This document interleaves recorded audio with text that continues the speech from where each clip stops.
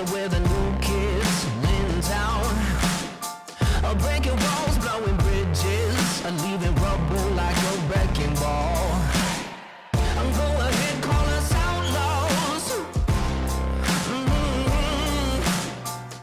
cause we tear the roof off, yeah. Better get your umbrella, cause this wind's gonna kill ya. Better run for some shelter, cause we're blowing down this house. We are a hurricane. I'm blowing in and we're taking names. Bring in the soul, here we go. Put your hands up, cause we are a hurricane. We are a hurricane.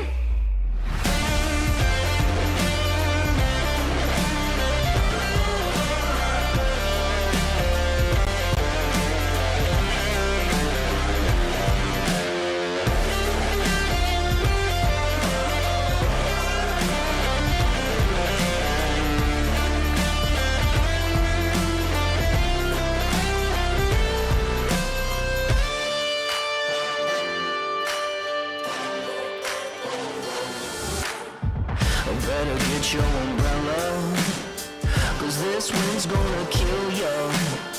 There's no stopping us now, we'll blow down this house, yeah. We are a hurricane. I'm blowing in and we're taking names.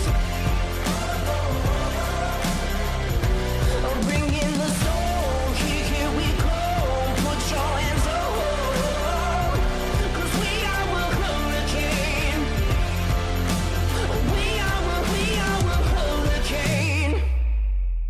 Oh, hello, good morning, and welcome to day 4 of action here at the European Youth Championships, coming to you live from Rocchetto, the commune of Rocchetto in the province of Novara and the region of Piemonte in the northern part of Italy. I'm Tony Lightfoot, and this is the European Youth Championship once again. Looks like our ambulance cover has arrived, so we anticipate an on-time start with the following events that you see up on your screen right now. U14 girls slalom final, U14 boys slalom final, and then we do the same with the tricks, with the U14 girls, U14 boys, and then our final events of the days are all of the series remaining so far as the girls and boys in the U17 jump.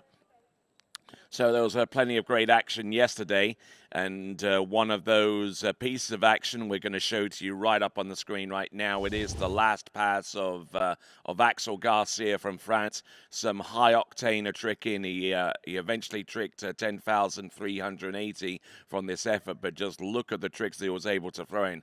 Half jack to the front, and I don't know how on earth he recovered off from that one, but that was just the first recovery of many as he continued to work his way through the run. He just absolutely just flipping from one side to the next, stands up there for the front flip, then goes into his ski line 5 back, and then ski line back to back, and just continuing to motor right along here. Just has a really, really good feeling on that trick ski, and just absolutely just slamming everything that he could find. Now, he did his 20-second pass. He stood up all the way through, but we're going to check out an instant replay after what he did, because the flip that he produced afterwards was the first time that he did it in tournament, albeit outside the 20-second run. And here he comes into the wake, edges in, inverted 180. And then he did like a mobe, something along the lines of a half jack with a 360-degree turn from back to back. That was the first time that was ever done in a tournament environment, and I'm sure that will go a long way to getting that trick accepted. It's a relatively a new trick. It's not even on the list yet, and Axel Garcia, I'm sure, will be delighted that we actually captured it on TWBC, and should be submitted to the IWWF very soon for their consideration. So, good morning and greetings to every single one of you that is here on site, and those of you that are watching on the TWBC right now.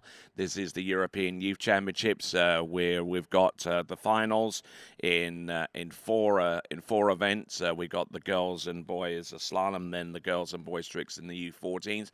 So I'm going to give you a little bit of time to grab your favorite beverage, grab your favorite chair, and get ready, because we are about to throw down with the first of our finals during these championships. We will be crowning some champions this morning, and all of that to come here at the European Youth Championships, day number 4 of action. And when we return, we'll have the first of those finals, the U14 girls slalom, right after this. What if I told you there was a place where the sounds of nature are only broken by the roar of a boat? Place where that summer feeling lasts all year long. Place where the Florida sun is only outshined by the smiles of the skiers. A place where first-time skiers can ski alongside world champions, and the world-class coaches work with all levels of skiers. What if I told you there was a place where life slows down, and your only job is to make lifelong memories? That place is Swiss Water Ski Resort. Book your trip at SwissWaterSkiResort.com.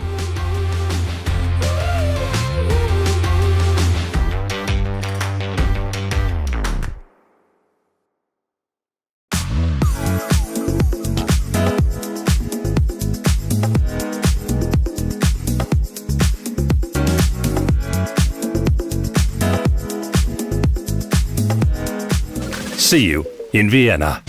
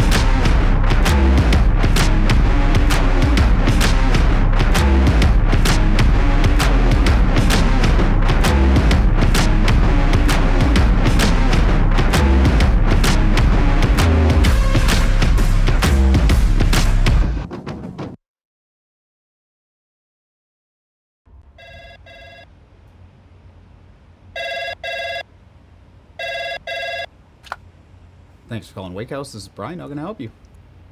Yeah, Will. Can I let him know who's calling? All right, just a second. Will, I got a fill for you. Perfect. Give me just 1 second. All right, hit it. Thanks for holding. This is Will. Hey, how's it going? Good.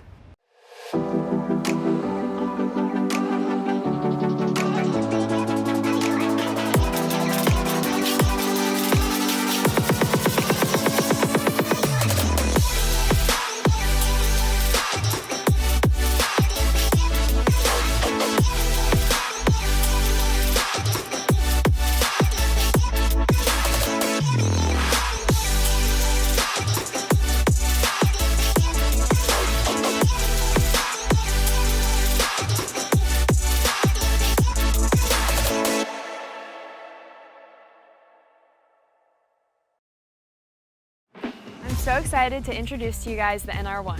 Over the past season, we've been working on developing the ski shape that is now the NR1, and I truly do love this shape. I'm so excited to ski on it this season, and I hope you guys love it as much as I do.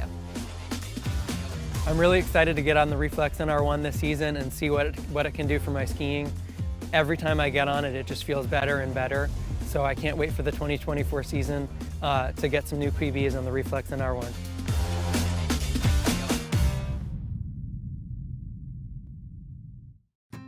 As the broker of Dayland Real Estate and a professional water skier, I understand what clients are looking for in their dream water ski home.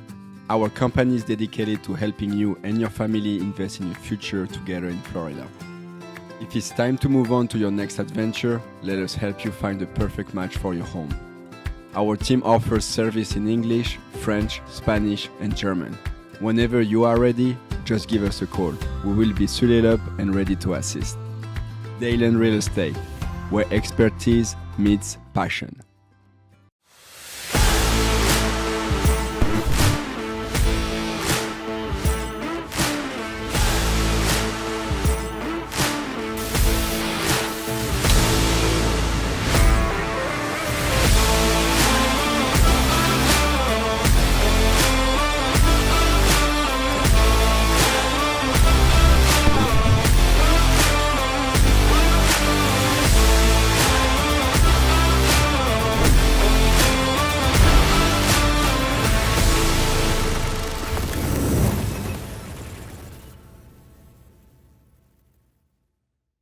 For skiers and water enthusiasts, Florida lakes are what dreams are made of. Combined with world-class golf, remarkable weather, natural beauty, theme parks, and so much more, it's easy to see that Florida is paradise. For more than 30 years, I've enjoyed Florida's lakes and many offerings. If you are interested in Florida real estate, let me be your guide and trusted advisor as you search for your paradise. Together, we can make your dreams a reality. All right, then. Good morning, folks. Greetings to all of you watching in on this webcast of the European Youth Championships for 2024. I'm Tony Lightfoot, and glad to have the pleasure of your company just in time for the boat to make its path up and down for the simulation passes. And when that boat returns, it will bring on our first competitor, Lucia Vermeulen of Belgium. Katja Annerström from Sweden will be our second skier off. Then we'll see Scarlett Graham, Maya Leonhardt, Magdalena Falla, Stelini Zizopoulou, Izzy Cosgrove, Rosa Jelenik, Yezvileta Nyhotchkaya, Maria Popova of Ukraine, Nadeva Kazovskaya, and then finally Melitine Morel. So, 12 skiers in this final. Now, this final round should take about an hour and 15 minutes, given 6 minutes a skier. And we'll see if we can get off to a good, sprightly pace, and that would almost be assured, considering that Claudia Benatti is at the helm of that towboat.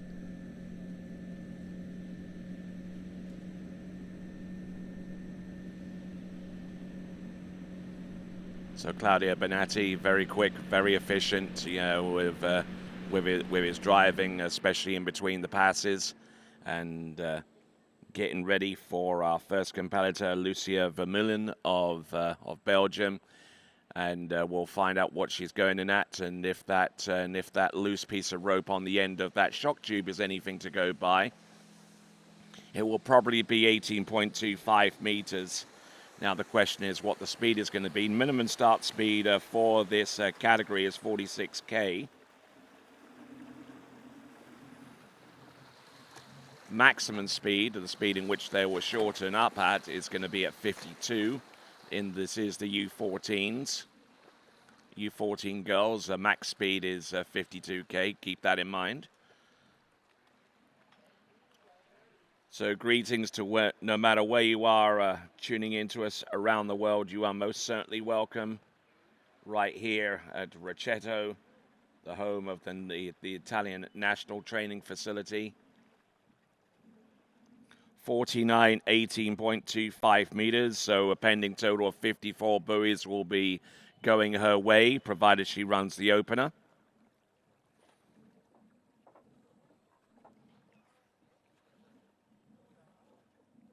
So if you're watching us from Australia, it's a good afternoon. If you're watching us here in Central Europe, then it's most certainly a good morning. And here we go. 49K, 18.25 meters, scored 3 on 30 meters in the opening round. Getting off to a good start here, setting the 0 off for A1, which commands the 0 off to give her a relatively delayed response to her angle and pull across the wakes with minimal intensity behind it. And there we go. That is our first finalist, Lucia Vermeulen of Belgium, with 18.25 meters, very much under control right now. So she gets 54 buoys on the strength of that opening pass. And now we'll go on to the max speed, which is 52K. Just trying to stay focused at this time, and looking very smooth, I do have to say, on the opener. That is Lucia Vermeulen, who comes to us out of Belgium. Her personal best was, and I say was, coming into this event with 2 at 52K, 14.25 meters, but she has a new personal best that she set in the original preliminary round, and it got halfway down 13, as I previously mentioned. Here we go. Lucia Vermeulen.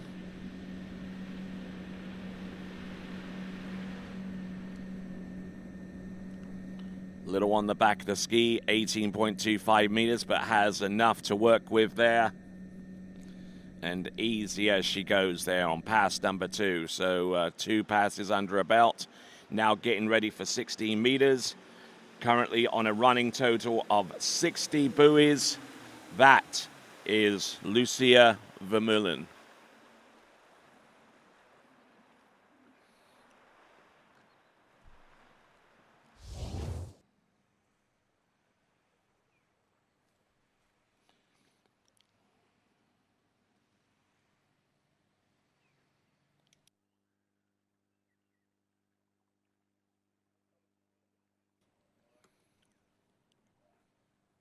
So looking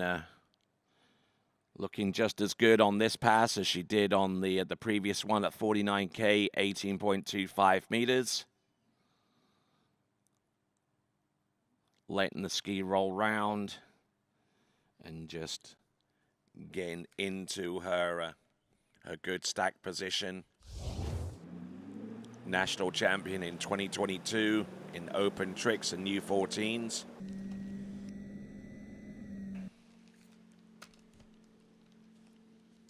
Here we go. Age 13. This is Lucia Vermeulen. The opening skier, our lead-off competitor in this 12-skier final.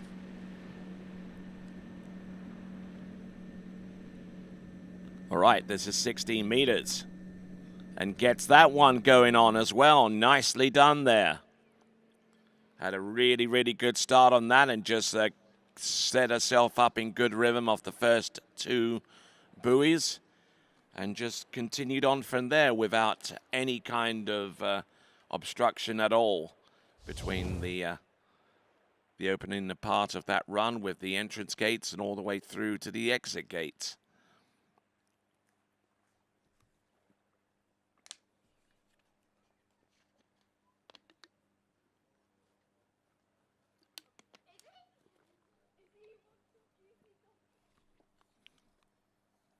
So good, constructive skiing there from Lucia Vermeulen of Belgium. the first of our finals to crown a champion this weekend. This is day 4 of action, and we've still got a lot of action to come. We've got the boys' slalom final in the U14 to come up after the conclusion of this final. Then we've got tricks to come for the U14s. And then we've got the elimination round in the U17s for the jump event, 40 jumpers that we will have this afternoon. Oh, and Lucy Vermeulen just getting a little trapped on buoy number 3 there. That was on, I believe, 14.25 meters. Coming back.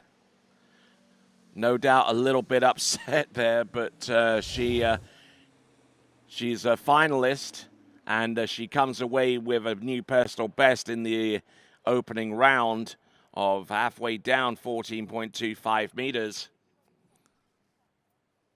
So it's all part of the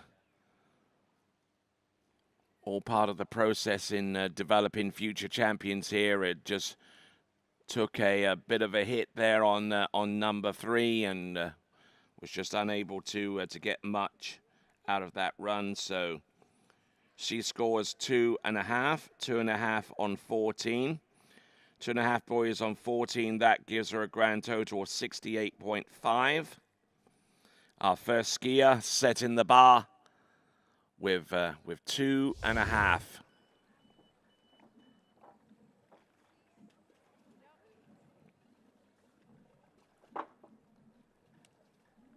Now coming into the course on 16 meters, which will be run at 52K unless I hear anything different.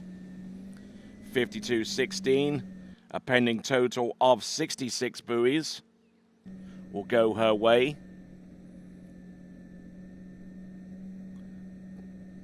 So getting to work 2 passes later down the line compared to Lucia Vermeulen, who started in at 49K 18.25 meters and run that pass, and then 52K 18 afterwards. But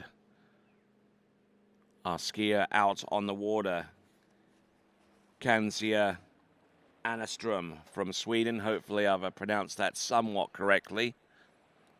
Kansia Anastrom, 16 meters opening pass, looking very, very strong out there.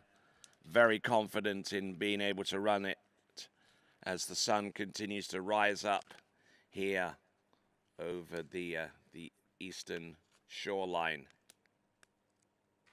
here at the national training site for the Italian Surfing, Water Ski and Wakeboard Federation.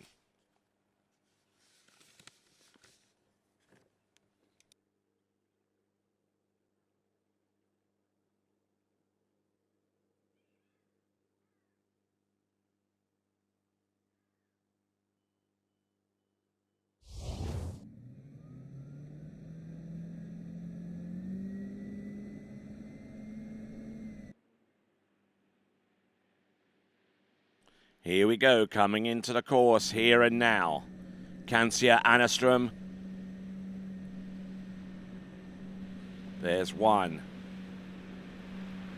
Getting a little bit twisted there off number 1 into number 2, but still able to make a play on that complete pass, and that is a full run at 14.25 meters.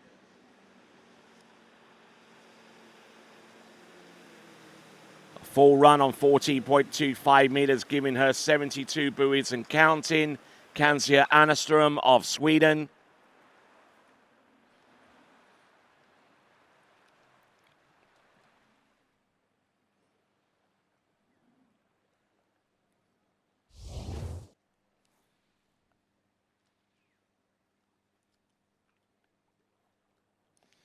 Kansia Anastrom looked in very good shape there on the entrance gates, but losing a bit of angle off number 1, and that really had to work exceptionally hard off number 2 to get back into the rhythm that she wanted to be in to stay comfortable with running this pass. She got round 3 and number 4, and getting dragged down course progressively as she got further and further into the pass. She's round buoy number 6. And through that run as Kansia Anastrom comes into the course right now on 13 meters. She already has the lead by the fact that she got more than 2.5 on the previous pass. She's round number 3 and unfortunately trying to get that ski outside number 4, but unfortunately it wasn't going to happen for her with that one. So with a total buoy count of 75, Kansia Anastrom scores 3 on 30 meters to take the lead with 10 skiers remaining on the list. And that score of 3 on 30 meters equals the personal best that she brought into this championship with. Also ties her up with the score that she produced in the opening round. And maybe one of these days she'll make a play on number 4 to where she would be able to exceed that score of 3 at 30 meters. So I give her credit for being consistent. 3 on 30 meters. A bit like Thomas de Gasperi, who you can absolutely count upon to get halfway down 41 off. No matter where he is or where he's skiing in competition. And I'm sure that that her name mentioned alongside Thomas de Gasperi in the same sentence, she'll take that any day of the week.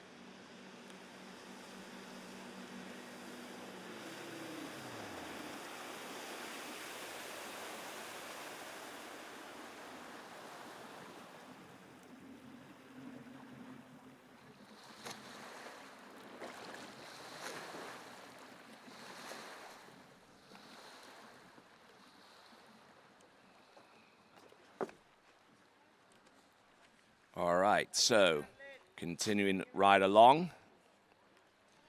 Actually, speaking of Thomas de Gasperi, he's currently in California right now, getting ready for the California Pro-Am, which is taking place over outside of Sacramento. There are about 9 hours behind us in terms of time zones, so you should be tucked up in bed right now, just getting some well-earned shut-eye, getting ready for that competition. We actually saw him a couple of days ago practicing for this event right here in Rocchetto. We certainly wish him the best of luck going forwards as we turn our attention to Italy with one of their skiers in the final. It is Scarlett Graham. 18.25 meters and almost letting it completely go off buoy number 1.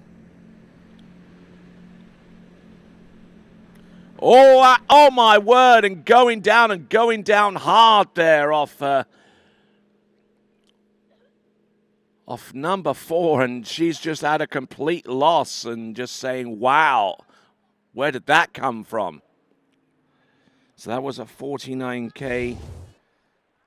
80.25 meters, the penultimate speed before taking it up to the maximum, and didn't exactly get the best of starts.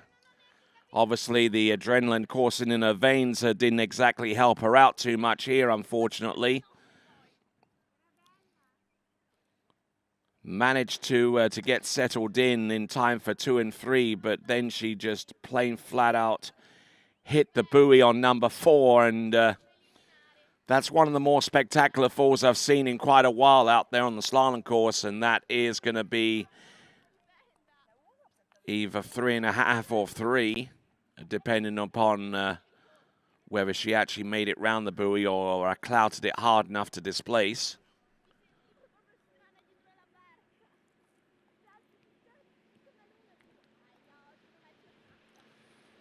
So regardless of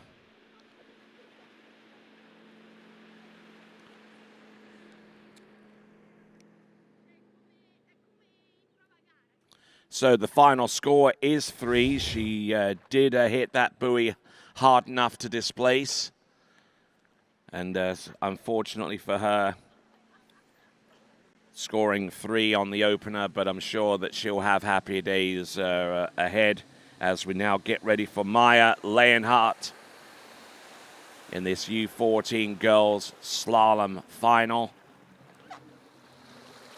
And what that score from Scarlett Graham does is it immediately moves Lucia Vermeulen and Kancia Anastrom 1 place up higher from where they sat after the opening round of skiing in this European Youth Championship in the under-14 girls slalom. 52.16 is the start in speed and line length for Maya Leonhardt.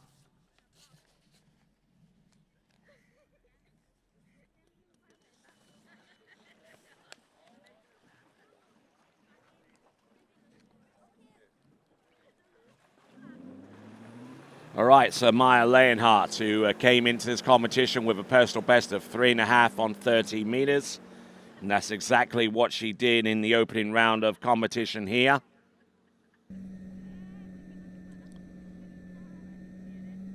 "16 meters on her opening run. Skiing very narrow on our approach into number 1, but managing to make the adjustment to keep the ski running outside.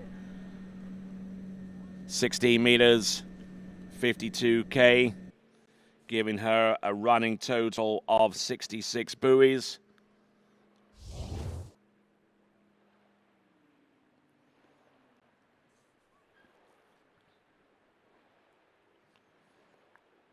Skiing on an SP slalom ski, a relatively new brand to the sport of tournament water ski slalom, developed by Savos Pateli in Cyprus.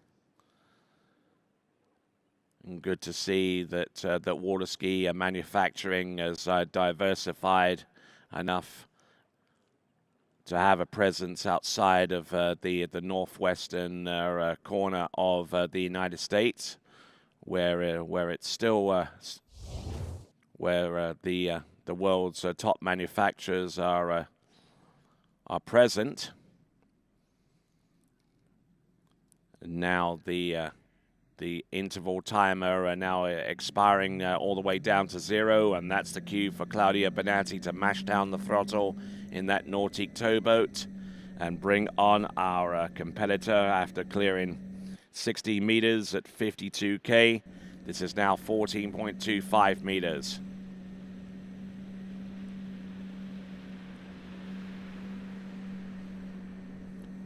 Oh, getting in a little bit deep there off number 3 into 4.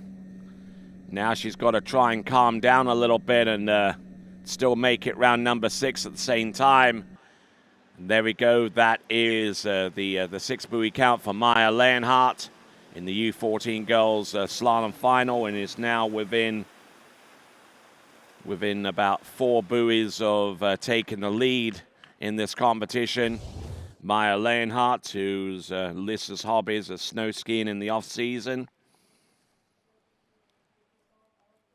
It's naturally sponsored by her parents, and gives a big shout to those folks who I'm sure are here and are present to watch the event as it's continuing to progress.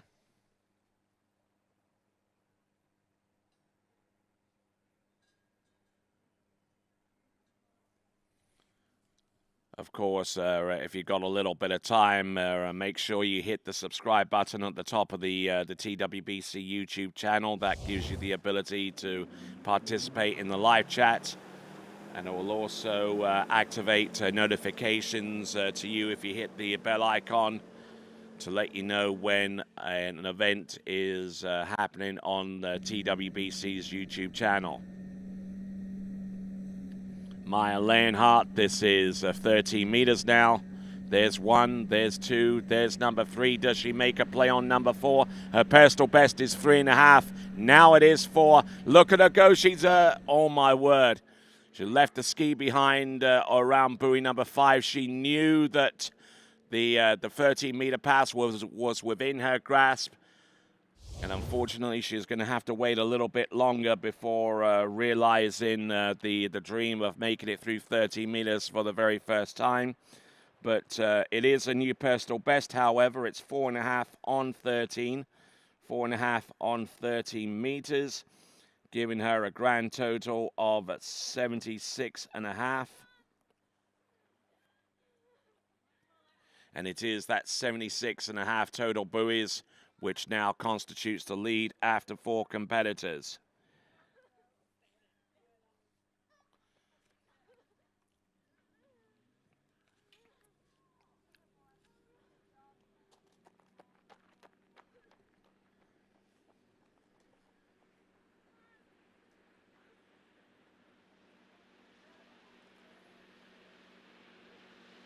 So Maya Leonhardt just really attacking the boat wakes, and that's what kept her in this battle here against the slalom course and against the boat. Tried to load up off number 5, but unable to get through that pass. But it is enough for a PB, and something that she should happily take away from this event, as we now get ready for Austria and their skier, Magdalena Faller. There is your current leaderboard: Leonhardt, Anastrom, Vermeulen, and Graham, in that order.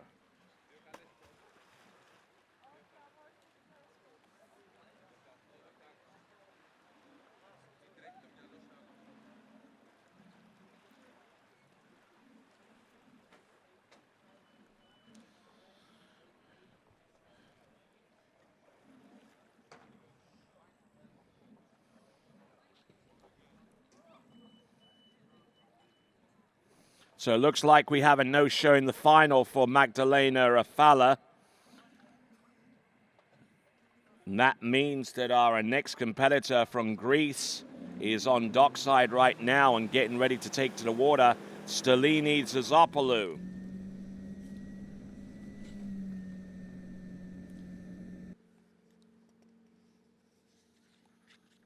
So a bit of drama there with Magdalena Faller not present to take to the water. And Stelina Zazopoulou, whose personal best is 2 on 13 meters. This is a 16 meter for her opener, and getting the job done right from the get-go. So 52K 16 meters for a running total of 66. Stelina Zazopoulou, who likes to participate in track and field, and so it's 52.18, I beg your pardon.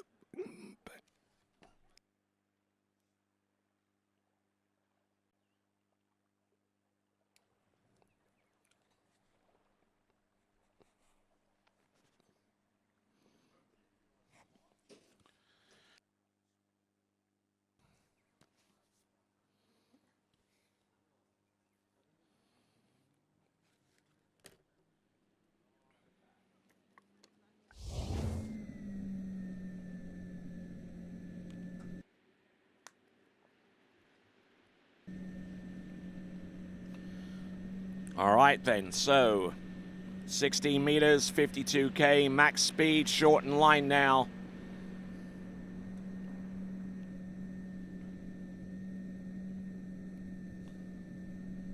And a little rough in places, but managing to make her impact felt on pass number 2, which is 52K 16.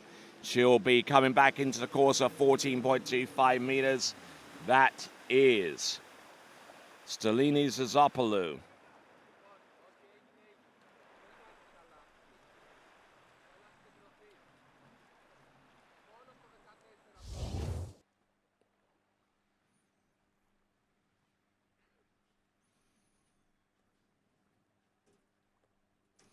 So already two passes under a belt on the successful completion of pass number 2.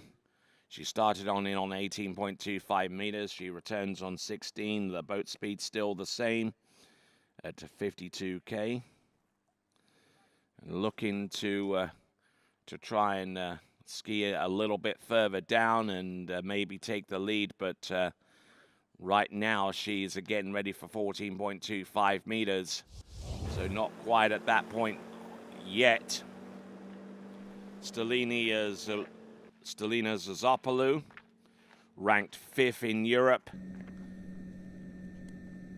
coming into this event, age 14, her last appearance in the European Youth Championships in the U14 category, and looking to go out in style here. 14.25 meters. So there we go, representing Greece, Stelina Zazopoulou.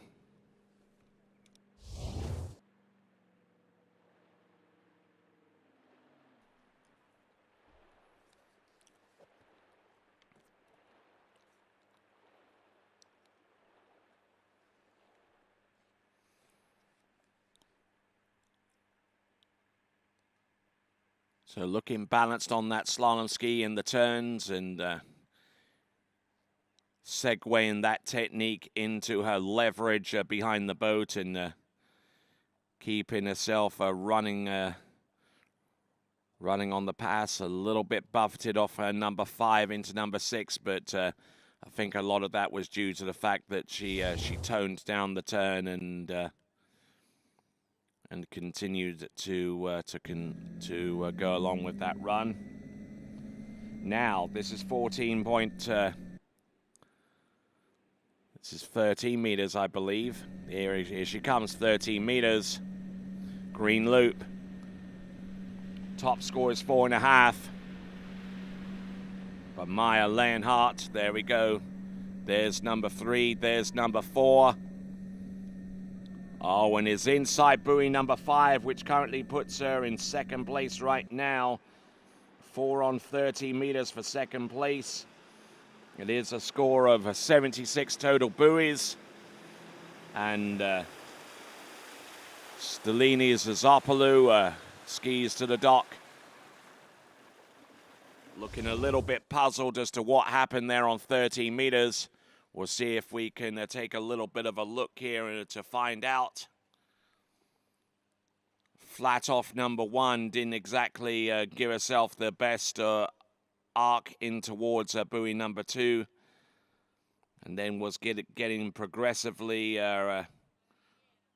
stretched out into number 4.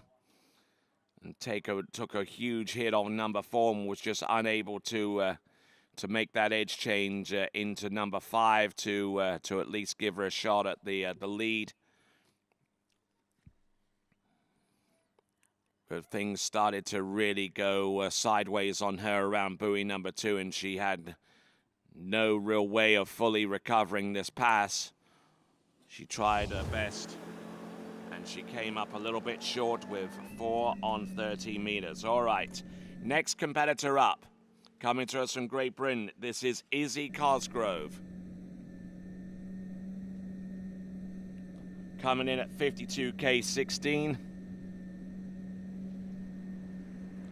I don't have much in the way of biographical information on Izzy Cosgrove, but I believe her personal best is somewhere along the region of halfway down 13 meters.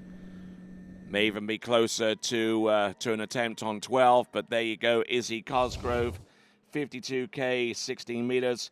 She actually got 1.5 on 12 meters in the opening rounds of this U14 girls slalom competition.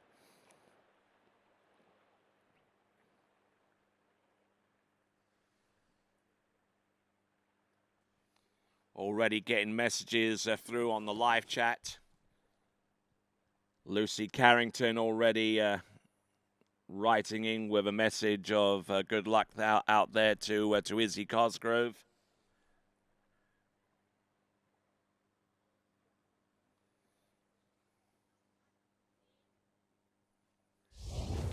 And already my good friend Mr. Matteo Lazzeri already chiming in with a couple of messages in the chat, getting behind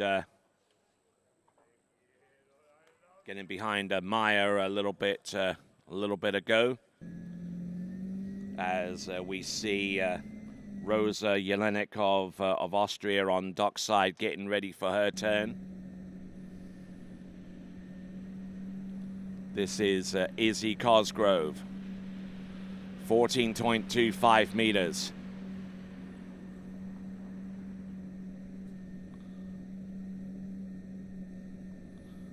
All right, 16 and now 14. Good skiing there from her.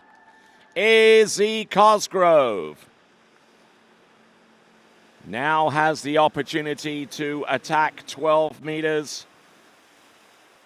Her score from the round previous to this one was 1.5 on 12, but she first has to get through 30 meters to have that kind of an opportunity again.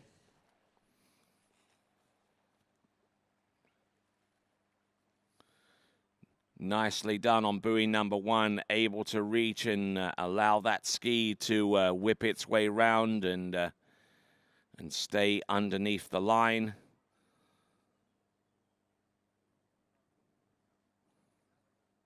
Keeping a good, solid head on her shoulders and just staying calm and relaxed.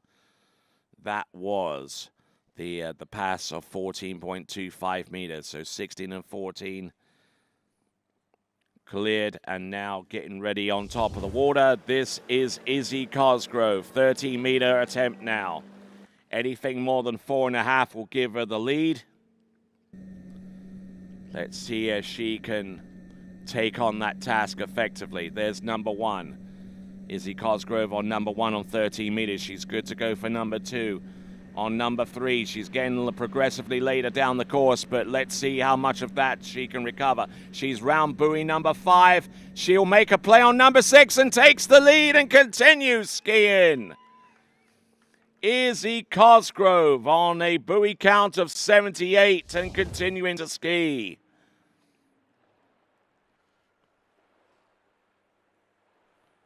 Wonderful skiing there from Izzy Cosgrove. A well-constructed pass on 13 meters. Right foot forward. Got a good recovery turn off her number 2 and did likewise on her approach into number 4. Brought the handle in. Allowed the ski to fully complete its turn at the same time.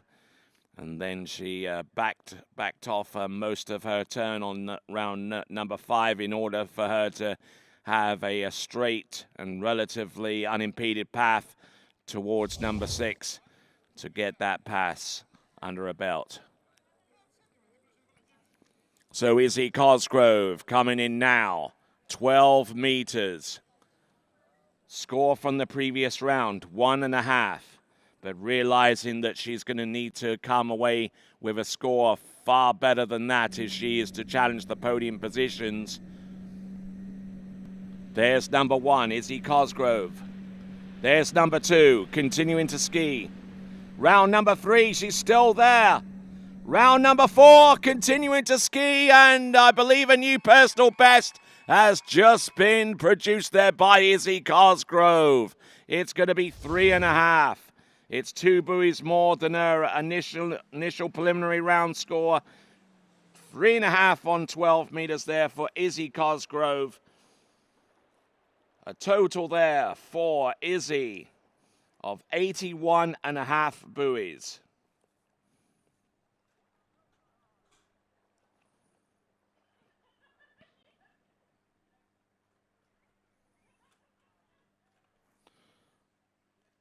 So tremendous skiing there from Izzy Cosgrove. She'll swim into shore, and she knows that she's put out a performance that is certainly going to be a challenge to the remaining skiers to get past in order to get on a spot on the podium. We have 5 skiers remaining.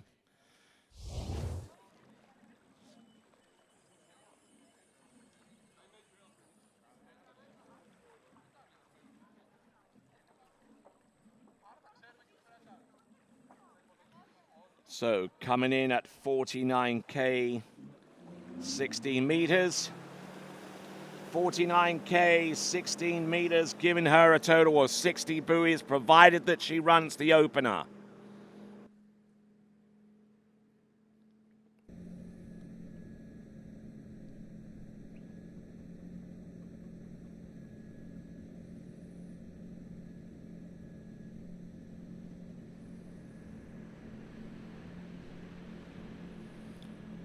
Rosa Jelenik of Austria opens her account. 49K, 16 meters. She'll return at 16 meters for the next pass, but with the boat speed up to 52K on a running total of 60 buoys. That is Rosa Jelenik out of Austria. Rosa, her personal best coming into this event was 2 on 30 meters, has already slalomed one pass better than that by skiing the 2 on 12 meters in the preliminary round. So on a pretty hot streak right now. We'll see if it's hot enough to carry her through to the lead after seeing Izzy Cosgrove produce a new personal best herself with 3.5 on 12 meters.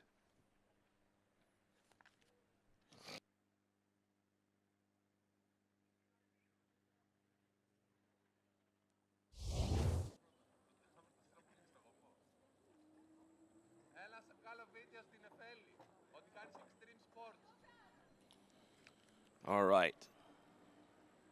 So 52K16, we're seeing Yeslena Nyhotchkaya on the dock.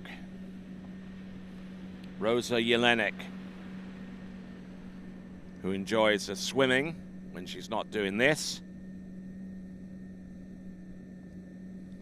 Rosa Jelenik in good shape and off to a good start with 49K16, and that was the pass of 52K16. 14.25 meters is her next run. The next run that she will attempt. So we're now past the halfway mark on the list of 12 skiers. Already one skier is scratched, so that reduces the field to 11 competitors, meaning that every single competitor that has taken to the water this morning will have one place higher than what they ended up yesterday after the elimination round.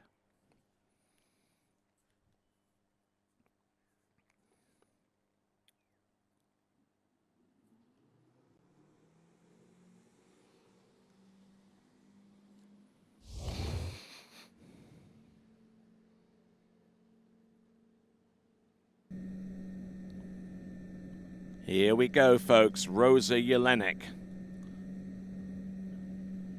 has cleared a pair of 16-meter passes back-to-back for her opening salvo, and this is pass number 3, 14.25 meters. And upon the successful completion of that run, she will be on 72 total buoys and looking to go even further as she gets set up for 13.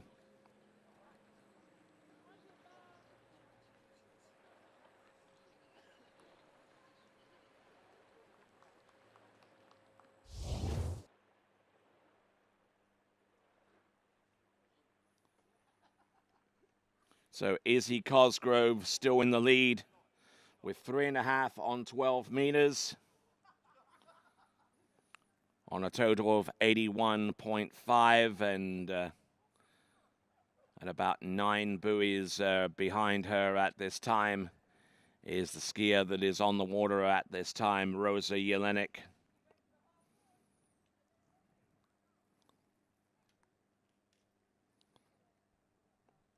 But there are other targets that exist between her and the current lead score. We'll have a look and see how closer she can get to them and that ultimate score that she's looking to supersede to put her on top. This is 30 meters. There's number 1. Ski rolls round nicely. There's number 2. A little bit of an overturn there. Getting round buoy number 3. Good to go for round number 4. She's really struggling here to make a full impact on the run, but she does. It's a 6 buoy count on 13 meters. That currently puts her on a buoy count of 78.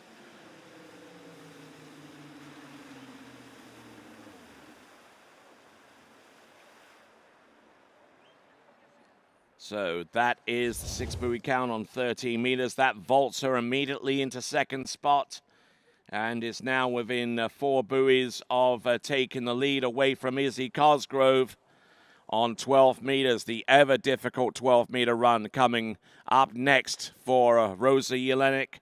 The boat speed still at 52K. Maximum boat speed for U14 slalom in this part of the world is 52K.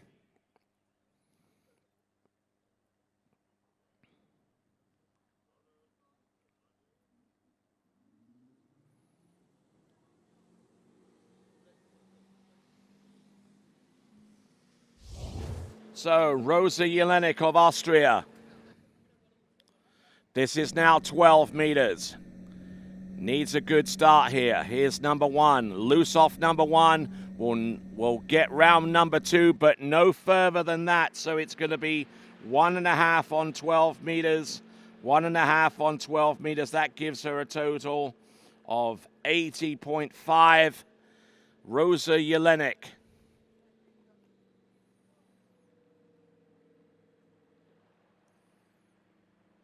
So she'll take a swim in towards the shore. She's indicates that she's fine. And Rosa Jelenik slots into to second place. Izzy Cosgrove, therefore, continuing to move 1 place higher. She was 7th after the preliminary round, and already moved a place higher because of a skier that wasn't present on the dock for her go.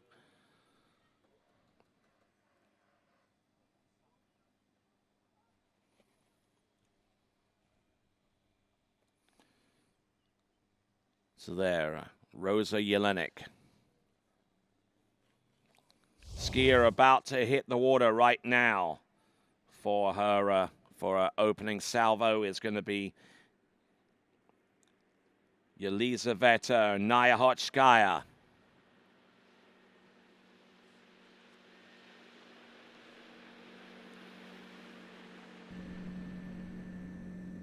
There's Claudia Bonatti at the helm of that towboat.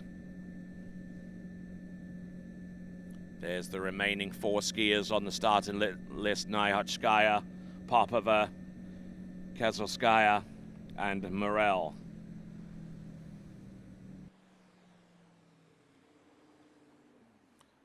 So 4 more skiers remain in our search to find the European under-14 girls slalom champion.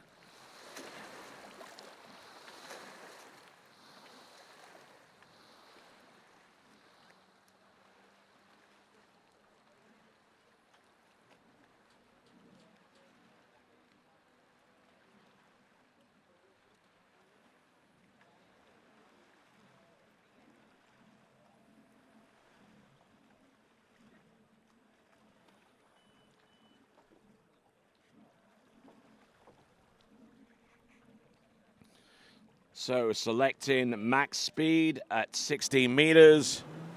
Yelizaveta Nyahotskaya. Skiing under the white flag provision of the International Water Skiing Wakeboard Federation, in place to allow athletes from nations that have been previously excluded from competing as a team in international competitions, giving those respective skiers an opportunity to compete, but not under their existing nation's flag, instead skiing as independent and neutral skiers. So, Yelizaveta Nyahotskaya running the opening pass of 16 meters at 52K.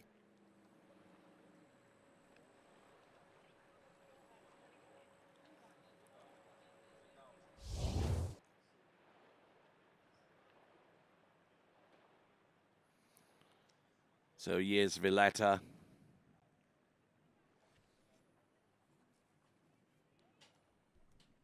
Looks like Izzy Cosgrove getting the more and more messages all the time. Lucy Carrington started the ball rolling there. Nick McGarry is sent in a message too, along with Jane Peel on the live chat, which you have access to if you subscribe to the TWBC YouTube channel. Izzy Cosgrove in the lead at this time with 3.5 on 12 meters. The only other competitor to have gotten into 12 meters is Rosa Jelenek, currently in second place with 1.5, 2 buoys further back. And coming in on 14.25 meters is Yezvaleta Nayatskaya.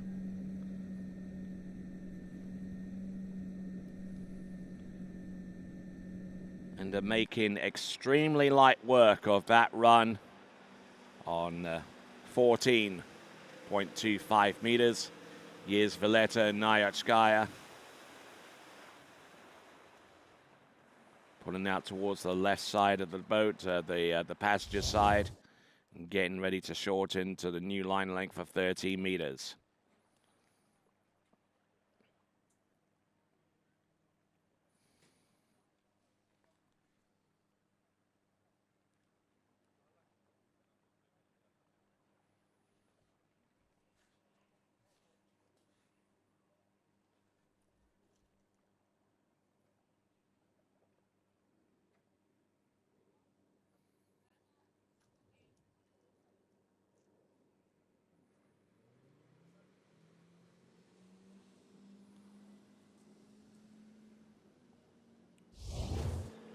All right, folks, here we go. Yezvaleta Nayatskaya, 13 meters, a pass that she needs to run. Round the first couple. Halfway down the course now with 3. Into the first 2/3 of the run there with 4. And the last third of the run between 5 and number 6. Nicely done there. So Yezvaleta Nayatskaya with a 6 buoy count on 13 meters. Currently on a running total of 78.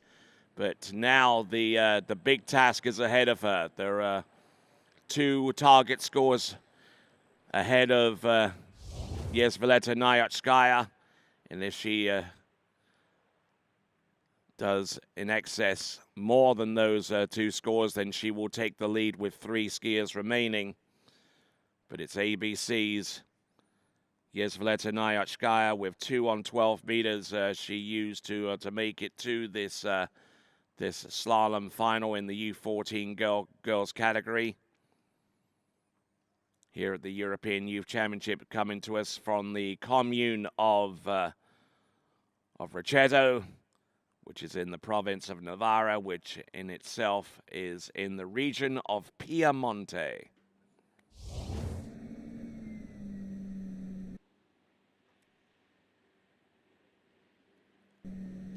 Here we go, coming in. Yezvaleta Nayatskaya. There's 12 meters, taking a big hit off number 1. Oh, she's getting herself dragged down course around number 2, but she's good for 3.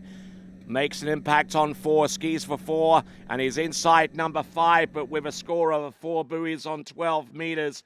That is Yezvaleta Nayatskaya, giving her a grand total of 82.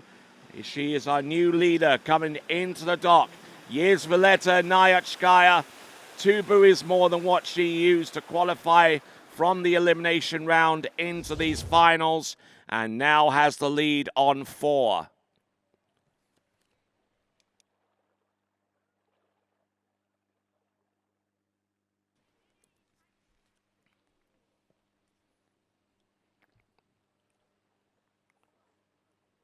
Getting a good start on number 1 and just kind of letting herself go a little bit here off 2 into number 3. Was very close to not making it round number 3. But there you go.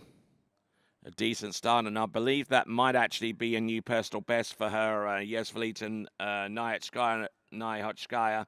As a matter of fact, it is. It's a 2 buoy PB. So she'll be pleased with having taken the lead.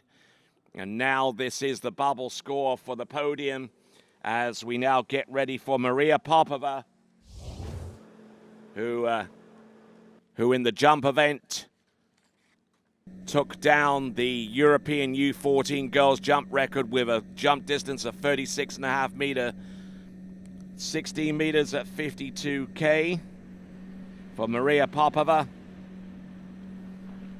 Scored a 3-buoy count on 12 meters to make it here, which in itself is a 2-buoy PB on top of what she brought into this competition.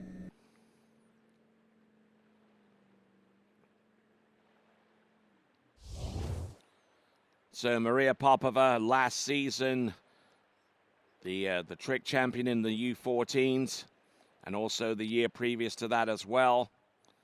Second in jump 3 times, and looking for a major upgrade when the jump finals take place tomorrow. First in overall 2 times in this championship.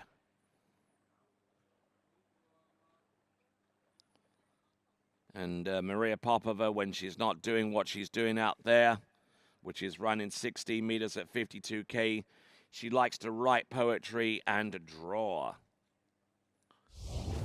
So a skier of many talents, as we see Nazaya Kazatskaya getting ready to go.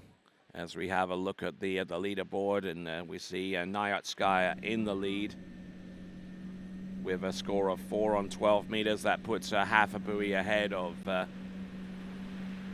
Izzy Cosgrove. Oh, and Maria Popova getting in a little bit deep there off her number 2 into 3, or actually from number 4 into number 5, but managing to still get through the pass and able to continue skiing. That is Maria Popova out of Ukraine, and in her last season of U14 competition. She'll be skiing in the European Championships next season, but it will be in the U17s. Ukraine, for their part, as a team unit, are currently in the lead in the team overall competition. That team consisting of Maria Popova along with Amelia Dreyer, Mikhail Hanatenko, and Mikhail Mikhailchenko, who have a lead of close to 2,000 overall points in the team competition after the elimination rounds of competition. So they appear to be unassailable at this point in that competition. Let's see what Maria Popova can do. She's run 16 and 14 now. This is an attempt on 13. There's number 1. There's number 2. 52K, the max speed here for the U14 girls. And keeping a good sharp turn there on number 5 as she makes her approach into number 6. So that is 6 on 13 meters. She'll now take aim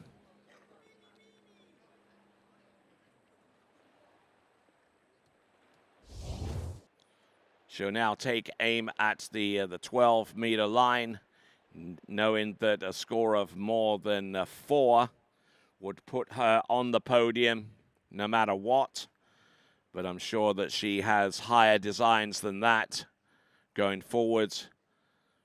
Maybe going for the win, but she knows full well that in order to put herself in a position for that win, she's got to ultimately get through 12 meters and then put a halfway decent score on 11 to put the heat on the remaining 2 competitors, Nazaya Kazatskaya and Melatine Morel, the remaining 2 skiers on this list. But so far as Maria Popova is concerned, she's in the top 5 right now, but she wants to climb a little bit higher than that. Here she comes, Maria Popova. It all comes down to the start. 12 meters. There's 1. A little flat and on the back of the ski on her approach into number 2. She gets around number 2, but unfortunately that is going to be it there for her. So with a score of 2 on 12 meters, 2 buoys on 12 meters, giving her 80 total buoys. That therefore means that with 2 skiers remaining, our lead score of 4 on 12 from Yezvelita Nayotskaya is good enough for a place on the podium, finishing no worse than 3rd for Yezvelita Nayotskaya. And all of that was due to the turn off buoy number 1 from Maria Popova, getting a good extension round number 2. Maria Popova, who came into this competition having a personal best of 1 on 12 meters, so she exceeds that, and she exceeded that even in the preliminary round yesterday with a score of 3 on 12. So back-to-back scores of 3 and 2 on 12 meters. She'll be relatively happy with that, although maybe not quite so happy when she realized that the lead was so close to being taken with that pass, with that attempt on 12 meters. So a little missed opportunity there for her. So coming in on 16 meters at 52K, Nedzhaya Kazovskaya, another skier that's skiing under the white flag provision of the International Water Ski and Wakeboard Federation.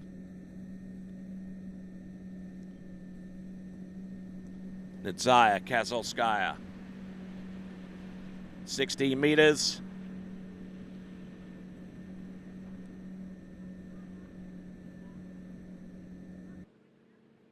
So good skiing there from Nedzhaya Kazovskaya.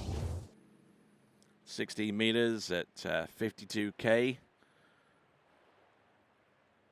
Relatively smooth sailing for her on pass number 1 here in the U14 girls slalom final.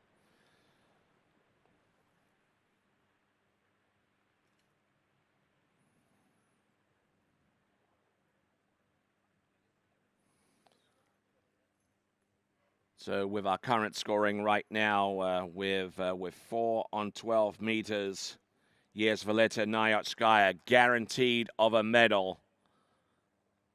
But that medal by no means are certain where on the podium it's going to emanate from, and it's going to come down to our last 2 competitors, the first of which is Nedzhaya Kazovskaya. She still has to work here, and 14.25 meters is where that work continues to be done.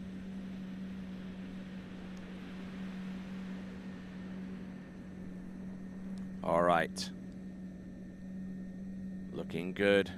Looking in good shape here. Round 1, 2, 3, 4, 5, and indeed number 6. So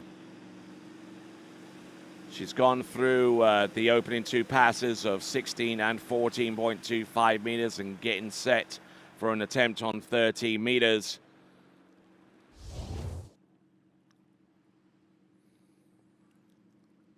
Being extremely cautious on the turns, not allowing any kind of corrective movement off buoy number 1, being a left-footed skier. Knows that the ski has a propensity to turn naturally well on that side, so doesn't have to really overwork that turn. As long as she keeps her resistance intact behind the boat, she'll have a good run there on that particular effort on 14.25 meters. Now, let's see what she does on 13 meters.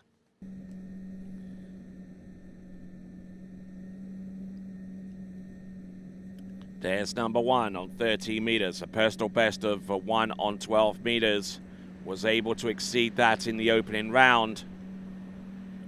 And we'll get close to that on this round as well, because she's run through 13 meters. So good skiing there for Nedzhaya Kazovskaya, age 14.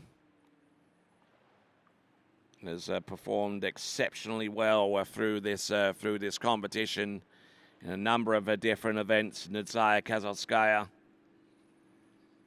She's going to be a presence in the trick final and also, I believe, in the jump final. So looking to try and continue on and gain more and more points for her overall challenge, which is currently being led right now by a Ukrainian skier. That's Maria Popova. Maria Popova currently in the lead in the girls U14 overall.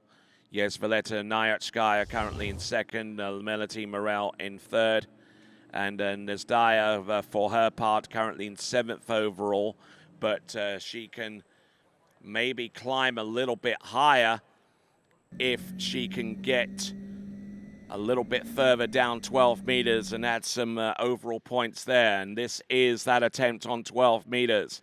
Nazaya Kazovskaya from the white flag provision of the IWWF. There's number one. There's number two. She's still continuing to ski. She's round number three, and it's going to be 2.5. And that 2.5 score on 12 meters means that Izzy Cosgrove has a medal.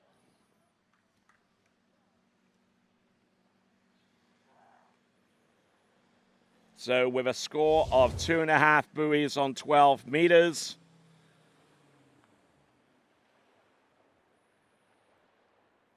two and a half on 12 meters, giving her a grand total of 80.5 buoys.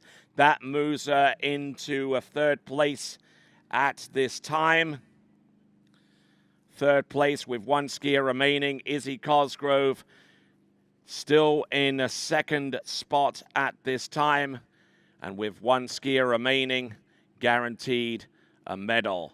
But which color will it be? As we have a look at Nazaya Kazovskaya with a score of 2.5 on 12 meters. Still the lead score with 4 on 12 is Yezvileta Nyatskaya. So now it comes down to our final skier, whom you see on the screen right now, coming to us from France, and with a score of 1 at 11.25 meters in the elimination round. This is Melody Morel. Melody Morel in the overall competition, currently in third place. And of course, an improvement from third place to second would certainly be helped with an improved score in the slalom event. She scored 1 at 11.25 meters, and now the target for her is anything more than 4 on 12 meters for the European title in the U14 girls slalom competition.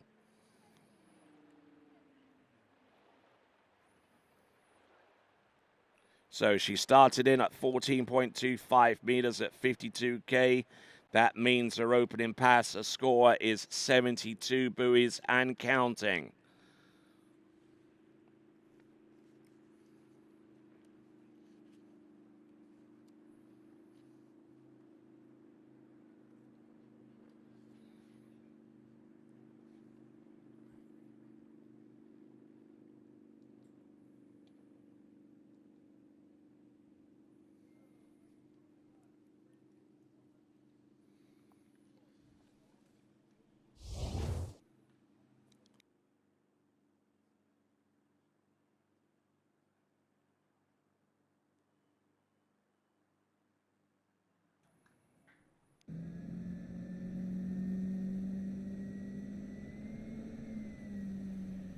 All right then, so Melody Morel has gone through 14. Now this is her attempt at 30 meters.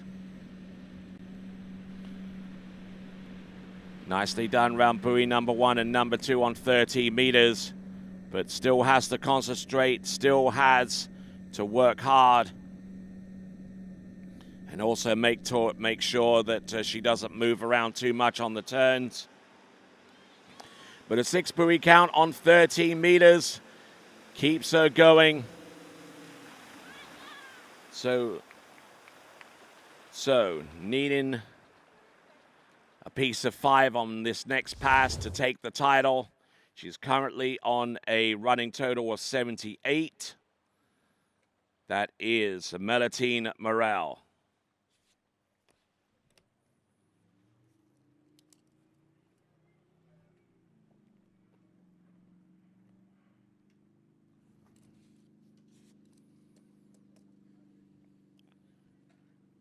So Melitine and Morel looking good behind that red Nautique towboat as we have a look at the instant replay one more time for this effort here on pass number 2, which is 13 meters. And now getting ready for 12. And this, for the European title, she has to get more than 4. She has to make a play on 5.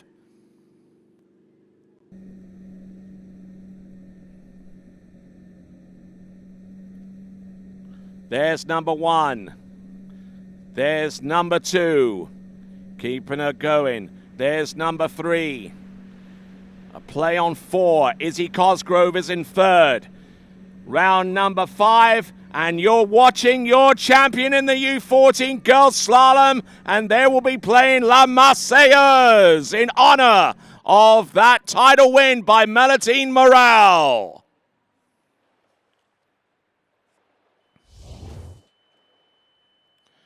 So, looking at the podium, Melitine Morel in 1st, Jezveleta Nyatskaya in 2nd, and Izzy Cosgrove in 3rd. France, the white flag, and Great Britain in that order.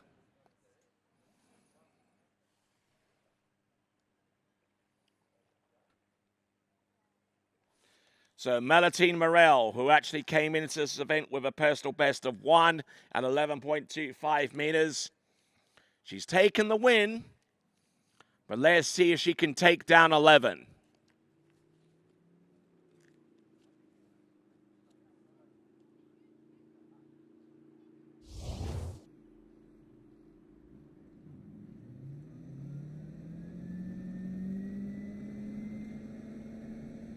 All right, here we go, folks.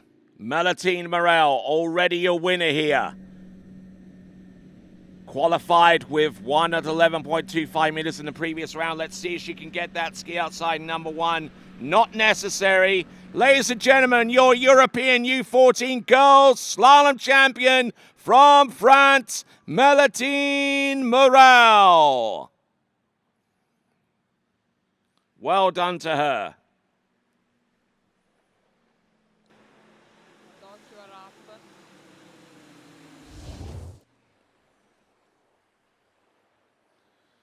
So the boat making its way back to the dock, and we see Melitine Morel with the instant replay once again, taking a hit off buoy number 1, but making it to the wake and not prepared to risk anything more beyond that.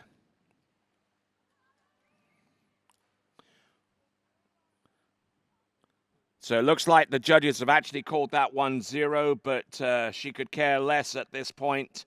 She already got a personal best of 1 at 11.25 meters in the previous elimination round. And there is your leaderboard. Melitine Morel, your winner with a 0 at 11.25 meters. Here's Jezveleta Nyatskaya, 2nd spot, 4 on 12. Great Britain's Izzy Cosgrove, 3.5 on 12 for 3rd. Nazdaya Kazovskaya with 2.5 on 12. Maria Popova, 2. Rosa Jelenik from Austria, 1.5. Maya Leonhardt with 4.5 on 13. Stelini Zazopoulou with 4 on 13. Kanzia Ennerstrom with 3 on 13. Lucia Vermeulen with 2.5 at 14. And Scarlett Graham, unfortunately, unable to run her opening pass. But that is your list of 11 skiers in the slalom event in the U14 girls. So there we go. There's Melitine. Smiles all the way around.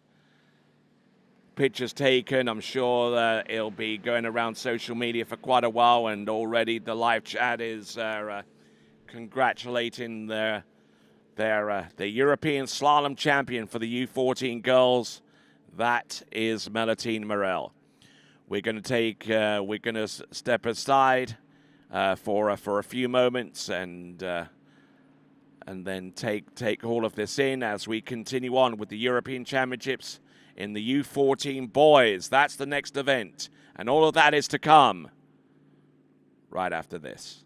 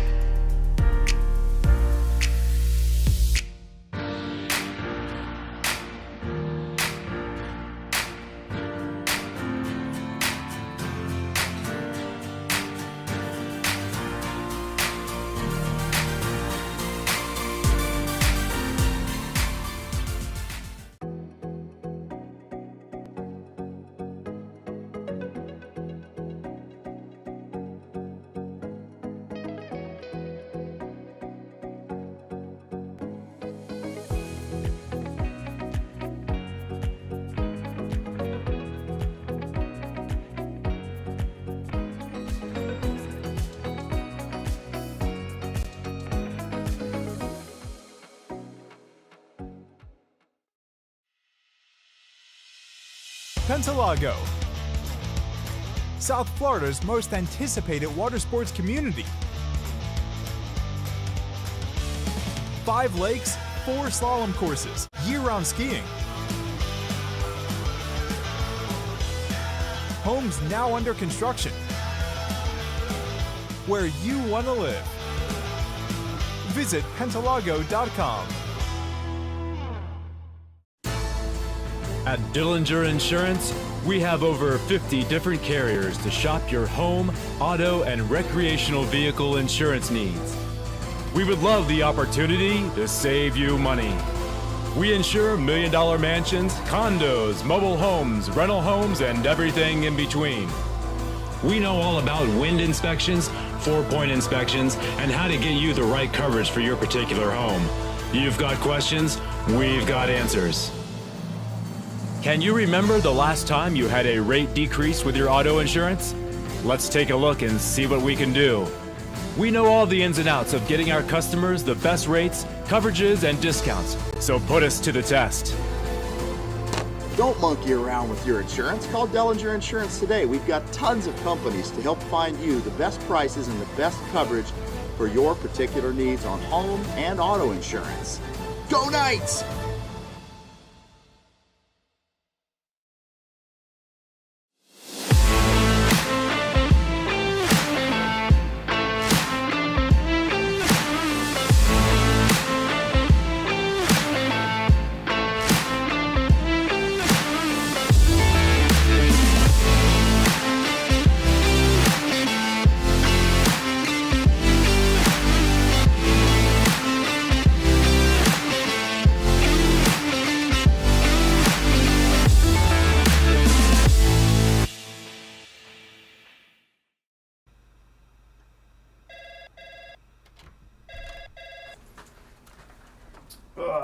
Morning, Brian. Hey, morning. You have a good weekend? Yeah, got out on the water a couple times. How about you? Yeah, I got to set in. Just gonna make a quick phone call here. Oh, of course. Can you get that, Will? Yeah, man, I got it. Thanks for calling Wake House. This is Will. Yeah, looks like we've got those in stock.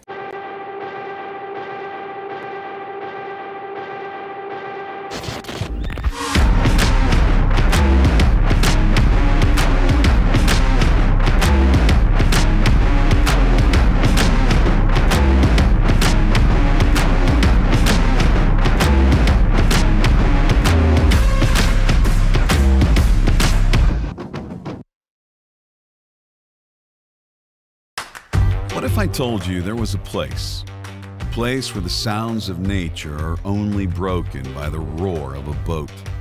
A place where that summer feeling lasts all year long. A place where the Florida sun is only outshined by the smiles of the skiers.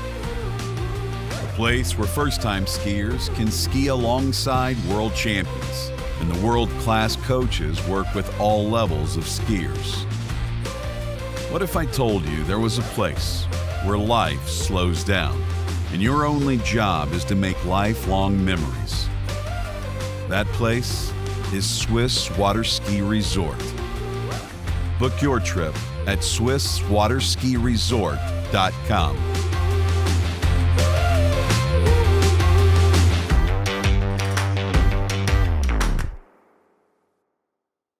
For over 20 years, Houston has been setting the standard of automotive excellence. Hi, I'm Dave Houston. I'd like to welcome you to the Houston family. We are committed to offering exceptional Cadillac models like the all-new electric Lyriq, redesigned XT4, and the legendary Escalade.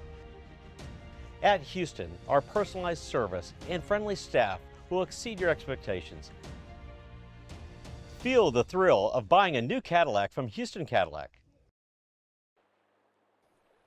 All right, then. Welcome back to continuing in live coverage here at Rocchetto, the National Italian Water Ski Center. And there's a quick look at our schedule there. The U14 Boys Slalom Final is our next event. But let's have a recap of what we've just seen.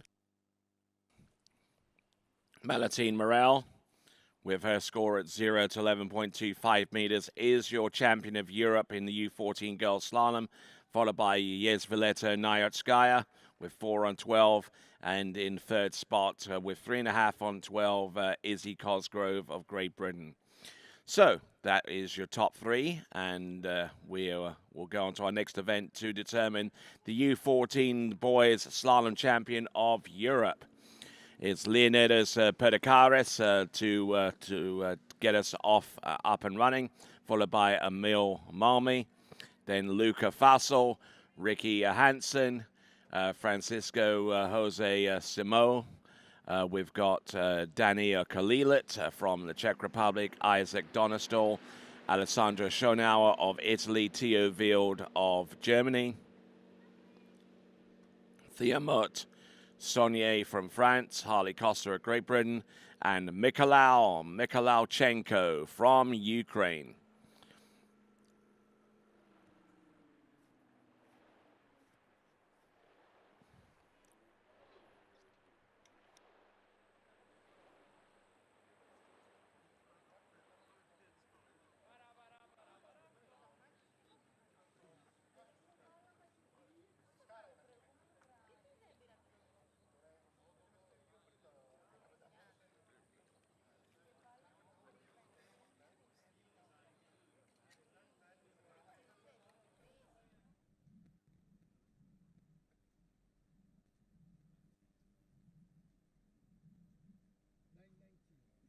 All right, then, at the helm of that towboat for the boys' slalom final, we got Ricardo Botas.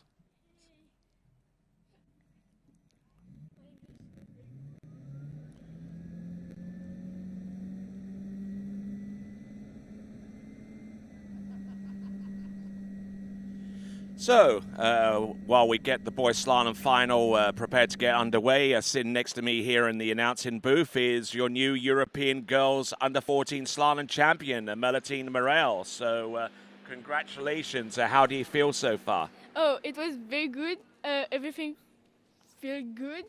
I'm so happy. Okay, so what was your approach going into the 12-meter pass? We'll see if we can rack that up on the screen. But this is your attempt on 12 meters. Take us through this. I just thought about the thing. Like I do just what I can usually do. Okay, but tell us how you actually got there, because you got a really good start off the first couple. What was going through your mind at this point? You probably don't remember an awful lot about it, but I mean, but it just goes to show you that sometimes you run on automatic and you don't actually think individually about what you do on each buoys. But once you got past number 6, what was the feeling like going through the exit gates, knowing that you'd won? I was so happy.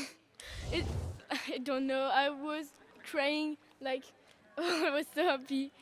Okay, so who do you have to thank? Who has helped you out to get to this point? Because you competed in the Junior Worlds and the Junior Europeans. You're a winner at the Junior Europeans. Who do you have to thank? My parents first, and after my coach, Brigitte and Laurent. My friends.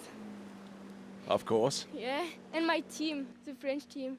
All right, then. So I'll leave you to go and celebrate with your team. But Leonidas Pedikaris on pass number 1. So Melitine Morel, you are the European champion. Congratulations to you on that, and we look forward to seeing you on the top of the podium singing La Marseillaise with the remainder of the French team. Yeah. Well done to you. Thank you. All right, then. So great words there from with Melitine Morel, the European champion in the U14 girls slalom. Leonidas Pedikaris from Greece on 16 meters for the opening pass. I believe that was at 52K, if that's correct. But 52K is the penultimate speed, because the shortening speed for U14 boys, instead of being 52K, is 55K.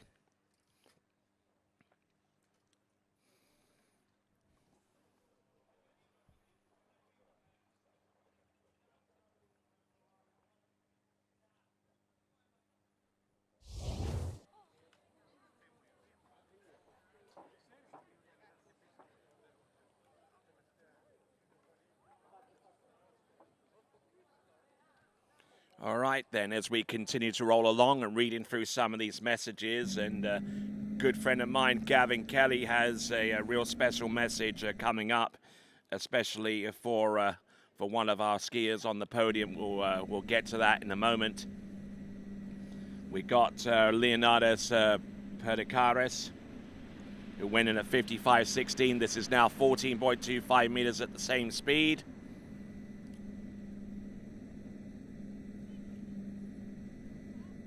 So, there you go. That's good skiing there for Leonidas Perdikaris. And some good news that I'm hearing in regards to Izzy Cosgrove, who got the bronze medal in the U14 girls slalom. Her score, which was used to get that bronze medal, 3.5 on 12, is actually a new British national U14 girls record. So congratulations to her for that.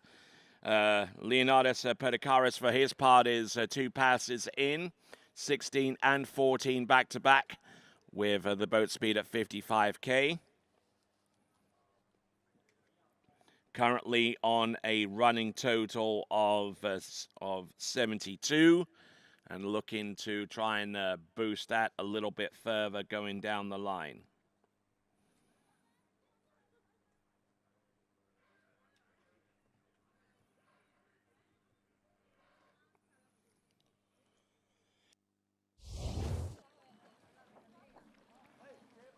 So Leonidas Perdikaris. Personal best 3.5 on 12 meters. It's gone through 16 and 14. This is now 13.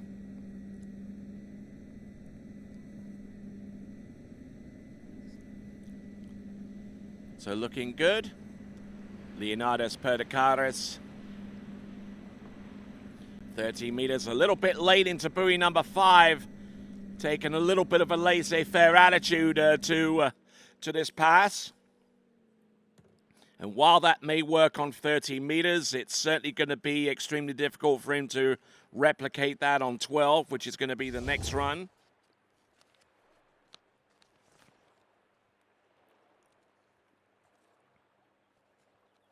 So Leonidas Perdikaris getting ready for the 12-meter line. Came into this final round having scored 4.5 on 13, and he's already exceeded that. But if he can try and get really, really deep into 12 and get past 12 and maybe put something in 11, then things can get really, really interesting really, really fast. 12 skiers in the final. The top 3 would be on the podium, naturally, as we see Emile Marmy of France getting ready to go on the starting dock there.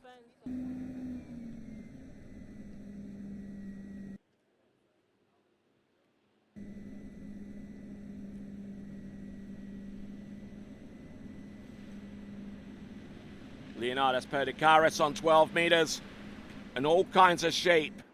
And unfortunately coming away with just 2 on 12 meters, but it is better than what he did in the previous round.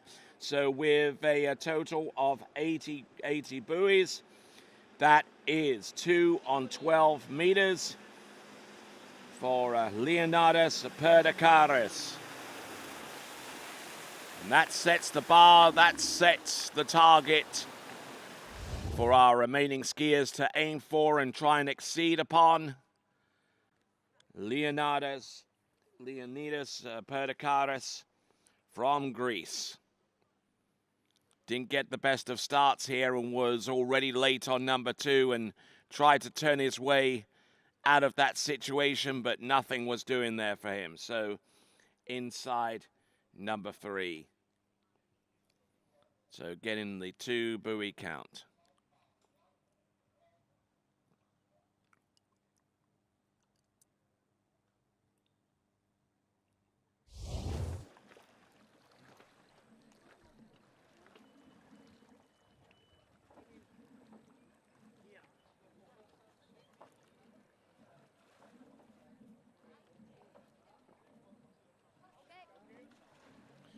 All right there. So moving on from Greece to France, coming in at 55K, 18.25 meters.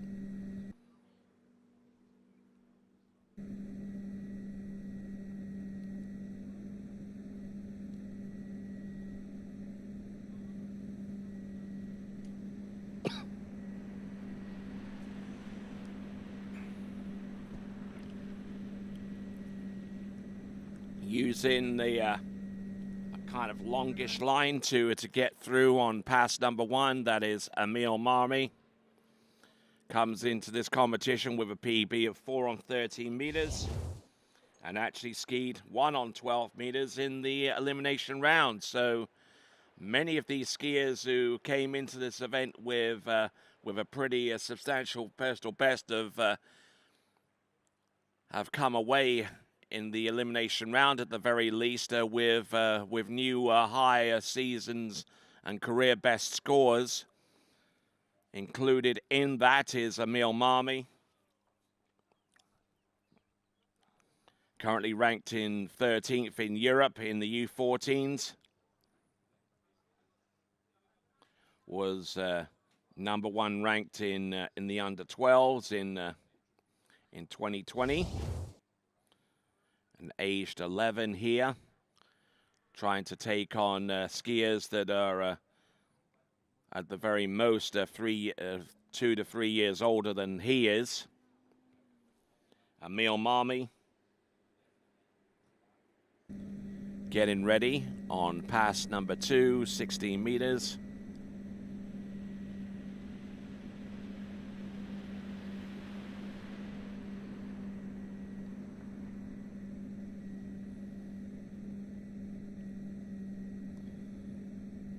Looking good. Not too much wrong with that one. He's gone through 18 and 16, and now 14.25 meters comes up. 6 buoys on 16 meters, giving him a running total of 66. And looking to get better than a score of 80. So he's about a couple of passes away from that.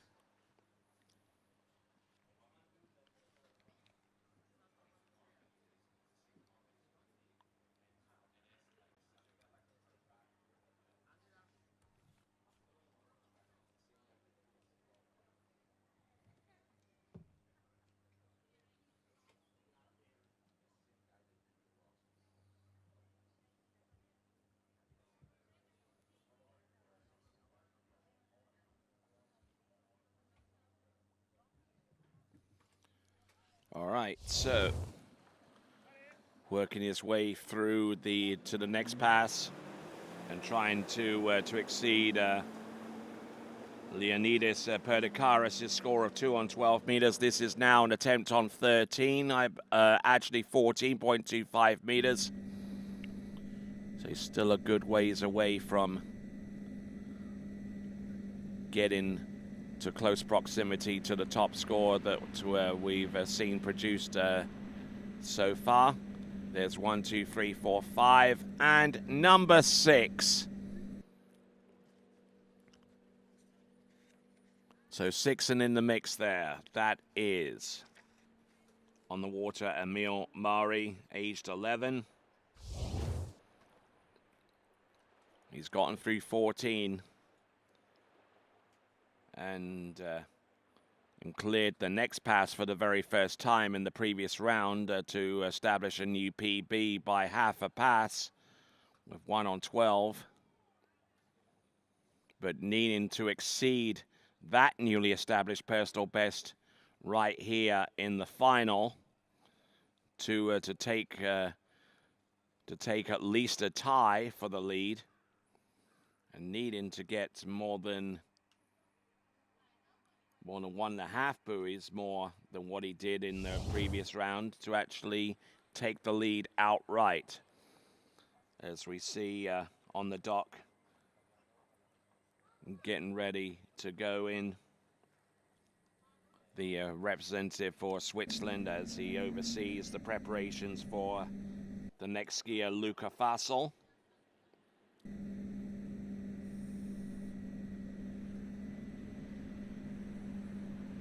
There's one, there's two. This is 13 meters. He's still there.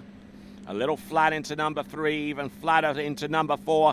He's still there, but unfortunately not there for much longer. It's going to be 3.5 on 13 meters. 3.5 on 13 meters for a grand total of 75.5. 75.5. And that puts him 4.5 buoys a shy of the lead that is still held now by Leonidas Perdikaris.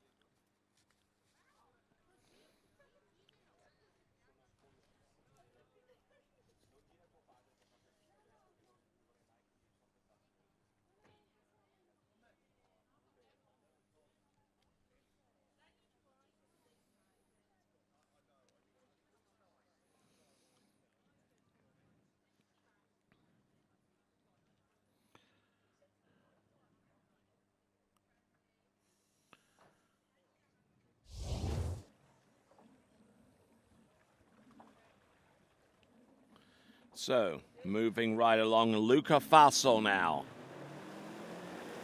From Switzerland.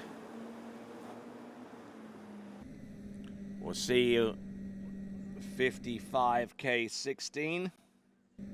Same as our lead score of Leonidas Perdikaris. He started at 55.16 as well. Luca Fasel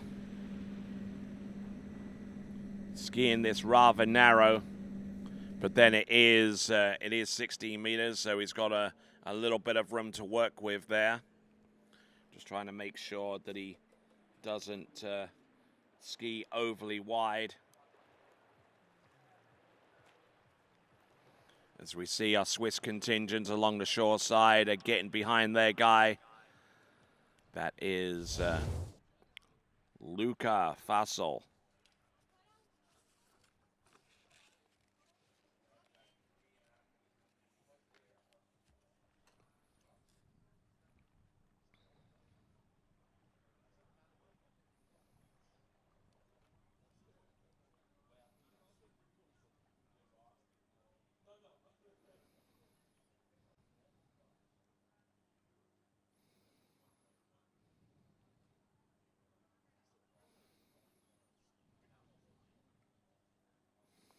So, getting through pass number 1 and establishing a total of 6 buoys on 60 meters 55, a total of 66 and counting. We see our crew there at TWBC getting the job done and hoping to get the job done here at 14.25 meters. It's Luca Fasel.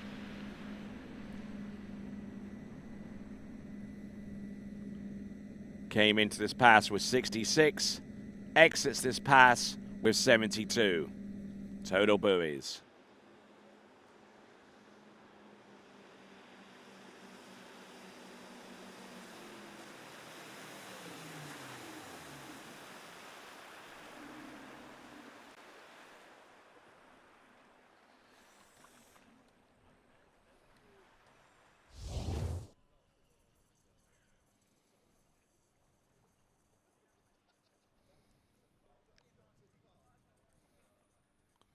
All right, so continuing into rock along here, Luca Fasel out of Switzerland. Looking very aggressive, looking very, very purposeful out there on the water. And getting ready for the next pass of 13 meters and needs to get that situated and get it clean. And because he knows that the skiers that are to come after him are all capable of doing the same, if not more. As a matter of fact, 5 of our remaining skiers have gone into 11.25 meters, and one of them has actually gone on to 10.75 meters in the form of Mikolajchenko. We'll see him at the very end of this list of U14 boys slalom finalists. But here comes Luca Fassel on 13 meters. Yeah, good skiing there. No two ways about that one. Luca Fassel. 30 meters is now within 3 buoys of taking the lead away from Leonidas Padakaras of Greece.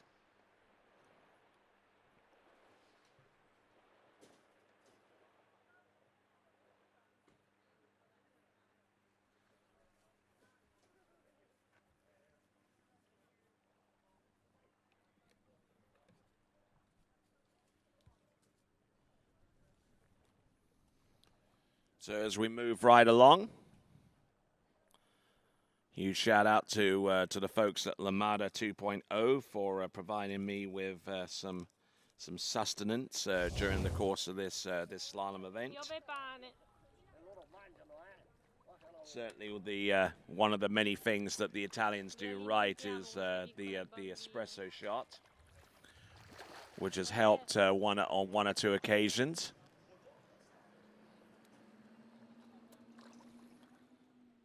And their cappuccino game is certainly next level. Here we go. Coming into the course, this is Luca Fassel. There's 1. There's 2 on 12.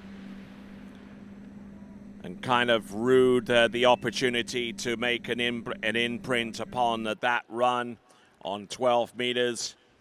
He gets 2, which I believe puts him in a 2-way tie for the lead now with Padakaras. So 2 on 12 meters, giving him a final total of 80 buoys, and putting him in the joint lead after 3 skiers with Leonidas Padakaras as we work our way down to our 4th skier to take to the water. It is Ricky Hansen of Sweden.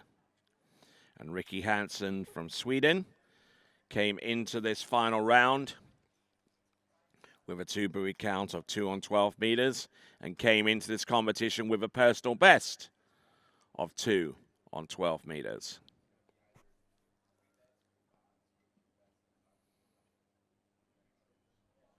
And there you saw a score of 2 on 12 meters from Luca Fassel.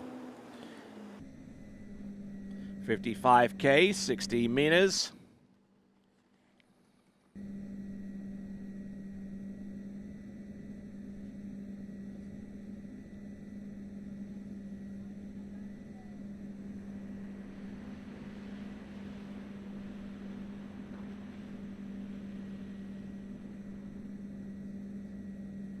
All right, good skiing.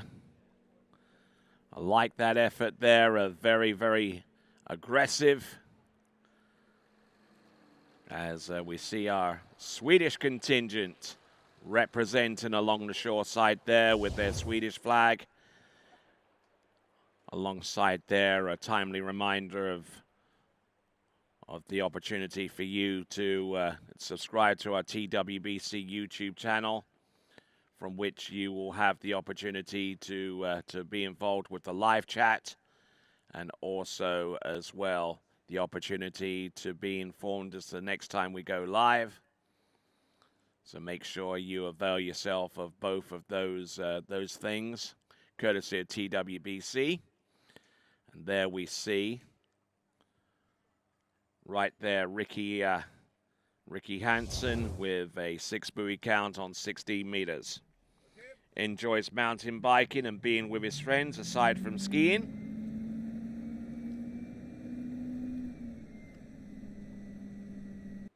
Let's see what the ski boss from Sweden has in store for us here. Ricky Hansen. There's number 1. There's number 2. And number 3. 14.25 meters.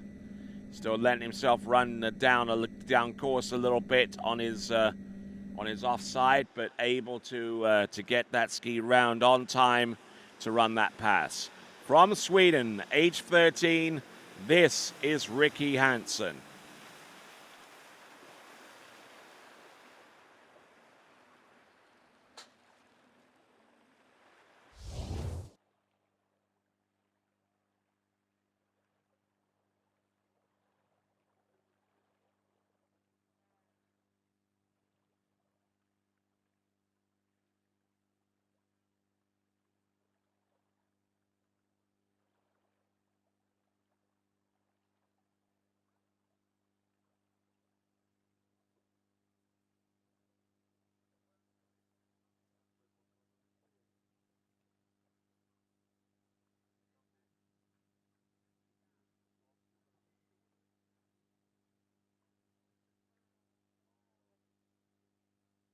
So Ricky Hansen, as we had a look at that pass, getting through with 16 and 14. This is now 13. This is an ever critical run here.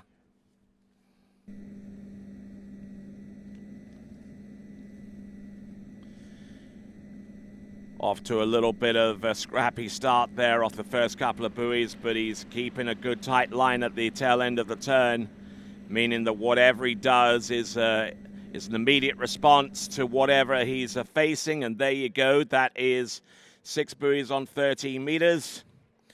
Certainly not the tidiest 13-meter pass that you'll see, but it is effective nonetheless. And as he gets ready for 12 meters, that is Ricky Hansen.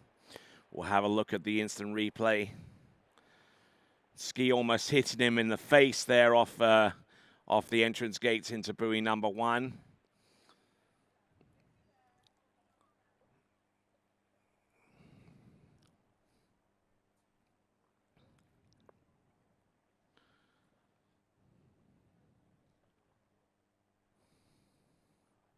There you go, round the buoy number 4, 5. He stands up around number 5.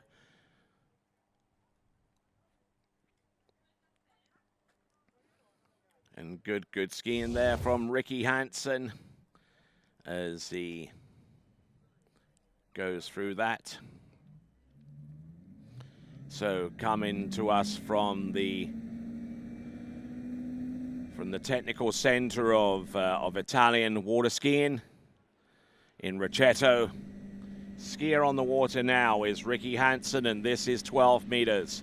Needed more than 2 for the lead. And unfortunately, he's going to come close, but not quite. It's going to be 1.5 on 12 meters, 1.5 at 12 meters, giving him a grand total of 79.5 total buoys. Still meaning that we have that two-way tie for the lead between Luca Fassel and Leonidas Perdicaris. Switzerland and Greece holding on to a share of the lead. It looks like there's a gate review even on that performance there for Ricky Hansen. So his current third spot at the moment could well be in jeopardy. 1.5 on 12 meters, the score, but they're looking over the entrance gates to see if he's no gate. So no gate on 12 meters, and that might have a dramatic effect upon his eventual placing, because 0 on 12 meters is a score of 78 total buoys. 78 total. As we now move on from Sweden to Portugal. Francisco Jose Simeone.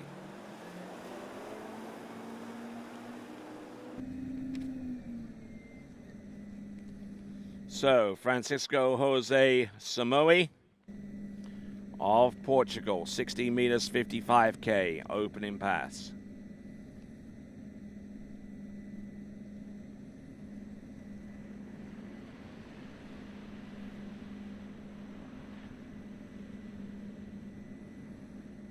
Good skiing.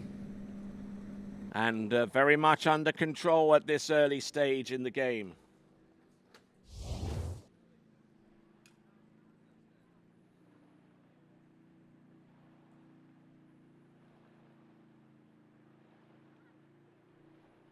Already getting some early messages here on the live chat here for Francisco.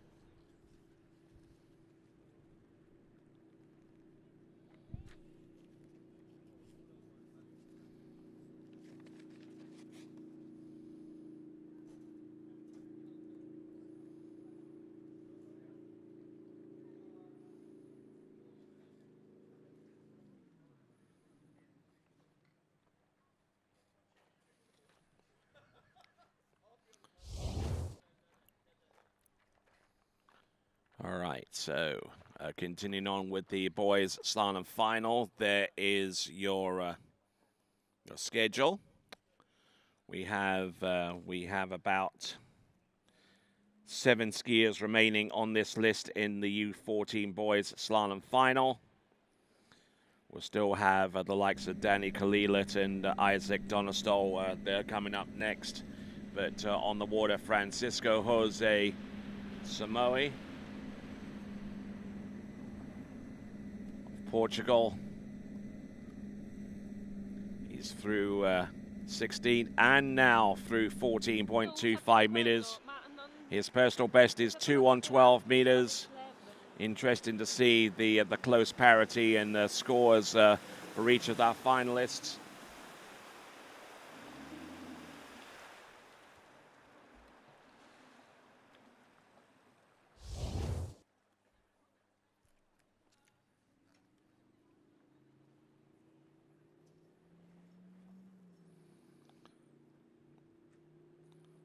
So Francisco Jose Samoe.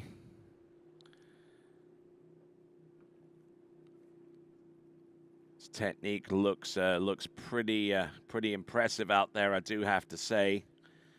Certainly knows the value of being able to stay angled off the second wake and allowing that ski to make its turns on all 6 buoys correctly.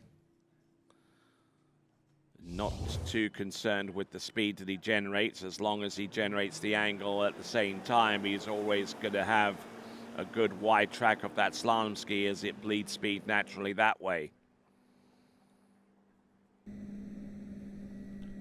This is Francisco Jose Samoe.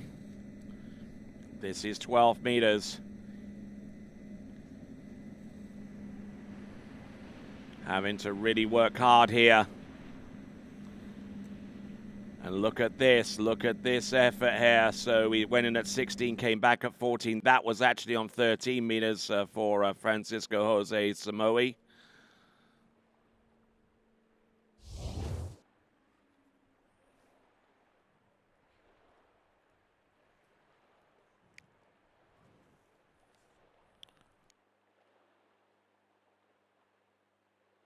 Okay, so Francisco Jose Samoe actually went in on 14 meters, which would explain the reason why he came back at 12 meters. My apologies for that.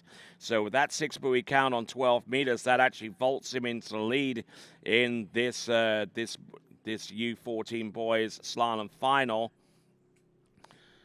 Certainly takes the lead away from Leonidas Perdicaris and Luca Fasol, who held the lead at that time. So 14, 13, and that was 12 meters. So now he has a new personal best to boot as well. He came into this event with a 2 buoy count on 12 meters as his PB. So he certainly has high ambitions here. Let's see how far he can get down 11.25 meters. There have only been a few skiers in the elimination round who have actually gone into 11.25 meters. And he, for his part, gets 1 buoy. Your new leader, Francisco Jose Samoe of Portugal, won at 11.25 meters. So Portugal in the lead right now on the basis of that score at 11.25 meters. And the skier that produced it, Francisco Jose Samoe. Now we are down to the halfway down the order. We've got 6 skier to take to the water. Coming to us out of the Czech Republic, it will be Danny Kalilat.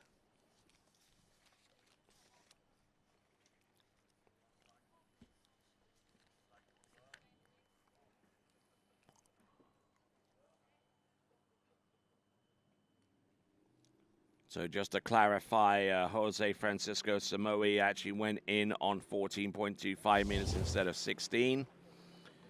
Skiing confidently enough to pull off that opening starting line length. He cleared 14, 13, 12, and then he scored 1 at 11. Now, this is 16 meters for Danny Kalilat. At 55K, 16 meters there for him.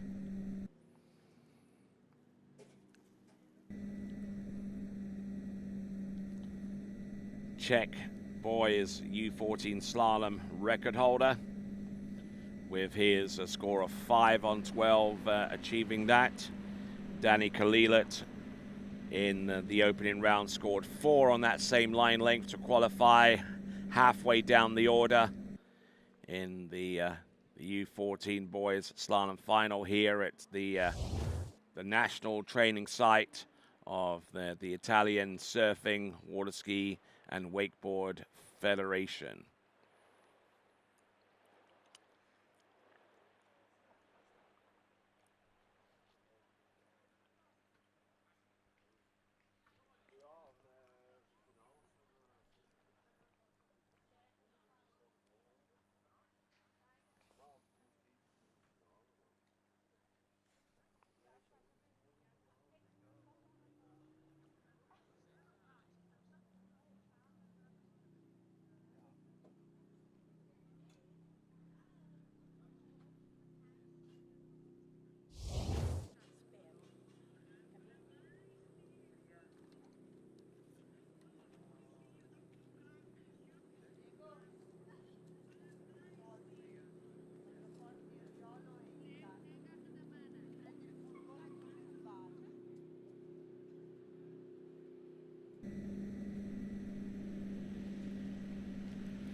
All right, here we go. Danny Kalilat, 16 and now 14, both at 55K. And with the remaining 2 buoys to come at 14.25 meters, he gets around number 6 and through the exit gate. He is on a running total of 72.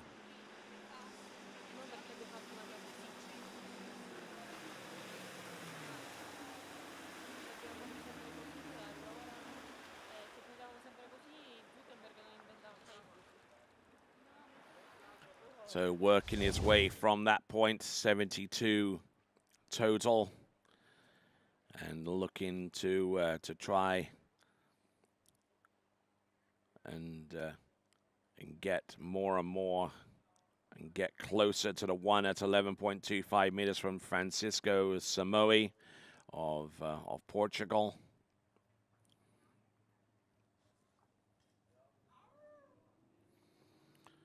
All right, so back on top of the water, we're about to see Danny Kalilat from the Czech Republic, who enjoys basketball, snow skiing, and snowboarding.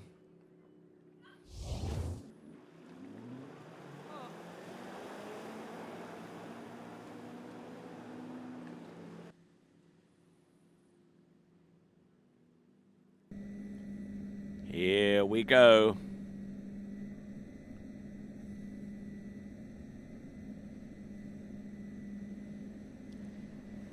Looking in very, very good shape here. Danny Kalilat. This is 12 meters on the back of the ski. Oh my word, does he still make it? Oh my word, he gets around number 5, doesn't make it cleanly to the wake, which means the score is going to be 5.5. It's a new personal best for him by half a buoy on 12 meters, so 5.5 on 12 meters. That should give him enough of a buoy count. It's going to be 83.5. So 5.5 on 12 meters. That puts him in second spot right now. Just a buoy and a half away from our new leader, Jose Francisco Samoa. But Danny Kalilat, so close. Just got a little bit out of kilter there off number 5. Tried the safety check. And unfortunately didn't quite execute that right. He cleanly gets around number 5, but unfortunately not able to get to the wakes and to continue on. Felt like an opportunity of a lifetime has just gone by for our skier from the Czech Republic, Danny Kalilat.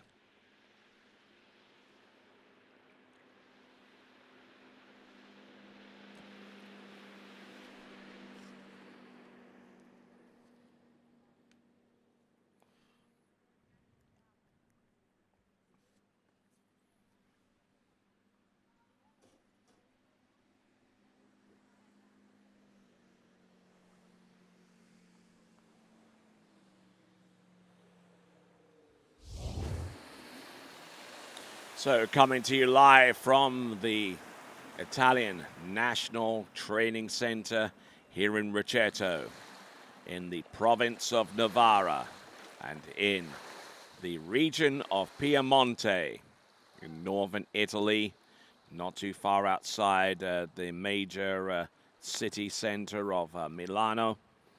This is the European Youth Championships. This is the U14 Slalom Championship of Europe.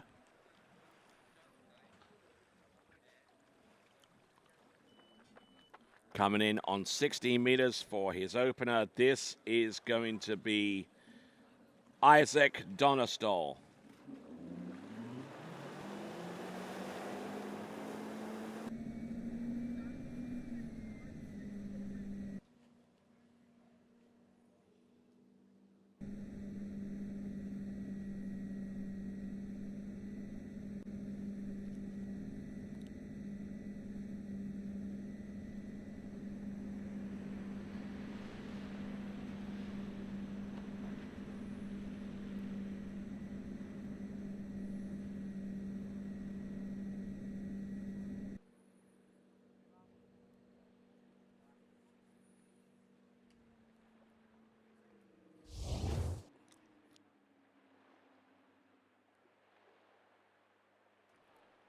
All right there. So Isaac Donestol out there on the water skiing on a ski that that was produced by and designed by the late great Andy Mappel, and quite poignant that he skis with that ski around about this time, because we lost that legend of water ski tournament slalom about a decade ago around about this time.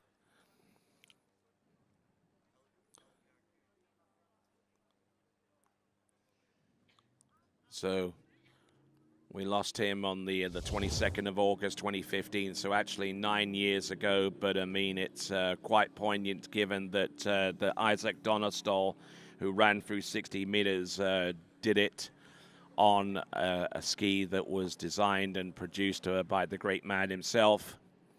Let's see if it can take him a little further beyond the opening pass. Let's have a look at 14.25 meters.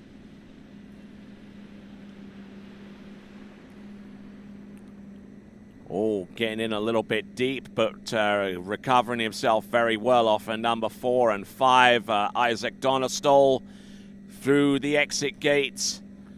A little bit scrappy there with that run.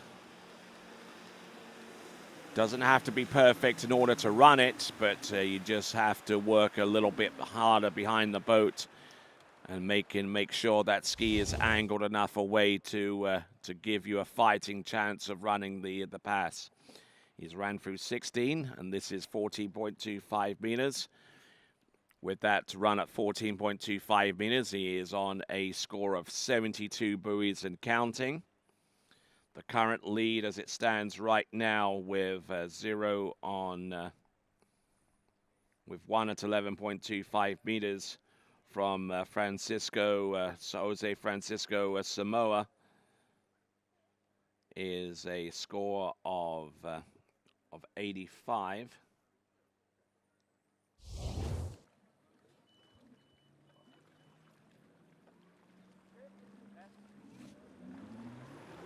So on a total right now of 72.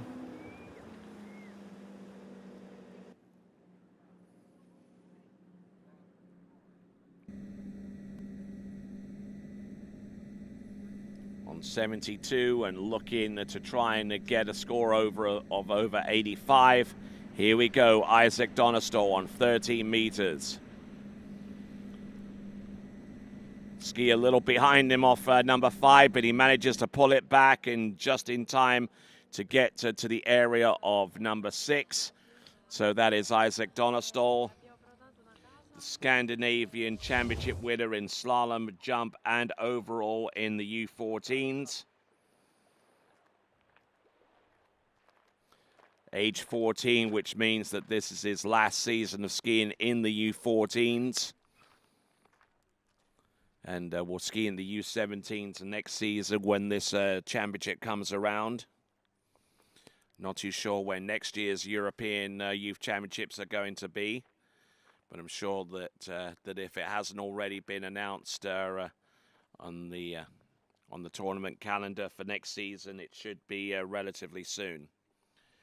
All right, so like most Scandinavians, his hobbies involve around winter sport, and that winter sport is ice hockey.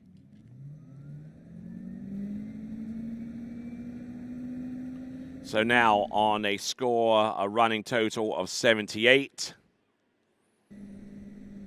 Here he comes. This is 12 meters. Takes the hard snap off number 1. He's round number 2. He gets broken over off number 2. He's round number 3 and unfortunately cutting loose around number 3 on his way to number 4. That is Isaac Donestoll with 2.5 on 12 meters. That, I believe, puts him in either second or third place right now. The current total for him, based upon that, is 80.5. He's currently in third place with 80.5 at this time. The scores separating him, Danny Kalilat in second with 5.5 on 12, and that one buoy on 12 meters. Currently in the league is Jose Francisco Samoe.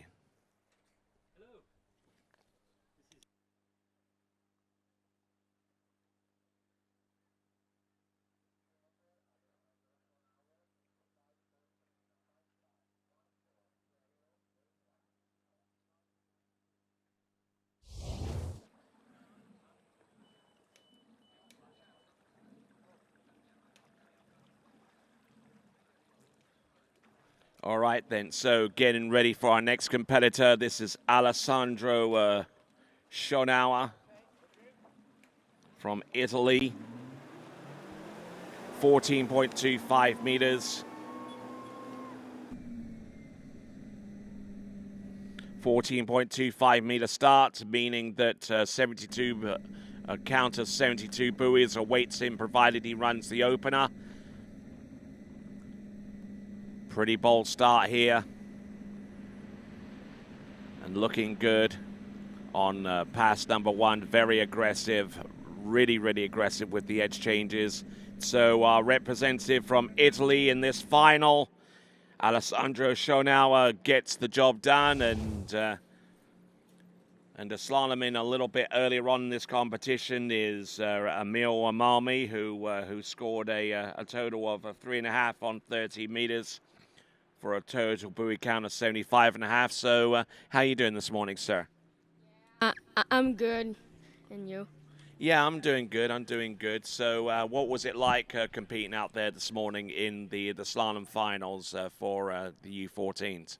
Well, I was pretty steady on my 16 and 14, but on my 18 I was like, oh my god, I was like scared not to do a no gate.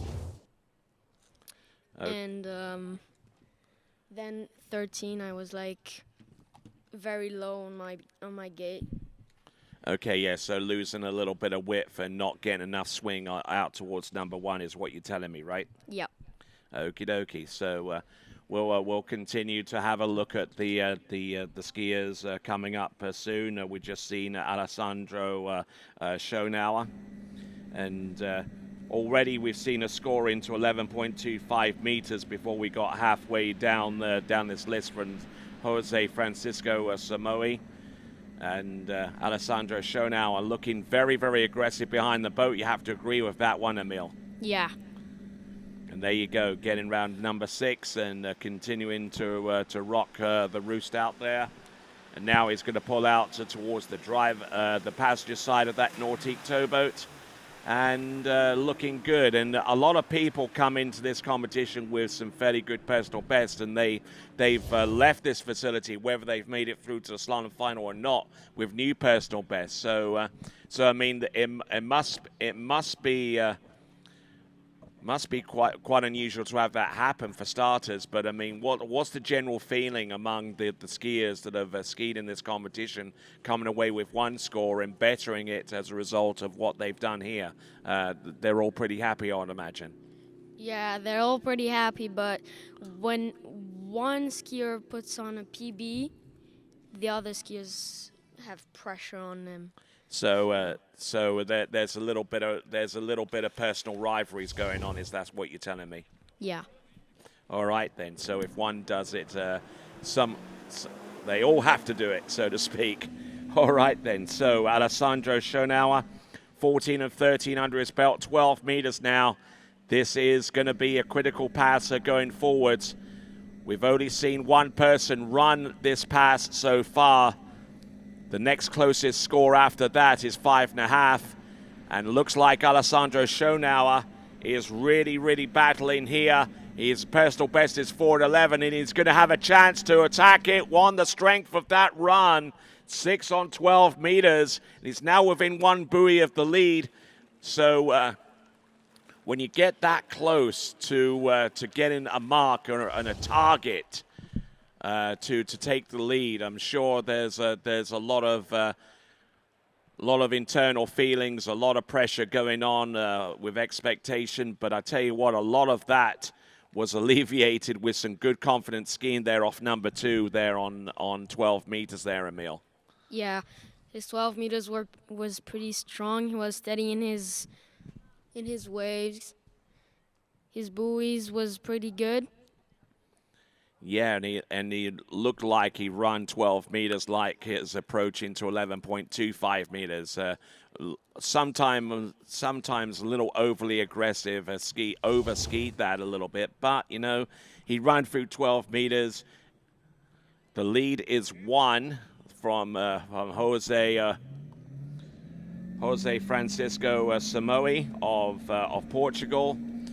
So let's see what he can do for the home crowd in Italy. This is Alessandro Schonauer. There's number 1, 11.25 meters. He's round number 2. Look at this. He's round number 3. He's still there. He gets round number 4, skis to the wakes. There you go, equals his personal best, and that's going to be a great feeling all the way around, considering that at the same time he's taken the lead. Yeah, he had a very aggressive one, and he held on, but one time it pays off. All right, then, so he's tremendously happy with that for a total of 88 total buoys. That is Alessandro Schonauer. A little bit of a tail slide off buoy number 1, but he was able to make up for it with a brilliant turn off number 2 to keep his challenge intact. But what happened here on number 3 there, Emil? Yeah, he was pretty late, and on number 4 he stressed a little bit, I think, but pretty good score. Yes, indeed. He's excited, absolutely stoked with that effort. You know, a little bit of a tail slide off number 1. He got most of that lost distance back on number 2, pulled the handle in low and early off number 3, which meant that he lost a bit of angle as a result. But he got round number 4, and he's taken the lead, and that is going to be a big pressure score. 55K, 16 meters for our next competitor from Germany, Theo Wild. And I'm sure you know a lot about Theo Wild. Why don't you tell us a little bit more about him? Well, I don't quite know him, but he's a very good skier, So a contender in all three disciplines. 3.5 on 11.25 meters is his personal best. And needing a score of 4 to take the lead, that certainly puts a lot of pressure on your shoulders. 2-time San Gervasio Pro-Am slalom champion and German national U14 slalom champion. Enjoys football, golf, and karting. Now, I'm sure that Emil,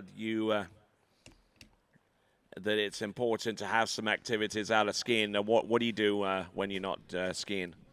Well, I do a lot of sports like judo or swimming and other sports. But I certainly do some, I go to the gym because we need to be strong on the ski. Uh-huh. Indeed, indeed. A lot of emphasis has to be placed upon fitness, whether it's a cardiovascular or other types of strength and fitness going forwards. And let's have a look and see what Theo Wild can do.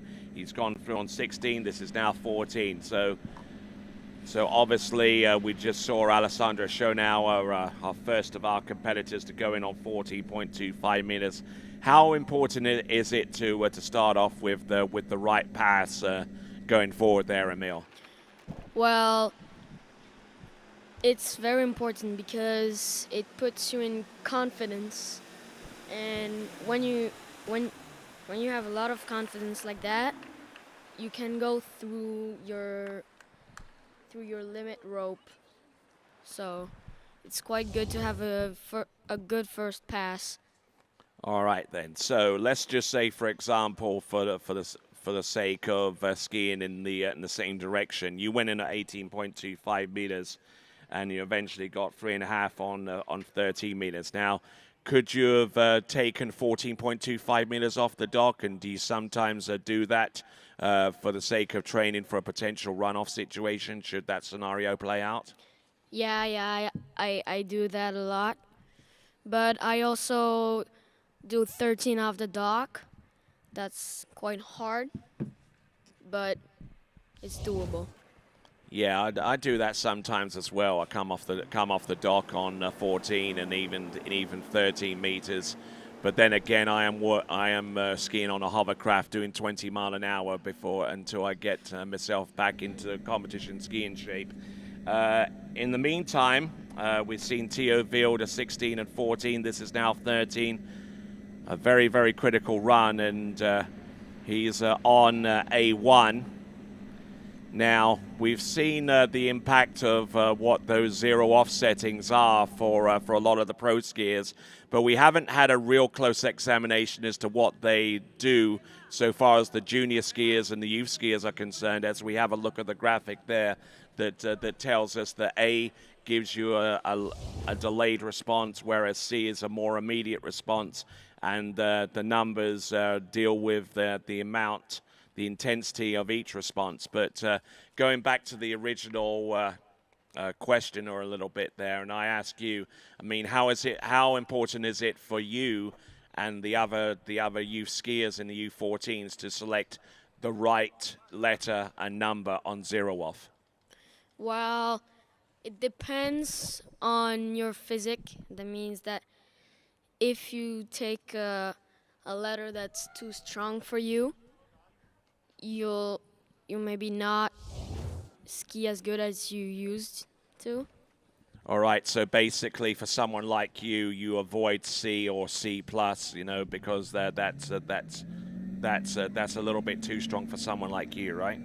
Yeah. All right, they're coming back on 12 meters. This is Theo Wild of Germany.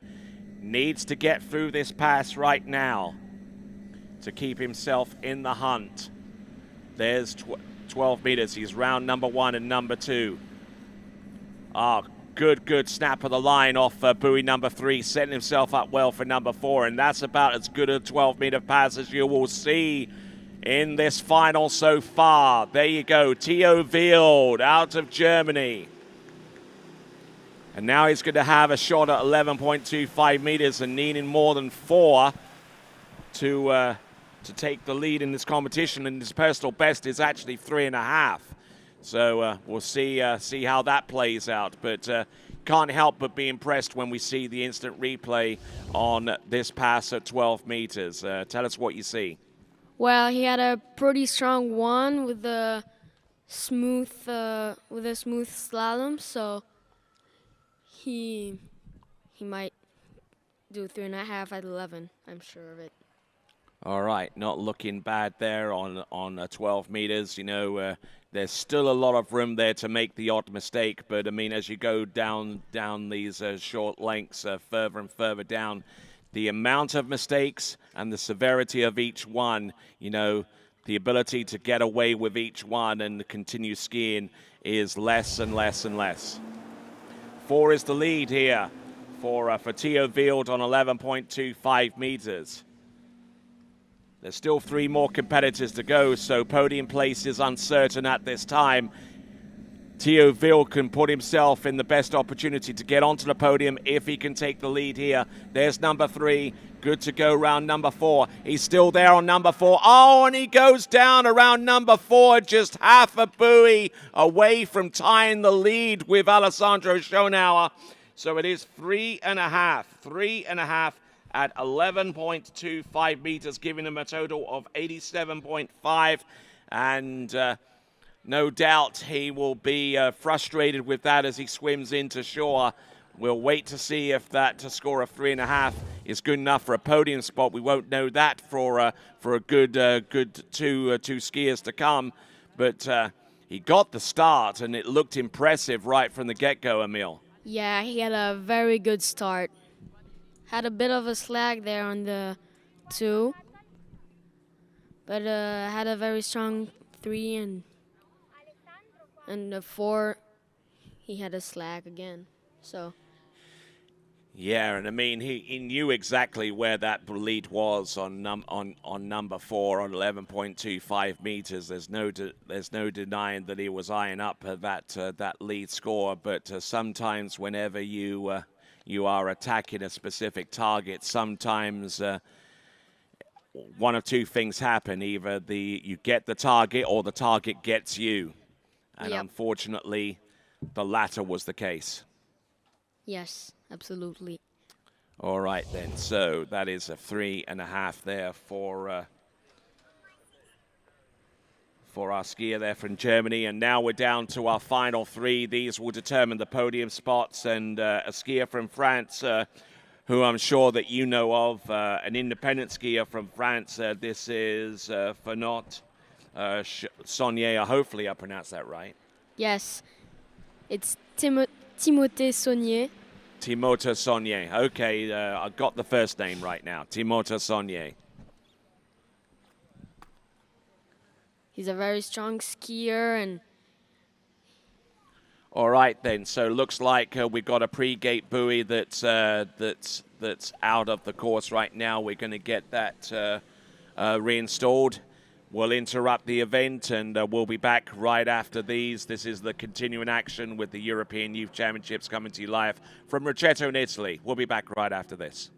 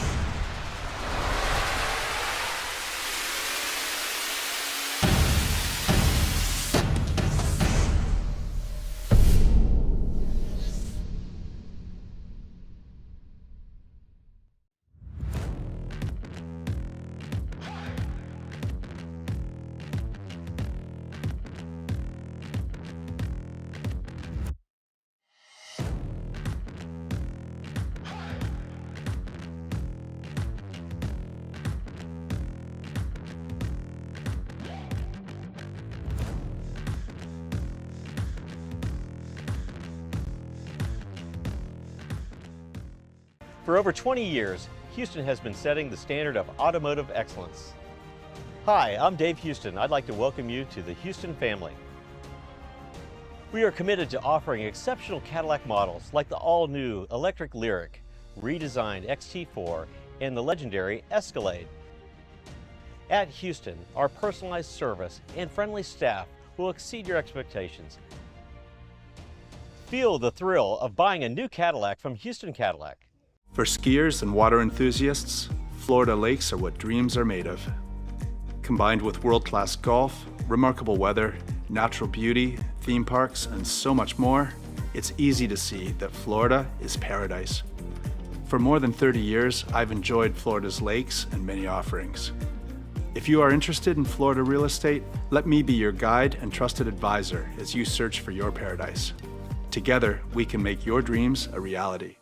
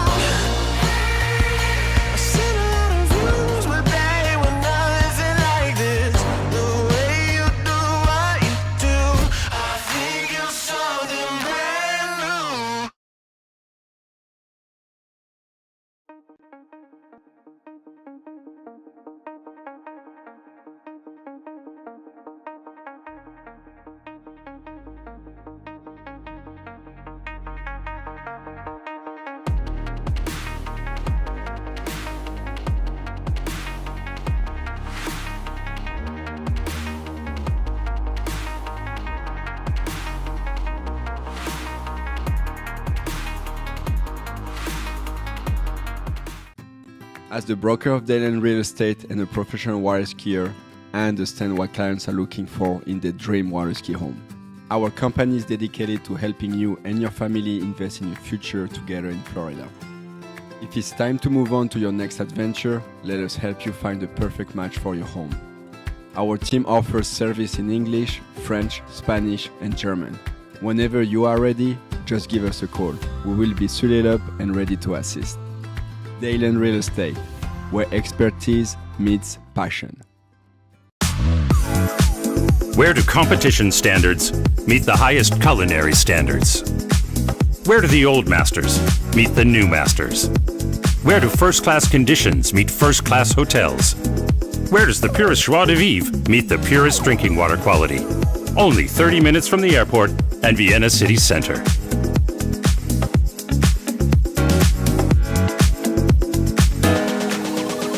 See you in Vienna.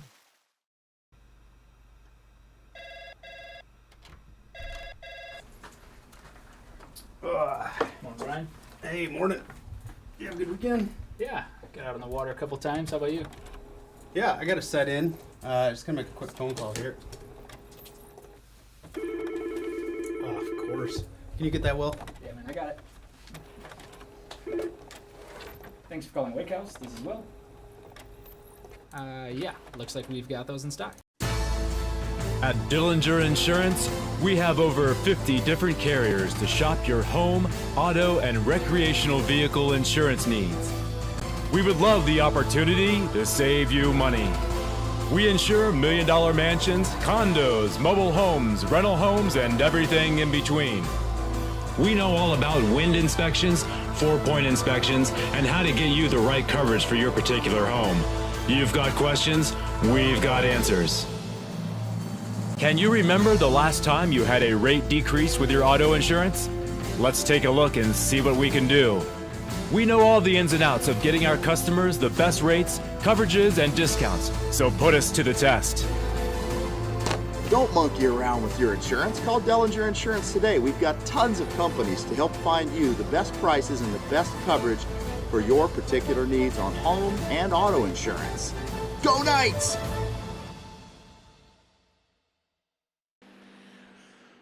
All right, ladies and gentlemen, we are about ready to get back out there on the water. We've got the boys slalom finalists, the remaining portion of. We've got 3 more skiers to go. I'm here, Tony Lightfoot, along with Emil Mari, and we're getting ready to take our next competitor out in the water. Representing France is Timothée Saunier.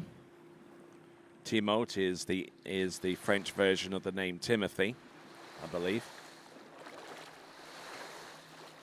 Timothée. So Alessandro Schoenhauer in the lead with 4 at 11.25 meters. If his score goes unchallenged between now and the end of this final of the U14 boys slalom, then our first podium placement would be confirmed. Alessandro Schoenhauer in the lead with 4. Let's see what Timothée can do. He scored 2 at 11.25 meters in the preliminary round, which matches his personal best coming into this competition, a score of 2. The French national champion in U14s, Timothée Saunier.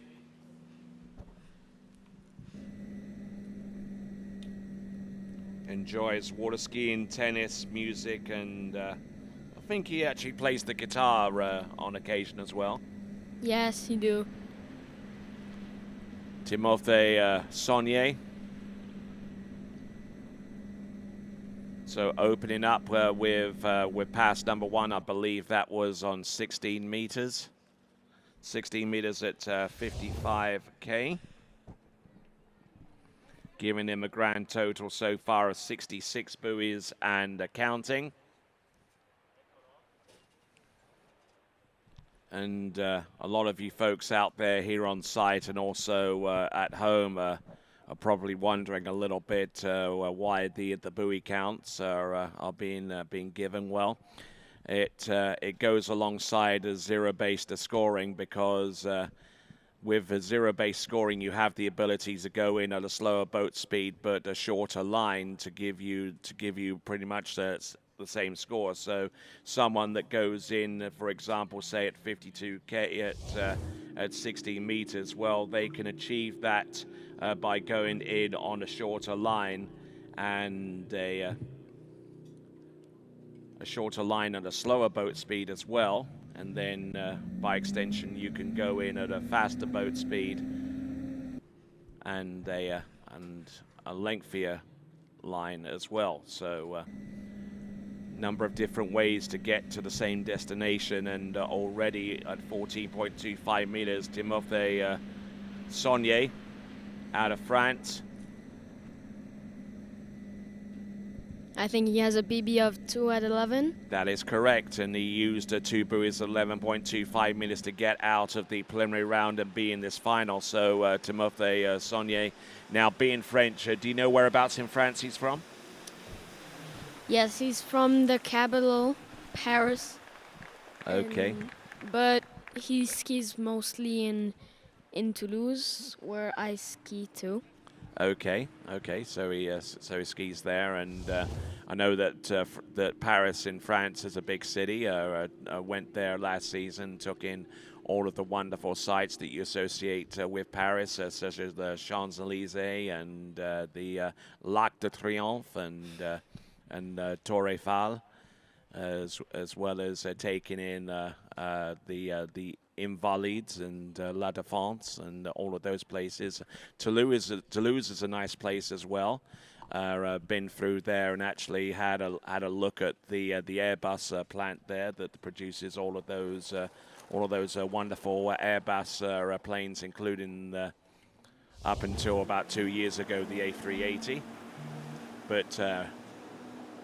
But pretty much everyone in Europe that has flown in a commercial aircraft over the last decade or so has done so using an Airbus out of Toulouse, which is where this guy competes and trains.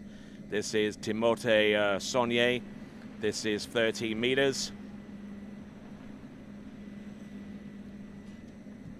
Looking good, looking strong, and there you go.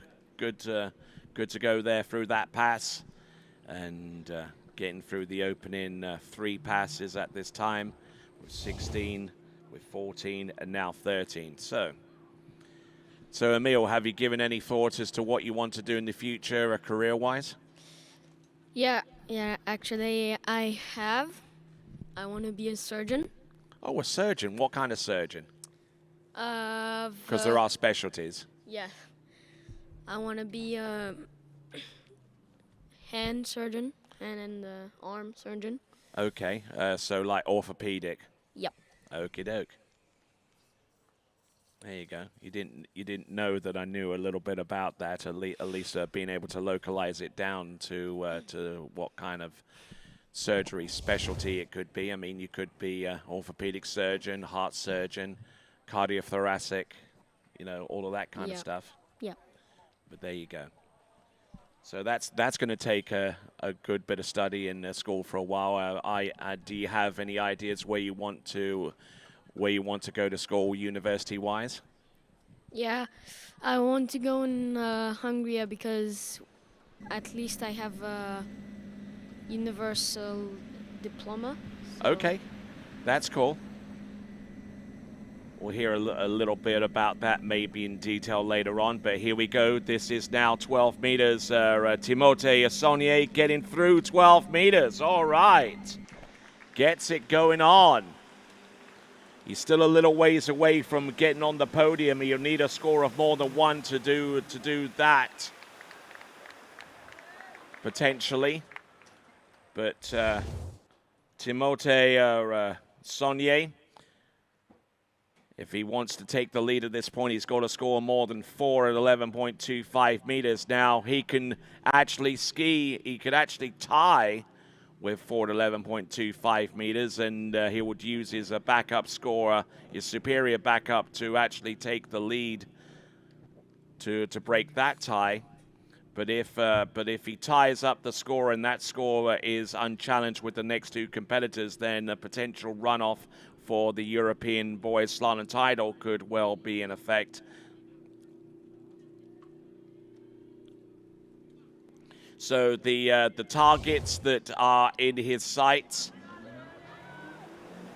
is the 1, the 3.5, and the 4 on 11.25 meters. Those are the scores that are ahead of him. Needs a good gate shot here. 11.25 meters at 52. Oh, no! Oh, my word. Inside buoy number 1. So that means that Alessandro Schonhauer, because he's in the lead with 2 competitors to go, has a guaranteed medal now. So what happened there on 11.25 meters there, Emil? Well, if we look closely, I think he wasn't very strong in his gate, and he had a lot of pressure on him. Yeah, he took a really, really hard turn on the gate shot, and he didn't have enough angle off the second wake to send that ski out. Now that is not an easy skill to have in your possession, you know, so far as the gate shot into buoy number 1, 11.25 meters, because the boat always has you right from the gate shot all the way through in deep into your edge change, and if you don't maintain your direction with force behind the boat off the second wake, then your chances of actually getting that ski outside number 1 are minimal at best, as illustrated there by Timothée Saunier.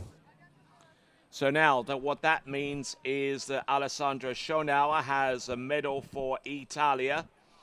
So they will have a skier on the podium with 2 competitors remaining. Our penultimate competitor coming to you from Great Britain is going to be Harley Costa.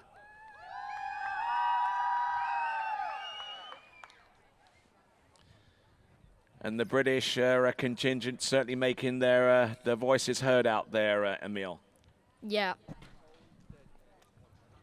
All right, so Harley Costa on dockside right now, just waiting for the boat to pick him up and take him into the course. It's taken a while. Not too sure why.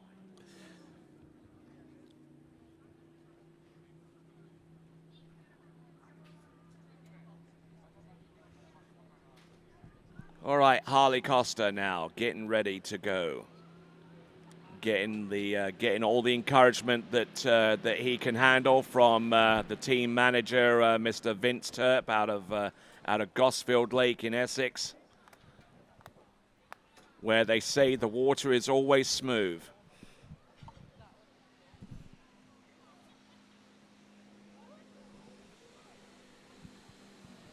So, Emil, have you skied in England very much, or have you ever skied in England?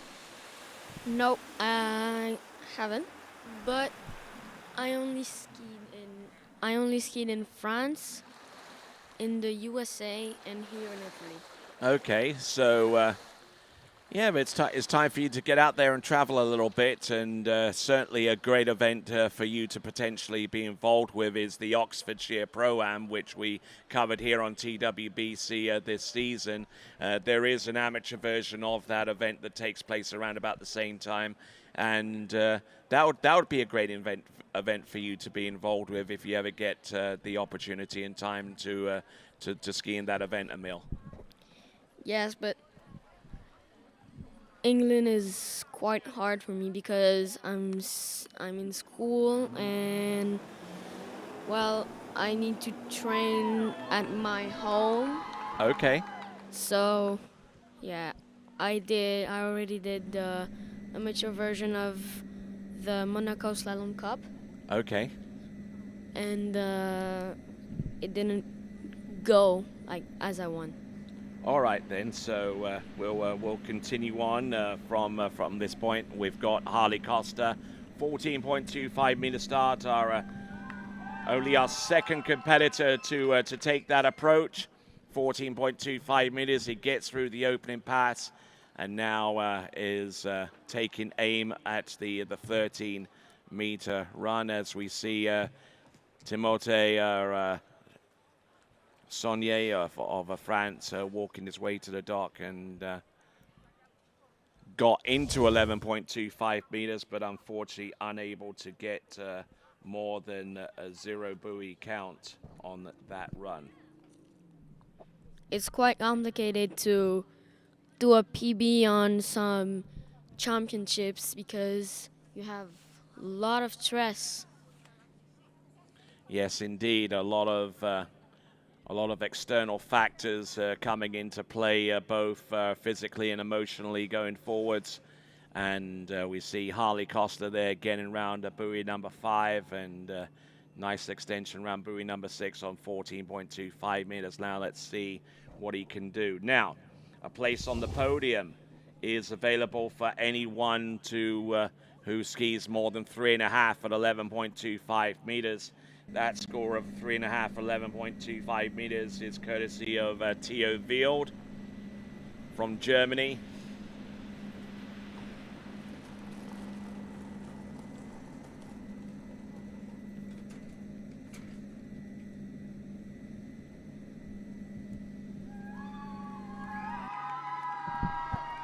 Very steady 13 for Harley Costa. So nice pass on 13 meters.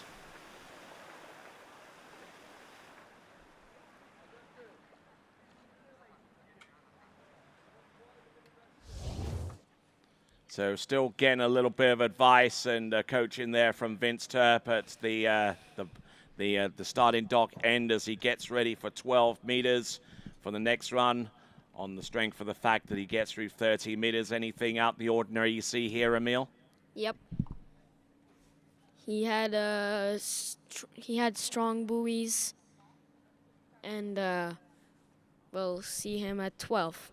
All right then, excellent stuff there. So still looking to get himself in close proximity to the 3.5 buoys on 12 meters. That the 3.5 buoys on 11.25 meters. He needs to get a position on the podium. Let's see what he's got.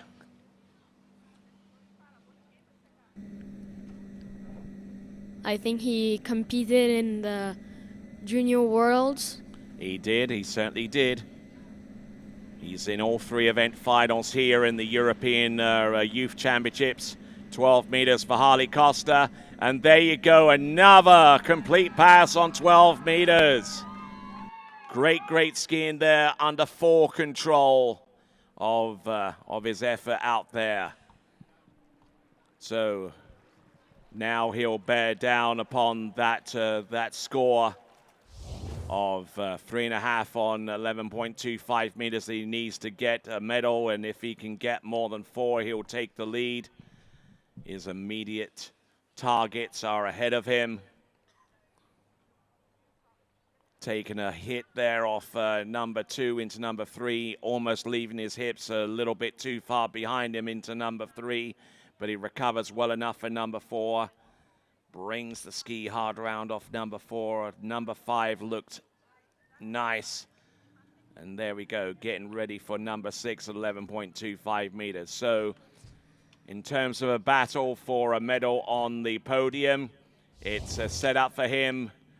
Great Britain against Germany, a battle that continues to be played out on sun lounges across the Mediterranean on an annual basis. And here we go, that battle continues here, right now. Harley Costa. Entrance gate, number 1. Number 2, there's 2.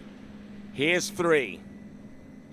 Round number 4. Oh no, and he goes down on number 4. He gets 3.5. And with that score of 3.5, and with his superior opening round, a total of 5.5 on 11.25 meters, it means a couple of things has happened. One, Alessandro Schonauer with his score of 4 and 11.25 meters is good for at least a second place finish. And Harley Costa with 3.5 and 11.25 meters, because of his superior backup against the score of Theo Wield, that means that Harley Costa has a medal as well. He had a bit of a tail turn there on the number 3. So yeah, got a little bit on the tail on number 3, but managing to make a play on that number 4. But he pretty much had that pass under control for the first 2/3 of the run. But it just collapsed around number 4 and scores 3.5. A score that is good enough for a medal for Harley Costa. Alessandro Schonauer is in the lead, and our last skier to take to the water representing Ukraine, Mikhailichenko.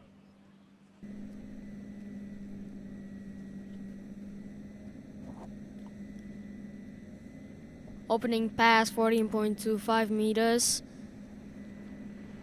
Scored half a buoy at 10.75 meters in the elimination round. Oh, getting a little bit deep there on that pass. 14.25 meter start at 55K.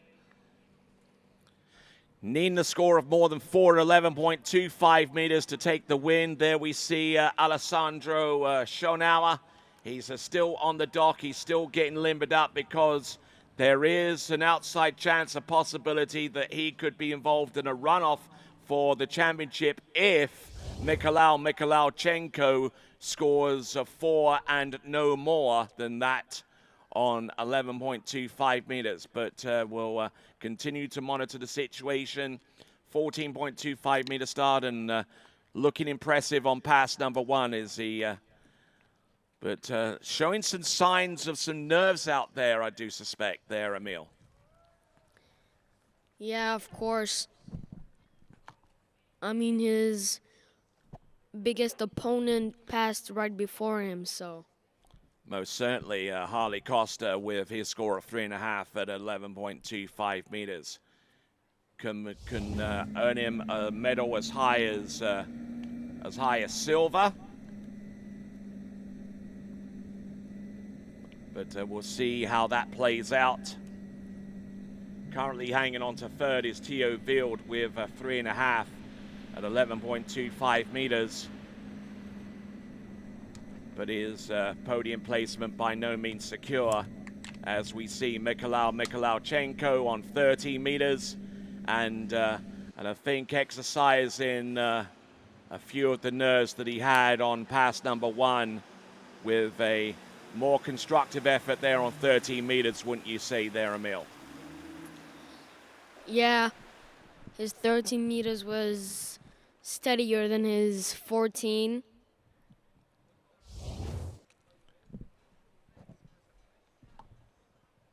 Now let's see him coming back at 12. Yeah, 12 meters is going to be the critical effort here as Mikhailichenko, who's in the lead in the overall competition as well. He's the top slalomer, one of the top trickers in the U14 boys competition, and only second to Harley Costa in terms of the jumping event. Harley Costa ending off the U14 preliminary round series the day before yesterday, jumping 42.5 meters. But Mikhailichenko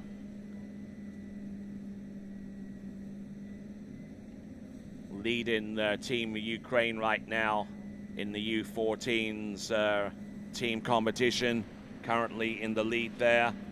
And Mikhailichenko on 12 meters, not making a single mistake on that run as he gets around all 6 buoys. And certainly as the passes get shorter, the aggression has to be there.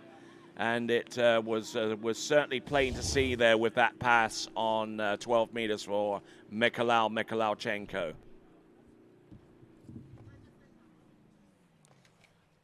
So anything out the ordinary you see with this pass there, Emil? Yeah, I think he got a bit of a slack on some buoys, but he caught up. Yeah, he was just extremely patient at the end of some of these turns, you know, and there's a little bit of a head breeze. It's not much, but it is present, and skiing into the wind a little bit there, and you know, the water conditions here in Richeto absolutely primo, and this site has been consistently being developed from when it first presented itself as an international venue way back in 2001. So now the targets that are ahead of him are in needs of a piece of 4 for the podium at this time. Let's see what Mikhailichenko can do. This is 11.25 meters. Needs to get the start, and he gets in off buoy number 1. He's round number 2. There you go. He's round number 3, needs a piece of 4 for the podium. He gets round it, gets round number 4, ties the lead, takes the win with 4.5, and takes the pass with 6. He is your European U14 boys slalom champion, and continuing on to 10.75 meters, Ukraine's Mikhailichenko. That confirms that in the silver medal spot, Alessandro Schonauer of Italy in the silver medal spot, and Harley Costa in 3rd place. Mikhailichenko, your European champion in the U14s, and he done it impressively there, Emil. Yeah, he kept his calm there on his 11.25 meters, and he had an impressive skiing on his 11. So yeah, Mikhailichenko, I'm sure he'll want to dedicate his performance to former Ukrainian water ski coach Yuri, who right now is not present here at this facility, undertaking that role due to the continuing conflict and strife that's going on in Eastern Europe right now. I'm sure that if Yuri has the opportunity to watch this performance on the webcast, he'll certainly avail himself of that. But he's now seeing that Mikhailichenko, already crowned the European boys slalom champion, takes the strong hit off number 1. He's round number 2 at 10.75. He gets 1.5. He is your champion. Let's give it up, please, for Ukraine's Mikhailichenko. 10.75 meters. His personal best is 3. That's his best score of the weekend with 1.5. And a fine performance there to end off the slalom, but he's still got tricks and jump to come. Our towboat has made its way to him, and they'll transport him to the dock for a little bit of a lap of honor. But good start on number 1 there, Emil. Yeah, he had a good start on number 1, but just couldn't really maintain his width and rhythm into number 2. It's always a difficult pass, 10.75 meters, especially how much shorter that rope is compared to the width of the course. But just a little flat-footed off number 1. Got enough width, just enough, but just didn't have enough room beyond that to make the turn. yeah. So there we go. There is your winner on that D3 slalom ski. That is Mikolauchenko, your champion of Europe in the under 14 boys slalom competition. And there is your final leaderboard.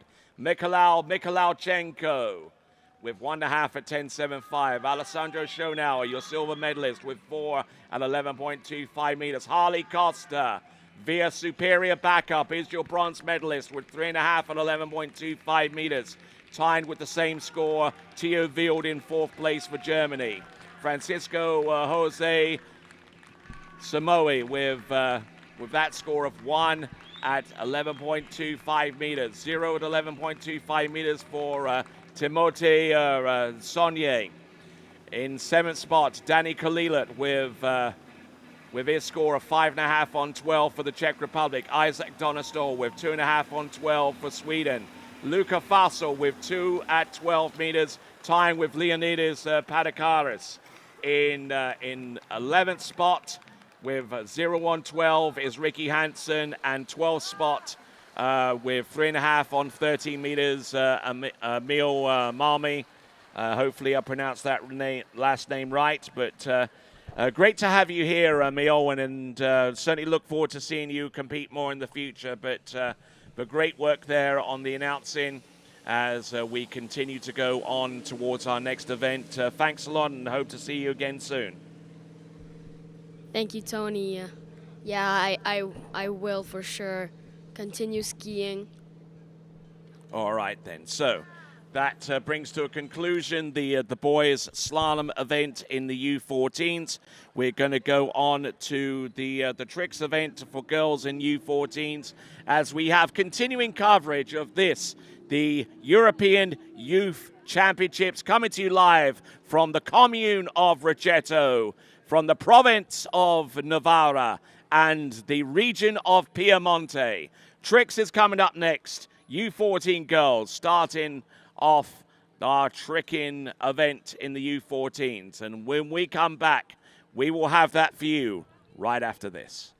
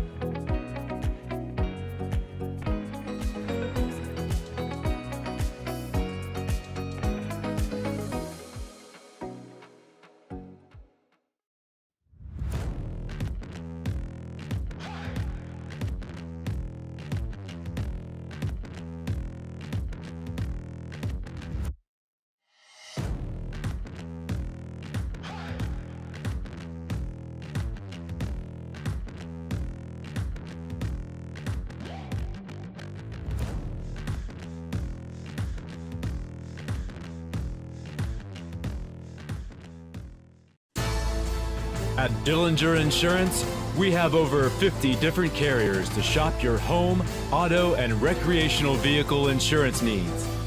We would love the opportunity to save you money. We insure million-dollar mansions, condos, mobile homes, rental homes, and everything in between. We know all about wind inspections, 4-point inspections, and how to get you the right coverage for your particular home. You've got questions, we've got answers.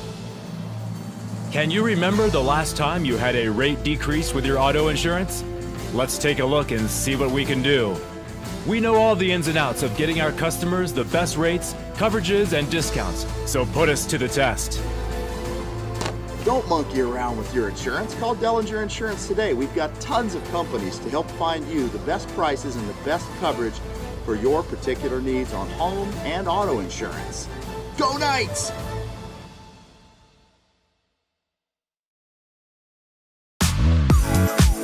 Where do competition standards meet the highest culinary standards? Where do the old masters meet the new masters? Where do first-class conditions meet first-class hotels? Where does the purest joie de vivre meet the purest drinking water quality? Only 30 minutes from the airport and Vienna city center.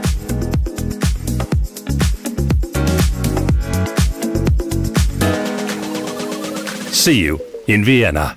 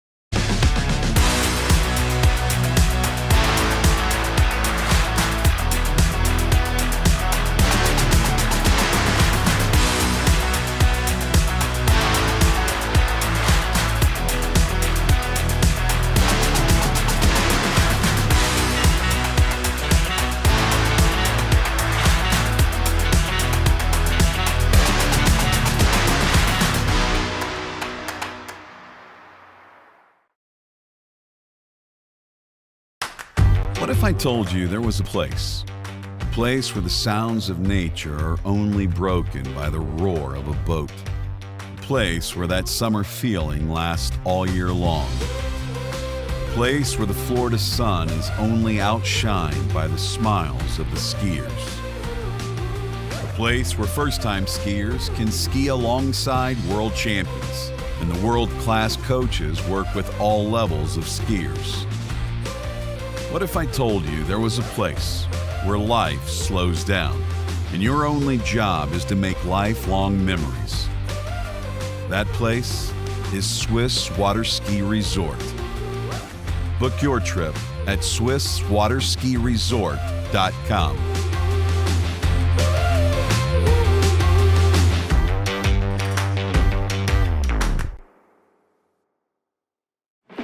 so excited to introduce to you guys the NR1. Over the past season, we've been working on developing the ski shape that is now the NR1, and I truly do love this shape. I'm so excited to ski on it this season, and I hope you guys love it as much as I do. I'm really excited to get on the Reflex NR1 this season and see what it can do for my skiing. Every time I get on it, it just feels better and better.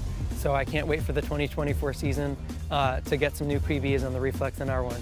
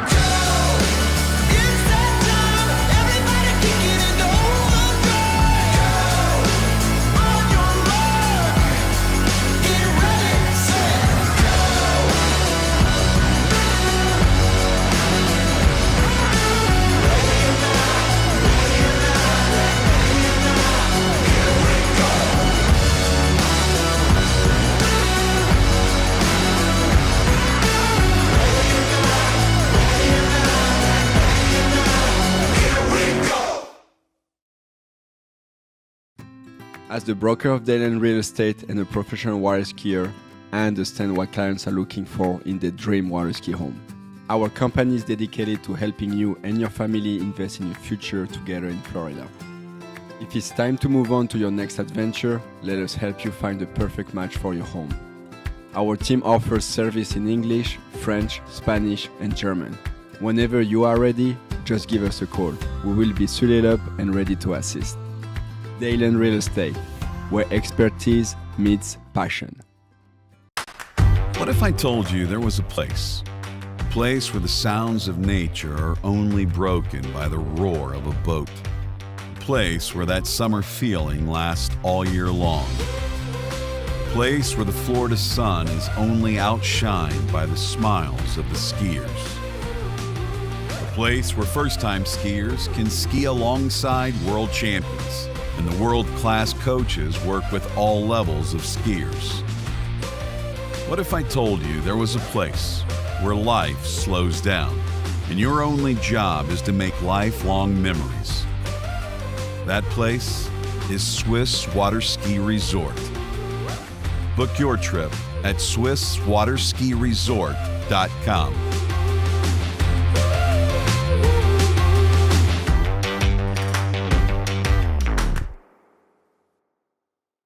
For over 20 years, Houston has been setting the standard of automotive excellence. Hi, I'm Dave Houston. I'd like to welcome you to the Houston family. We are committed to offering exceptional Cadillac models like the all-new electric Lyriq, redesigned XT4, and the legendary Escalade. At Houston, our personalized service and friendly staff will exceed your expectations. Feel the thrill of buying a new Cadillac from Houston Cadillac.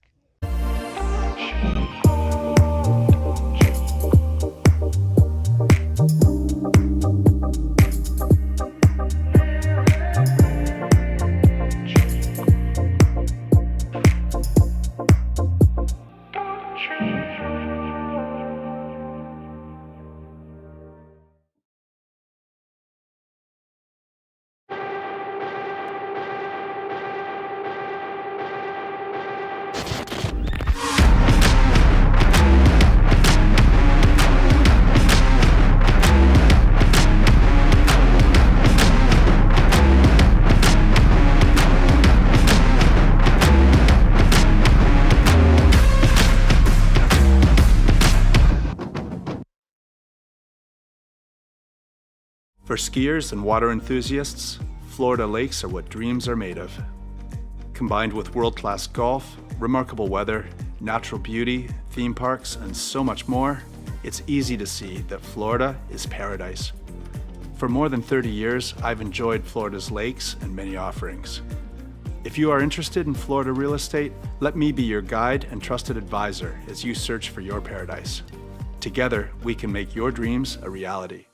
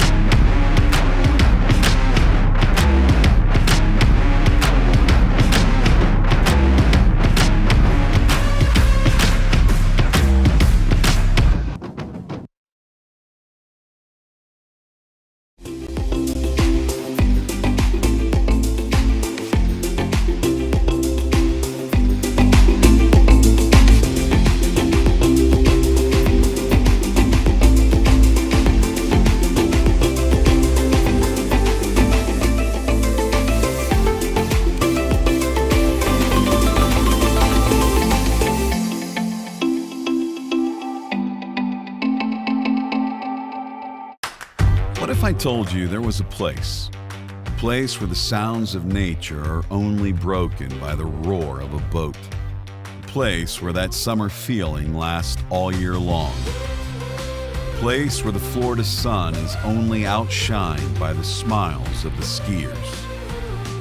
A place where first-time skiers can ski alongside world champions, and the world-class coaches work with all levels of skiers. What if I told you there was a place where life slows down and your only job is to make lifelong memories? That place is Swiss Water Ski Resort. Book your trip at SwissWaterSkiResort.com.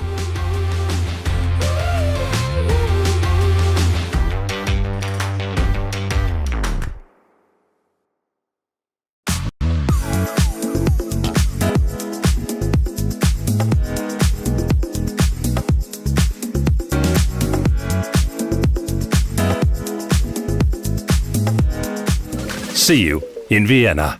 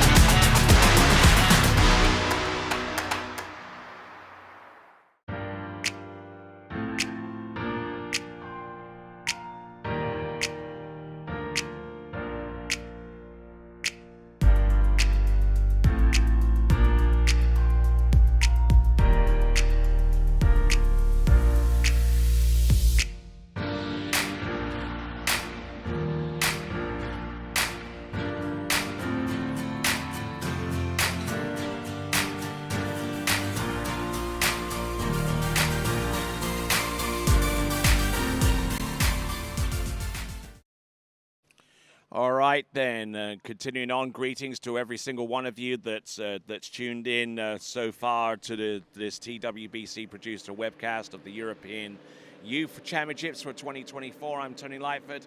Glad to have the pleasure of your company, coming to you from the commune of Rocheto, the province of Navarra, and the region of Piemonte, and taking one quick look at that slalom leaderboard. The top three, Mikolauchenko, doing a grand job there at 1.5 at 10.75 meters, coming through on Ukrainian Independence Day with the win in the boys slalom event in the U14s. Alessandro Schonauer with forward 11.25 meters for the silver spot for Italy, and Great Britain's Harley Costa, they'll be celebrating with that 3.5 at 11.25 meters. And taking one last look at the winning effort here, courtesy of Mikolauchenko, needing to get the full pass at 11.25 meters to put himself head and shoulders above the two people that were above him, Alessandro Schonauer, which he did as soon as he made a play on buoy number 5, which meant that Alessandro Schonauer took silver, Harley Costa took third, and he continued to ski into 10.75 meters and eventually scored 1.5. But a great effort there for our Ukrainian athlete, who is in all three finals. He'll be in the tricking final a little bit later on, and he'll also feature in the jumping final tomorrow. That is Mikolauchenko. All right, we're going to go into the girls' tricking final. Our first competitor is Melitine Morel, followed by Lucia Vermeulen, Scarlett Graham, Nadzaya Kazatskaya, Maya Leonhardt, Izzy Cosgrove, Nina Terenz, Sofia Schusterova, Amelia Dreyer, Maria Vernikoskaya, Yezvaleta Nyahochkaya, and the final skier was Maria Popova.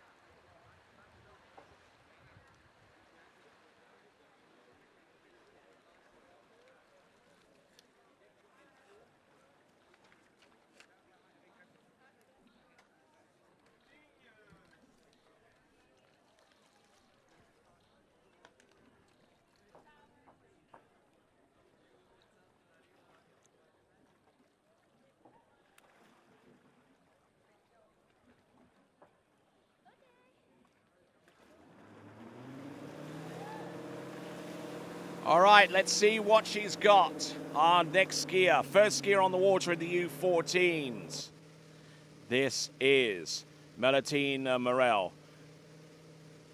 Barely made it into these finals in the U14 girls tricking competition with a score of 32.10. Is capable of tricking over 5,000 points, and if she does that, then her position in third overall could end up changing to a position of second if she can make it all the way through these two 20-second passes, and it'll definitely give her a big boost in terms of the overall.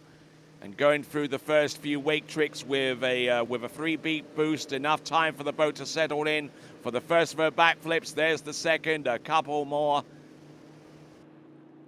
tricks towards the end there with some with maybe a positional back and a side slide or two, but good solid skiing there for Melitine Morel. Opening pass and some great tricking on offer there as we see our next skier getting ready. That is Lucia Vermeulen of Belgium, starting off with the wake line front, wake line O I should say, then it goes for the wake line back, line front, line back, and a tried and true sequence there produced to perfection there from Melitine Morel. Took a little bit of time to get that back foot in, however, which would have cost her another second and a half of time that she can't afford to waste. But she drives in hard off at the top of the wake there for the backflip, and using that KD ski to great effect as she went in for the second of her backflips. A side slide and the reverse, 40 points apiece. So that 4-trick sequence equivalent to 1,080, which is quite a significant chunk of points considering that she qualified for this final with a little over 3,000 points. 32.10 was the point that was the score that she needed. Now, currently where Melitine Morel sits in the overall competition, she is currently in about 3rd place right now. She is about 150 overall points from 2nd, but still has to conjure up some real magic between now and the end if she's to get anywhere close to Maria Popova, who'll be tricking last out with 6,500 points and already is the new holder of the U14 girls jump record with a jump of 36.4 meters. That is from Maria Popova, but we concentrate now on the potential performance for Melitine Morel of France. And also her performance will be watched on very, very intently by the French team, who are still in the hunt for a top 3 placement in the U14 team competition. They're currently in 4th spot behind Germany and Great Britain and Ukraine right now, but we see Melitine Morel getting a little bit bogged down there with that toe Waco.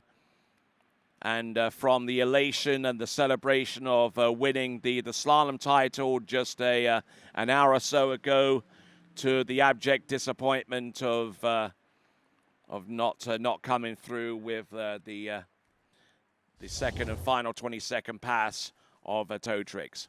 However, I do believe that that her score for this is going to be more than 32-10, and if that is the case, then that does move a little closer in terms of overall points to Jezvileta Nyotskaya, who's currently in second on 23.50.82. And Melitine Morel about 150 points, just a little over in 3rd place. But just look at this toe Waco and kind of, she did most of the spinning. Unfortunately, the trick ski didn't help her out too much there, and actually got completely ejected out of the ski. The boot binding actually still attached to the ski, whereas typically the boot releases off the ski. There are, I believe, 1 or 2 binding systems out there that rely upon the hard shell staying intact. And look at this, it's a 3770, 3,730 actually, 3730. That actually is an improvement upon her previous round score to the tune of 520 points. But is that going to be enough to claw the 200-point overall gap between herself and Jezvileta Nyotskaya? Lucia Vermeulen from Belgium on the water right now, getting ready for the wake line O.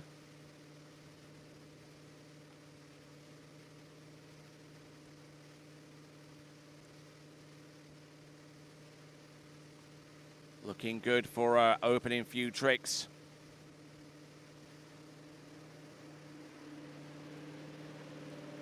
Getting a good spin there into the Waco, into the wrap. Oh, wake 5 front there towards the end, and a couple of side slides to knock that pass down. Good skiing there.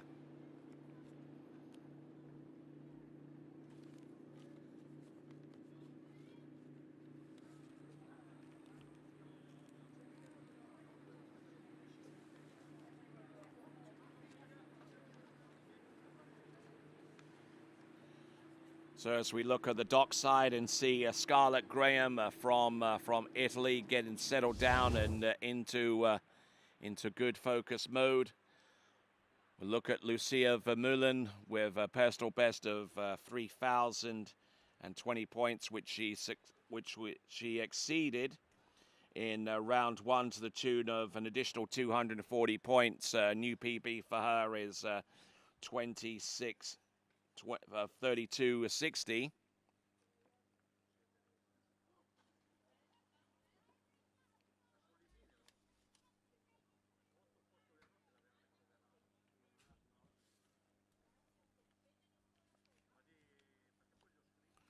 Just looking at the tricks towards the end there, just look at that wake 5 front, using that very, very wide handle in order for her to rotate and do a handle pass in the middle of that trick.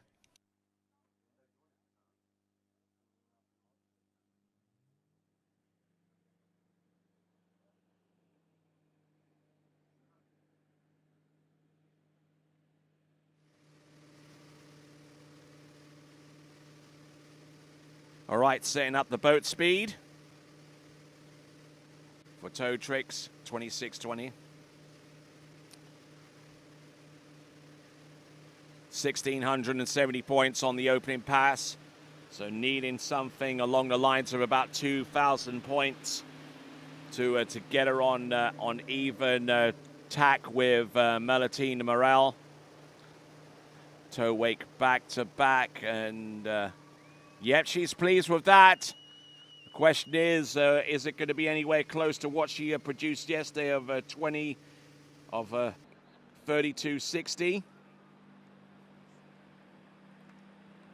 We'll soon see, but a good performance there. Has already made an appearance in the slalom final,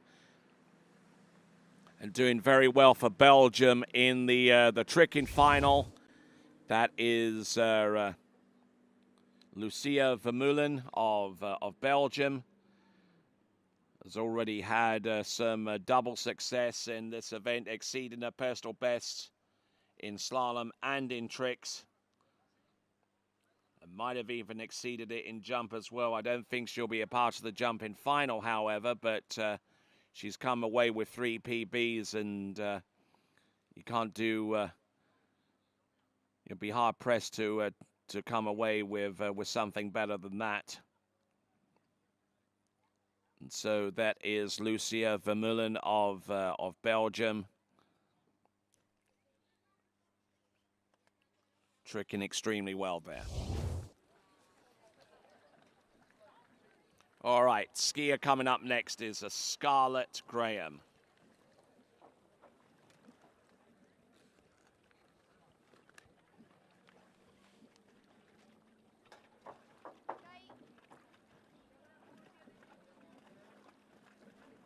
Okay, just waiting on the point score for Lucia Vermeulen.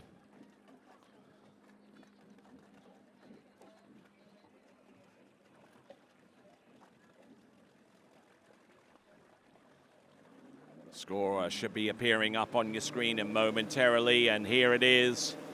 It's 35.60, 3,560. Another new PB there for Lucia Vermeulen. 35.60.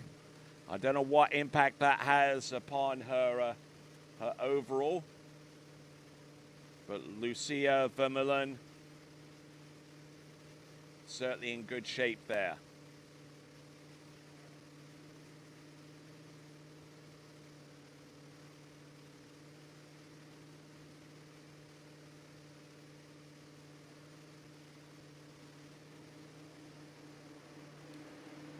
So here we go. We've got Scarlett Graham on the water, looking to try and redeem herself after a disastrous appearance in the slalom event in the U14 girls. And looks like she's halfway to fully doing that with the first of 2 20-second runs, getting all the way through on that. So there we go. That is a Scarlett Graham.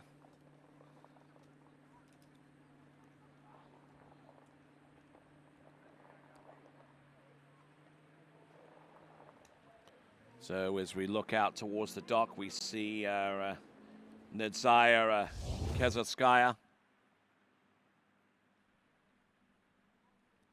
Nice start there with the wake line O, and then going straight into the step sequence.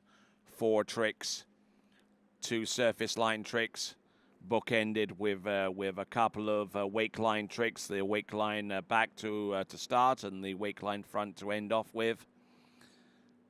As she knocks down the first few hand tricks.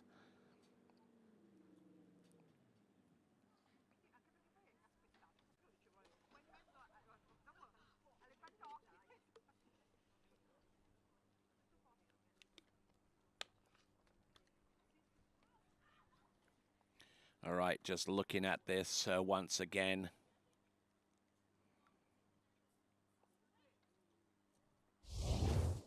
And looking at that instant replay, and also a quick reminder for you to subscribe to the TWBC YouTube channel. You'll have the opportunity to participate in our live chat and also be informed as to the next time we go live. Our next live event beyond the scope of these European Youth Championships will be the Mastercraft Pro, which is in the last full weekend in September. Hand tricks on the opening pass, 16-20, which is exactly the same score for Lucia Vermeulen. So it comes down to a straight fight between those two with exactly the same scores. And on pass number 1, look at this, toe wrap in, toe out, toe wake back, and toe front, reverse toe wake back. And doing a great job there, fully redeeming herself there with 2 stand-up passes. And coming into this final with a score of 33.60, a personal best of 34.90. So we'll see if that little performance there is good enough to see her into PB territory. That is Scarlett Graham out of Italy.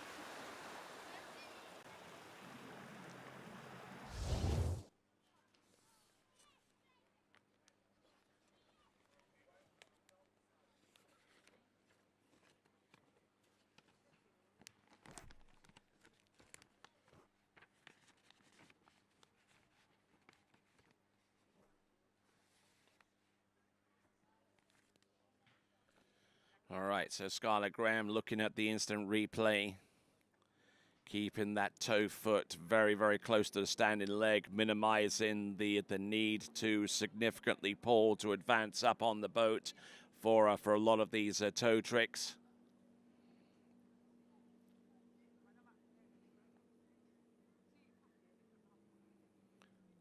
Reverse toe wake back. And for many of our skiers, that reverse toe wake back, aside from having a good few amount of points attached to it, is essentially a training trick, because that reverse toe wake back is one of the prerequisite tricks to be able to learn a reverse toe wake back to back.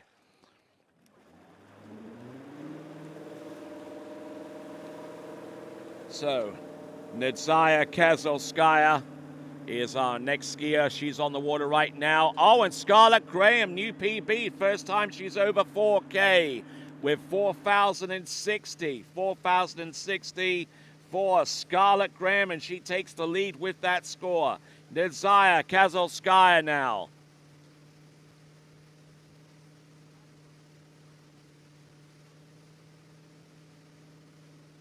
Toe 5 back for Nadzaya.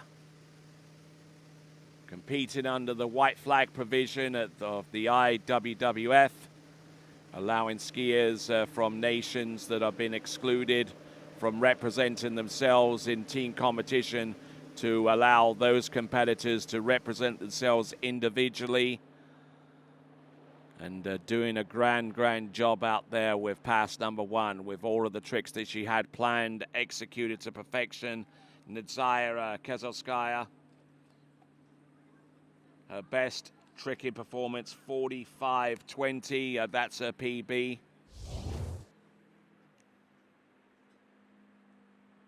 but comes into these into this final having scored 33.90. So she's still got a ways to go before she gets close to a PB. But certainly getting through pass number 1 is a big shot in the arm and a good omen for what could potentially go her way going forwards. Nazdaya Kazatskaya.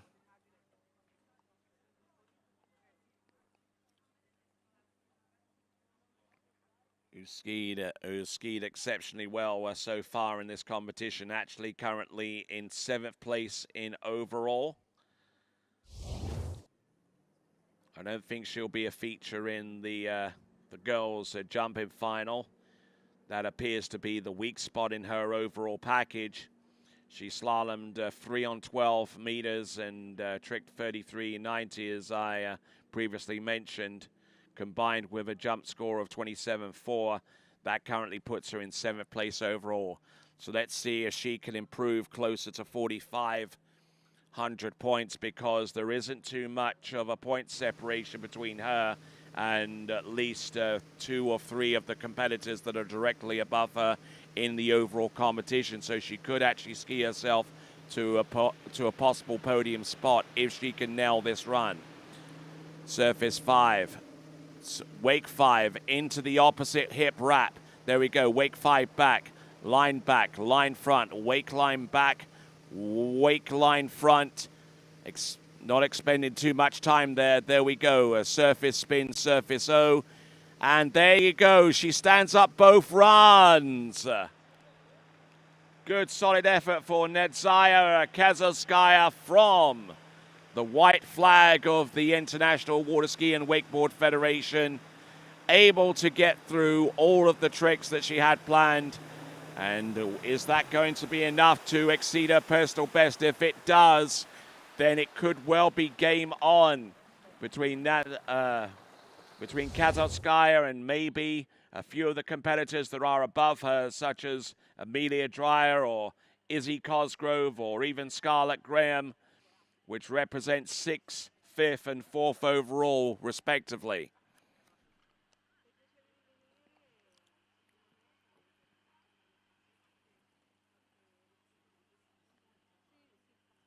Looking at this, Nazdaya. There's the wake 5 back, and then she goes in for the step sequence. Combined with the toe tricks on pass number 1. This should be quite a substantial looking score going forwards for Nazdaya.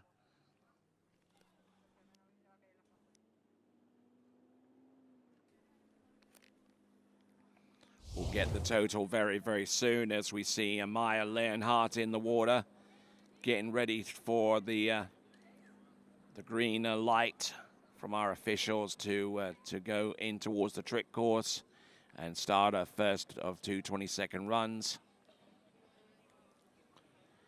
1,600 points on pass number 2 for Nazdaya Kazatskaya. Needing about 1,900 or so points to get in the region of her personal best. For Naya Kazatskaya, committed with those scores now. That was reduced down to 15-20 before that happened. The point score as we get ready for Maya Leonhardt, it is 3,030 points. 3,030 points. So no improvement on score and no improvement in her overall position, Naya Kazatskaya. But here we go, Maya Leonhardt selecting a boat speed of 27.2 kilometers an hour. Reverse toe wake back.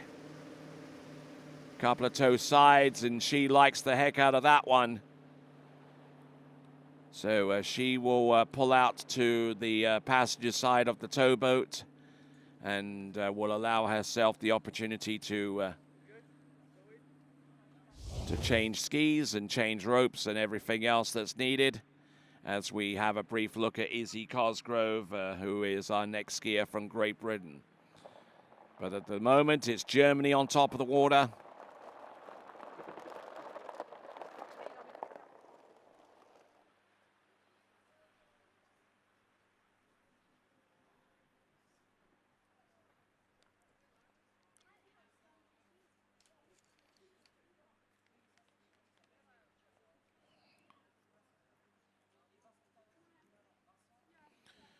So looking at this for Maya Leonhardt getting through all the way to the end. There you go. Always a great signal to have that at the end of the run. That is Maya Leonhardt.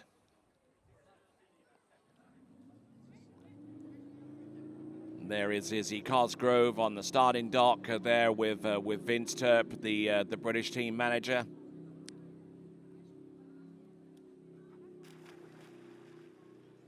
Trying to keep things a little bit loose on the dock side and not take oneself too seriously. That's my story, and I'm sticking to it. Or my interpretation of that story. Should be the more appropriate expression there. 1,610. Interesting to see that the opening pass is all yielding around about the same amount of points, around 1,600, give or take 10 or 20 or so points differential between each one.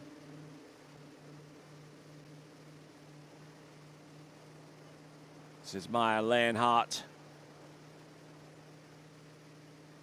going from one trick to the next. Yeah, there you go, standing up both passes. Yep, she will be stoked about that. And I don't know what she had hidden in that outfit of hers, but maybe it's some kind of MacGuffin or a lucky item or something like that. Looks like it's a sock.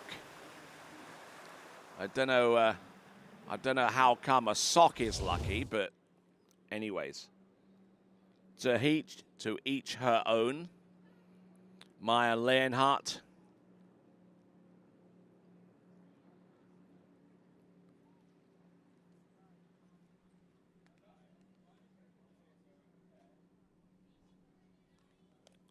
Good skiing there. Consistent tricking from start to finish. Maya Leonhardt, who comes into this competition with a personal best of 29.40, so she's already exceeded upon that in the preliminary round of the competition.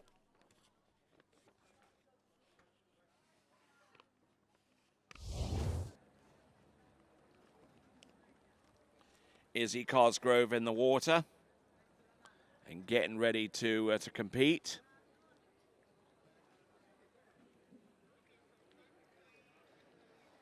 Just waiting on that score for Maya Leonhardt to come through, at least the second half of it. It is 1660, so if the point score does not change beyond that, then it is 3270. And if that is the case, it should be 3270. It is about... And the score has changed. It's 33-10, 33-10. So lost out on 80 point. Oh my word.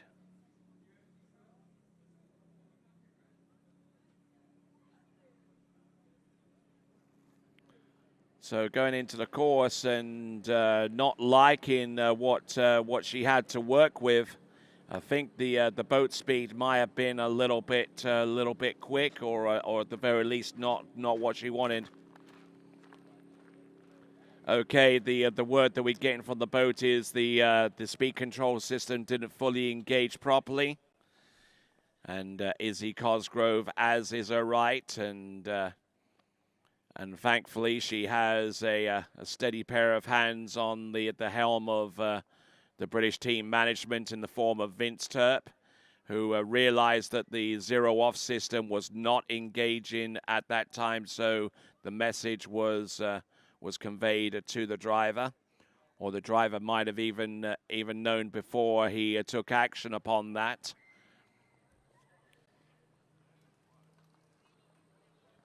So that being the case, Izzy Cosgrove getting ready for pass number one. Maya Leonhardt, we just seen that score come through of 33-10.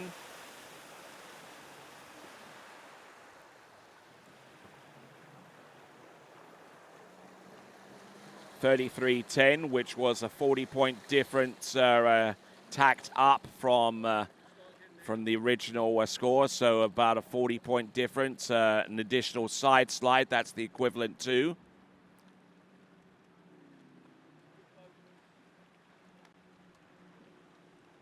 Izzy Cosgrove in the water. Let's, here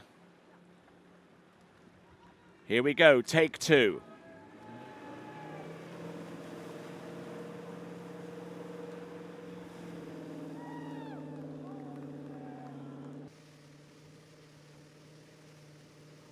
Now, setting up the boat speed, 27.6 kilometers, Bravo 2 in the 0 off. Wake line O to start, nicely done. Wake line back, line front, line back. Very, very similar start to a lot of our other competitors that have featured here before. Wake back to back, reverse surface back to backs. Now, surface 5 front.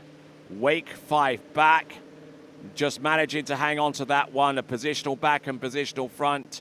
Wake back and wake front, nicely done, standing up all the way through. That is Izzy Cosgrove. Izzy Cosgrove making it through to the trick final, having tricked 35-20. I'm not sure how close that is to a personal best or whether it exceeded that that pre-event total, as I do not have much in the way of information on her.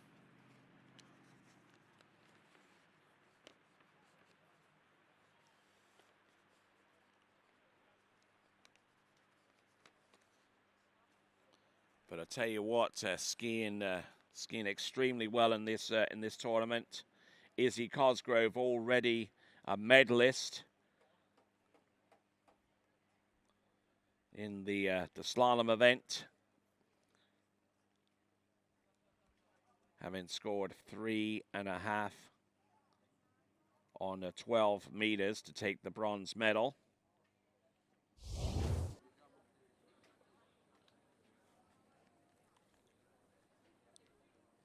So looking at the leaderboard right now, Scarlett Graham still in the lead with a little over 4,000 points to her credit.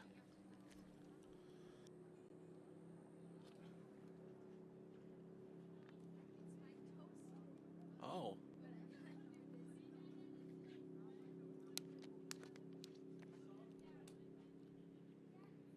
Okay, so those of you that are wondering about the object that Maya Leonhardt was actually waving to the boat after a second run, it was actually her toe sock that she uses for toe tricks. Why the coach didn't hold on to it is beyond me. Izzy Cosgrove, slow as she goes with the toe tricks. Toe wrapping, toe wake-o, launches on that one. Reverse toe back positional, toe wake back to back, to the front, toe side, toe wake back, toe wake front, and she gets both passes.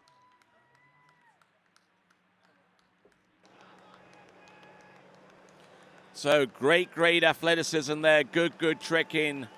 That is Izzy Cosgrove. Could that be a new personal best for her? She's already broken the British National U14 slalom record, setting that up with 3.5 on 12 in the previous girls' final. That was in the slalom event, and looking set to maybe replicating that feat with tricking. A wonderful toe 5 front there in the middle of the run. There's the toe out, toe straight back in, and then working her way up over the wake. Good elevation.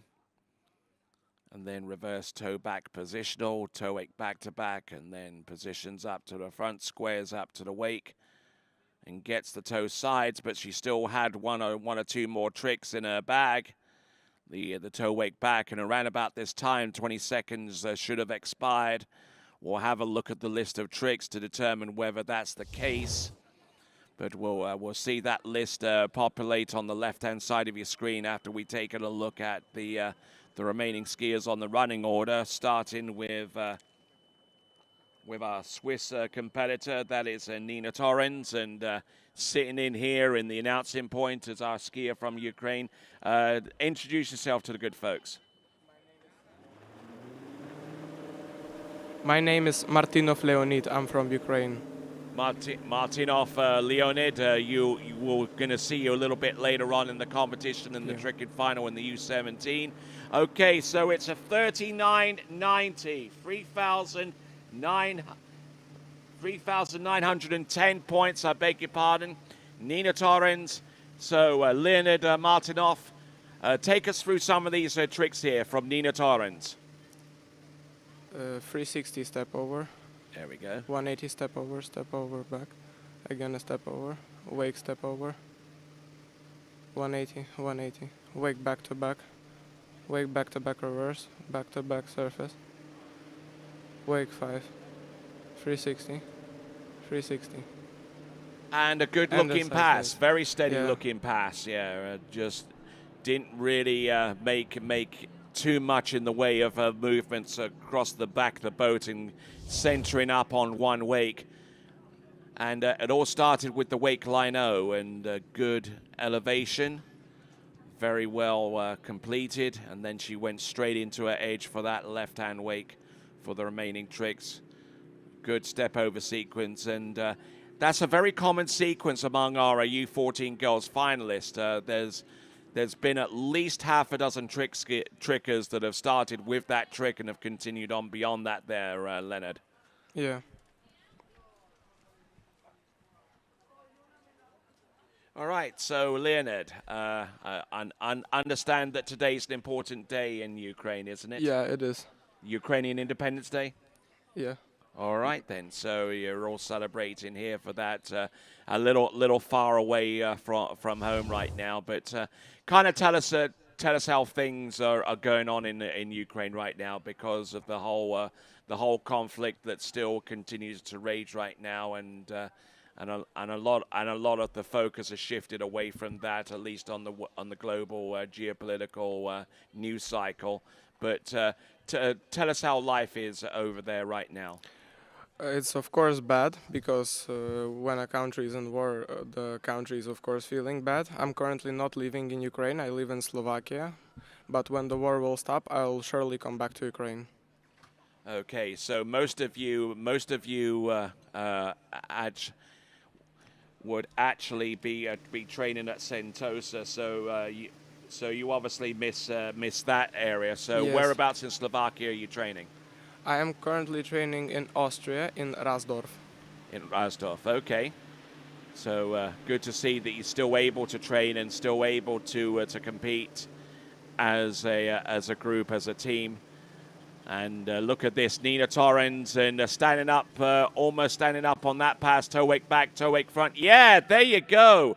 And I tell you what, these trickers out there, they're absolutely stomping it out there and showing absolutely no signs of pressure or expectation. And I mean, these skiers are certainly tricking out of their minds right now, wouldn't you say, Leonard? All of those tricks are done really clear. Yeah, extremely good. We'll try and give you a little bit more of an in-depth commentary so far as the tricks event is concerned, right down to the trick points. I mean, the construction of these runs is certainly something that attracts a lot of interest in this event.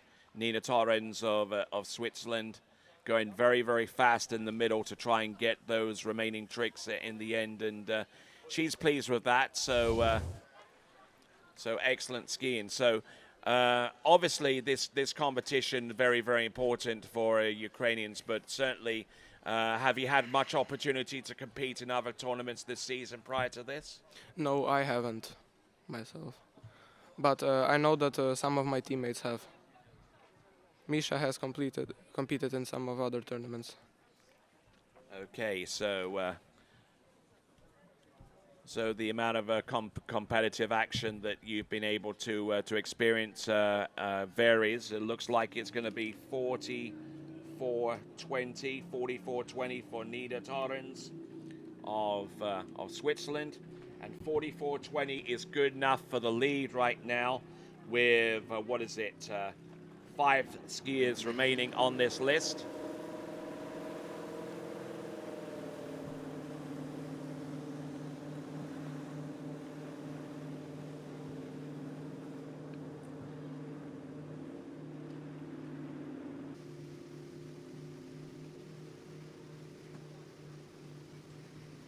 All right, here we go. Sofia Shustakova coming to us out of Slovakia. So there we go. Wake line O continuing to rock from one trick to the next, staying very, very close to the wake there. And not for the first time we've seen this sequence. It almost looks a bit like a broken record from time to seeing the U14 girls start off with the wake line O and the step sequence. But very important to get those steps out the way, because it's extremely difficult to do them any other place in the run there. Wouldn't you agree, Leonard? Yeah. That's a really good sequence to begin with. So wake line O, But there is like only one big bad thing about those ones, because when you finish them, you have to put your back foot into the back holding, and it takes a lot of time to do this. Indeed, indeed. So just to give you an idea of how many points that is, wake line O is 260 points. The wake line back, wake line front is 160 apiece. And then you combine that with the line back and line front, it's 110 points apiece. So I mean, you're basically tricking up to about 700 or so points right from the get-go. Mm-hmm. All right there. So we've just seen a fall there from Sofia Shustakova of Slovakia, and Sofia Schuster with her personal best of 41.90. Tricked 1,480 on pass number 1. So she's a little bit behind on pass number 1. So the toe tricks is going to be the pass where she makes up her ground, but she has to be very, very careful with toe tricks, because obviously there's the risk of falling, of course, but you've also got to weigh that against the risk of not coming up with the amount of points that you need and needing to trick fast. So here we go, coming in. Sofia Shustarova from Slovakia, toe 5 back, that's 350, toe back-to-back 200, toe back-to-back 200. Another 350 right there. That is about 1,100 points right there. Toe wake back to back, toe wake back, toe wake front.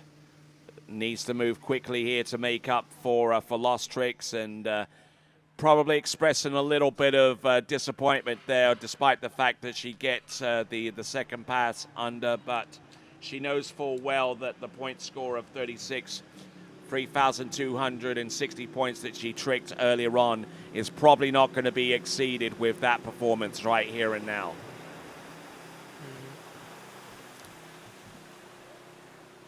So we're going to take a look at the instant replay, and Leonid Martinov will take us through some of the tricks and what he identifies to be critical ones. Yeah, that was, I guess maybe she stopped the ski in the front position, but it's good.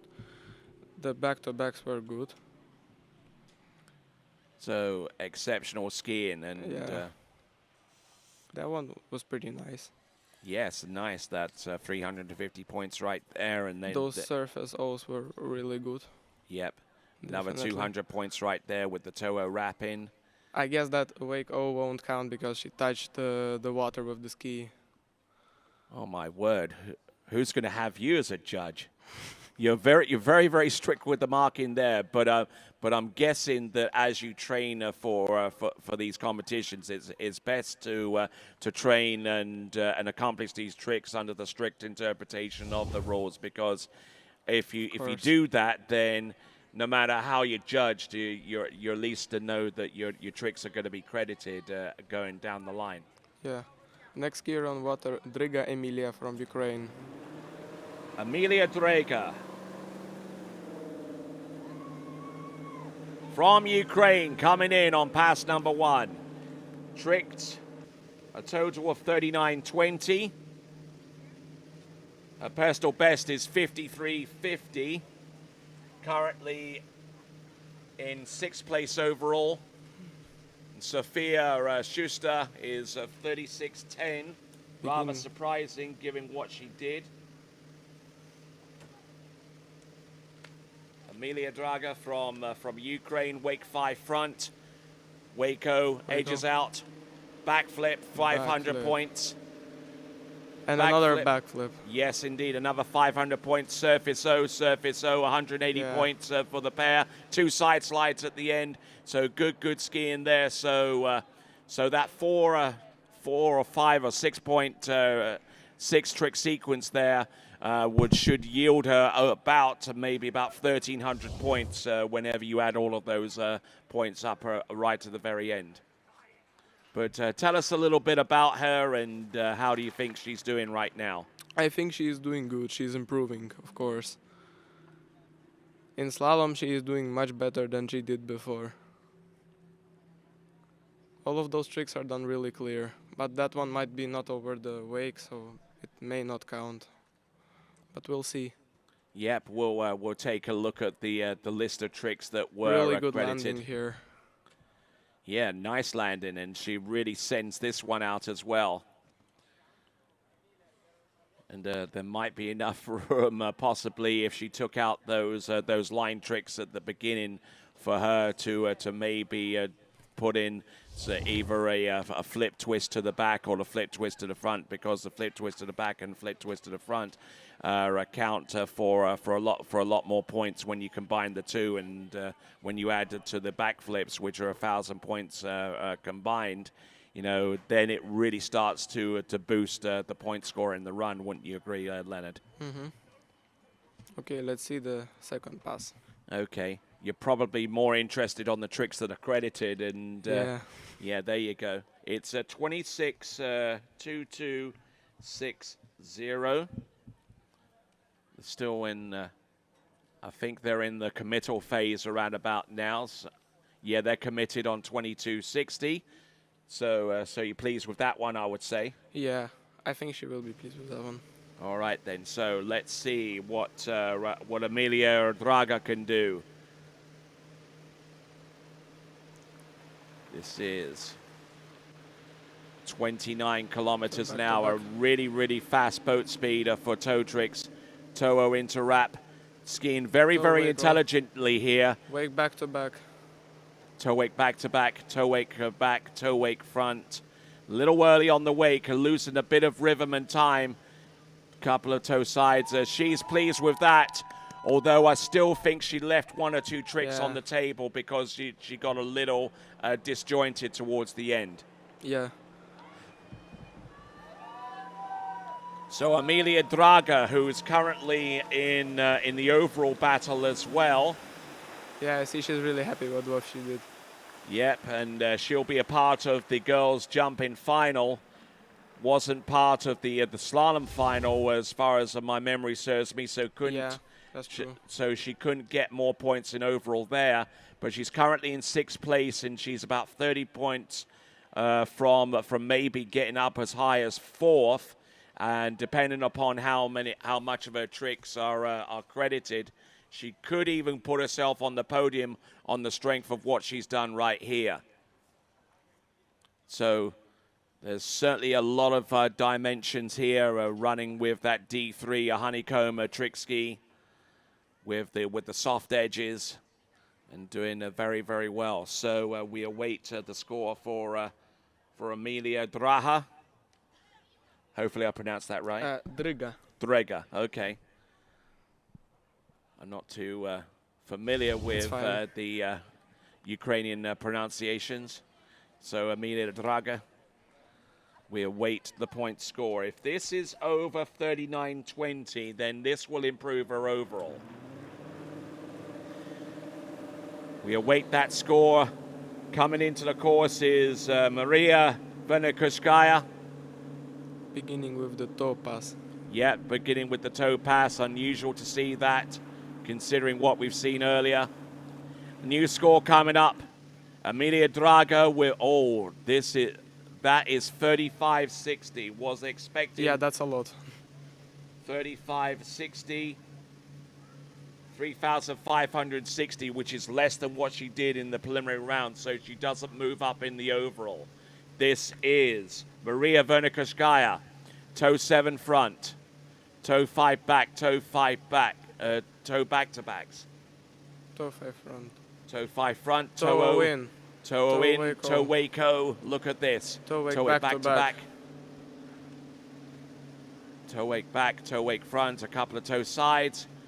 Not bad. Yeah, good that was look. pretty good. A very good sequence there. A lot of tricks.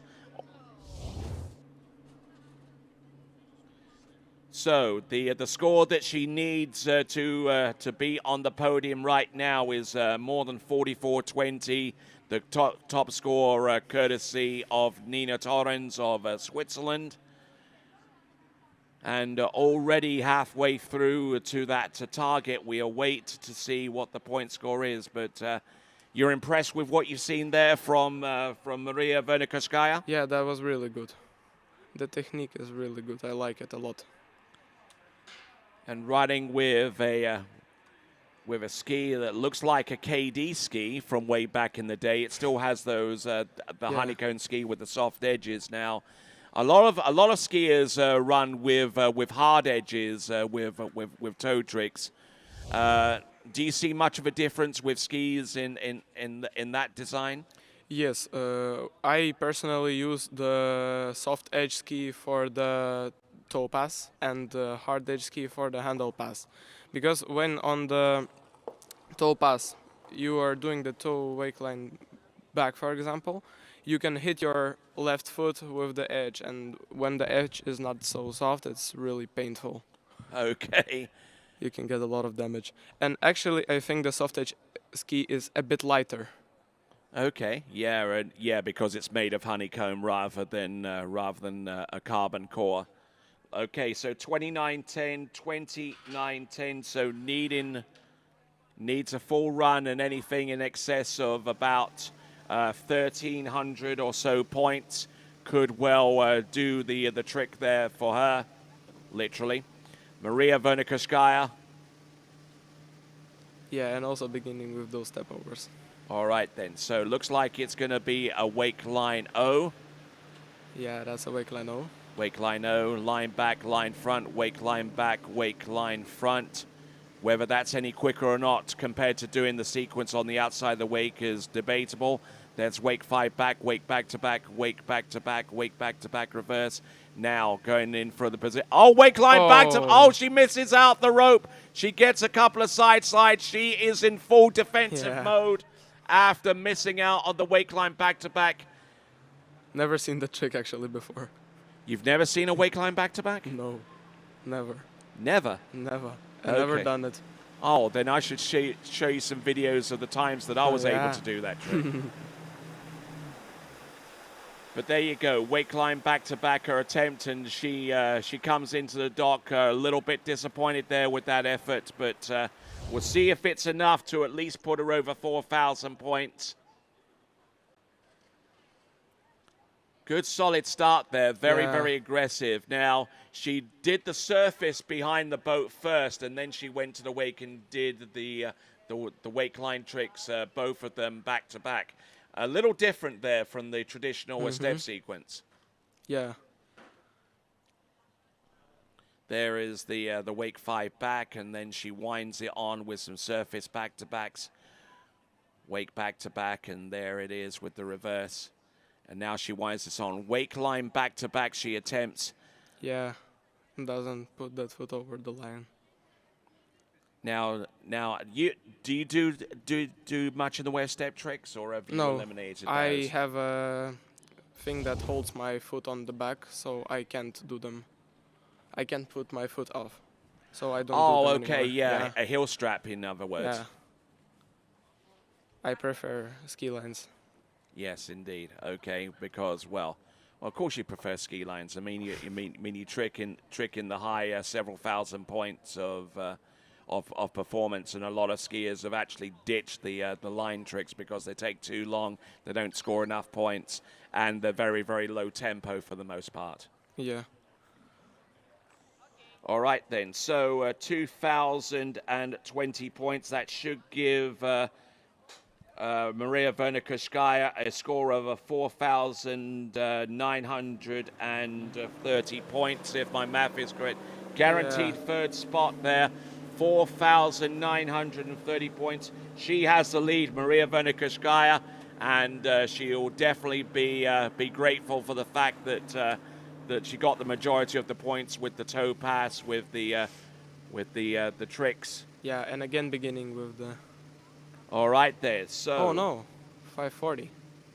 This is Jezveleta Nyhotskaya, wake line 5 front, line back and line front. Foot in the back binding, wake 5 front, straight into work there. 310 points for each of these moves. Wake 5 front, wake 5 back. Oh, and biffs it into the wake.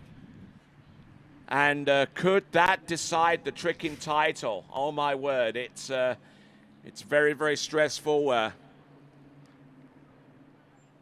And there as she gets ready and tries to get her mind right for the second 22nd pass. She came into this tricking final having tricked 42.30. We know that Maria Vernikashkaya, with her #1 tricking score with 2 competitors to go, is enough with 49.30. But do you think that she has enough with toe tricks on the pass #2 to get above that score, we wonder? I don't think she will win anything, because I guess she had a lot of tricks in front of this. So she will do much less than she thought she will. Of course, but she'll still continue to trick. Now she does have the option of repeating that #1 pass, and looks like we're committing to a score of 13.20, which isn't all that far behind a lot of our other skiers with the handle pass. So 13.10 on pass #1. 13.10 pass #1 for Jezveleta Nyhotskaya. And Jezveleta, who is currently in second place overall, she's still quite a few points back behind Maria Popova, who has a lead of about a very, very substantial lead, about a 544-point lead in the overall competition. It would appear that she's unassailable at that point. There is Maria Popova on the starting dock, getting ready to go. Okay, let's see what she can do with her second pass. All right, she's going to have to go clean here to give her the best chance. It's going to be a toe 7 front, 450 points right off the butt. There we go. There we go. Toe 5 back. Toe back-to-backs. 350 and 200 points for each of those toe-os. Toe wake-o. Toe wake back-to-back. Toe wake back-to-back. Look at this. Continuing on. Toe front. Toe wake back. Toe wake front. Has a couple of toe side slides here. And not the tidiest looking run, but it might be enough to put her on the podium if things go her way. Maybe. Maybe. We'll see. Okay, so currently the second spot is held by Nina Torrens right now with her score of 44.20. So she needs something more than that to place on the podium. So that is Jezveleta Nyhotskaya.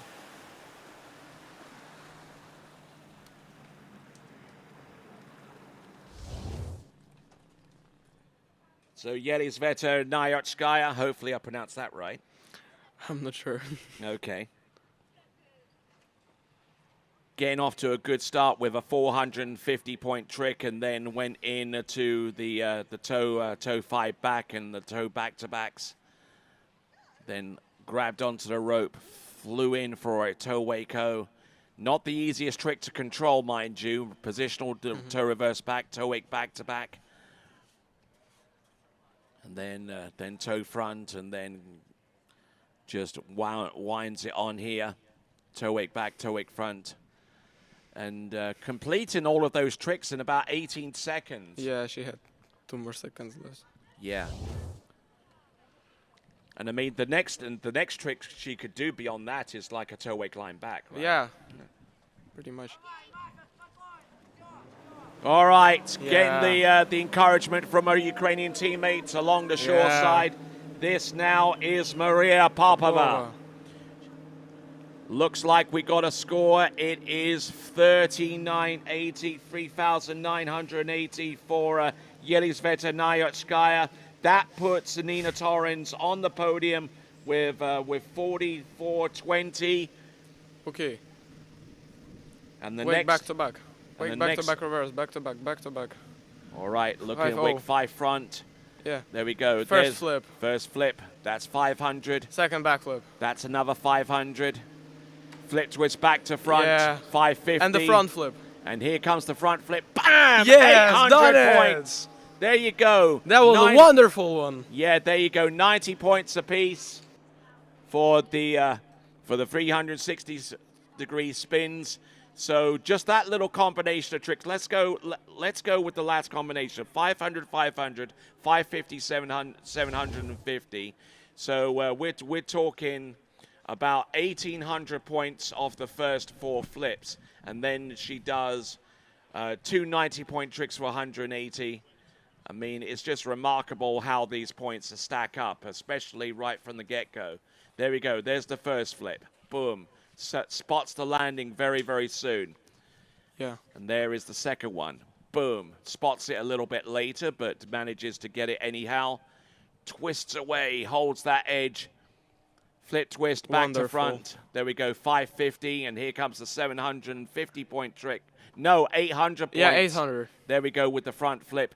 Could have easily have done the other flip, but why not do a trick that's 800 points as opposed to 750? There you go. Oh my God, what was that?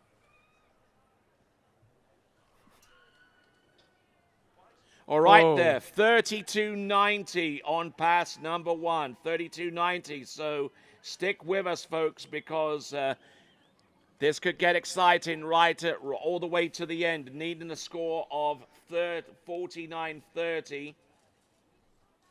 So needing a score of about 1,600 and about 80 points.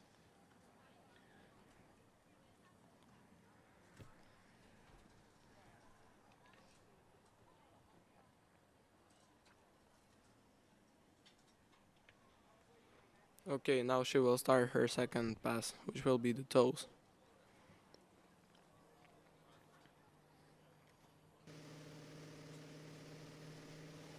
So needing 1,640 points off the tricks on pass number 2 to win this tricks event. Let's see what she's got. 7 front. Toe 7 front.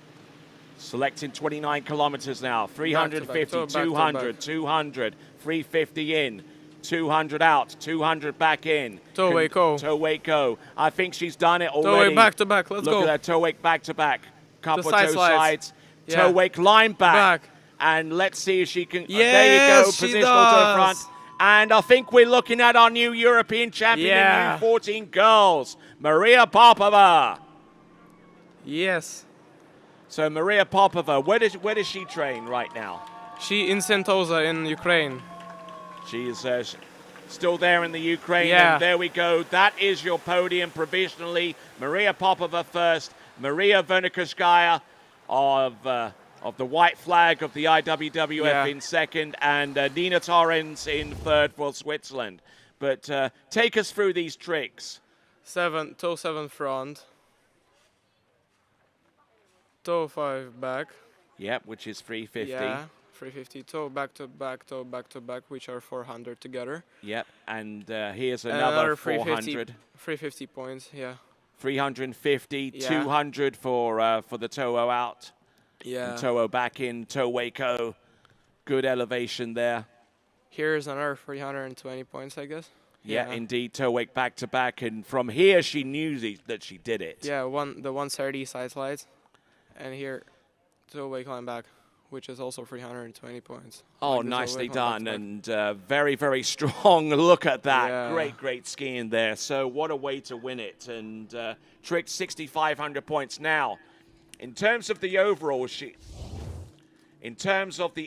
competition, she's already got the 1,000 points, and she could dilute everything else below her if that point score is better than the winning score, which indeed it is by 150 points. So there is your champion with 6,650, 6,650. So everything that's below her in the girls' overall has been diluted down in terms of overall points. Maria Vernikashkaya in second place with 49.30. Nina Torrens with 44.20. Scarlett Graham with 4,060. Yelizaveta Nyotchkaya with 39.80. Izzy Cosgrove in sixth place with 39.10. Melantine Morel with 37.30. Sofia Shusterova from Slovakia with 36.10. Lucia Vermillion with 35.60. Amita Draga with 35.60.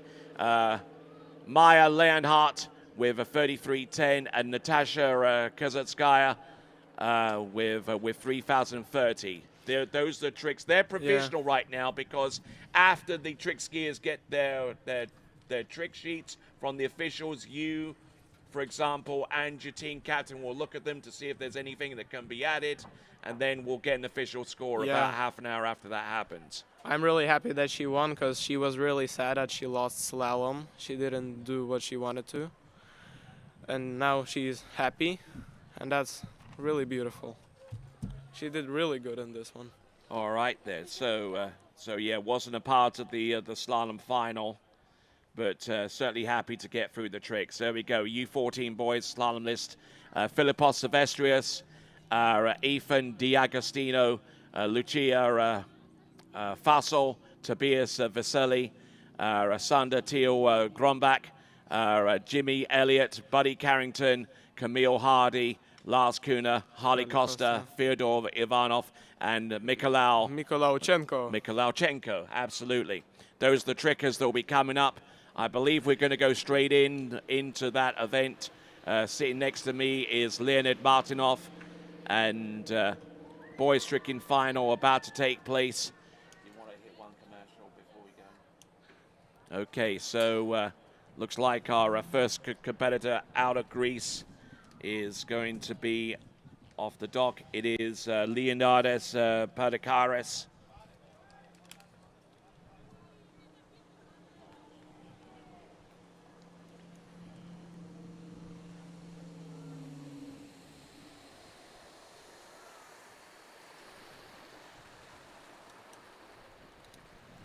Leonid, do me a favor during the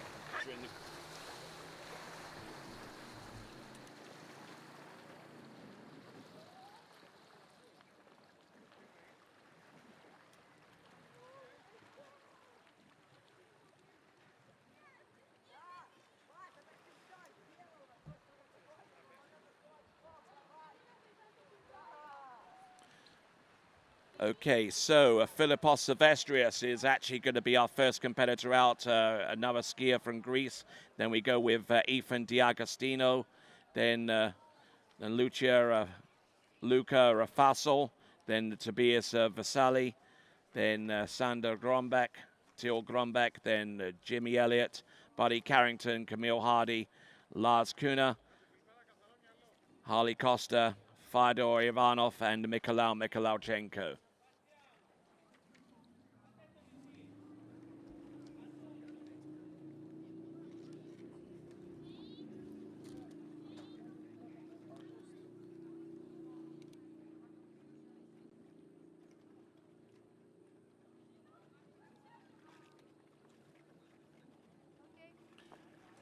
All right then, boys trick in final in the U14s, the last of our finals to take place today. Then we'll go into the U17 jump elimination round a little bit later on this afternoon. In this, the European Youth Championships, Philippos Silvestrios.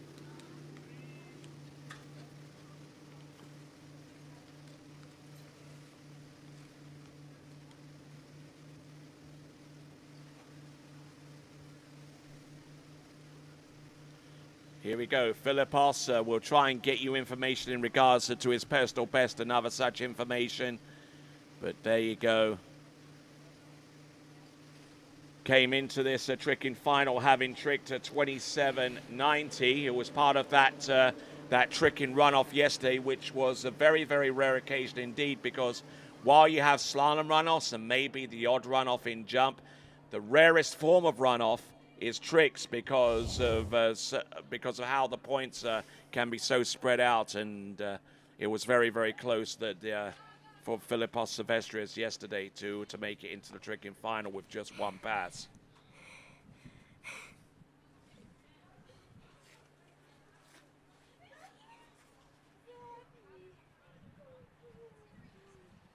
So looking at his tricks, hopping on from one trick to the next.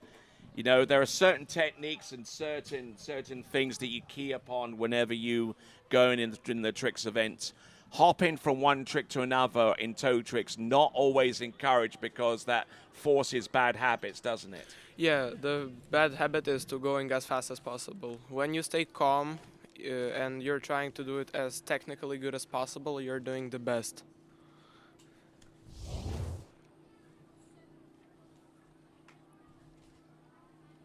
All right there. So on the starting dock, Ethan D'Agostino.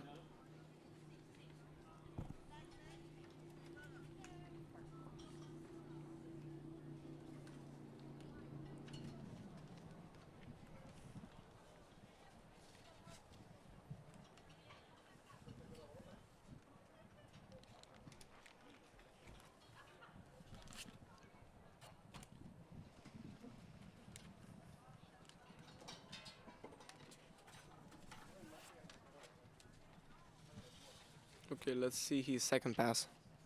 Yes, indeed. That's the handle pass. Yep, coming in for 1,790 on his opening pass, 1,790. Selecting 27 kilometers now, a Bravo 2. Sequence. There we go. Step sequence right here. Yeah, we are already familiar with it.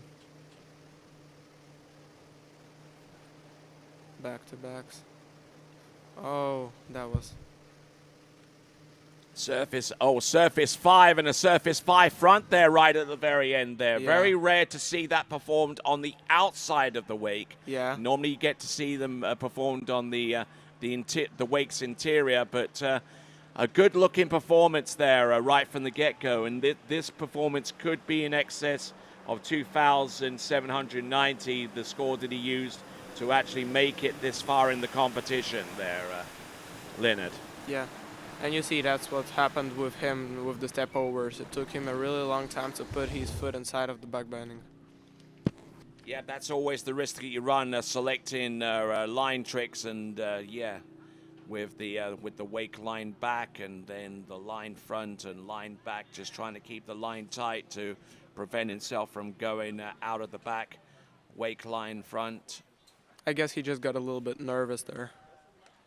Yeah, that sometimes can happen, especially when you're competing for titles here in the tricks event. Because that's a really important competition for all of the people here. He didn't really jump here from the wake.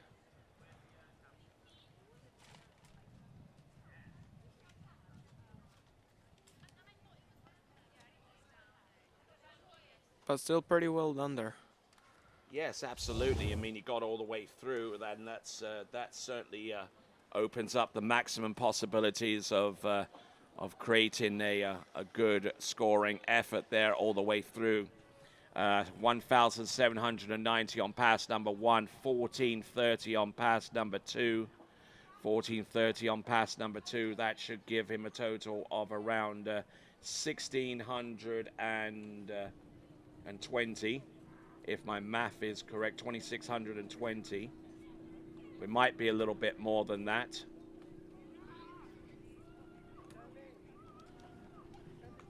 The judge is still reviewing, and looks like we're going to get a definitive total coming up soon.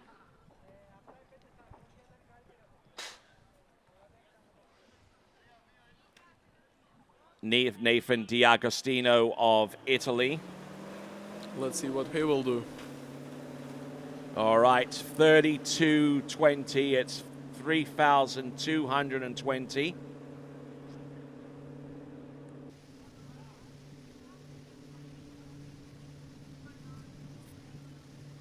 $3,220.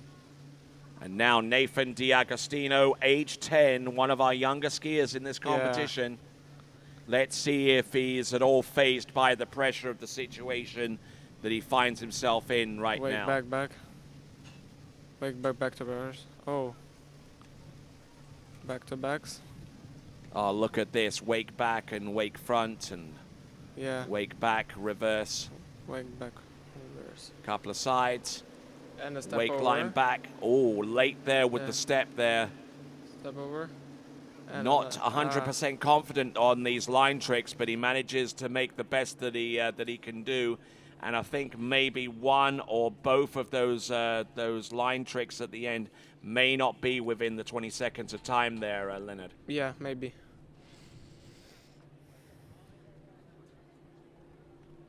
Just kind of get a feel after watching tricks for so many years that you develop that kind of timing, and you know exactly how long 20 seconds is just in your mind. You don't even need a stopwatch. Your mind has this like internal boulevard going on.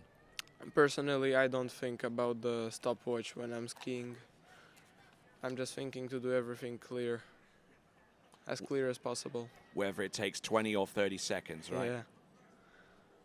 Sometimes it takes a bit more, but I don't do my program that long, so it's always like in the time. I just want it clear, so everything counts. All right, excellent stuff.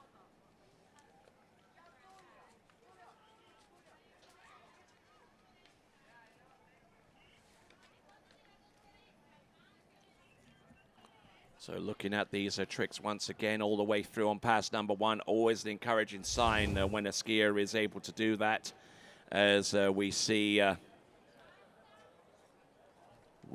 Buddy Carrington along the shore side, complete with Union flag socks. Yeah. Gotta love that. A little bit more complex to replicate, compared to like the Ukrainian flag, where it's like blue and yellow. Yeah, true. So there we go. That is 1,060 points. Yeah, 1,060 points. 1,060 points. That puts him about 730 points behind Philippos Silvestrius after a pass number one. But he still has the pass number two. Of course. Slowest speed that we've seen, 22 kilometers an hour. That's barely out of neutral.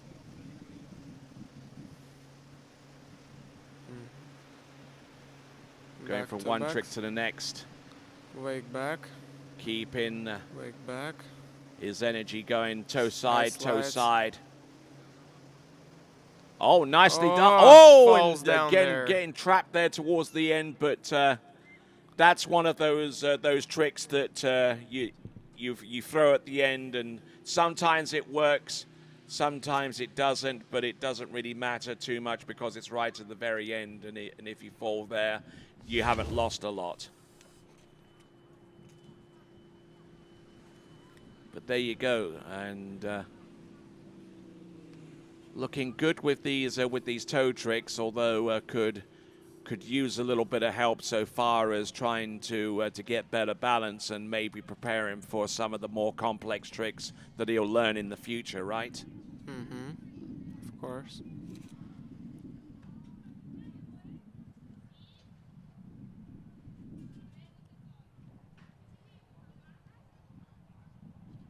pretty good side slides. Yeah, not bad at all. Not bad at all.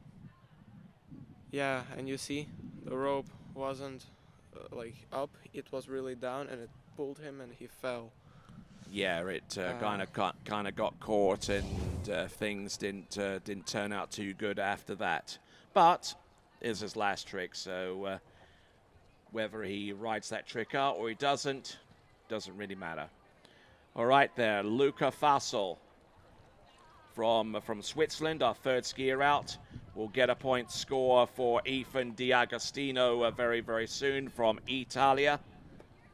In the U14 boys tricking final, we should get the total coming up very, very soon.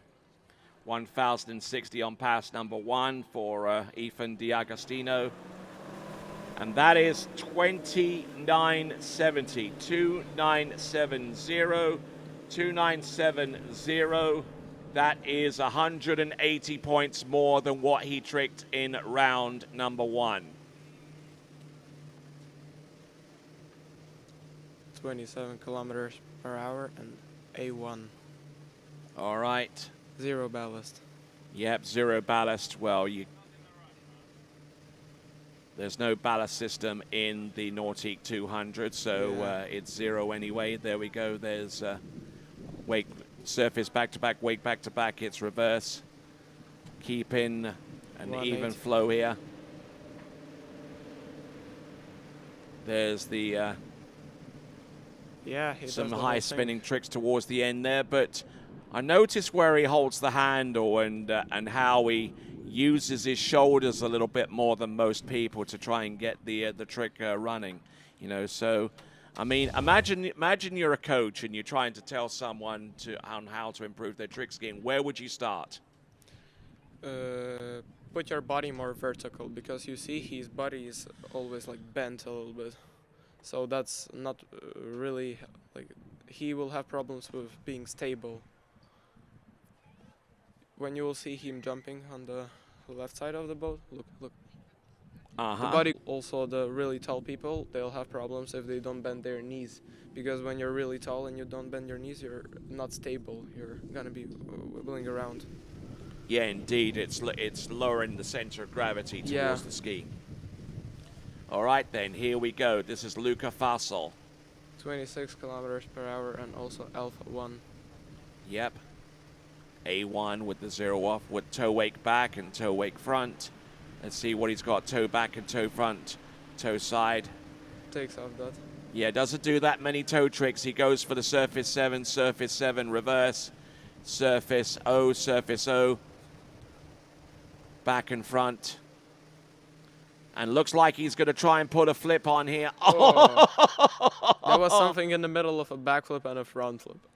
Yeah, trying to get that flip away, but I mean, I'm guessing that's something that is still a work in progress that he's trying to learn, you know. But certainly Luca Fassel from Switzerland, he'll be pleased that he virtually made it through the first and second passes. And there we go. And also I think his left foot is pretty far away from his right knee, and he needs to put it a bit closer, how I think.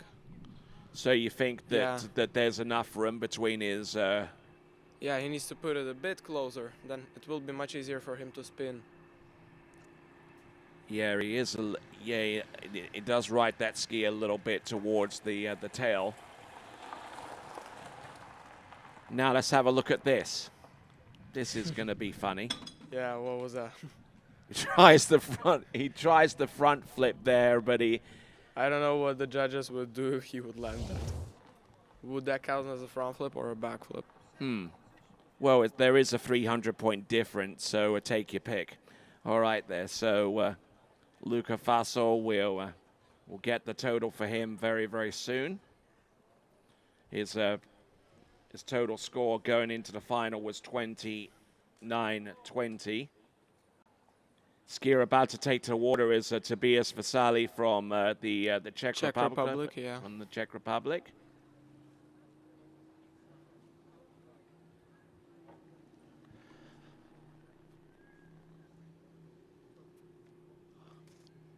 So Luca Faso, I see his father is along the shore side. Certainly one of the top adaptive skiers in Europe.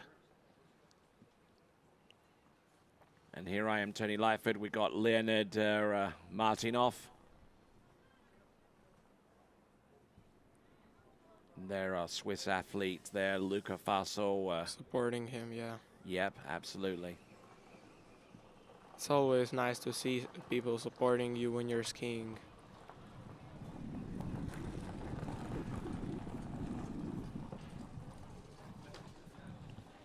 All right, so, Timing.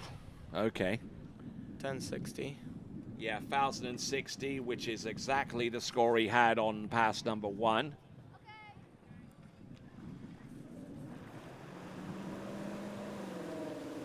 I guess he begins with his low pass. Okay, so looks like he got some more points with 2670. A little less than what he did in the preliminary round. Scored 2920, so losing some points there. 25 kilometers per hour. All right, setting up the boat speed, and here he comes.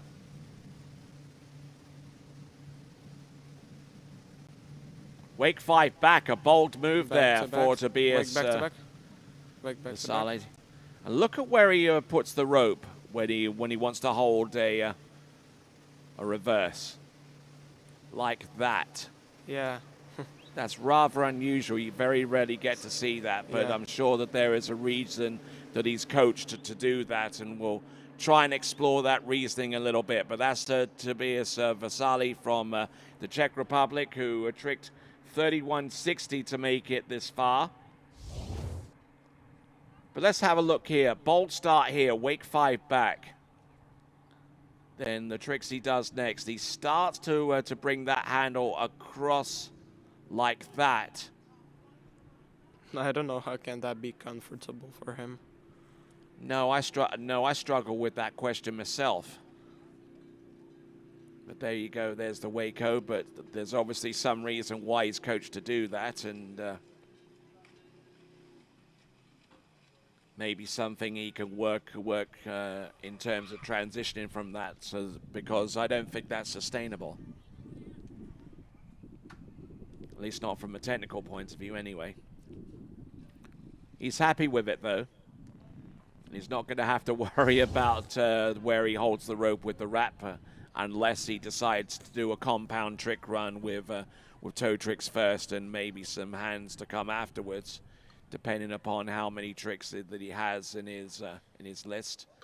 As we see Sander Thiel Grumbeck from Great Britain. From Denmark, I beg your pardon.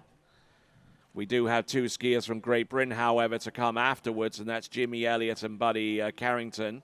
Yeah, and Wake 5 front has no credit because the ski finished spinning on the water. It was a bit... Okay, so a little flat on the tail end there for Tobias Vasali, so we're losing 310 points as a result of that. 24.6, Alpha 2. Oh! Falls down on the first trick. Oh, ouch. And that's going to hurt him both physically and emotionally there, Tobias But I guess Vasali. more emotionally. Yeah, hopefully not physically. I mean, that rope came out very, very quickly indeed as soon as he stuffed the tip on this one. And here, the nose of the ski goes under the water. Yeah, exactly. It just basically stuffed the tip into the water. And we'll get a final point score. It's only going to be a result on the pass number 1. We'll try and get that score flashed up on the screen for you. And there we go, Vasali, Tobias Vasali. It is 1,640 points. In the lead at this time with 32.20 is Philippos Silvestrius. From Greece. There we go. Greece. And we're now about to go on to the 5th skier of this competition. 5th skier of 12. It's going to be Sander Thiel Grumbeck.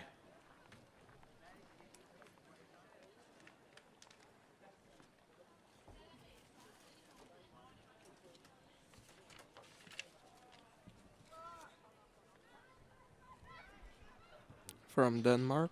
Yeah, comes to us from Denmark, and 14 years old. Yep, it is a point score. Is a personal best coming into this event is 3,920. Qualified in this section of the competition, having tricked 3170.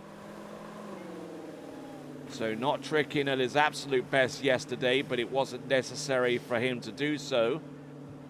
Let's see if he can bump up his trick score here and now. He needs more than 32.30 to achieve any higher positioning where he's concerned right now. Waco. Wake back to back. Wake back to back reverse. Surface back to backs. 180s. Surface 5, surface 5. Surface Waco, Waco, surface O, surface O, line Step back over. and line front. And very, very unconventional tricks, especially doing those line tricks, rotating not away from the wake, but towards the wake surface. Yeah. Starting off with the Waco.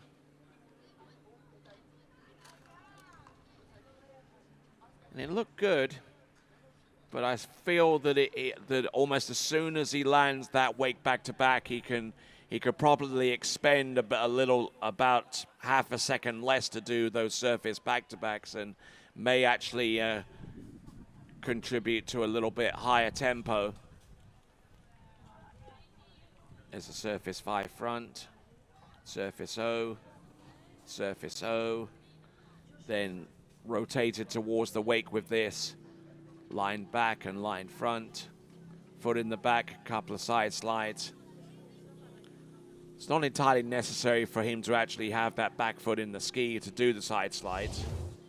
As long as you get the ski 90 degrees, whether the ski is in there or not is irrelevant. Whether the foot is in there or not is irrelevant.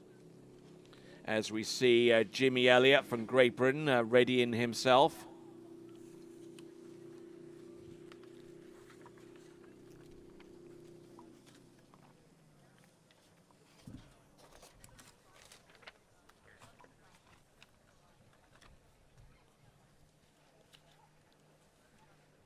So let's have a look. 1610, 1,610 for Shonda Til Grombach from Denmark. Has learnt much about the trick skiing from Tu Nielsen, the Danish #1 tricker. Toe wake back, toe wake front. Couple of toe sides. Gets the foot out, wake line back. He's already done the surface line tricks. He gets it done and he stands up all the way through. He's happy with that. He'll be even happier if that score is over 32.20 combined.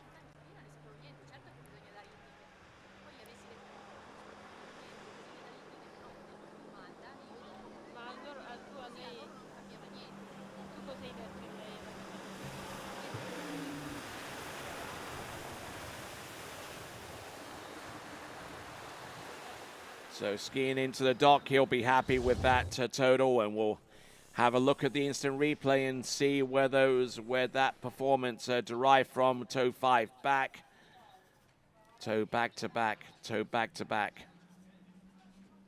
That's 750 points total just for that sequence there of toe tricks, the 3 trick sequence there.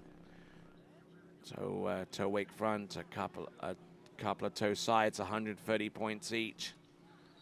And then he goes in for the line tricks.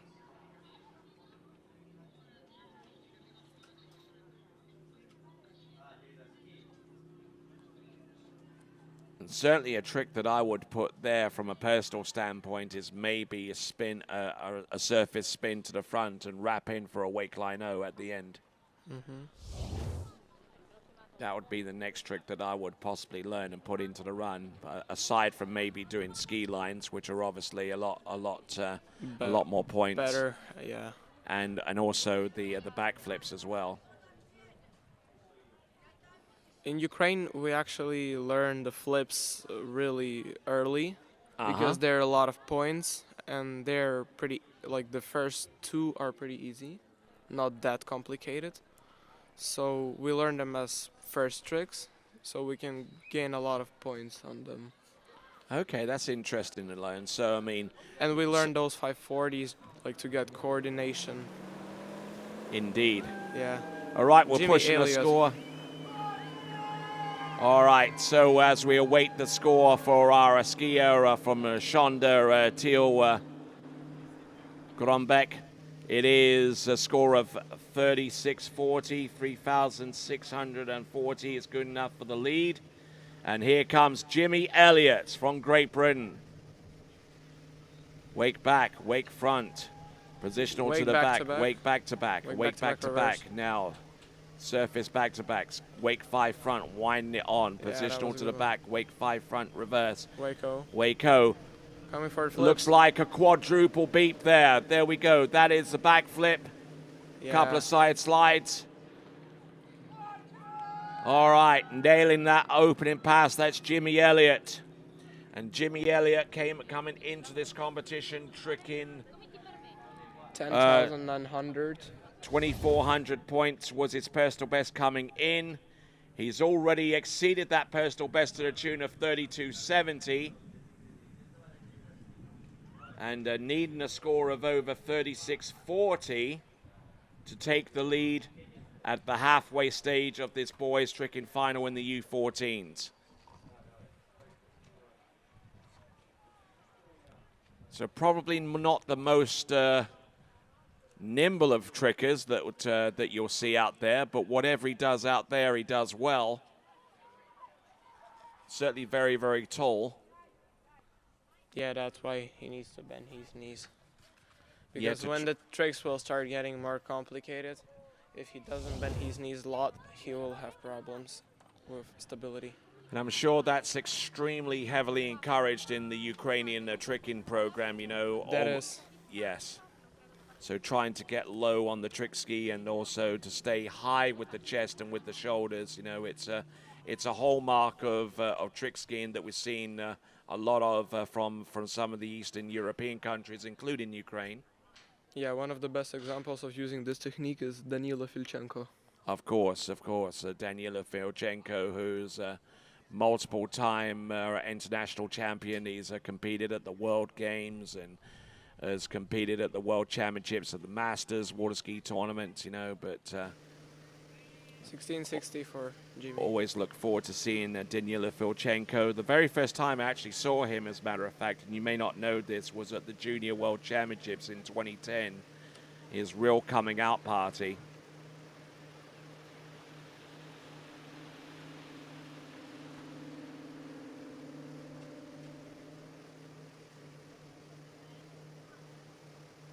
Yeah, that left foot is really far away from his knee. Yeah. Oh, and the rope being released upon him as he tried that toe, and... This type of technique wouldn't be accepted by our coaches. Okay. I'm sure. Okay, so maybe we need to send him off somewhere, maybe Slovakia, and maybe to meet up with... to Belarus. They're really... Belarus. They're really good at trick skiing. But there you go. We're looking at Jimmy Elliott going through his tricks there. There is, yeah, as you are right in saying that the toe foot was getting really, really separated out and away from his toe foot, and but doing the best he can with what he had. And there we go with the reverse toe back and the toe sides. The second toe slide wasn't really counting, I guess. He repeated it. Yeah, repeated it to try and make sure, but tried the toe wrap in, and he might have recovered from that. But then again, I think 20 seconds would have gone from that point, so there was very little. And on that toe in, Yeah. after you come to the end of the trick, sit down a little bit, bend your knee, and then when the rope gets tension, start pulling off. He didn't finish the trick. He got the rope, didn't sit down, and fell. Okay. That's how I think of it. Yeah, that's not a problem. Not a problem.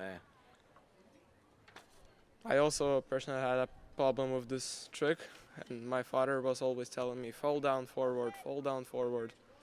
And then I sat down and I finally did it. Because I was always falling to the back. Okay. All right then, so 32-20 for Jimmy Elliott. Now we're going to go on to our next competitor, Buddy Carrington. So we got two scores of 32-20. That is Philippos Silvestrius and Jimmy Elliott, both on 32-20. Maybe too asked to expect one or both of those competitors to be on the podium with that score. Flip. Look at that. Look at Buddy Carrington. Oh. Oh, and he just got caught there on the ski top of the catches wake. Ouch. Yeah. But he got the first two flips in, 500 points apiece. And a good little tricky performance there from Buddy Carrington. He had maybe about 2 or 3 tricks to go after he fell. But there's the wake back-to-back. Certainly a very, very subtle start. Leaves that handle. And then he comes in. Boom. Good backflip. Oh, yeah, absolutely. Good direction, good use of the downslope. Landed perfectly straight there. And Yeah. now catches the edge on the wake. Boom. Oh. That Yeah, was he started it. He started his elevation.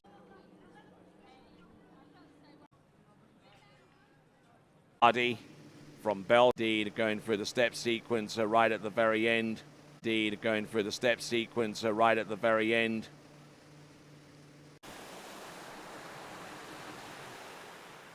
Looking to try and snag his second European U14 in the U17s. There must be a reasoning behind that because you obviously place a priority. A bit about that going forwards, seeing 10, 11, 12, 13-year-olds in the U17 going full pelt here. Waco. Oh, ski line back. Yeah. Oh, ski line back. Yeah, there we go. I'm not sure if this will. And on the ski line back is really important that the rope is not touching the water. Yeah, so the judges are going to take a good closer look at that, and as Lars Kuhner from Germany gets ready for pass number 2. After him, there are only 3 more competitors to go, and we'll make a determination from there as to what it's going to take to make it onto the podium. Currently, the lead score as it stands right now is about 36-40. That is Shonda Thiel Grumbach.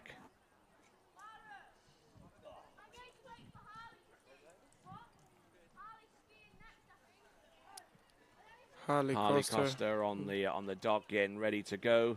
Imitating some tricks there. Indeed, just trying to get warmed up and trying to get into some good rhythm and some good visualization on the dock. 25 kilometers an hour, C2. So, Charlie 2. Let's see what transpires here.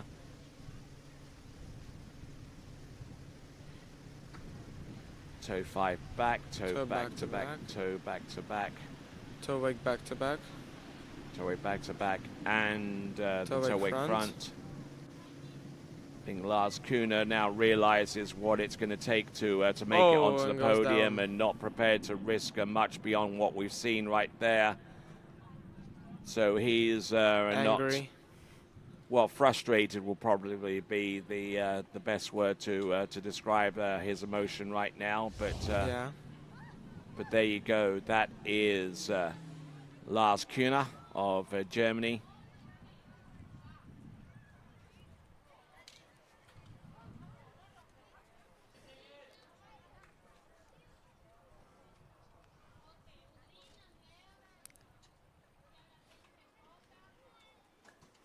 Okay, as we continue along and getting point scores coming through, 2030 there for Camille Hardy of Belgium. We've yet to get the score for Lars Kühner. That should be revealed in the next few seconds or so. And there we see Vince Turp there on the dock side, and also see Harley Costa about to take to the water. Harley Costa, our third from last skier. Yep, from Great Britain, and tricking a 43.90 to make it to this final. Currently in the lead in the tricking competition in the final is Shonda Thiel Grumbeck, Jimmy Elliott and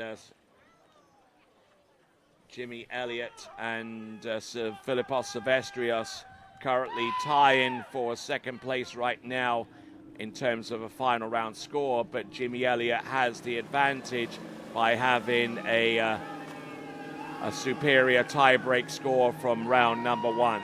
Yeah, our next skier to take on the water is Harley Costa from Great Britain. All Already right. hear some English people supporting him. All right then, so Harley Costa. 40 kilometers per hour. Yeah, that seems to be a little quick. Ooh, that's so quick.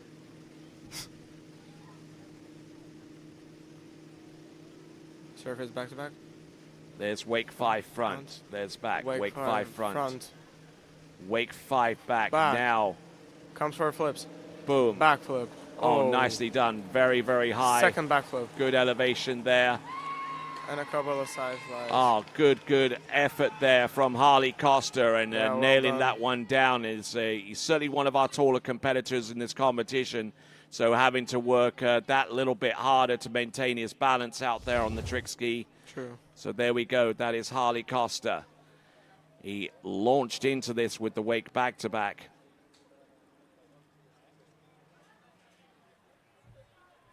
And he just continued to perform with great flair.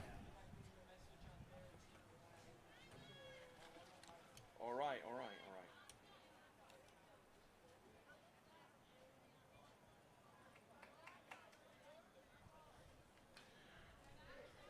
All right, so looking at Harley Really high Costa elevation there. with his second pass and with some side slides at the end, capping off a really superb effort there so far.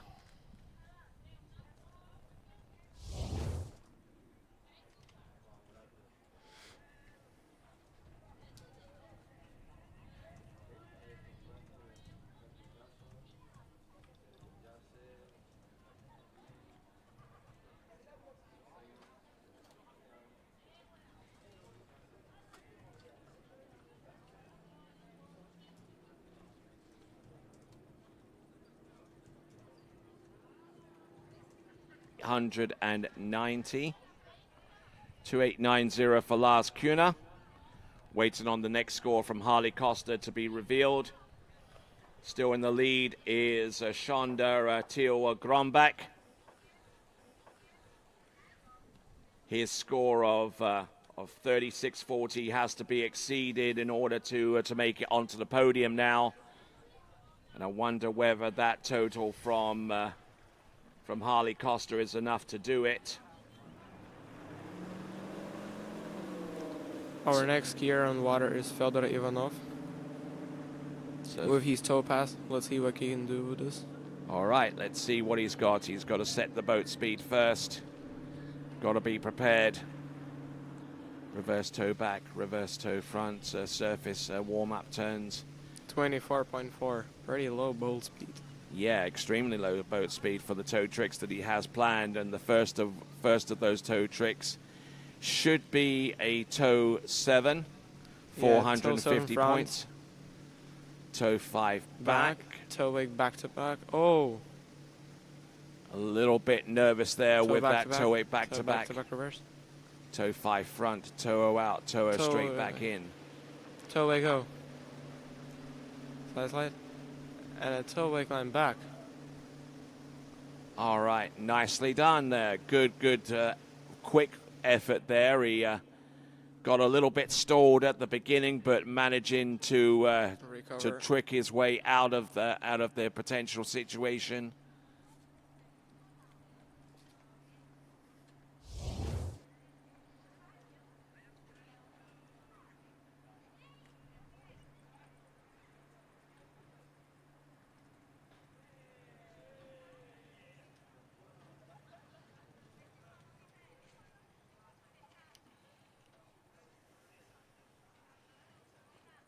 Doesn't do the reverse wake back to back. Yeah, it doesn't go for the toe wake back-to-back reverse. A lot of our skiers have decided to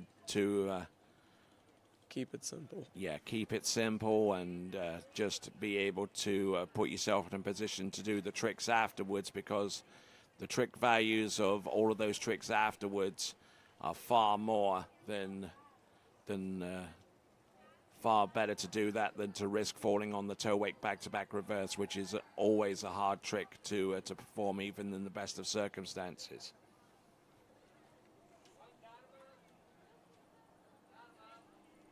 All right, then. Looks like we got a big score coming through. The big score is Harley Costa, 48.20.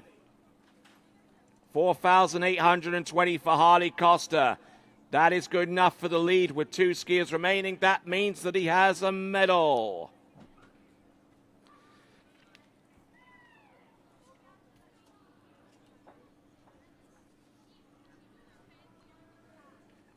Okay, so we're on to our penultimate skier. He's halfway through his effort, Fyodor Ivanov. Let's see what he can do if he's second pass. Coming in, pass number 2. Handle tricks.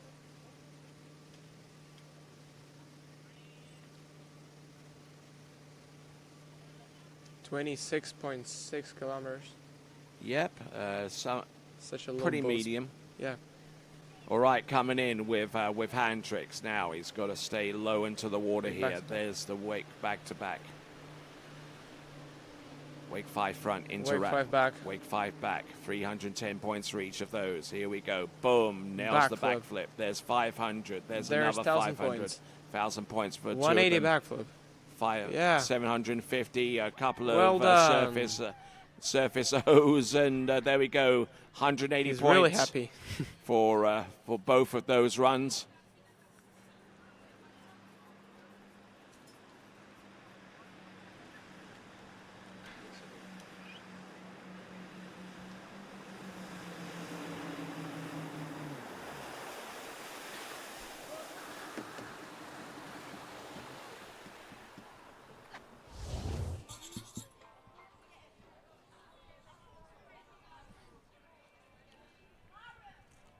So well done there for our competitor out on the water. That's Fyodor Ivanov from the white flag of the IWWF, who came into this event having tricked over 6,000 points for a PB. Yes, we're good.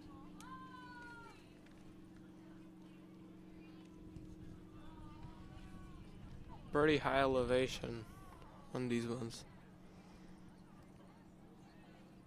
Even though the boat speed is pretty low, he still jumps really high. Yep, and that certainly requires a lot of skill to be able to do, you know, starting off with a low knee bend and being able to extend at the right moment. Some trickers like to artificially beef up the wake and make them stiffer by making the boat faster, but it requires a lot more work to stay on top of the water. All right there, Fyodor Ivanov. We've just seen. We'll get the score from him very, very soon. And now our next competitor will be Mikhail Mikhailichenko from Ukraine. Yes. Just waiting on the judges to give him the permission to go. That's right.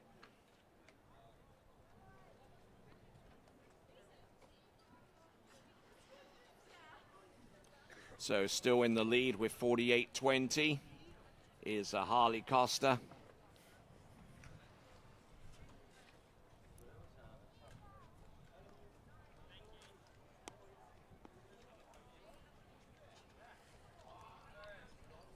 So taking this event to a crescendo there, 31.60 on pass number 2. 31.60 for pass number 2 on Fyodor Ivanov. And 31.60 would have, I think, is good enough for about 4th place right now on its own. But when you add the second pass of tricks, that should be enough to take the lead with one competitor to go, Fyodor Ivanov. Just waiting on that final score to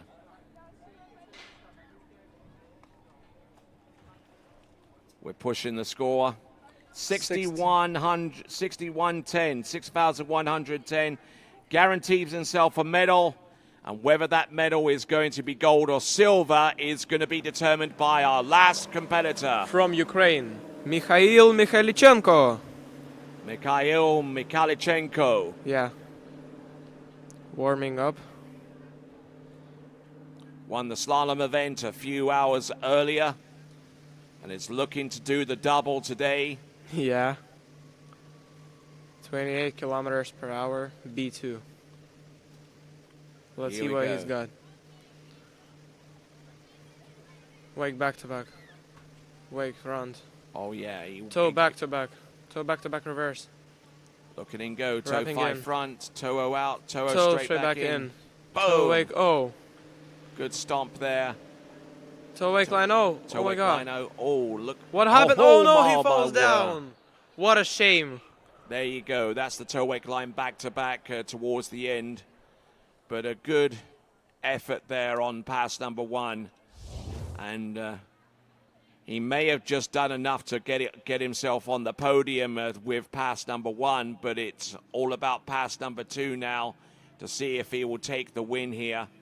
Needing a score of more than 61.10 total to take victory here.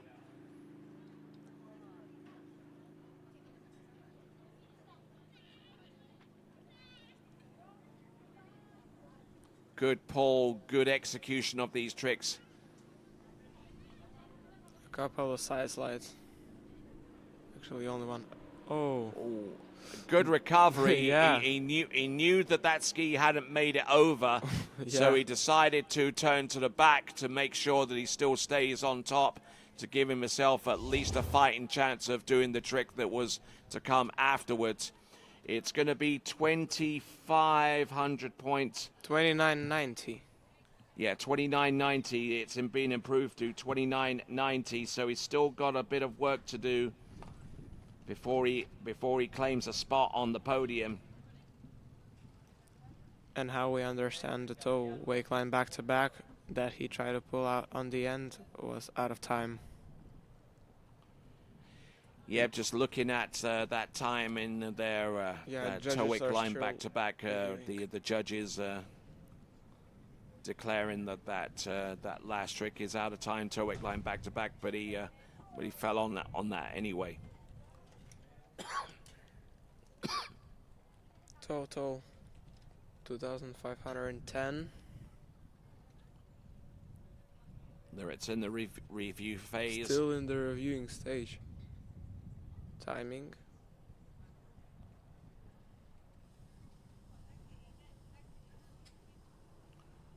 All right, so 25.10, and it should be going to the committal stage right about now. The score is committed, 25.10. 25.10 on the opener, which means that he needs to conjure up a total. Needs to conjure up a total of about 3,500 points to take the win here. 30 kilometers per hour, B2. He's got the speed set. He's got the wakes exactly how he wants them. Yeah, he's gonna begin with the mope.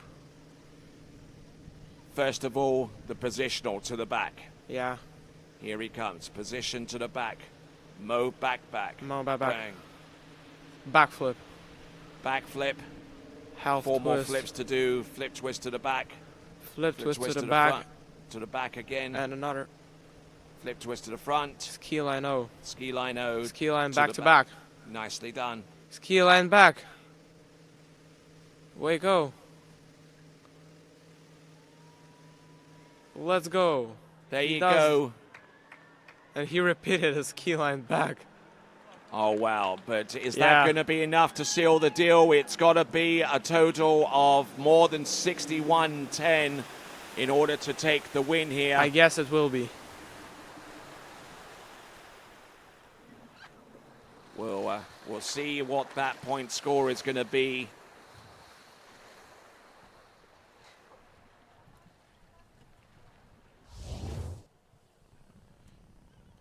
So with good elevation in that mob. Skiers who have already have medals so far in this competition, Fyodor Ivanov and Harley Costa, they're both in the medal positions. On the outside looking in is the score of Jimmy Elliott with 32.20. That may end up being enough for 4th place based upon what we're seeing here from Mikhail Mikhailchenko.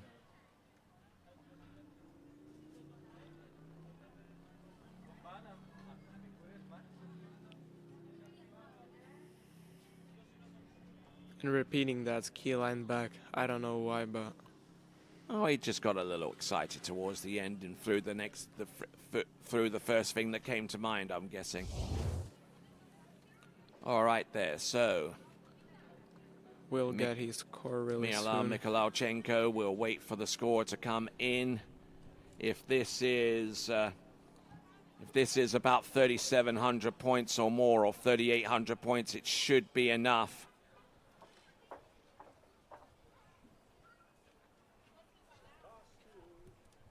It's going to take the judges a little while longer to get the trick scored because of the complexity of what we've seen. Mikhailchenko from Ukraine, a final skier in the finals today. And just waiting, and we're pushing a score. And it is enough for the win. 7,330. Let's go!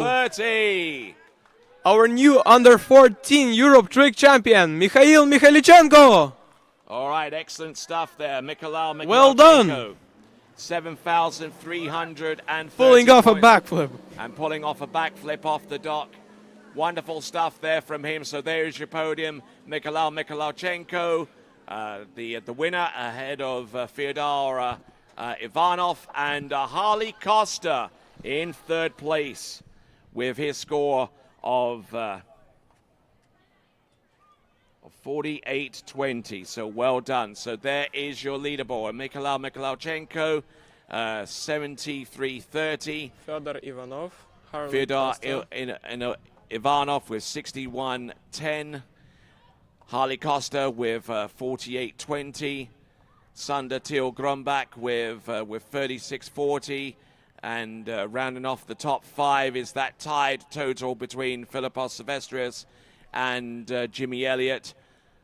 And Jimmy Elliott actually having the upper hand because of his original score in the round 1, breaking that tie.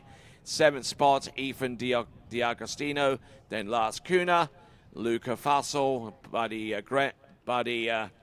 Carrington, Camille Hardy, and Tobias Vasali of the Czech Republic, rounding off the top 12 in the tricks. So good to have you here, and great to have my good friend here, Mr. Martinov. Yeah. And great to have him here with his analysis of the tricks event.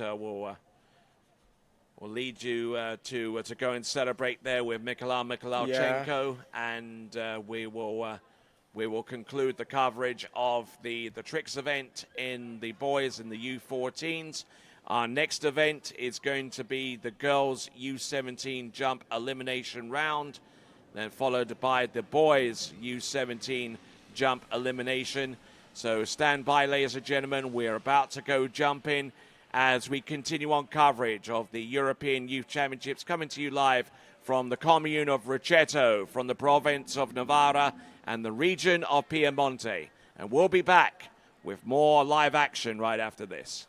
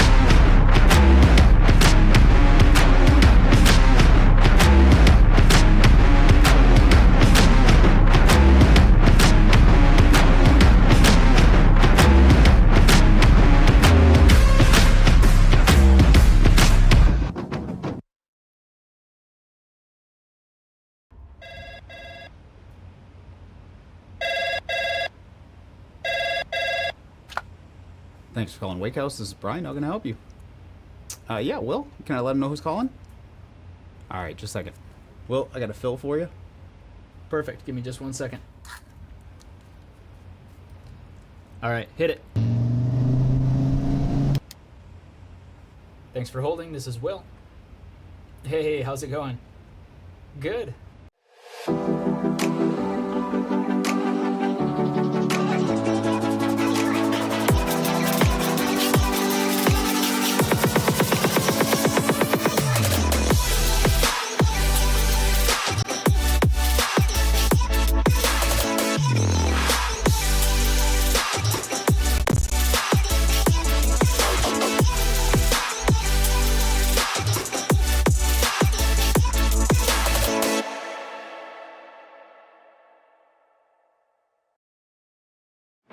So excited to introduce to you guys the NR1.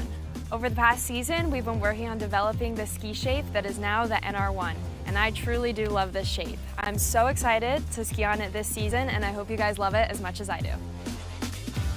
I'm really excited to get on the Reflex NR1 this season and see what it can do for my skiing. Every time I get on it, it just feels better and better. So I can't wait for the 2024 season to get some new PBs on the Reflex NR1.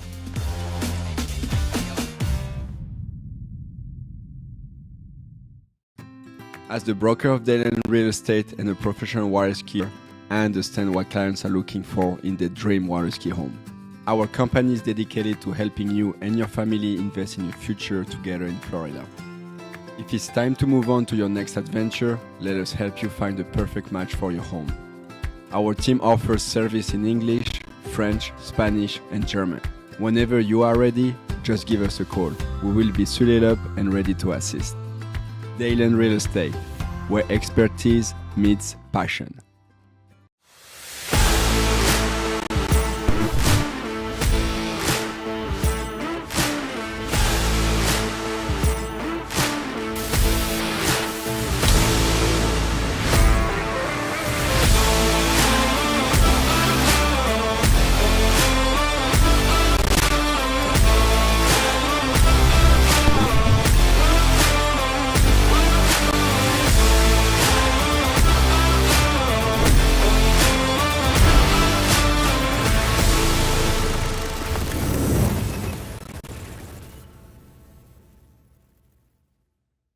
For skiers and water enthusiasts, Florida lakes are what dreams are made of.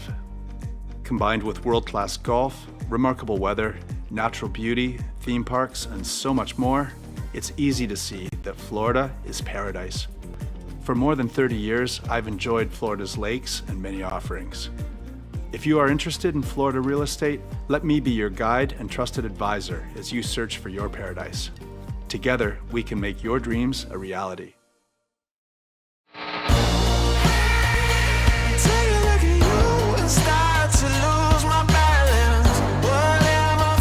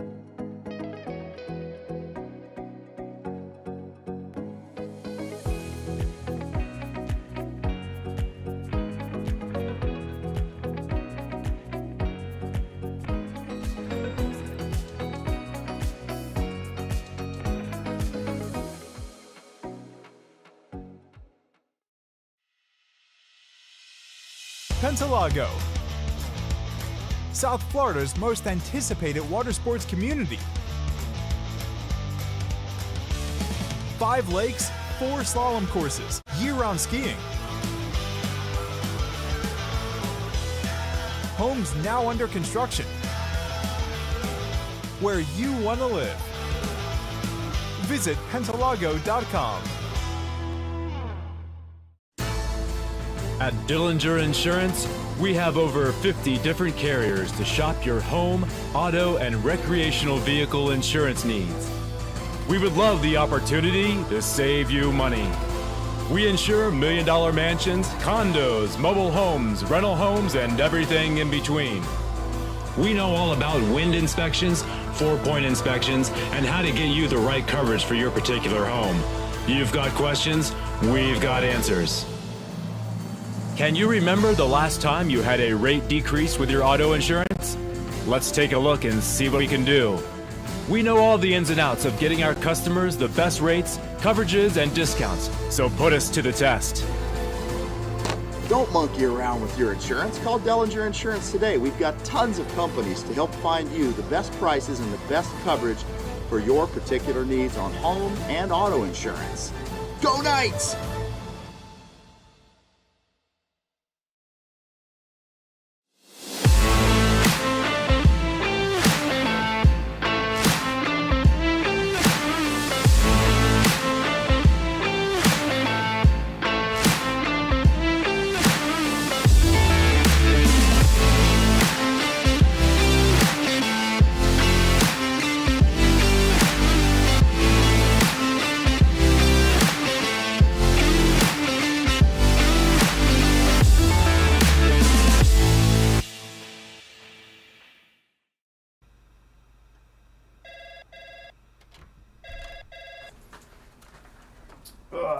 Morning, Brian.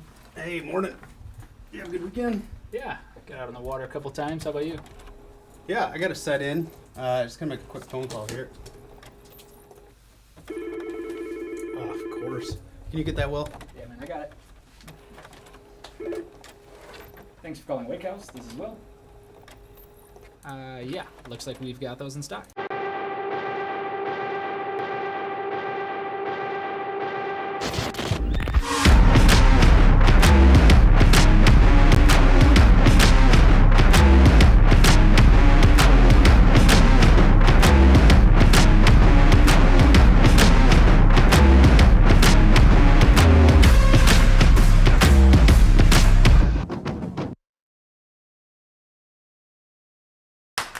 What if I told you there was a place where the sounds of nature are only broken by the roar of a boat? A place where that summer feeling lasts all year long. A place where the Florida sun is only outshined by the smiles of the skiers. A place where first-time skiers can ski alongside world champions, and the world-class coaches work with all levels of skiers. What if I told you there was a place where life slows down and your only job is to make lifelong memories? That place is Swiss Water Ski Resort. Book your trip at SwissWaterSkiResort.com.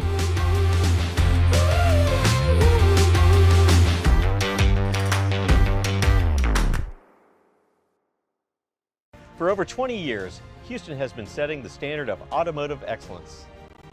Hi, I'm Dave Houston. I'd like to welcome you to the Houston family. We are committed to offering exceptional Cadillac models like the all-new electric Lyriq, redesigned XT4, and the legendary Escalade. At Houston, our personalized service and friendly staff will exceed your expectations. Feel the thrill of buying a new Cadillac from Houston Cadillac.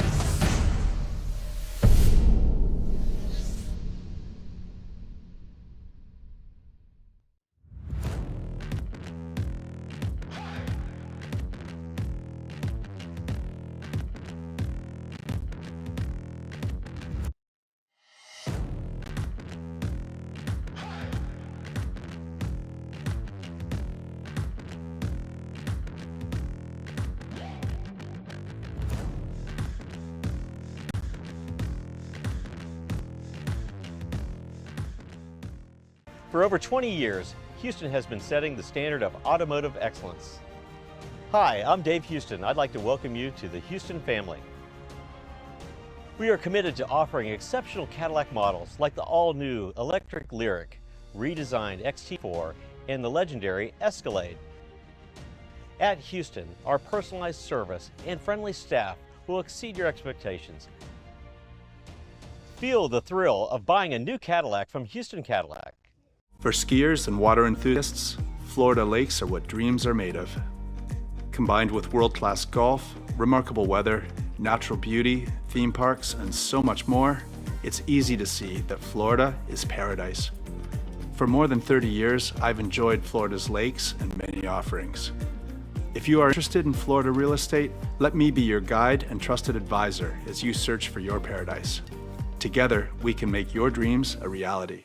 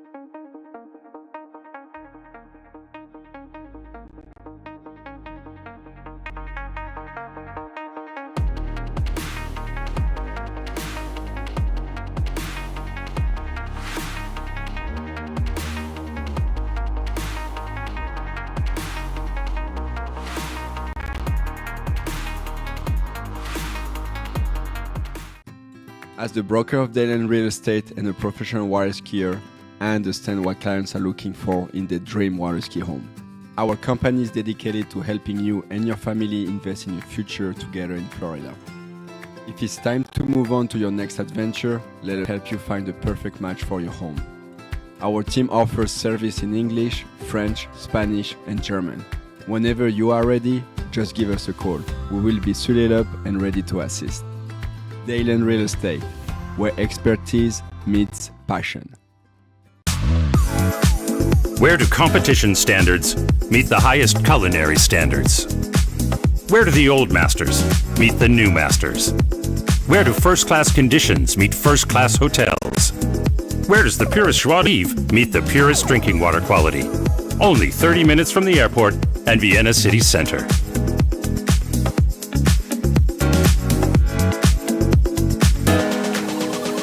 See you in Vienna.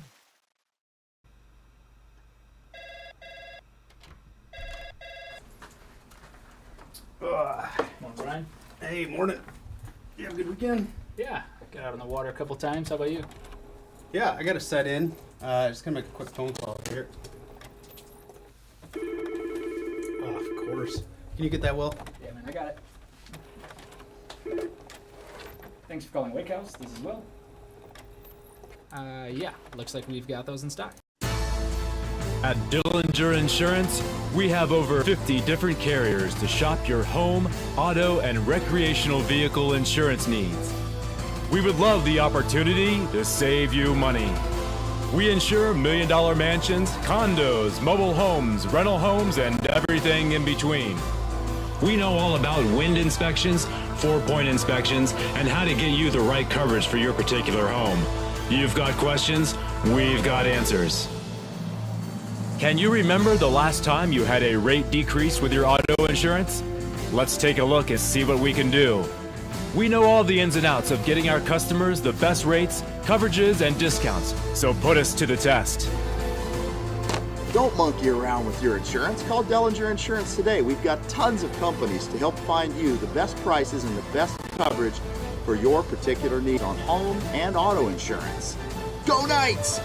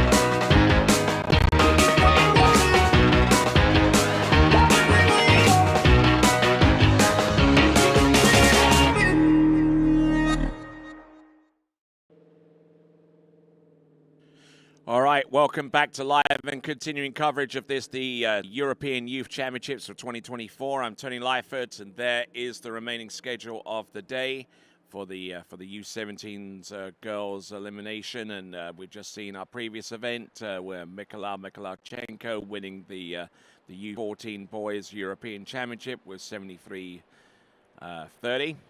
Then we see Fedor Ivanov getting the second with 61-10. And Harley Costa taking the third spot on the podium with his score of just a little over 4,000 points. All right, we're going to go into the jump elimination round in the U17 Series 2 jump. We have Hara Gleika of Greece. Will be our lead-off competitor, followed by Sophie van Bergen, Dominique Korsten, both of those competitors from the Netherlands. Then we see Maxi Zeppel and Sweden's Marta Olsen. All of these competitors will be jumping at a ramp height of 1.50 meters or 5 foot high.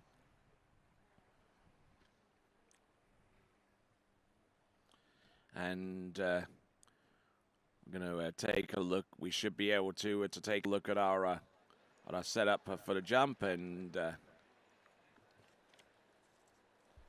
our first skier.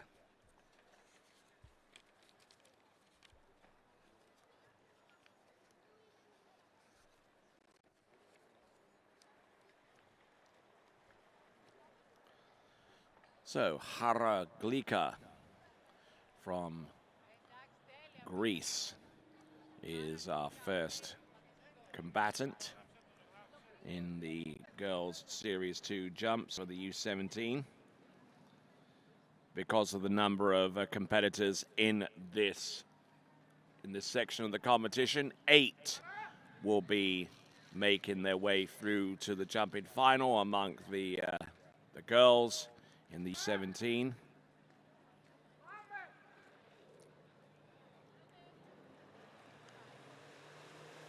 So, on the water, Hara Gleika from Greece.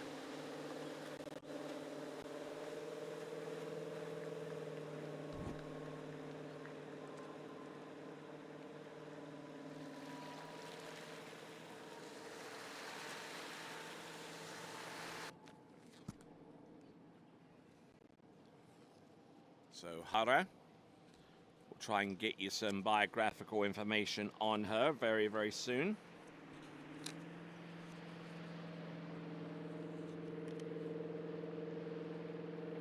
So 8 advance through to the girls' jumping final in the U17s. Skier on the water is Hara Gleika, who's aged 16. And comes into this event with a personal best of 18.9 meters. Will be taking a single cut on jump number 1, I fancy.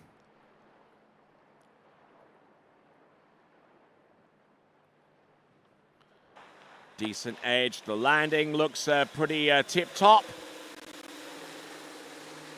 Now, the running theme for the jumping event in the U14s the day before yesterday was the amount of personal bests that were achieved, all the way up to and including the jump of 42.5 meters from Harley Costa.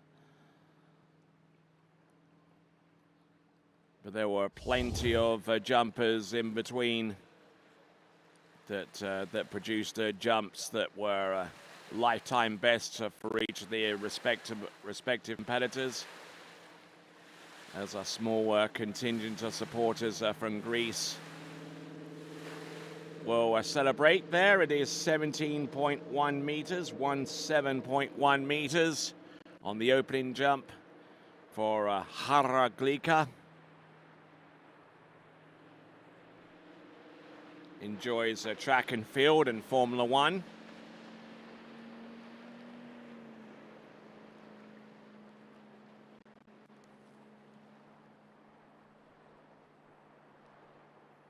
Let's see what she's got in jump number 2. Her personal best is 18.9 meters. Taking a little more speed and a little bit more height. That should be a little bit further. As our boat driver, Claudio Benatti, takes Haraglika in preparation for jump number 3.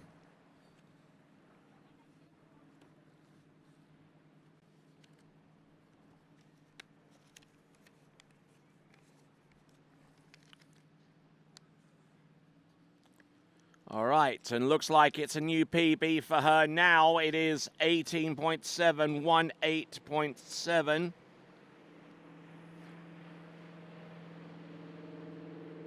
.7, actually very close to a personal best. Her personal best is actually 18.9.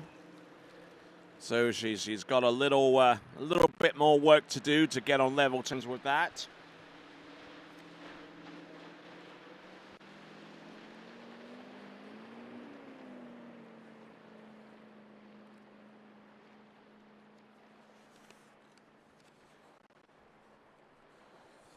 Looks like she's going to take this one a heck of a lot later. Oh, no! And oh, my word.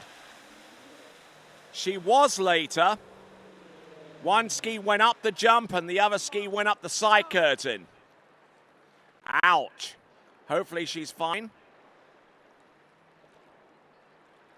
As soon as the tension got on that rope, it activated the jump switch and under normal circumstances, it would force the skier to put a little bit more pressure. But just take a look at this for the instant replay. Oh, that hurt me. And I'm at least about 200 meters away.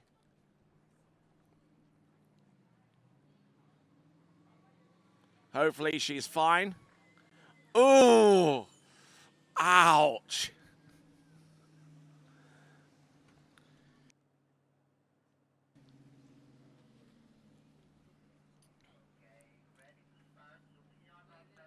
And just looking at this from AC ouch.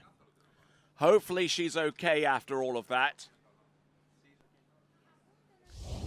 Apparently she is okay, thankfully. But that is Haraglika on her third and last jump. But her best jump is 18.7 meters. A fall on jump number 3.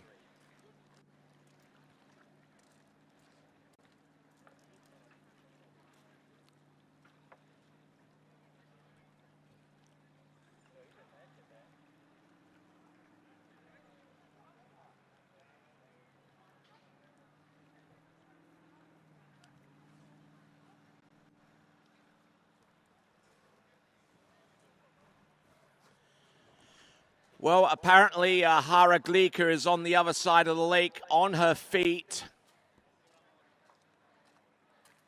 handing off her jump skis to the medical personnel who will help assist her out of the water. But for all intents and purposes, she escaped that one. As we now get ready for our next competitor, it is going to be Sophie van Bergen from the Netherlands. Sophie van Bergen coming into this event with 13.3 meters as her personal best.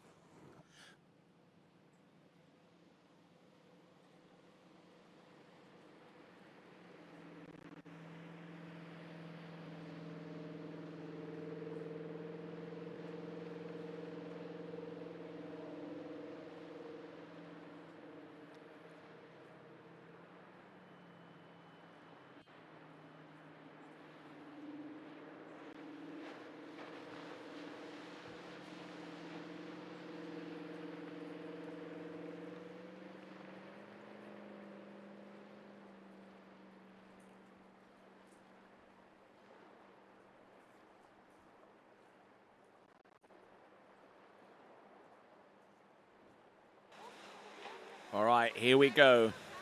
On Sophie van Bergen, jump number 1, looking fairly steady there.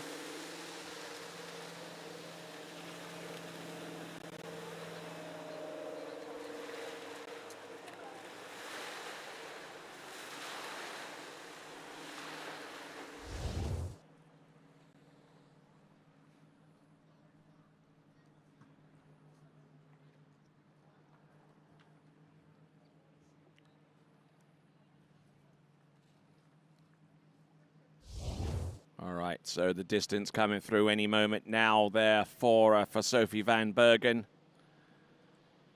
Shouldn't be terribly far.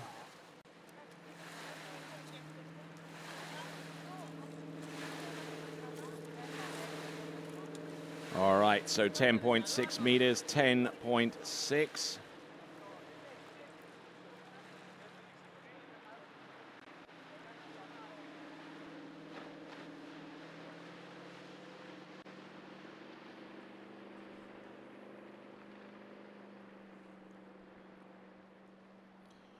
All right, setting her 0 off setting for letter A here, which will be consistent for a jumper of this level. Oh yes, beautiful landing. Stomps that one.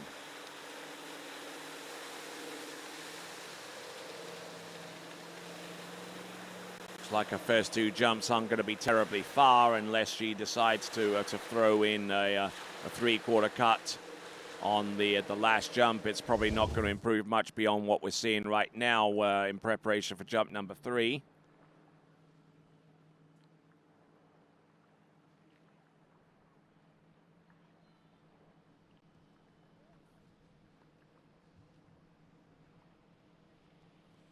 All right, so a little bit further.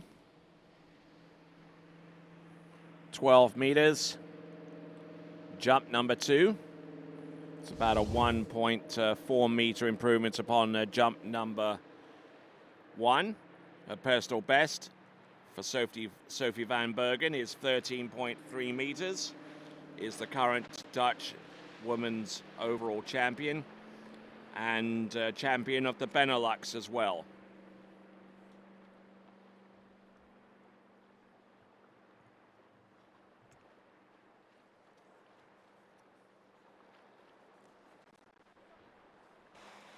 Up and over, and I think the boat speed may have gone up a little bit higher there on the last jump.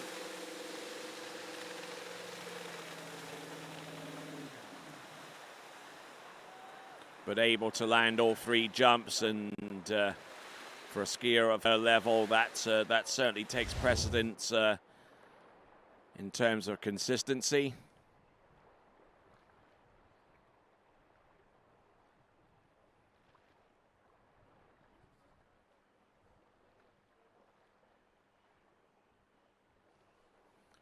All right, we await the distance, and the distance is 12.0 meters. 12 meters exactly. All right, that moves us on to our next competitor, also from the Netherlands. It is going to be Dominic Korsten.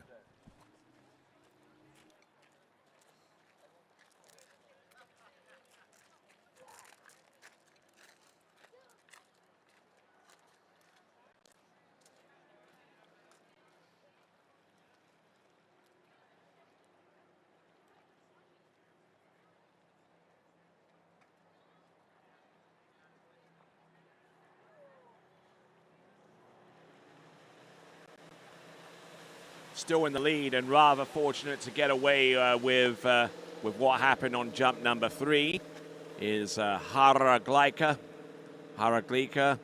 from Greece with a jump of 18.7 meters on jump number 2. In second spot right now on 12 meters is Sophie van Bergen. Skier on the water now from the Netherlands. It is Dominic Korsten.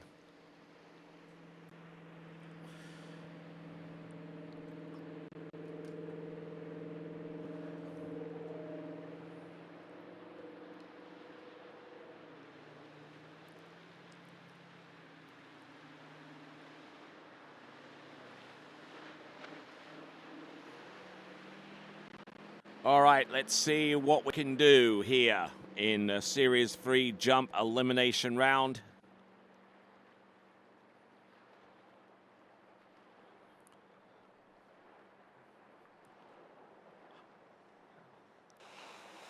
There we go. That's Dominic Korsten taking a strong edge into the bottom.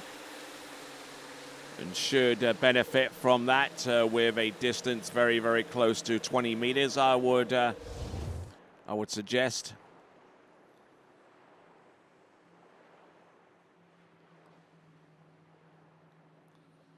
A little bit back coming off the top lip of the jump, but not too far back to inhibit her landing.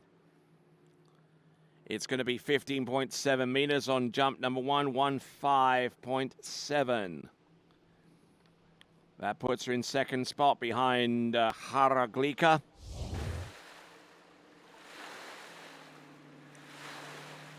Jumper coming up next is Maxi Zippel from Germany. And then we'll have one other competitor in the jump event in Series 3. And that is going to be Marta Olsen.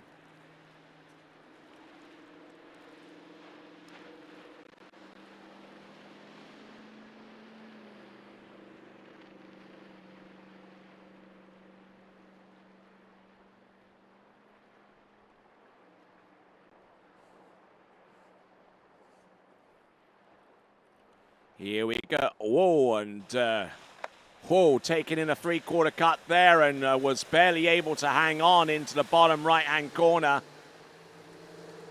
Certainly took a late approach on that one and unfortunately unable to land and ride that jump out. But it would certainly have been the lead distance had she have done so. A little bit of a slack in the turn that didn't exactly help her control into the bottom. Hand coming off the handle on the left side and just sent her into the water. Dominic Korsten from the Netherlands. Was toying with the idea of maybe taking a pass on jump number 2, but decided to take it anyway.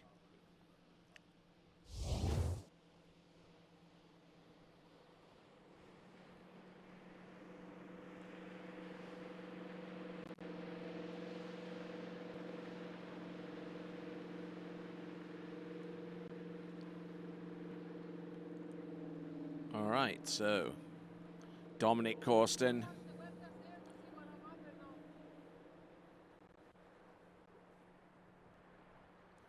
All right, coming in.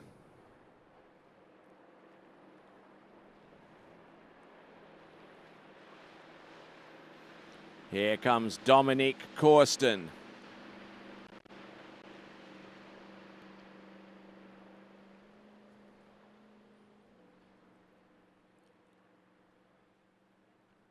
Settling in, turning much earlier than jump number 2.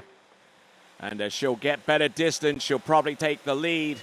And a lot safer than jump number 2, where we know that. As she works her way back in towards the dock. That is Dominic Korsten from the Netherlands. Probably your new leader right now on the strength of the jump that she just took right there.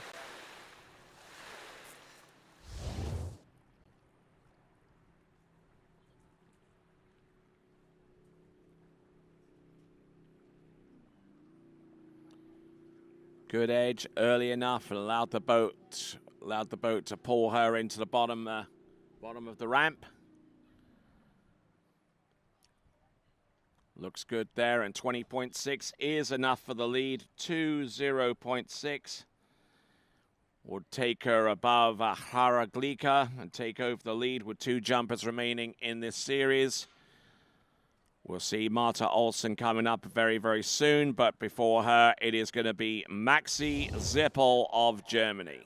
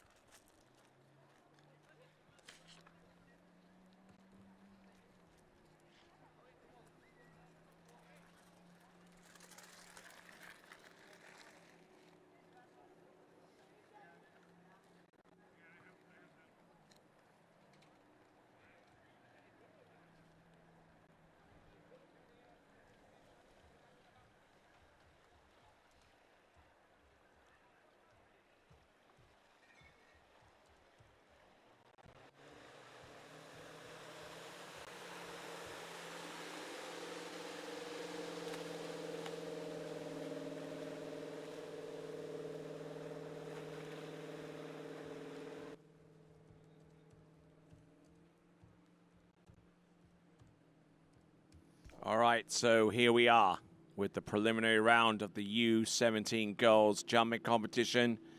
Our fourth skier to take to the water. This is Maxi Zippel.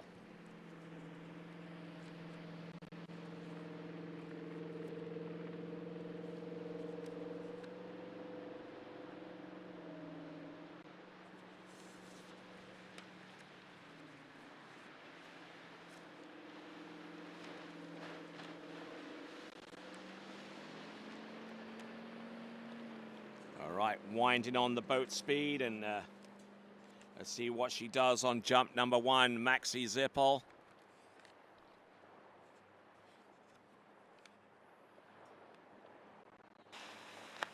Here's the jump full force and taking the landing and riding that one out wonderfully.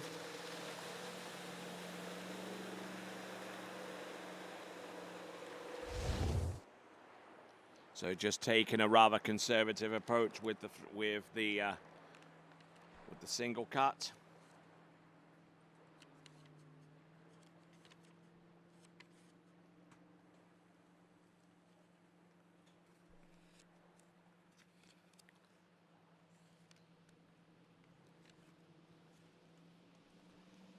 Distance should be forthcoming as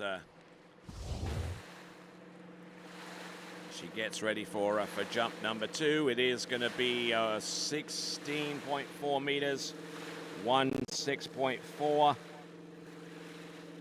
16.4 meters, currently putting her in 3rd spot right now.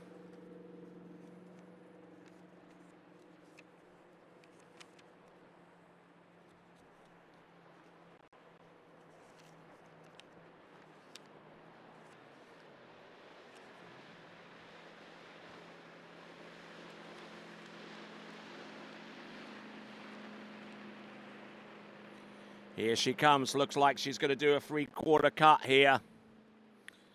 Trying to up the ante and maybe take the lead. Maxi Zippel, unfortunately, didn't like the look of that jump so far as the timing is concerned, so she dropped the handle and took a pass on taking that 2nd jump.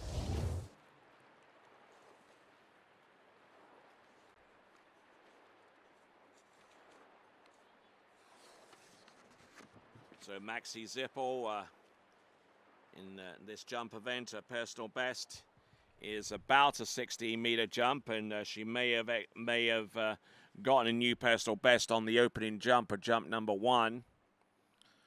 So really trying to push on a little bit more than that with jumps number 2 and jump number 3. Jump number 3 coming up next for Maxi Zippel.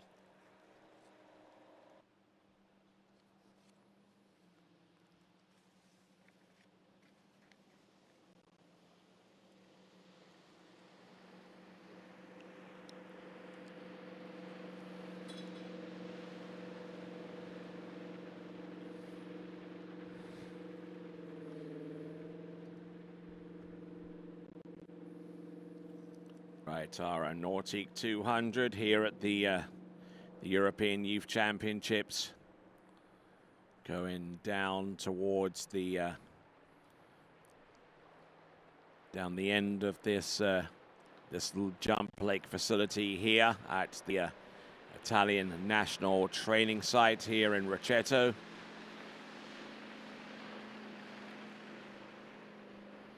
Three-quarter cut again. Really looking to take the lead here.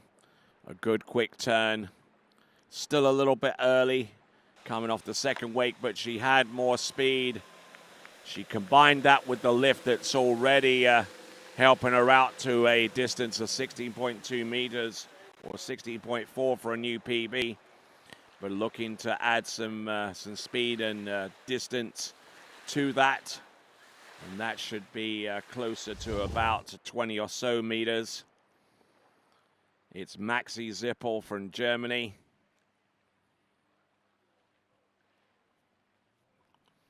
The timing was a little bit better. At least she saw more red than white.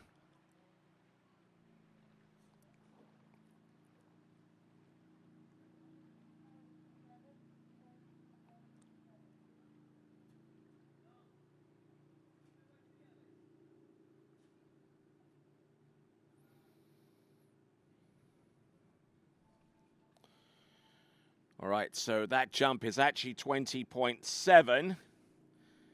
20.7 for Maxi Zeipel. And that is actually 10 centimeters further than the next best jumper of Dominic Corsten.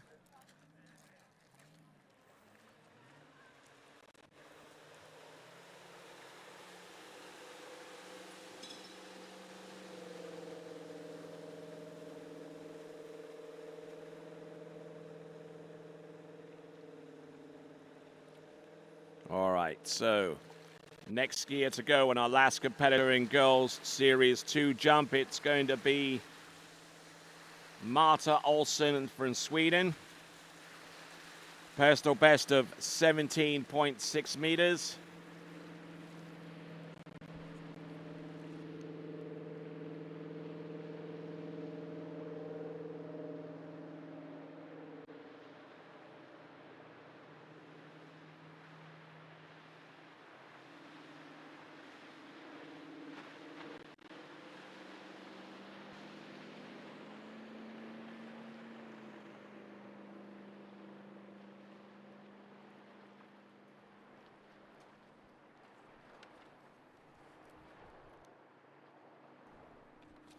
Here we go, coming in, Marta Olsson. Oh, nice landing. A good looking single cut. Is able to fly in for a distance that should be enough to take the lead at this point. That lead is courtesy of Maxi Zeipel of Germany with 20.6.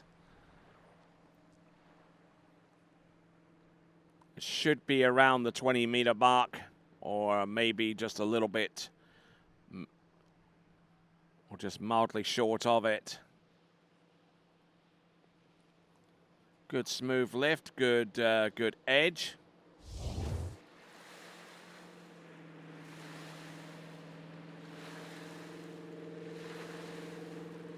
We should be receiving the distance any moment now for Marta Olsson.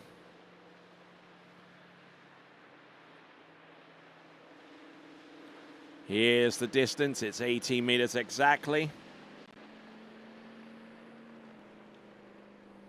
So Marta Olsson is still looking for a little bit more in the way of distance to take the lead with. About nearly 3 meters. Oh, this is a late approach. Trying to generate a little bit more speed by being a little bit later in relation to the jump.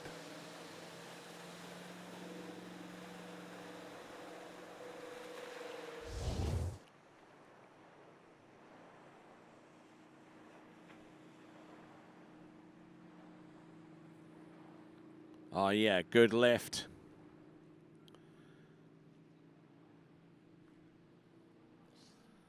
And there you go. That is better to the tune of 0.1 of a meter. 18.1. 18.1. And we'll see if she has a 3/4 cut in her arsenal.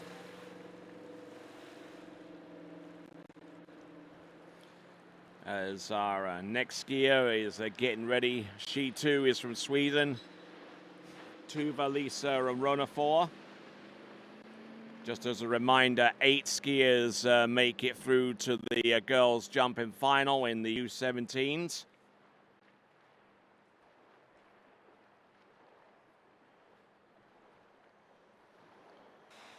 Up and over will land that jump away. It's questionable whether that jump is over 18.1 meters or even anywhere close to the lead score of a 20.7. But she lands all 3 jumps. So great to see her do that.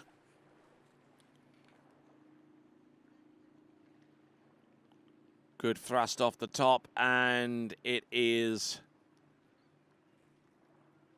18.6. 18.6. That's her longest. That's her longest jump and should put her in 3rd place right now after these competitors. So Maxi Zypor still in the lead with 20.7. Dominic Corsten with 20.6. And Sophie Van Bergen in third place with her jump. All right, here we go. U17 girls jump in running order for Series 1. And Tuvalisa Ronafor will be our first competitor out, followed by Veronika Slavikova, Michaela Graham, Katerina Kuslova, Margarita Serafika,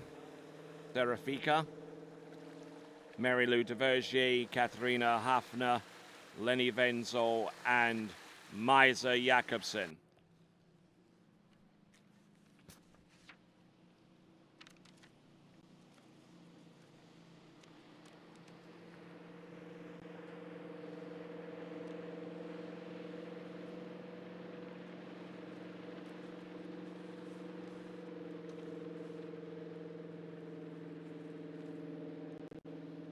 So Tuvalisa Ronafor, who competed in the recent Junior World Championships for Sweden.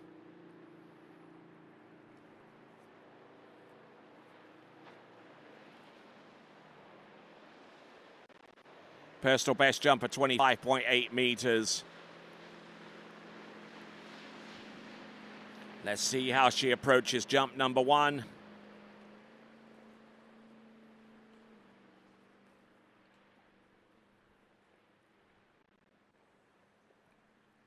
Turns, stands up after the second wake up. And Tuvalisa Ronafor should be taking the lead with that jump distance on the opener.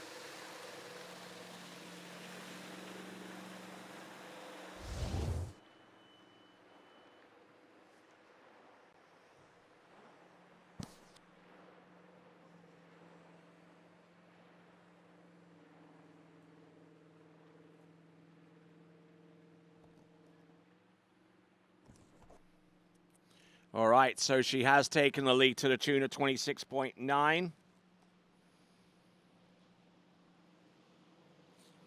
26.9 is actually a personal best on the very first attempt right here.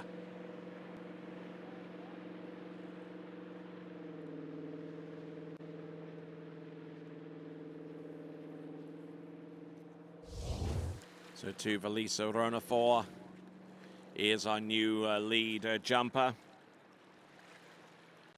Now we're taking 8 through to the next round. Out of the 9 jumpers remaining.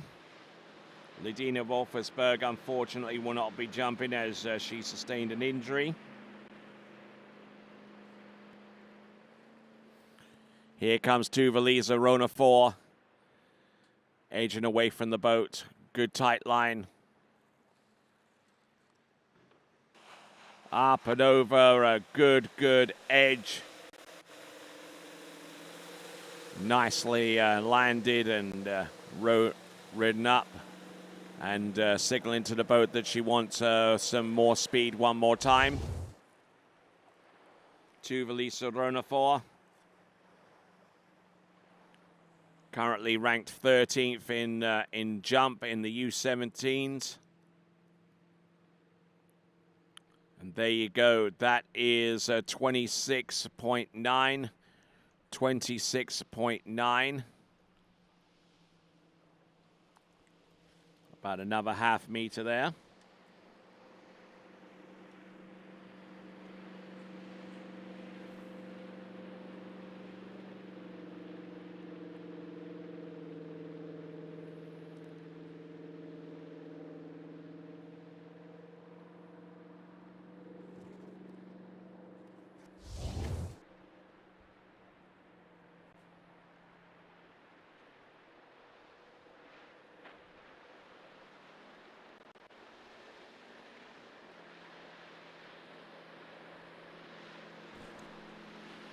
All right, coming in, jump number 3. Selecting letter H, and the boat speed now as high as 48K. This is Tuvalisa Ronafort turning in, burying herself off the second wake in towards the jump, and unfortunately unable to land and ride it out. So her best is going to be 26.9 meters. Tuvalisa Ronafort coming away with a personal best with that distance. So she'll be happy with that, no doubt, and we'll see if that's enough to keep her in the frame for being in the girls' jumping final.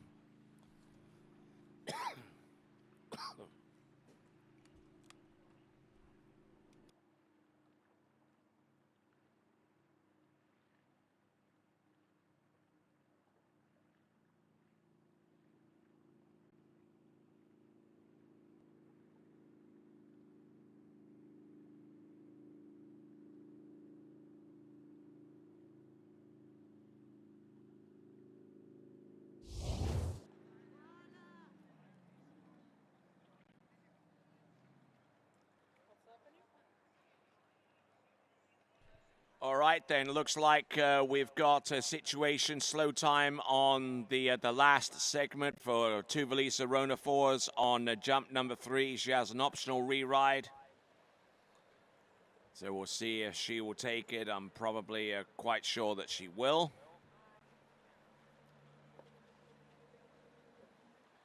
But what's going to happen in the meantime, we will take the skier who's immediately ready to go next, because it will take a little while before we bring our previous skier back to the dock in order for her to take her re-jump. That would be Tuvalisa Ronafort. Skier coming up next is going to be Veronika Slavkova from the Czech Republic.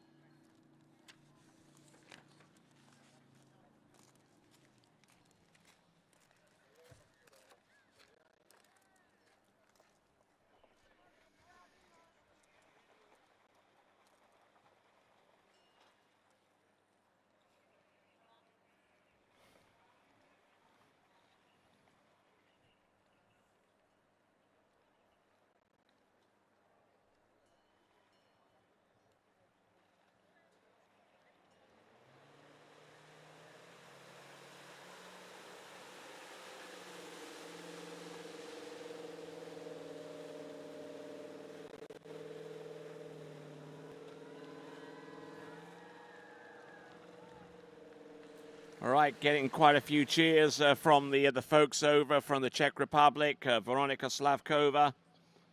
Her personal best is 29.1 meters.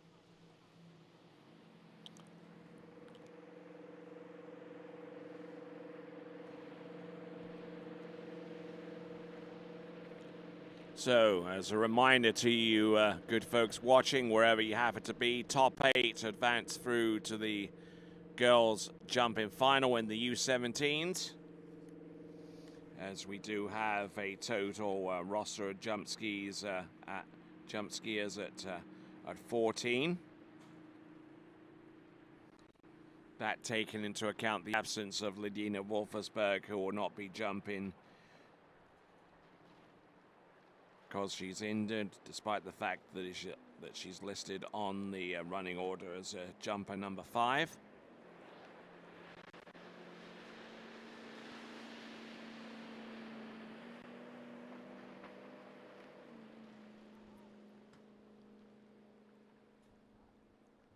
Okay, tight line. Coming into the jump rather early, but still able to make the most out of that that effort.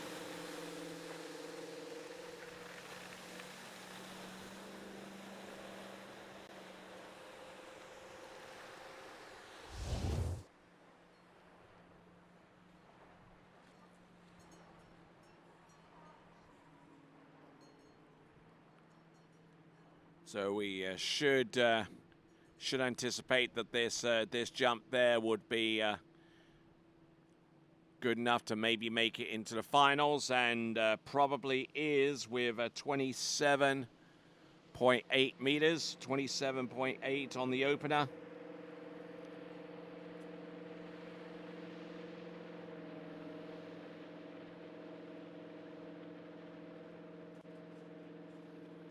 So not too far away from the magical 30-meter mark here, 27.8 opening jump there.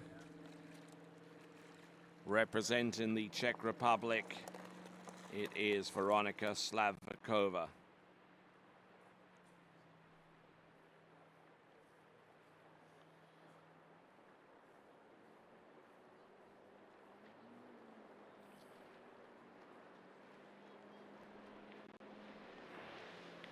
All right, coming in, jump number 2. Taking the full double cut here.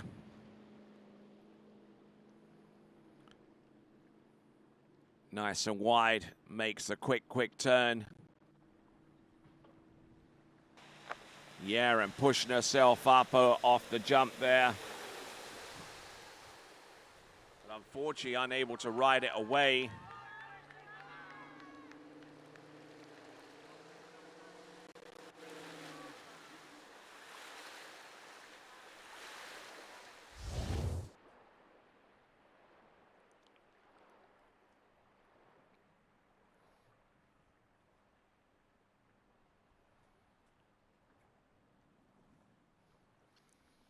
Again, a good extension off the top, but just having a little bit of difficulty landing it. Just letting go of the handle. That is Veronika Slavkova. Hailing out of the Czech Republic.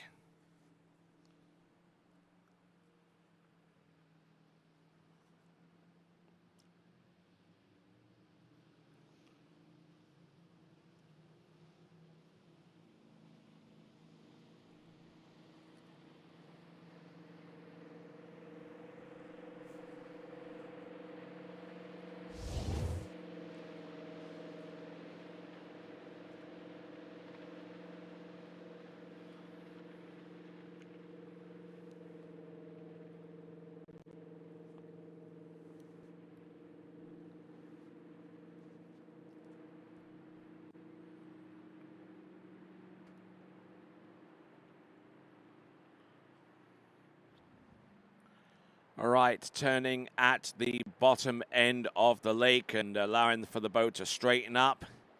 Veronika Slavkova, who has a personal best of 29.1 meters. Or actually 29.6, I beg your pardon. And here she comes in on jump number 3.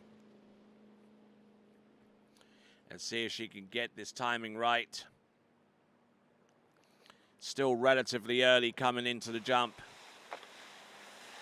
but has a better job of landing it with more of the ramp, more to work with.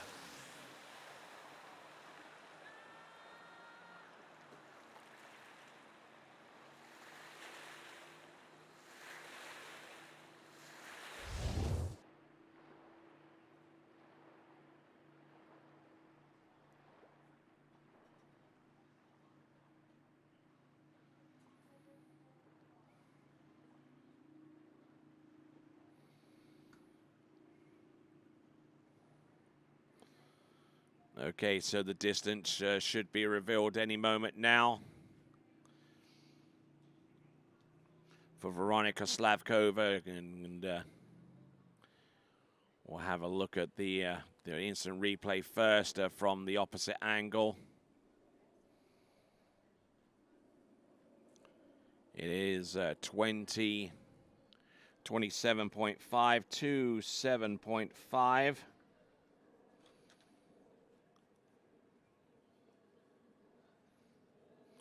So we'll have a quick look at the leaderboard as we get ready for our next competitor to hit the water. It is going to be Michaela Graham from Italy. Italy is Michaela Graham.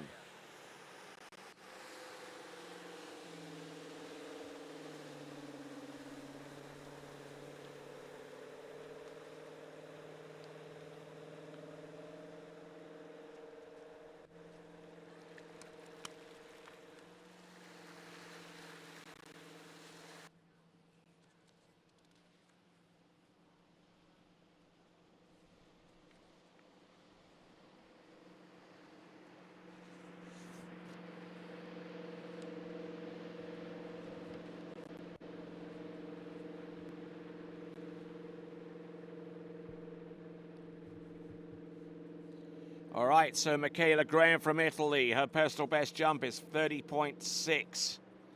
European U14 slalom champion from last season, bronze in jump in the year before.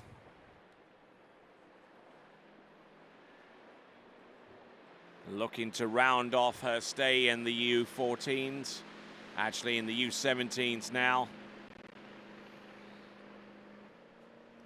Here she comes, jump number 1. Turns the skis towards the jump there, driving hard. Again, a decent looking jump there on the opening attempt, as she indicates to the boat speed that she wants the speed to be raised higher.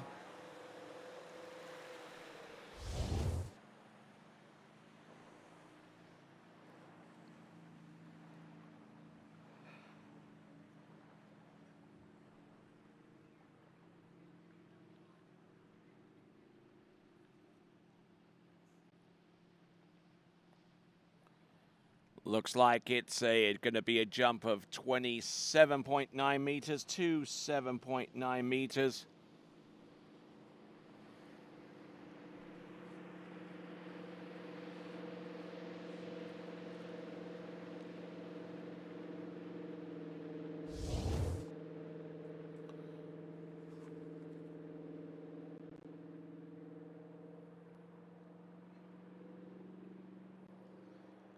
All right, so there is your leader, Tuvelisa Ronafors, currently leading with a distance of 28.9 meters.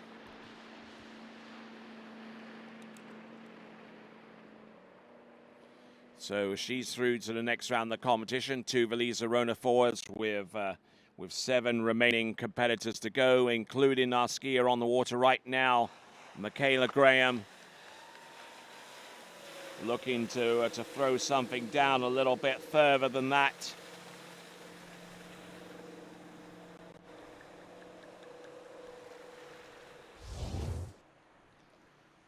I think that for the sheer fact that the Michaela Graham is currently in second spot, it should be enough to send her through. And this jump is going to confirm her being through to the girls' jumping final. It is a 31-meter jump flat, 31 meters exactly. So she's through to the top 8 final, which leaves us to fill the remaining 6 places between the 6 skiers that are ready to go. That is Katerina Kozlova,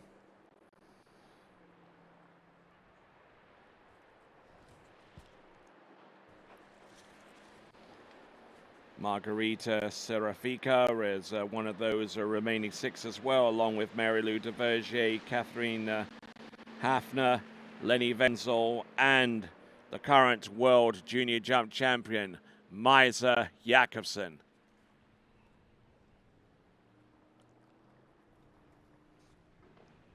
Michaela Graham, a lot of speed. She needs to find a way to get her legs underneath her to get maximum lift off that jump as Michaela Graham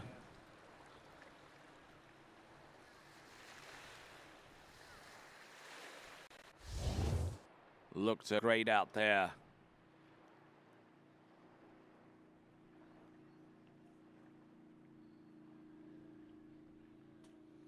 There we go, distance 102 feet again, or 31 meters exactly.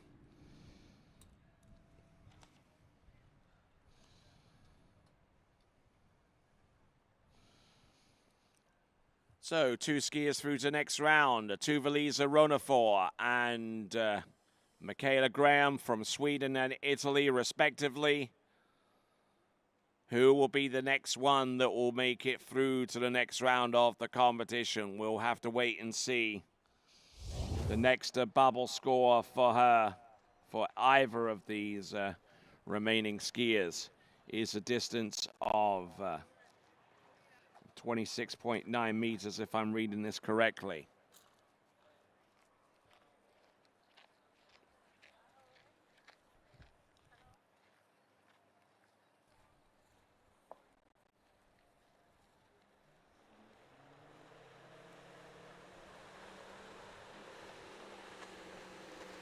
All right, so 27.8 is the target distance, and that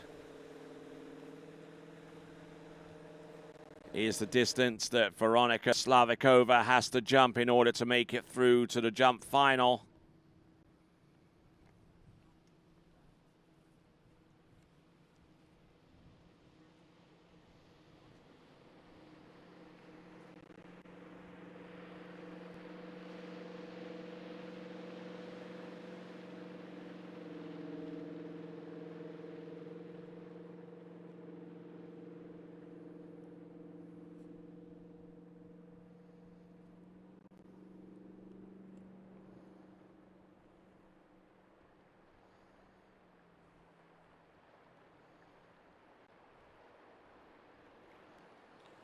So coming in for the first of two re-jumps.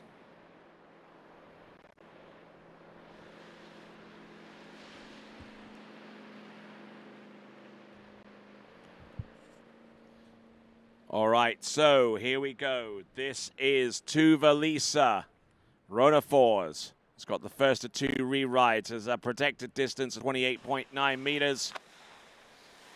Oh no, and she goes down, but she does have a distance already in her back pocket. And I think she wants to exit stage right and just keep the and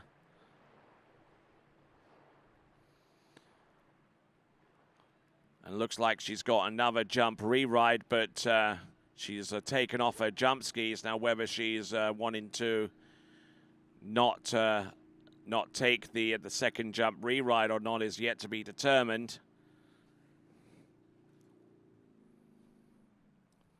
Currently in the lead in the jump event with a distance of 31 meters flat.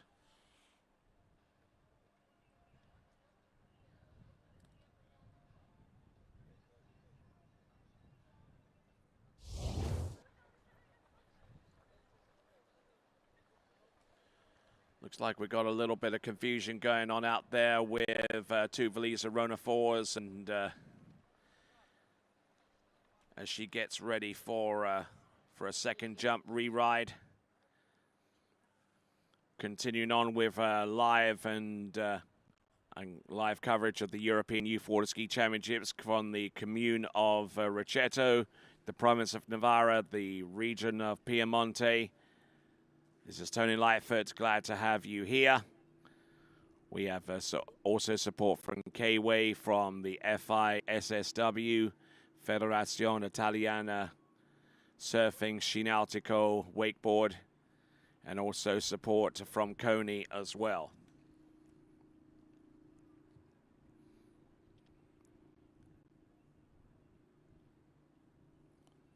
So just waiting on the second re-jump to resolve itself.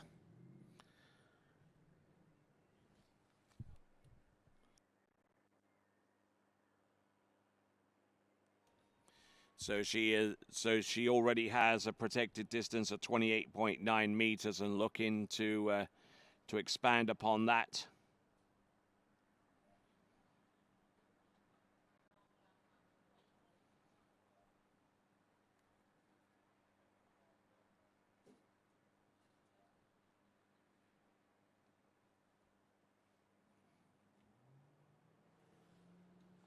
All right, from the sounds of the towboat, it's back up on top of the water. Fell on the initial re-ride jump, but she already has a jump distance of 28.9 meters as a protected score.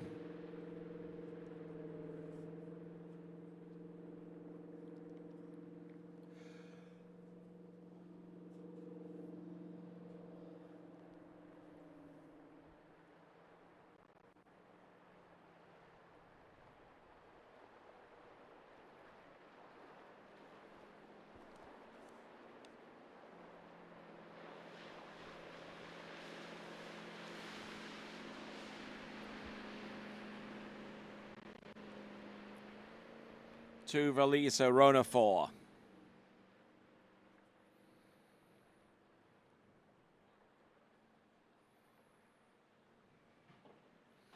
Up and over. That jump there should be closer to about the 30-meter mark.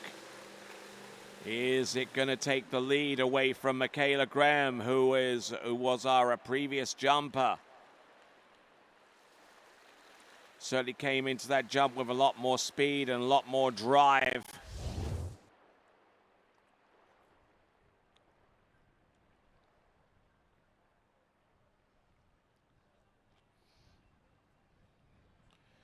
Okay, so jumping 28.9 meters on that second jump, so exactly the same as a protected leap. So take your pick from either one that you keep. They're both the same.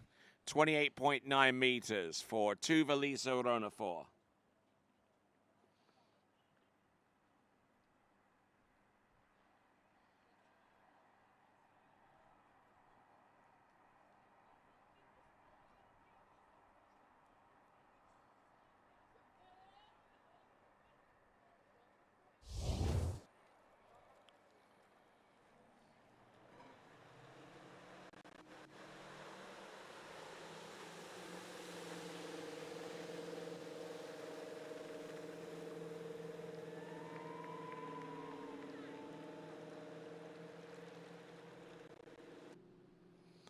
All right, so continuing to rock and roll here. We've got on the water, we've got Katerina Kozlova from the Czech Republic.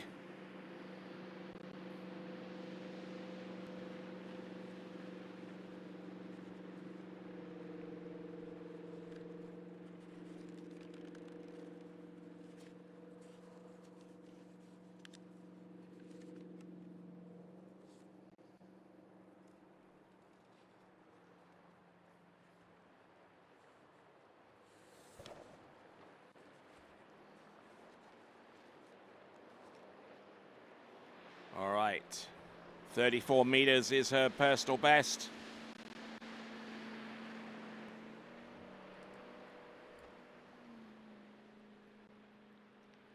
We'll see how things work out for her on jump number one.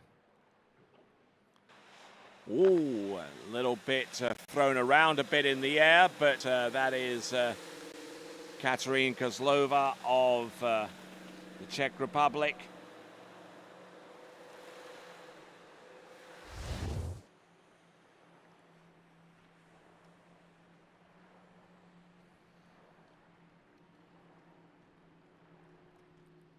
Good, solid body position.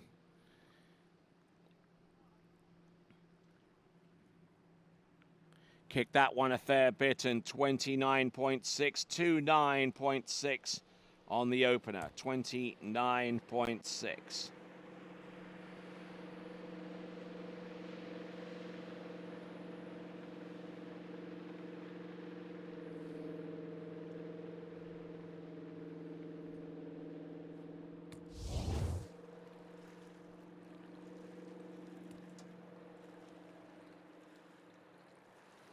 All right, so the breakthrough distance need in order to make it through to next round is that jump distance from Veronika Slavikova of 27.5 meters. And Katerina Kozlova has already done that, so now the pressure is off her shoulders. And making that jump count as well. We'll see if it's any further. Still our lead distance is 31 meters exactly. Performed 2 times by Michaela Graham.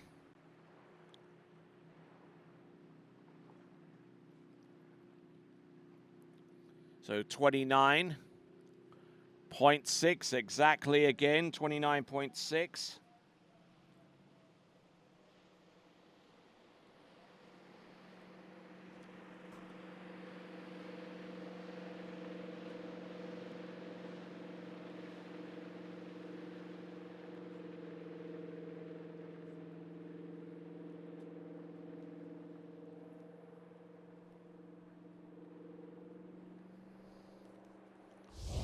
All right, so we got Katerina Kozlova with a 29.6, which is good enough to send her through to the next round and out jump in the 27.5 bubble barrier that exists from Veronika Slavikova from the Czech Republic. So one Czech has made it through to the next round. We're waiting to see if the second one will. Let's have a look at jump number 3, driving off that turn. A little flat coming in and ultimately getting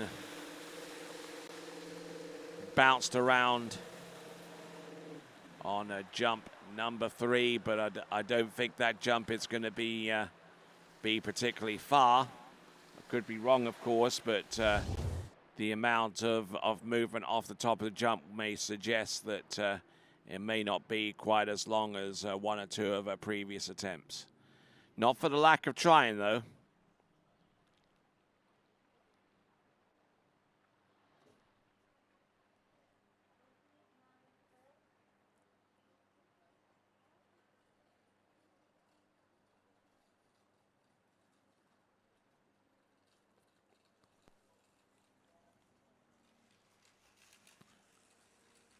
Jump distance on jump number 3, 29.4.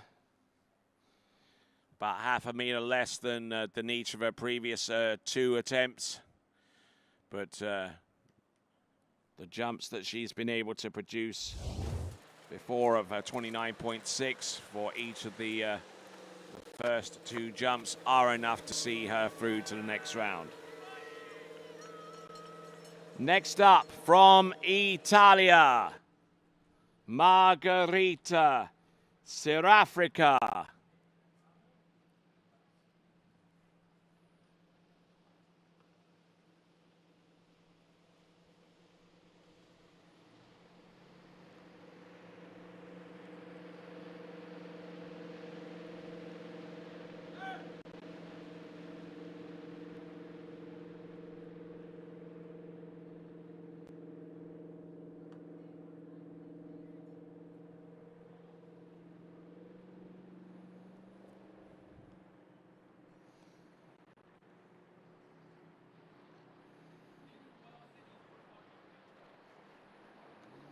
All right, here we go. Coming in. Jump number 1. A skier that's very familiar with this facility. She trains here more often than not. Margherita Serafrica coming in. Oh, good thing she dropped the handle and skied around the bottom left-hand corner. That would not have been a good jump to take there for Margherita.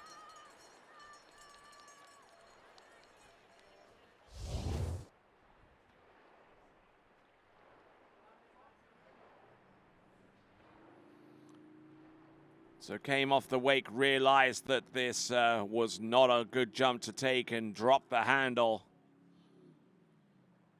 So she now has 2 jumps to play with.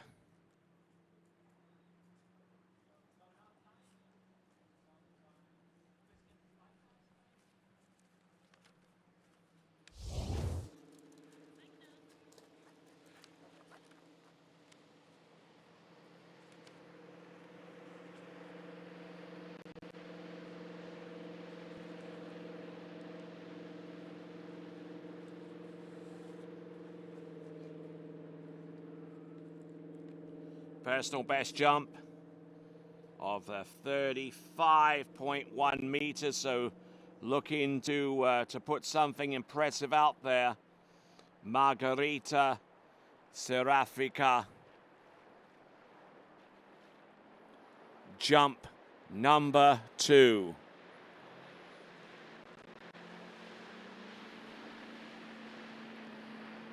The ramp height at 1.5 meters high, or 5 foot high. Selecting 51K and letter P. This is Margherita. Extends that jump out well, and the timing was a lot better, certainly more manageable for her going forward. And we'll see if she can bring the cut down just a few centimeters later and carry more of her speed off the second wake.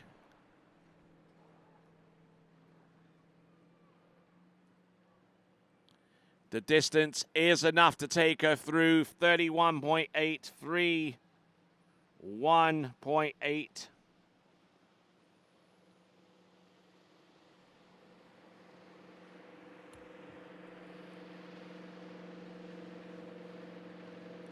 So 4 skiers are already in the final, including Margarita, along with Katerina Kozlova, another Italian, Michaela Graham, and Tuva Lisa Ronafor.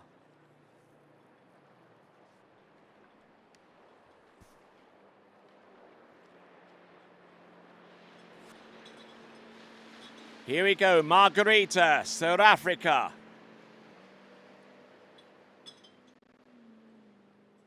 Jump number 3. She's a little wider, she's a little bit later here. And just about as late as the jump that she didn't take on jump number 1 for it being a little later. She was properly warmed up and had the adrenaline to keep hold of the handle for pass for jump number 3.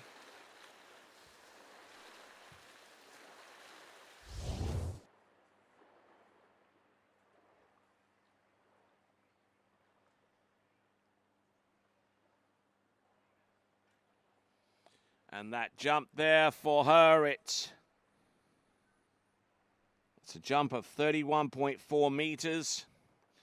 But the new lead distance is courtesy of our Italian,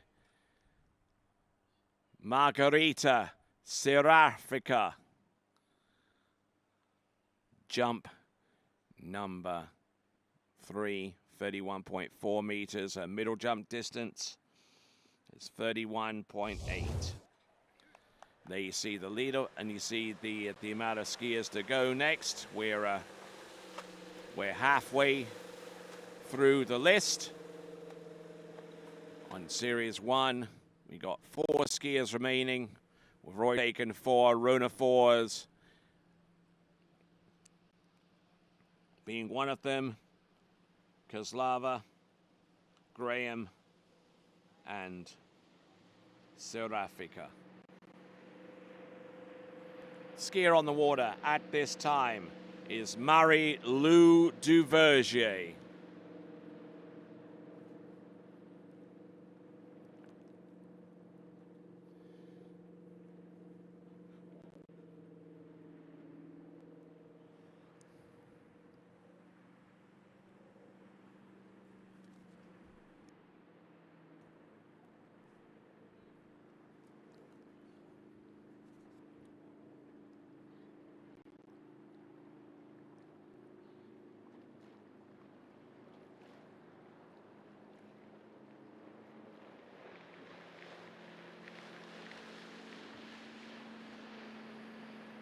Here we go. This is Marie-Lou Duvergier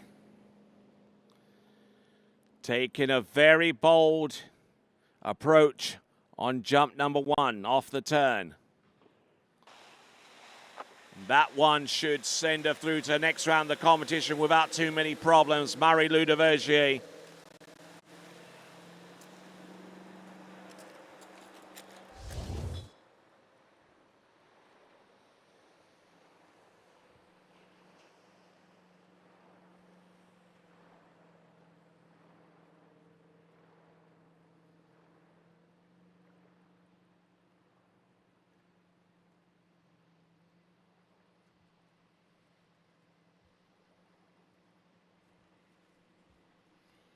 So looking at this from various angles there, Marie-Lou Duvergier.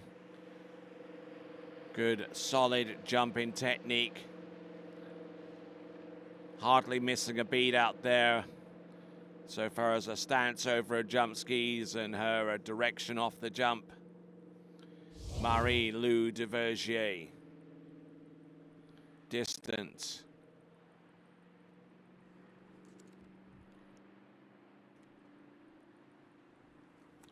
35.2 is the distance on jump number 1, 35.2. That puts her in the lead.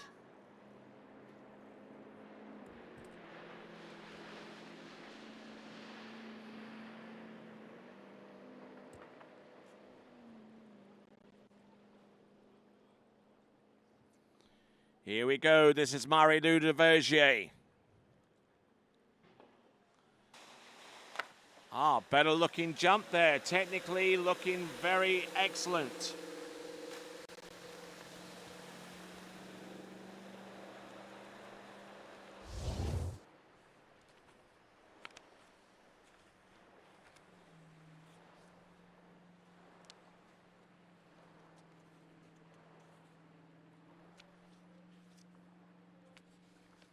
So flying in for a good landing. The distance, it's a little bit less. It's 34.8, 34.8. Still relying upon that initial jump distance of 35.2 to carry her.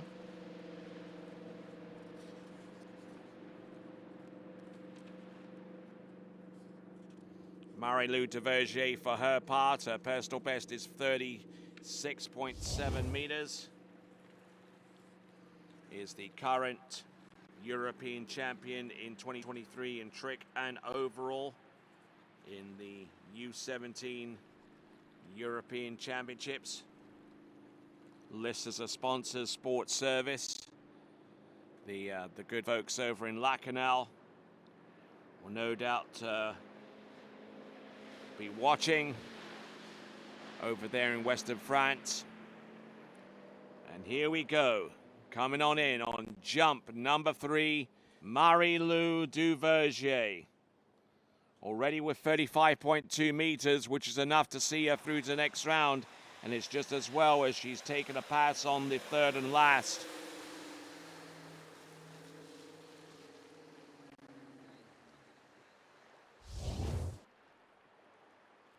Leaning away from the boat and trying to keep that line tight.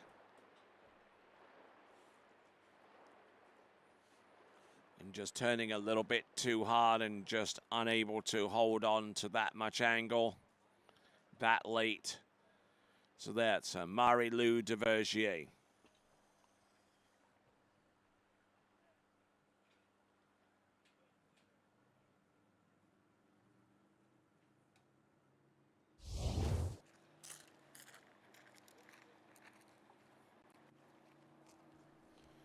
All right, moving on. We've got third from last skier about to head out and try and qualify through to the jumping final. Her name is Katharina Hafner.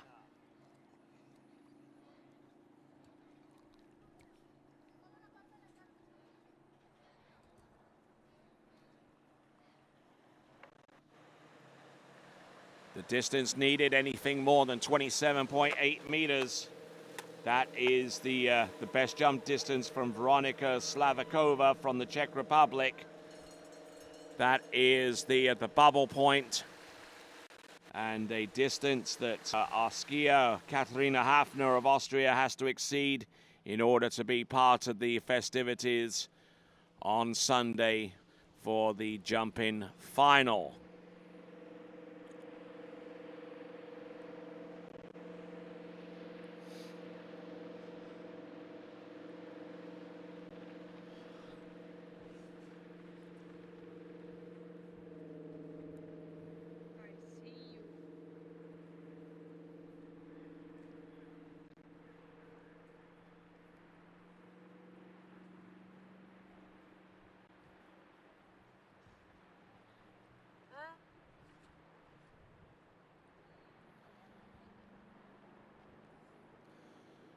All right, here we are with the first of 3 attempts for our Austrian competitor that is on the water right now.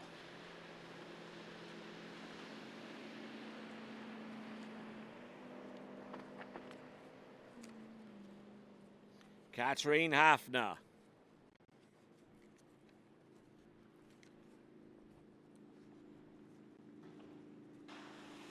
taking in a lot of heat and getting plenty of height to work along with it. Katarina Hafner, her personal best is 33.2 meters.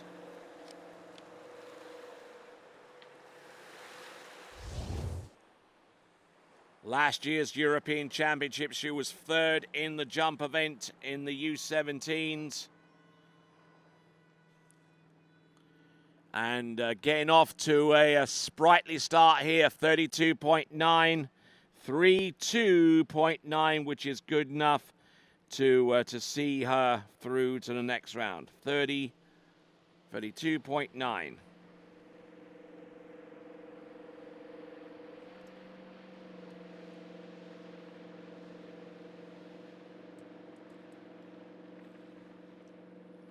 Just as a reminder, 8 skiers advance through to the U17 girls jump final, as we only have 14 jump competitors on the list total. That affects the amount of people that make it through to the jump final. Katarina Hafner,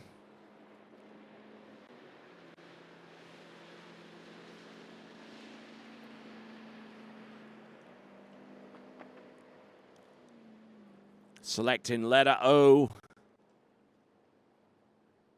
and the speed of 51k, turns in.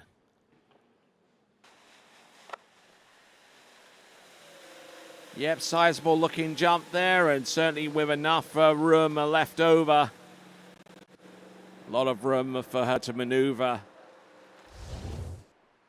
Wasn't especially late, or early for that matter.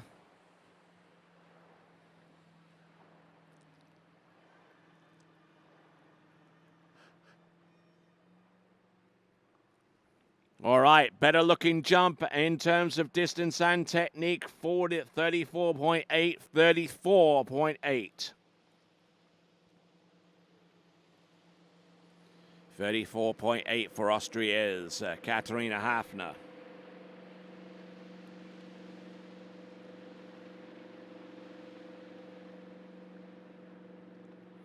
.8, incidentally, was the second jump distance from Marie-Lou Duvergier on exactly the same jump.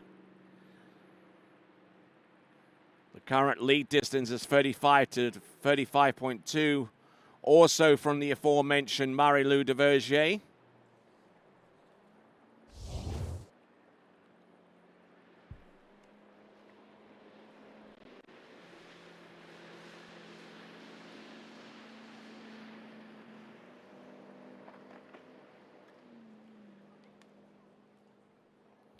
So third and last.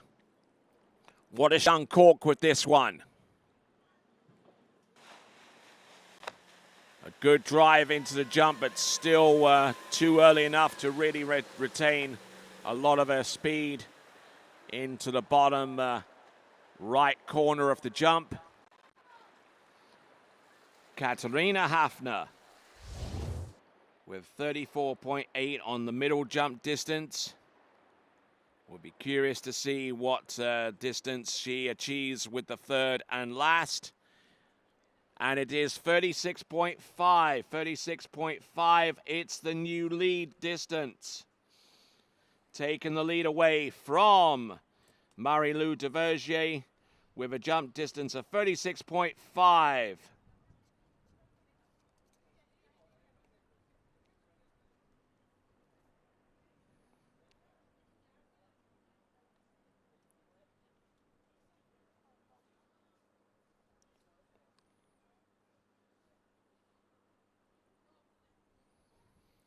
Good turn, a good drive, and the setup looked a little bit later, but she definitely flew a lot further as a result of all of that.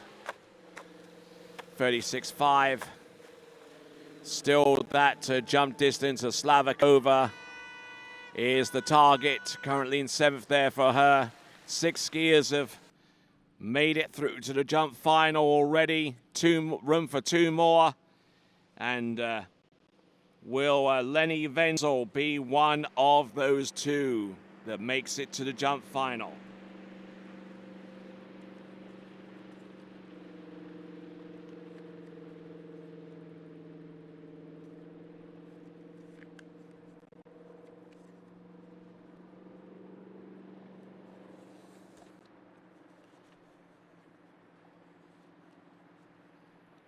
So in the Junior Europeans last season in Cesena, she jumped 35.6.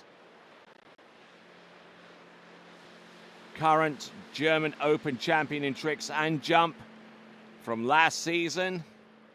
Multiple-time German national youth champion in all three disciplines. Let's see if she can get to work with a good, solid jump distance to open things up with. A distance that would ultimately propel her to the girls' jump final.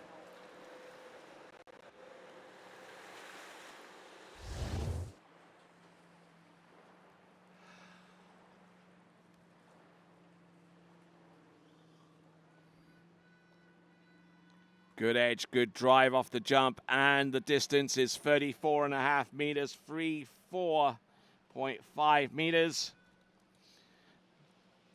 34.8, I beg your pardon, 34.8.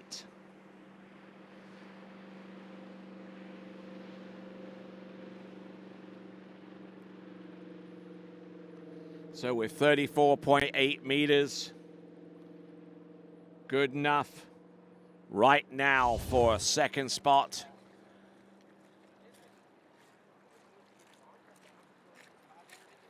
As we see our final jumper get psychologically ready.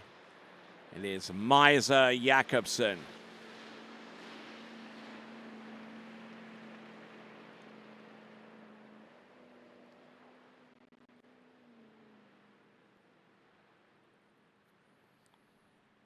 Turns in. Oh, getting pulled towards the bottom right and actually making contact with the bottom left corner of the jump with her right ski. Just scuffs that part of the jump.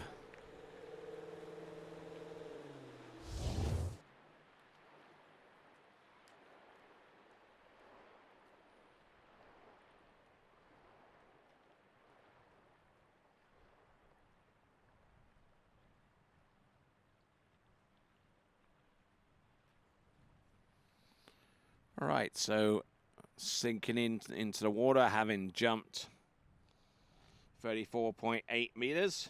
Pass on jump number 2.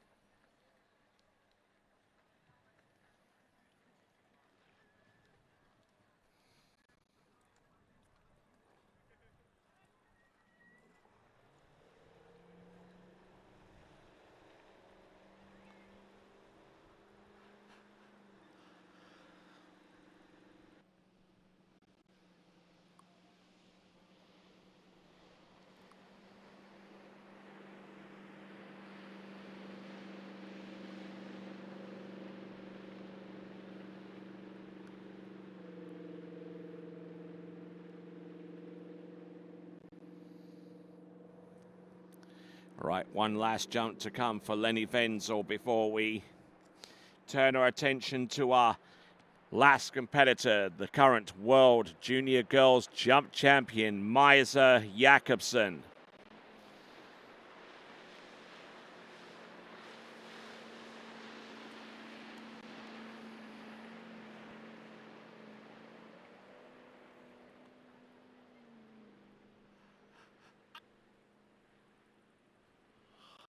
Turns, drives in off the second wake, boom! Sails in for a landing. That should be her best jump out of the 3 as she returns to the dock and should relax and be comforted by the knowledge that she's made it through to the girls' jumping final. That is Lenny Wenzel.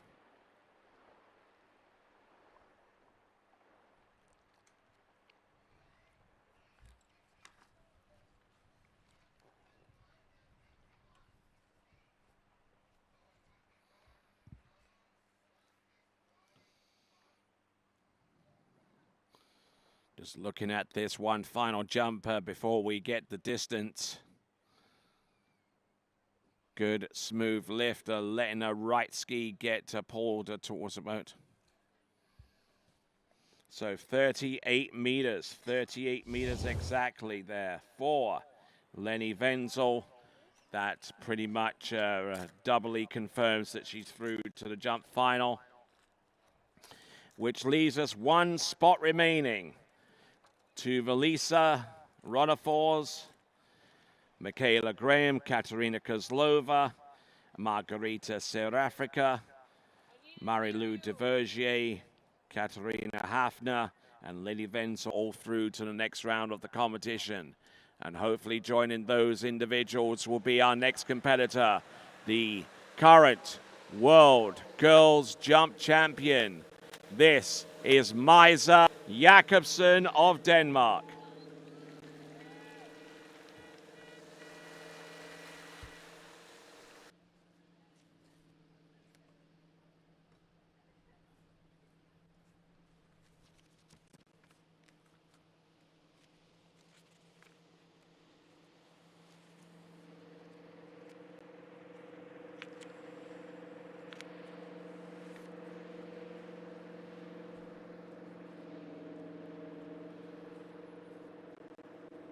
All right, don't forget that we still got some more jumping to take place. We've got the boys jumping competition to take place almost immediately after the conclusion of the girls jumping. We have two series of boys jumping in the elimination round for the U17 boys jumping event.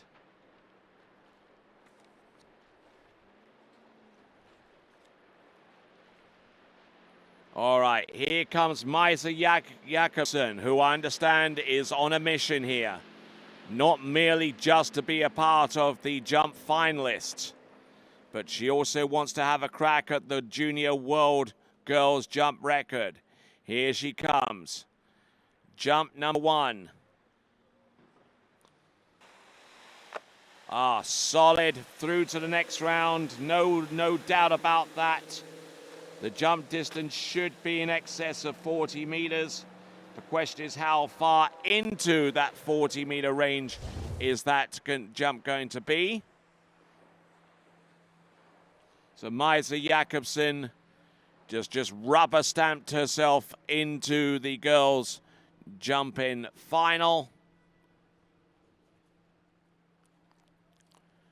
Jump distance is 42.5 meters, 42.5. So she will be the last skier off the dock in the penultimate event of these championships, the U17 girls jumping final.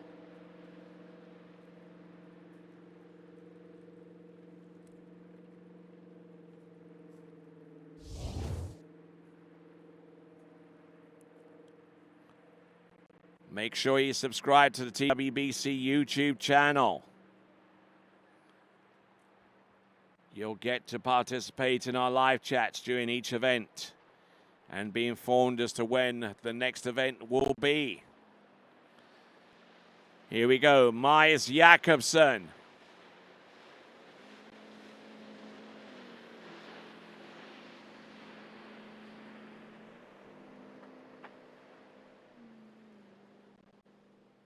All right, nicely outside of the towboat, keeping the good line tight. Turns in, drives off the second wake, lets the boat do the work for her. And nicely done. I think that one could be a little further. 42.5 meters on jump number one. About 3.5 meters shy of the current world girls jump record.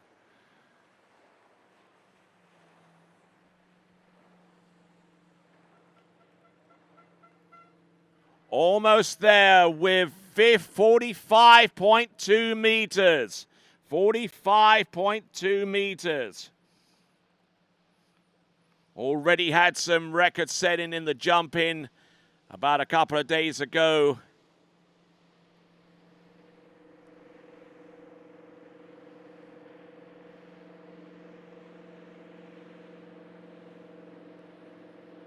And let's have a look.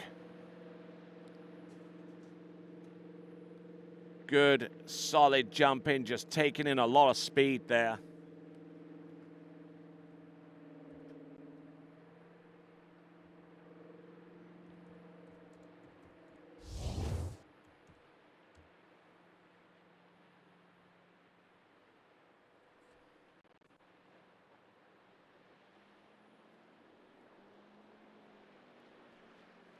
All right, let's see what she can do. Can she pull out a new jump record? 46 meters is the current target. Let's see what she's got. Third and last attempt. Turns, drives it on home off the second wake. And I don't think so somehow. Wasn't pressured enough to get onto the base of the jump. Her timing was off. But she comes within half a meter. Comes within about 0.8 of a meter of tying the world jump record. But she does have 3 more jumps by way of the jumping final that will take place on Sunday. So she will concentrate on what she's got to do before now. And then 45.2 meters her best jump. 42.5 on that last jump. So good effort all the way around. All of those jumps well in excess of 40 meters.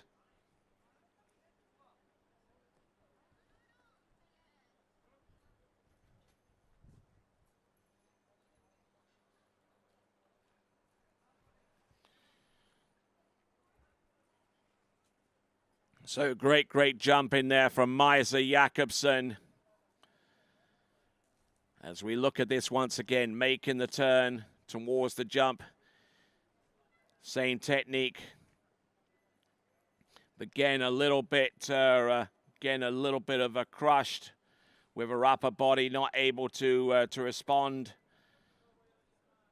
effectively enough on jump number 3. So let's have a look at the jump leaderboard. Maja Jakobsen, she's through as the number 1 out of the top 8 with 45.2 meters. Lenny Wenzel with 38.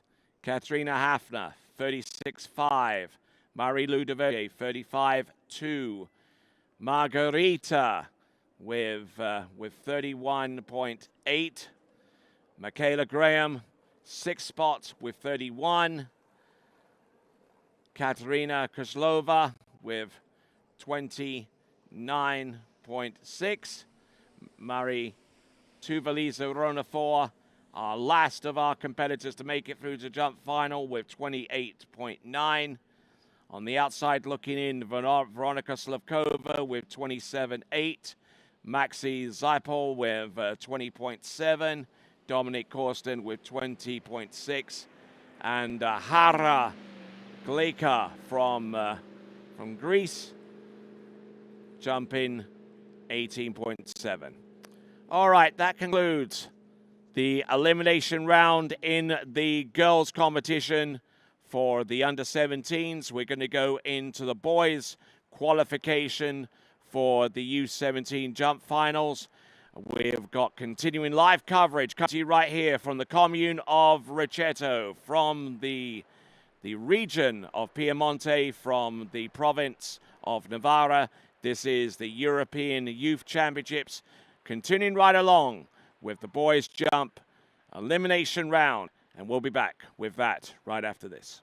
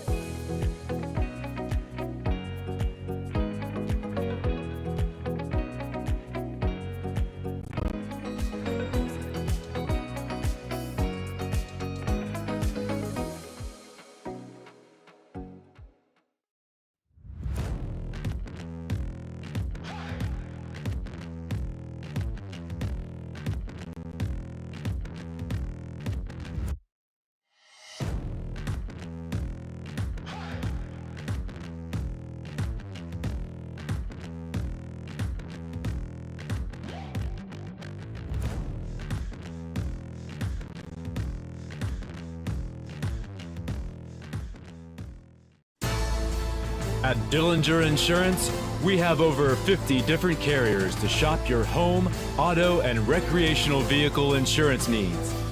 We would love the opportunity to save you money. We insure $1 million mansions, condos, mobile homes, rental homes, and everything in between. We know all about wind inspections, 4-point inspections, and how to get you the right coverage for your particular home. You've got questions, we've got answers. Can you remember the last time you had a rate decrease with your auto insurance? Let's take a look and see what we can do. We know all the ins and outs of getting our customers the best rates, coverages, and discounts, so put us to the test. Don't monkey around with your insurance. Call Dellinger Insurance today. We've got tons of companies to help find you the best prices and the best coverage for your particular needs on home and auto insurance. Go Knights!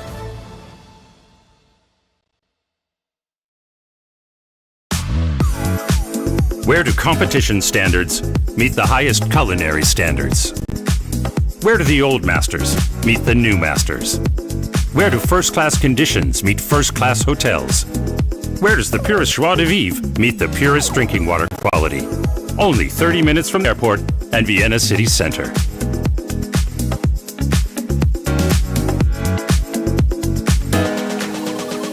See you in Vienna.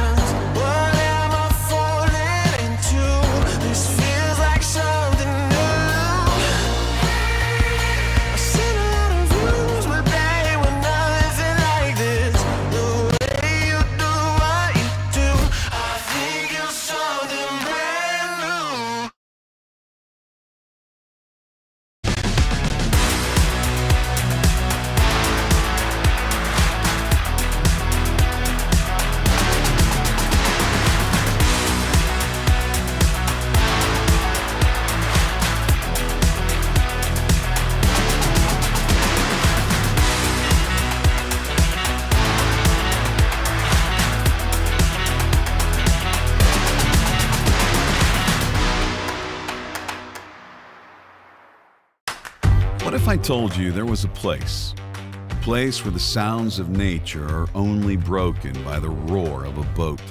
A place where that summer feeling lasts all year long. A place where the Florida sun is only outshined by the smiles of the skiers. A place where first-time skiers can ski alongside world champions, and the world-class coaches work with all levels of skiers. What if I told you there was a place where life slows down and your only job is to make lifelong memories? That place is Swiss Water Ski Resort. Book your trip at SwissWaterSkiResort.com.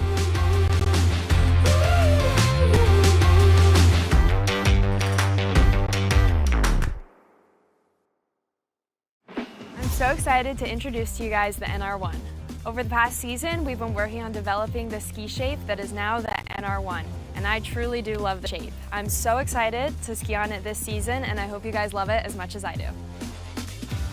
I'm really excited to get on the Reflex NR1 this season and see what it can do for my skiing. Every time I get on it, it just feels better and better. So I can't wait for the 2024 season to get some new PBs on the Reflex NR1.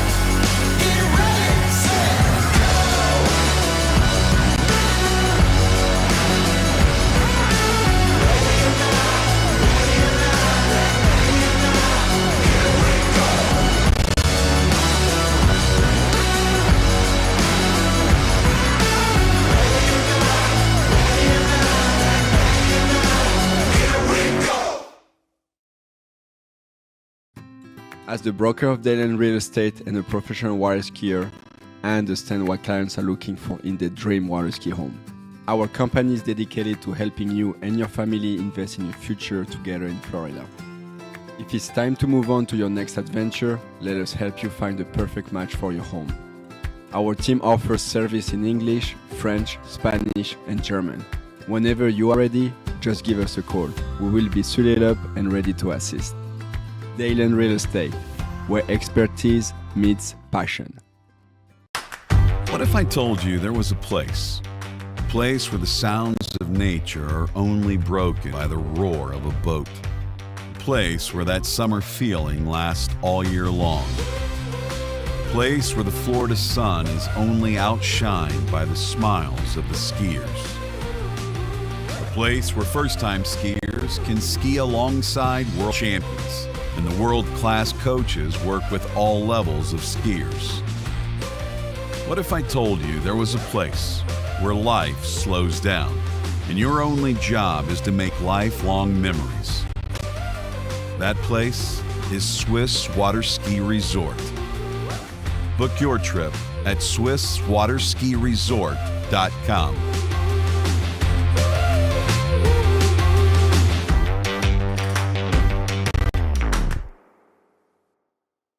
For over 20 years, Houston has been setting the standard of automotive excellence. Hi, I'm Dave Houston. I'd like to welcome you to the Houston family. We are committed to offering exceptional Cadillac models like the all-new electric Lyric, redesigned XT4, and the legendary Escalade. At Houston, our personalized service and friendly staff will exceed your expectations. Feel the thrill of buying a new Cadillac from Houston Cadillac. All right, then, welcome back to live and continuing coverage here at the European Youth Championships, coming to you from the commune of Rocheto, from the province of Navarra and the region of Piemonte. And there is the girls jump leaderboard. Last previously contested event with 45.2 meters, just 0.8 of a meter shy of equaling the world U17 girls jump record. Maisa Jakobsen with that distance. Lenny Wenzel currently in second with 38 meters exactly. And Katharina Hafner taking third spot at the moment with her distance. All right, so let's have a look at this on the second jump there from Maisa Jakobsen. And this is the distance that got her within a meter of breaking the world junior girls jump record. And taking in a lot of speed. And not bad effort there. So Maisa Jakobsen. A brilliant looking jump there. And we've got the U17 boys jumpers. Zarab Shakani from the Republic of Georgia. He'll be taken to the water first, followed by Kane Hammerlink, Stefanos Laudros. This is and James Cosgrove fourth out. Santi from Spain taken to the water next. Then Ionis Athananakis of Cyprus.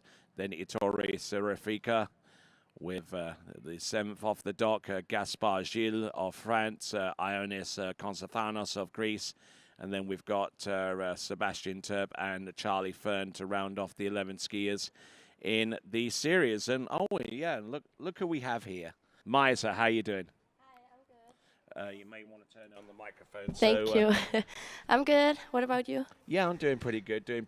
Nice. So yeah, you were pretty close to the world jumping record. How did it feel out there?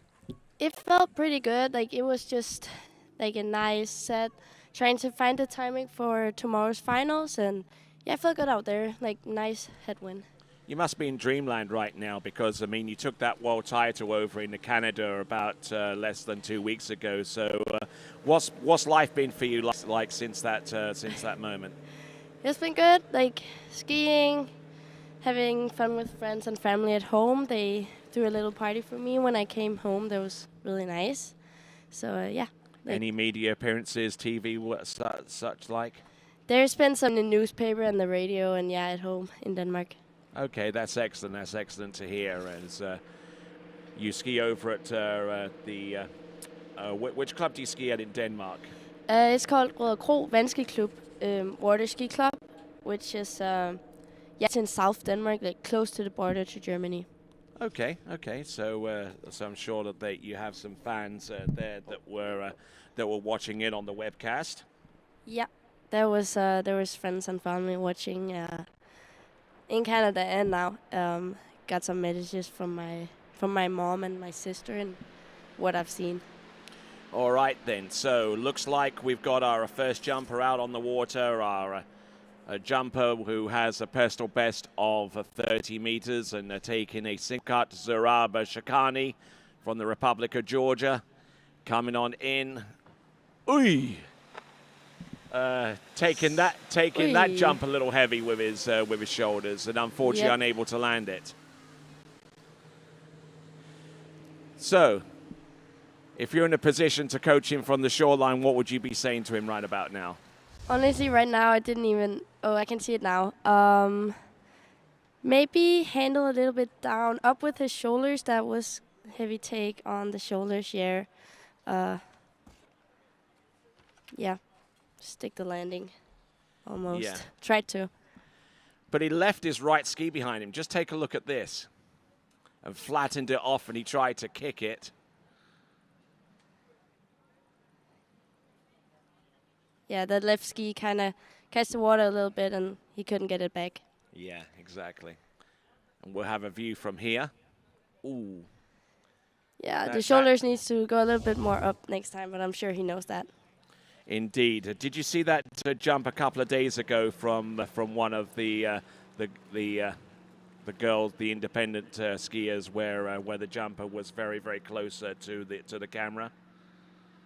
I'm not sure I saw that. No, sorry. Okay, well, you can wind back to the TWBC archives from a couple of days ago. We actually opened up the show yesterday with that shot, and she went flying off the left-hand side, but then eventually she got everything back together and managed to put out a jump that qualified her through to the next round. So it wasn't all doom and gloom. Was it the one that went out the side? Yeah. Oh, yeah, I saw that one. That was, probably it was late, and then she thought she could take it, but wasn't sure when she got too close to the jump and let go of the handle. How far do you know into a jump whether you're going to take it or not? That's a hard question, Tony. You turn, like I do double cuts, so I turn. That was a better jump. Nice. Oof. Couldn't hold on to the the landing handle. could have even helped. Yeah. So carry on with what your response. I do double cuts. So I turn, and then I kind of know what timing it is, if it's late or if it's early.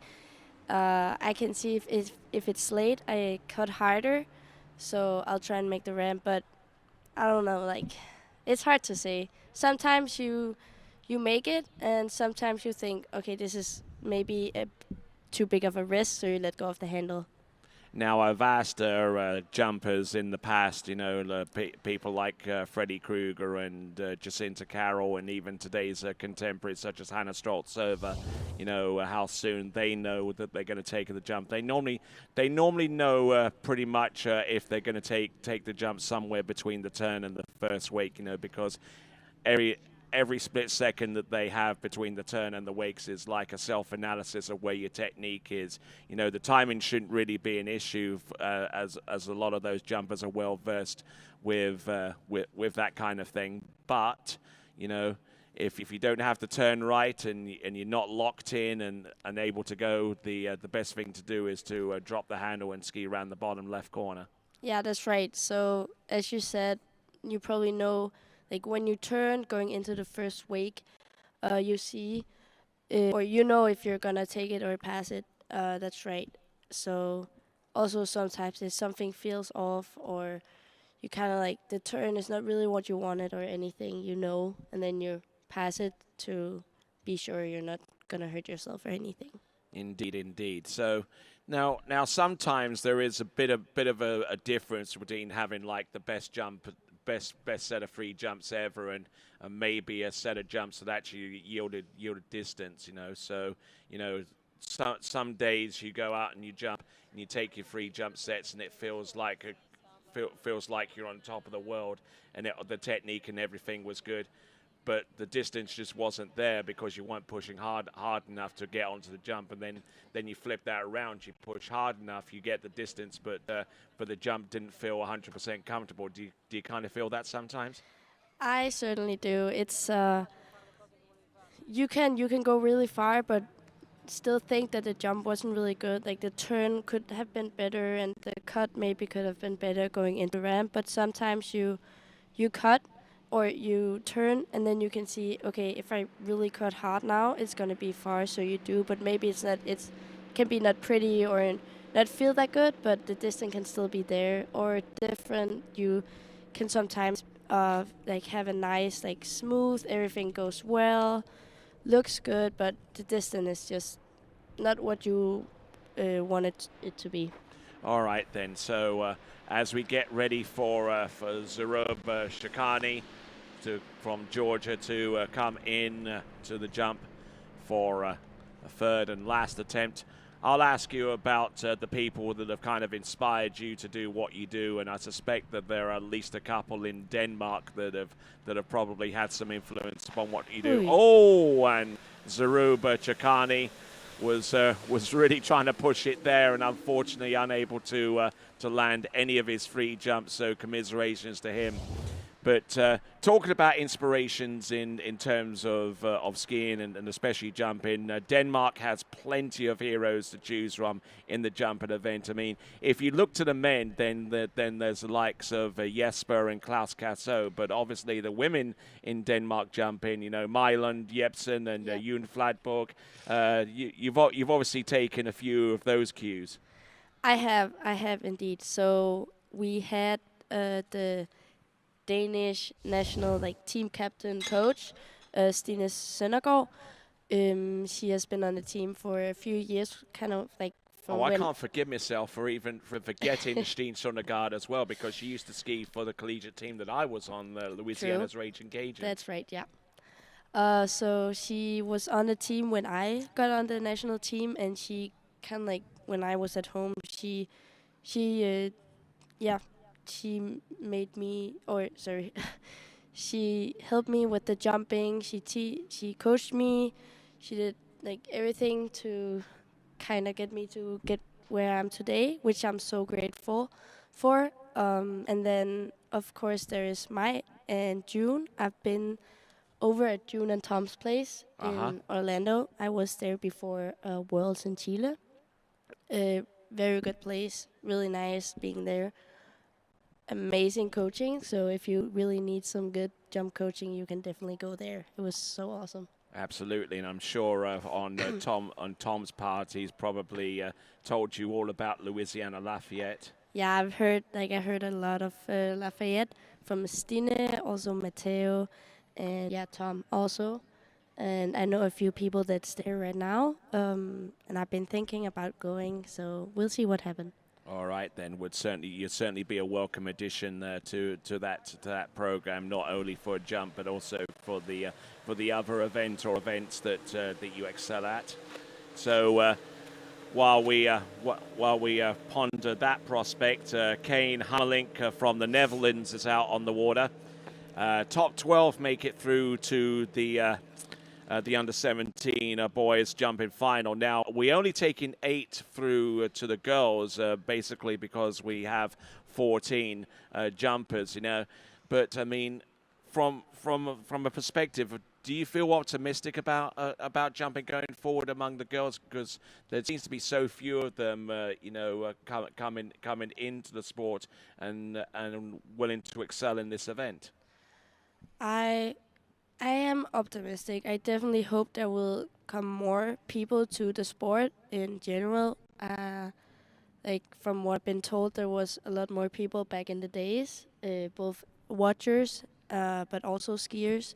So I would love if that could be something like that again. But I see some pretty good jumpers in under 14 and also under 17 and also in under 21, what I know. Indeed. So I mean, it's No, it's obviously something that that the folks and the powers that be that with the IWWF Tournament Council, especially that within Europe, that needs to be addressed. I mean, we're seeing some good competitors come out of the U14s. That's right. Maria Popova for one, because she jumped 36.4 to set a championship record in the 14s. Yep, I know. She has been a strong jumper the past few years. Like, also when I was in under 14, she actually jumped. We have jumped against each other. So yeah, she's definitely a strong jumper, and I'm looking forward to see how she's gonna do in under 17 next year.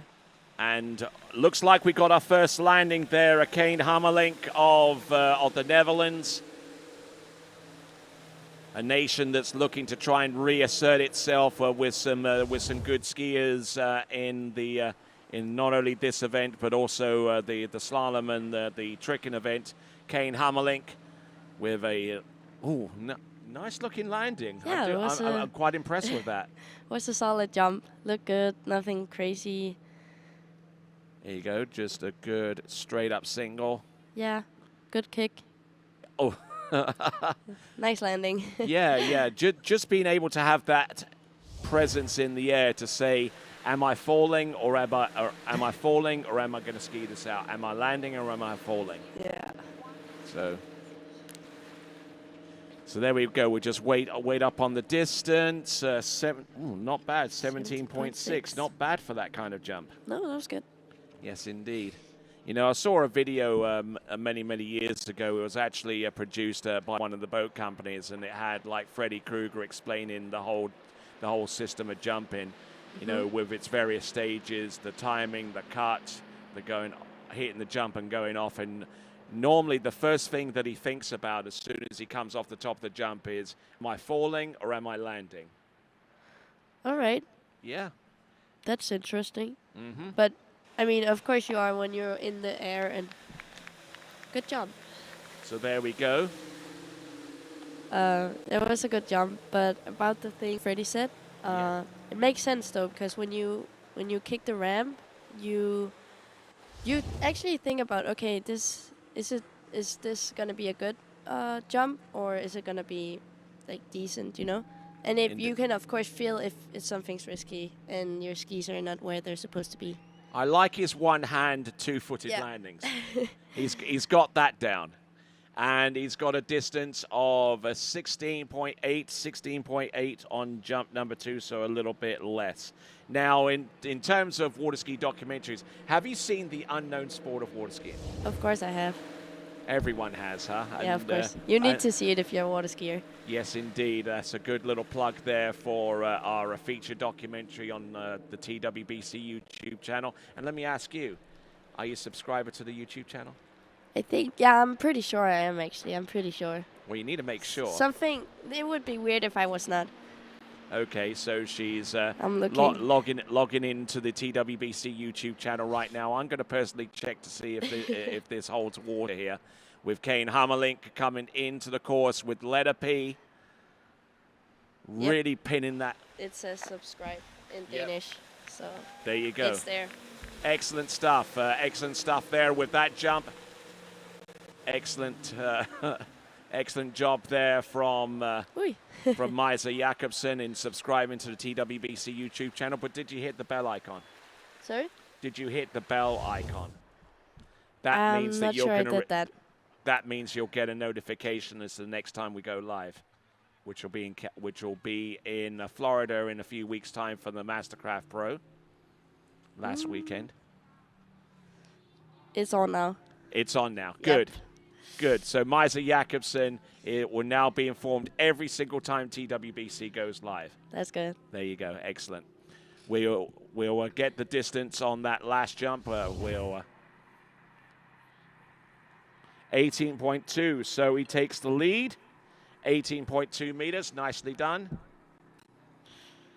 That was good. That was great jumping. Yeah. I love the two-footed, one-handed landings. Yep. Always the one-handed landing. All right, so Maisa, the world junior girls jumping champion and already in the lead in this event. in the jump event. And next competitor to go will be Stefanos Laudaros, and you've been competing in these championships, U14, U17, so I might have to lean upon you for a little bit of biographical information on some of these competitors that you might have crossed paths with. Yep. So I do have announcing sheets, but they're kind of a little bit out of order. So so in lieu of actually helping me actually sort out the announcing sheets, it can be quite laborious. Oh. Maybe you can maybe I can pick your brains a little bit, and you could tell us about Stefanos Laudaros. Sorry, I'm not sure. Maybe if I see his name, can I? Stefanos Laudaros from Greece. It's probably a relatively new competitor, you know. Yeah, I don't know so many of the people from Greece. I know a couple of them, and they're really nice, but I haven't talked with all of them. But that's the thing, though. I mean, in the U17 competition, you know, and this is a trait of the Ukrainians. They send their best skiers to compete in the team in the U14s, while sending a secondary team to actually be spread in the U17s. That's an unusual thing to do, because they really prioritize their U14 team. They do. They have a lot of really good skiers in the under 14, and we certainly know as the under 14 slalom and trick is won by one of the Ukrainian guys. So congrats to him. That's really good job. Okay, so it looks like I do have some biographical information on Stefanos Laudaros. All up and over, and takes a landing. His personal best jump is 18.8 meters.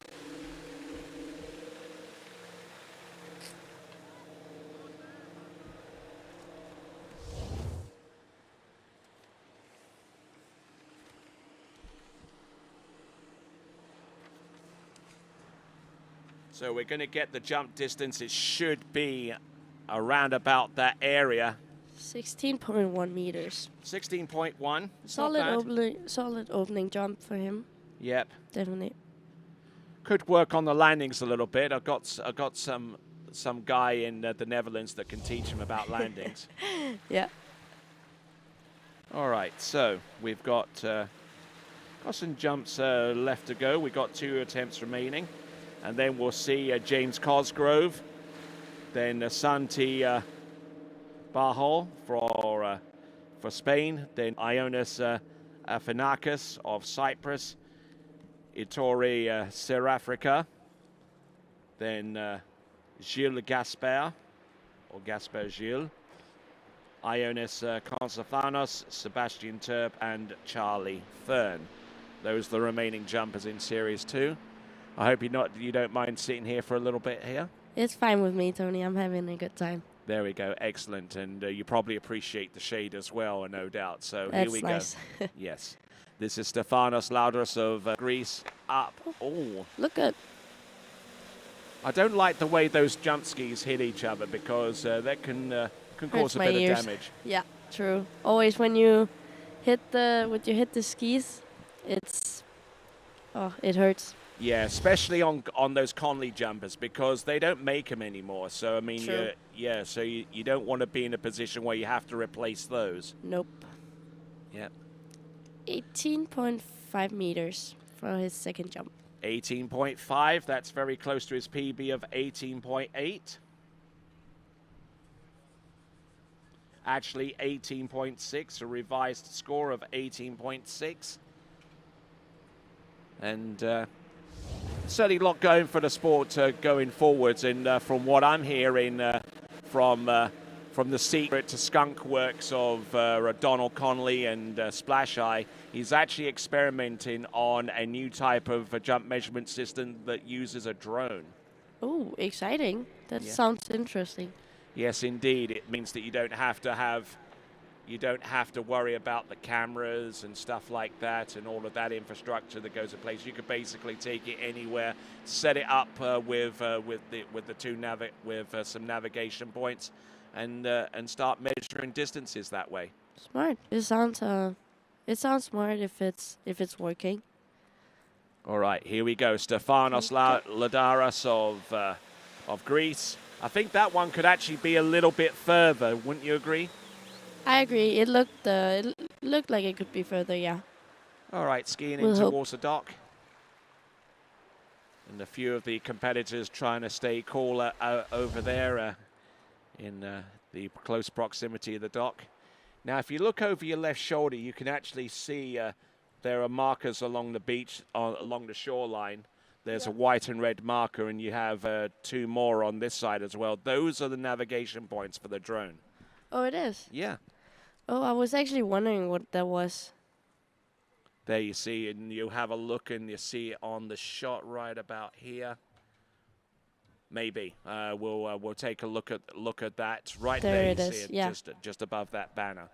So yeah, it's still in its experimental stage right now, but it's certainly something to watch for in the future. But the future is already here with iTricks, with that scoring That's right. system. It was used in the Junior World Championships. It's being used here for the first time in the European Youth Championships.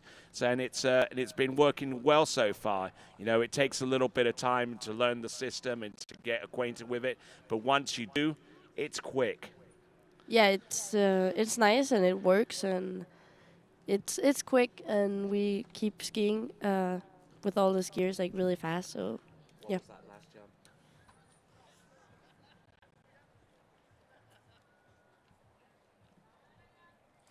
So 18 meters on that last jump. We were figuring that jump was going to be further.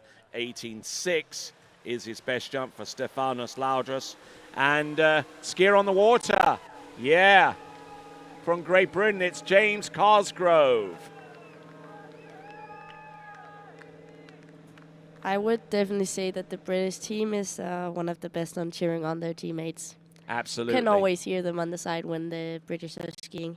And you know, you should get used to something like that, because when you get into collegiate skiing, you're going to have a whole bunch of people with the Louisiana Lafayette getting behind you in the same way. That's right. So yeah, there's something about the water skiing that's why it's fun, because you have the people on the side cheering on you and wanting you to do your best. Also, if it's not from your country, it can be your friends from other countries too. So yeah, that's one of my favorite parts about it. All right, so James Cosgrove, I'm going to see if I can pull up some biographical information on him.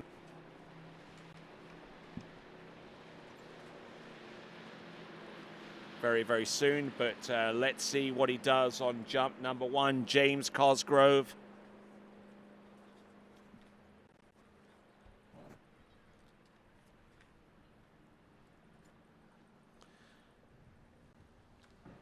Taken an early approach, Ooh. but Looking good. yeah, not a bad one. Taking that a little bit with his lower back, I would say. It was like really like strained to get off the top of the jump, and not able to get everything out of that. But it's a first jump, and it's something that he can effectively work from.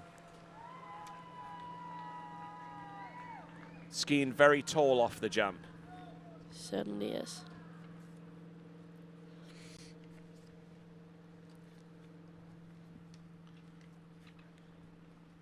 So James Cosgrove will get the distance for him very, very soon.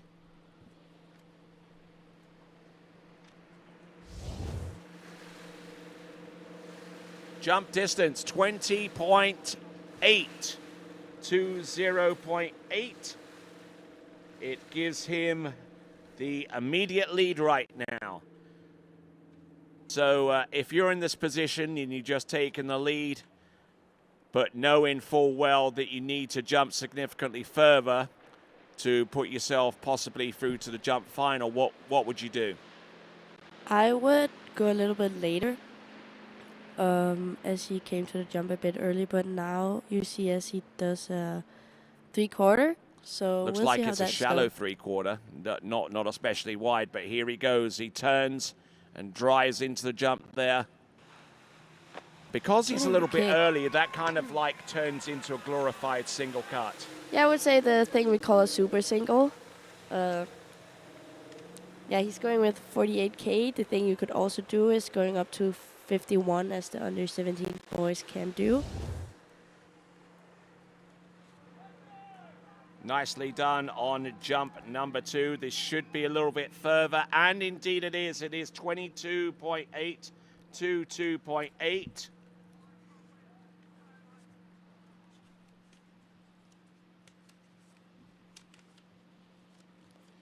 So now he's gotten everything situated. Now he's got to send it a little bit later and just plain flat out send it. Yep.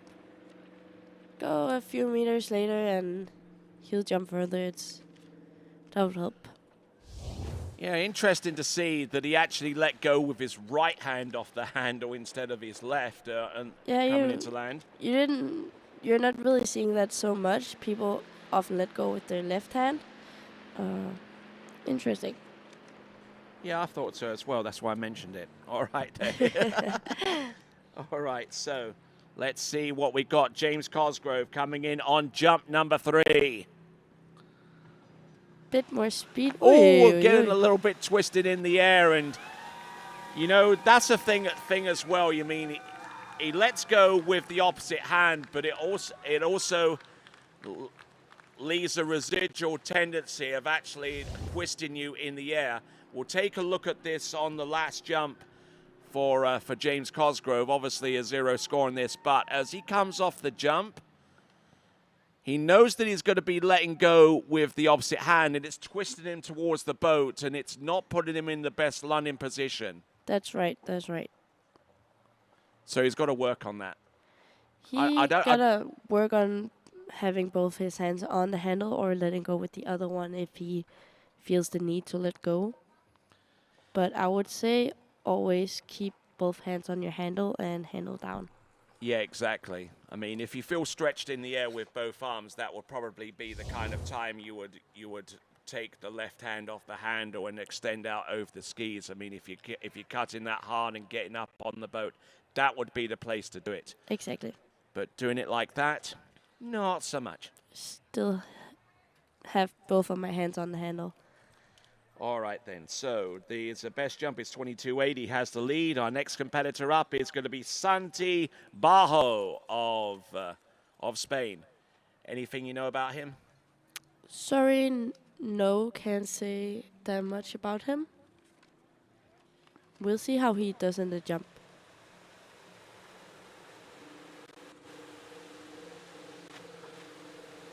So Santi, 3 jumps at his disposal. We'll see what he's got so far as a PB is concerned. I'm pulling up his bio information. 25 meters exactly is his personal best. And yeah, if he gets that kind of distance, he'll take the lead. But once again, there are so many good jumpers between now and the end of Series 1 that it's seriously going to take for him something really, really special. So first in slalom and overall in the Spanish and Catalonia championships. Catalonia is the area of Spain where Barcelona is, and it's got its own regional identity within the Kingdom of Spain. And I've been to Catalonia a few times in the past, especially when I was training over at the Mills ski school in Roja a few years ago. Here we go. This is Santi Bajo. Oh, this is a late approach.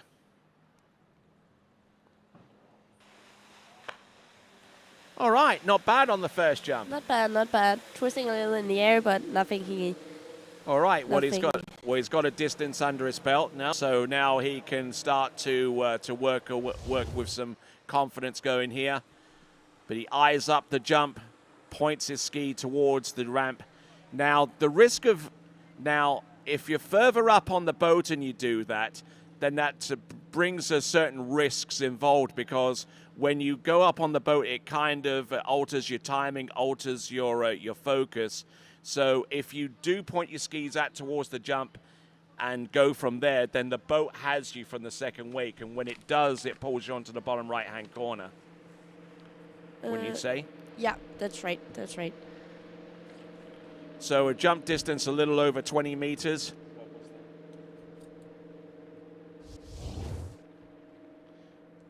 So 21.8 meters.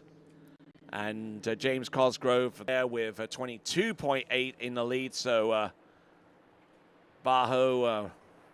Santi Bajo getting his opening jump into the top 3 at this time. But as we mentioned, he has a long way to go. Going with letter H. He's further up on the boat, and he's still pointing the skis up. Now the boat has him as he gets pulled closer towards the bottom right-hand corner. That looked better. It looked a little bit further than the first one, so we'll see what the distance is. Yep, he definitely has a little bit more strength to work with off the second wake in towards the jump. There, certainly a lot higher on the boat as he turns the skis this time around. Bam. And just kind of sat back on the jump there a little bit. That kind of inhibited the amount of distance he could have achieved with that one. However, the distance he was able to achieve was 23.2 meters, and that is enough to take the lead above James Cosgrove at this time. Gets up over his skis a little bit, but had he have been over those skis a little earlier, that jump could have been closer to about 30 meters. That's right, Tony. We'll see how. So we'll see how he does on the last jump he got. All right, so here he goes. Let's see if he can get a little bit wider. Santi Bajo. Oh, he's wide, all right. Looks wider. And now turns the skis towards the jump, and I think he's coming into the ramp's proximity just a little bit early. But he's still able to take a lot of speed and get halfway decent height. So I think he'll be, halfway satisfied with that. Yeah, His personal best is 25 meters. He was close to that on jump number 2. Santi Bajo looking down the lake to see the Splash Ice scoreboard and what it's flashing right now. And it is a 23.8. So probably feeling a little bit frustrated with that because his best jump has been over 25 meters, and there was a big old PB festival a couple of days ago. So he may have been frustrated that he couldn't take full advantage of that. Yeah, probably. Sometimes when you've everything is good, the boat's good, ramp is good, and you feel like, okay, I can do it, and then sometimes you don't, and you feel kind of annoyed by it, but it's gonna come at some point. Okay, how do you feel about the towboat? Because, you skied with the Nautique over the Junior Worlds, and you're skiing with the Nautique 200 here. Much of a difference between the two? I'm not the best one to ask about boats and stuff, all that, but it's good. It's good. I like the boat in Canada and I like it here. So yeah, maybe the boat in Canada was a little bit stronger, but I think it's not much of a difference. Okay, that's cool.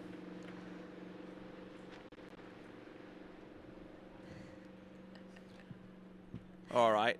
So, and there were other moving parts as well between Canada and Ricciotto because the higher elevation up in Canada tends to take a little bit of power out the boat. But, it is a Nautique. It's the exclusive and official towboat of the International Water Skiing Wakeboard Federation. And it's nice that they have two models of boats, the high-end ski Nautique and the 200 that we're seeing right now. And look at this. For our next jumper on the water, that is Ioannis Ifanikis from Cyprus. Good looking first jump from him. I actually think you pronounce his name Yannis, if I'm not wrong. Yeah. Yannis. And he's jumping on SE jump skis. You don't see a lot of those jump skis around, but there are a few people jumping on them. They come from the San Gervasio site, or. Well, they're actually tested there, but they're produced in Cyprus. Yeah. There we go. So they've been through extensive testing, but jump skis, you know, is a really, really fine art. You know, sometimes you get a real good pair of jump skis and they really, really help you. Sometimes you have jump skis that you know just really, really just do not feel in sync with you. And it looks like it's a 29.5-meter opening jump, which takes the lead. So we're using those SP jump skis to very great effect there on the first attempt. For him, it works, so that's what's most important, and that's good. So let's see if we can pull up some information. There we go, towards the back of the pile. 33 meters is his best jump ever. Oh, how late was he on jump number 2? That was late. Oh, that yeah. was risky. He made it onto the ramp and kicked it pretty good. Yeah, he needed to. He did. Definitely did. Otherwise, he would have been a permanent feature of the right side curtain. Look at this. Good turner, cutting really hard as he needed to, but... And I think he left a lot of that jump on his left ski coming off the top, you know, because he got real deep in the turn and he got the kind of cut that Freddy Krueger would be proud of, but Yeah. he just didn't get his legs underneath him. And that is 32.9 meters. Yeah, just about 10 centimeters shy of his personal best. Just look at that technique, boom. And it looks a little deceptive from this angle, but I mean, the rearward angle coming into the jump was the most telling so far as his on-ramp technique is concerned. So maybe if he backs it up to be a little bit earlier, take the same kind of cut and kind of let the boat pour you off the second wake, then you might have a better chance to get the legs underneath you and create some magic out there, Miser. Yeah, that sounds something he can do. So we'll see. He's wide, looking good. Oh, quick Great turn. Oh. A little bit too quick for his liking. So Yanis Ephanicus out of Cyprus. He's in the lead with a jump distance of 32.9 and just a skosh shy of his personal best. Turning really, really quick. Yeah. I don't think I've ever seen anyone turn that quick, save for someone like Tim Bradstreet. Have you ever seen Tim Bradstreet jump? Probably Maybe on have, videos. Yeah, probably I have on videos, but I'm not really remembering it. Yeah, if you've ever seen videos of like Bruce Neville and Jeff Carrington and those characters jump way, way back in the day, just picture how quick they turn their skis. Yeah, I mean, they have like, the skis back in the days were much shorter. Yeah, so they were. Quick on the water. And But that didn't stop Tim Bradstreet. nope, definitely did not. All right, then. So, coming in, our next competitor from Italia, it's Ettore, South Africa. Now, Ettore gave us a little bit of a glimpse of some old-school tricking yesterday. And I think he's in the tricking final tomorrow in the U17s. Ettore.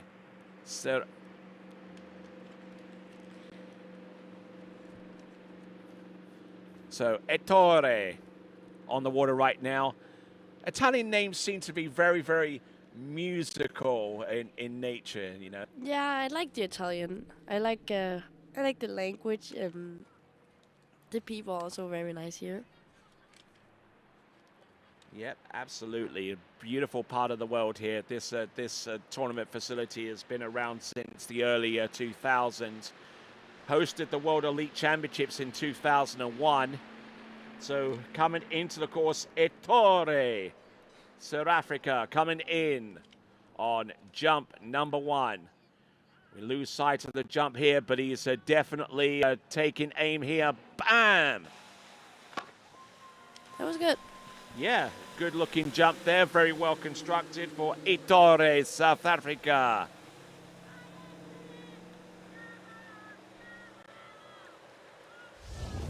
Competed at the Junior Worlds. I'm sure you know that. I know. I saw him around and also speak a little with him throughout the days. That was a good looking jump. Yes, absolutely. So our budding amateur photographer with 34.1 meters.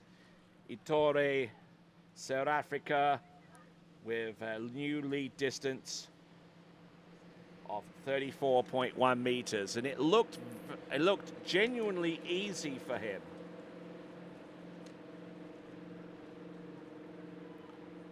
Good skiing.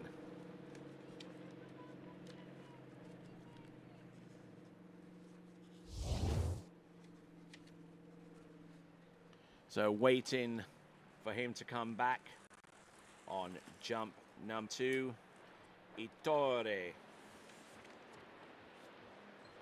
Personal best jump, 34.7, which he's gotten within a meter of right now. Let's see what he has with the remaining 2 jumps for Ettore. South Africa coming in. Letting himself getting dragged on the bottom right-hand corner, not really putting much pressure off the second wake. I don't feel. His right ski kind of slipped a little bit out on the ramp when he hit it, probably because he was a little bit later. But nothing that was too bad or anything. Nothing that he couldn't effectively control here.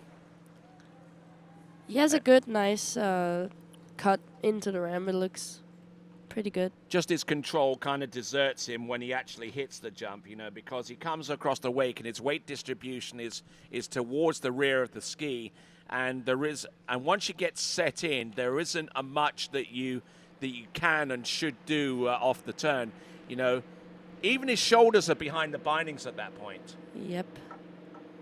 And where his handle position is a little high as well coming off that turn. So maybe we're being a little nitpicky here with some of these jumps, you know, but we realize these broadcasts are primarily for entertainment purposes, but they can be educational too.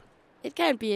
I definitely always, when I've skied and the broadcast is there, I go back and I look, and if Tony has something to say, I listen to. Definitely had some good tips. Okay, let me straighten off my tie. There we go. All right then, so Ettore, South Africa, coming in, jump number 3. That's better. That was good. Better over the tips of his skis. That should be about 35 meters, I would say. Took in a lot more speed, and the lift was definitely less forced and more natural off the top of the jump for Ettore, South Africa. And he's certainly wide up on the boat, so he has enough space to get up to speed. We should get the distance very, very soon. And the distance is a new personal best, 35.8 meters. 35.8 for Ettore. Great job. Great skiing. The question is that going to be enough to send him through to the next round? We won't know for about the next next 6 skiers. Next up, coming to us out of France, Gaspard Gilles.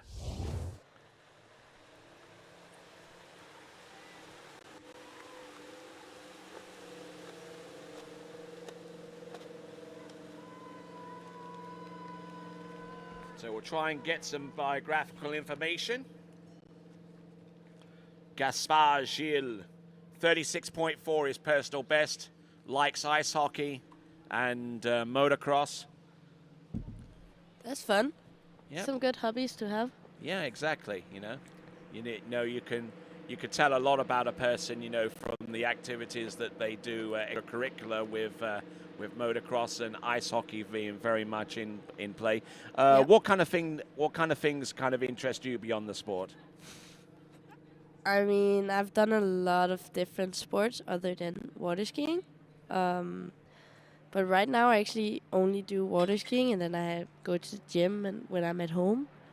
Yeah, I would probably in the winter I find some different sport to do if I'm not going skiing somewhere, to keep up the form and be ready for the next season. All right, then. So I'll dig a little bit deeper in that regard in just a moment. But here comes Gaspard Gilles of France, aiming his skis at the jump, taking the switch all the way off the second wake into the jump. Nicely done for Gaspard Gilles. We'll get the distance any moment right now. We're going to take a look at the instant replay coming from the rearward view. This is a more forensic view of how a skier comes off the turn and gets into good shape. These camera views are courtesy of Jeremy Scholl on the tower, some distance away from here. It's 32.9 for his opener, 32.9. And we'll take a look at the instant replay from this perspective with that shot provided to us by Alicia Bagnoli. That is some good camera we have there. Indeed, some indeed. Good spots to see how you're skiing it. Okay. So let's dig a little bit deeper to sports you could be interested in. I mean, in Denmark, what's the most popular sport? Probably like something like football, soccer, something like that. But the major participatory sports, I mean, aside from soccer, would be handball. Handball. Yeah, a lot of people play handball in Denmark. The Danish men's team and women's team are actually pretty good. They just won the men's team won the Olympics. Olympic gold. Oh yeah. Few weeks ago, last week or 2 weeks ago. 2 weeks ago. Yeah. So a lot of people play handball. But that's not quite your game, huh? I actually never tried it, but I like watching it. Yeah. When the national team is playing. Yeah, I'm sure every single home in Denmark was tuned in to the finals, the Olympic finals, in which Denmark was participating in handball. Looks like it is. What is that jump? Is it a 35.1, 35.1? Yeah, I was actually in the water ski club when they were playing, so we had the computer and kind of looked at it while skiing. All right, so 35.1, and that currently puts him in second spot right now, just behind Itori.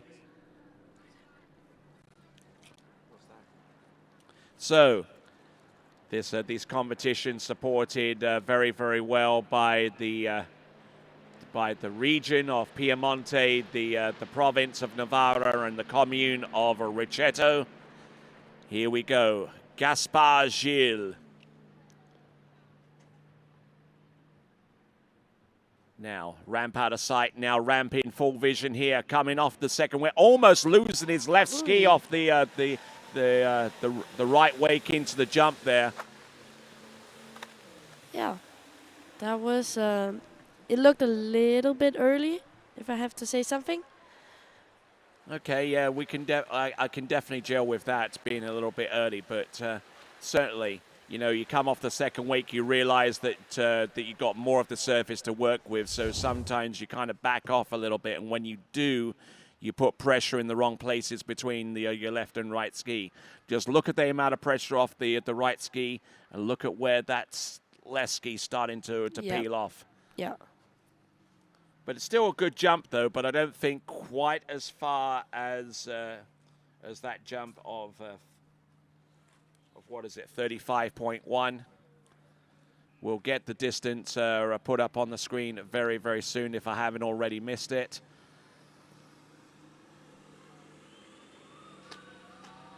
$35.6, that's still behind Itori, South Africa. And on the water right now, representing Greece, Yannis Kosophanos. Yep. So you agree that I pronounced that right then? That was right, Tony. Oh, fantastic. I'm improving. I'm trying my best here, you know. Yannis Kosophanos, personal best jump, 38.3 meters. So this guy's got some potential here. Exciting. We'll see what he's going to do. All right, among his hobbies are surfing, wake surfing, and the piano. Surfing is really fun. I've tried that a few times. You know, I saw that surfing competition in the Olympic Games. You know, rather unusually, the surfing event was over in French Polynesia in Tahiti. Yeah. And fun fact, the federation that governs the sport here at this place actually participated in those games in surfing. Oh. Yes. I didn't know that. That was a great fun fact. All right, then. So that's the first jump there for Giannis Kosafanos.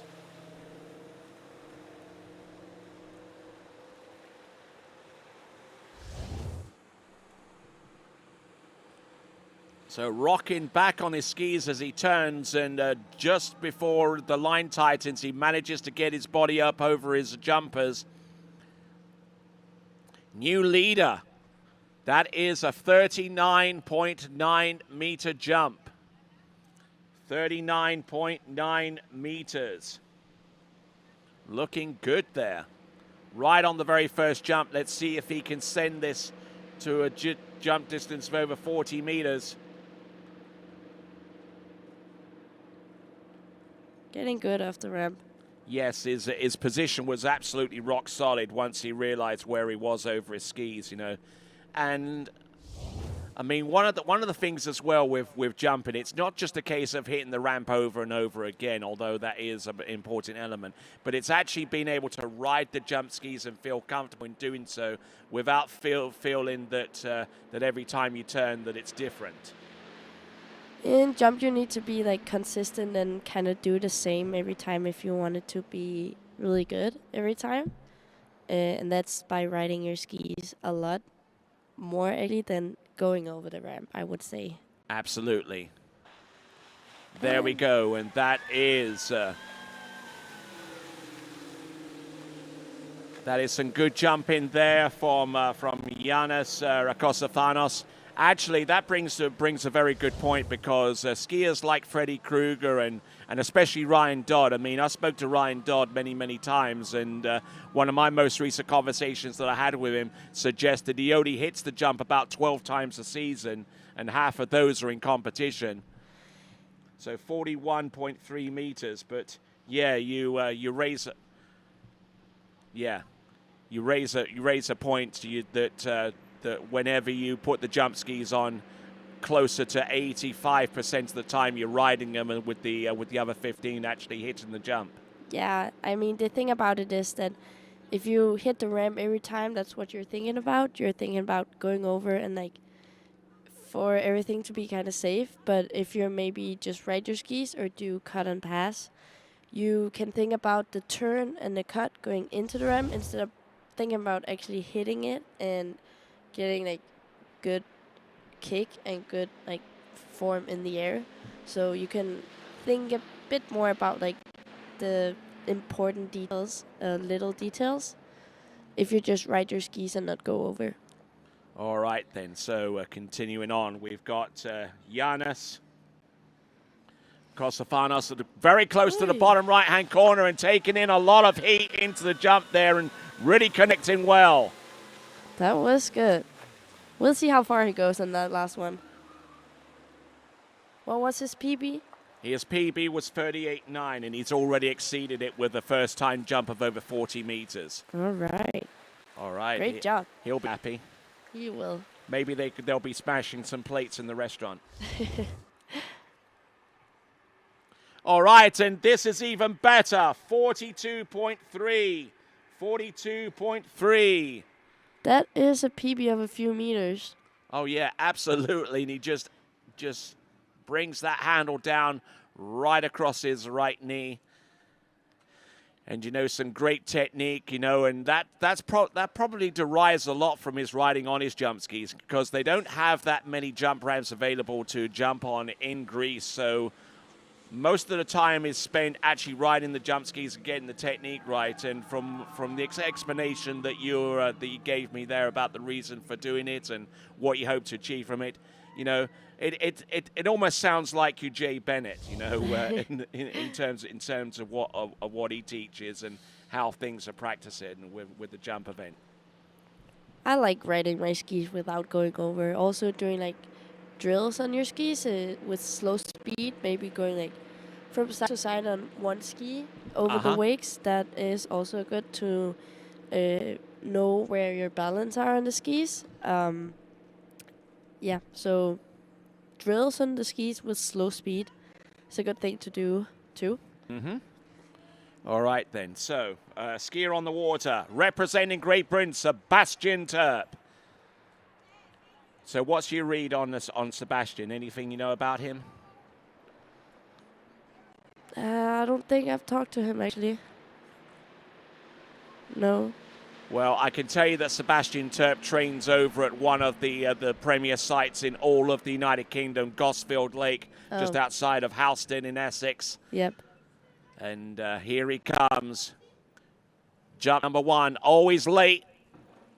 But he manages to create a little bit more space and separation off the second wake to hit the jump exactly where he wants to be. That's a good opening jump for him, I think. Yeah, good-looking jump there. Now, whether that's going to be in excess of 40 meters or not is going to be determined by our splash ice system.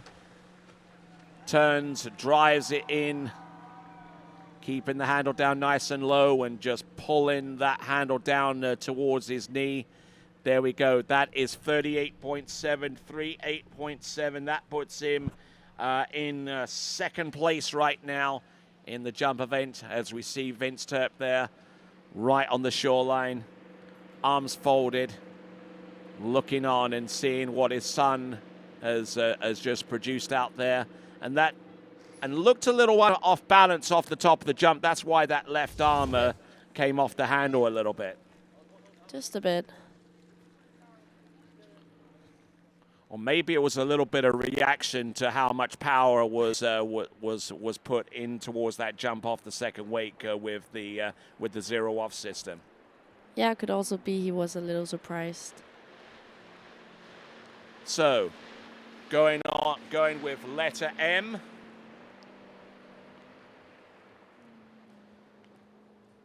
Let's see what he's got coming off on jump number 2. Better looking jump, tidier. And I think that jump distance is going to be further. I think it's going to be touching the 40-meter range. I think so too. That looked really good and looked farther than the first one. Certainly tidier, certainly better constructed, calmer. Looking good. Off the turn and transitions off the water through the jump. And it's a distance of 41.7 meters. 41.7 meters. That puts him within 0.6 of a meter of tying up the lead with Yannis Kosoftanos. So this is going to get exciting. It is.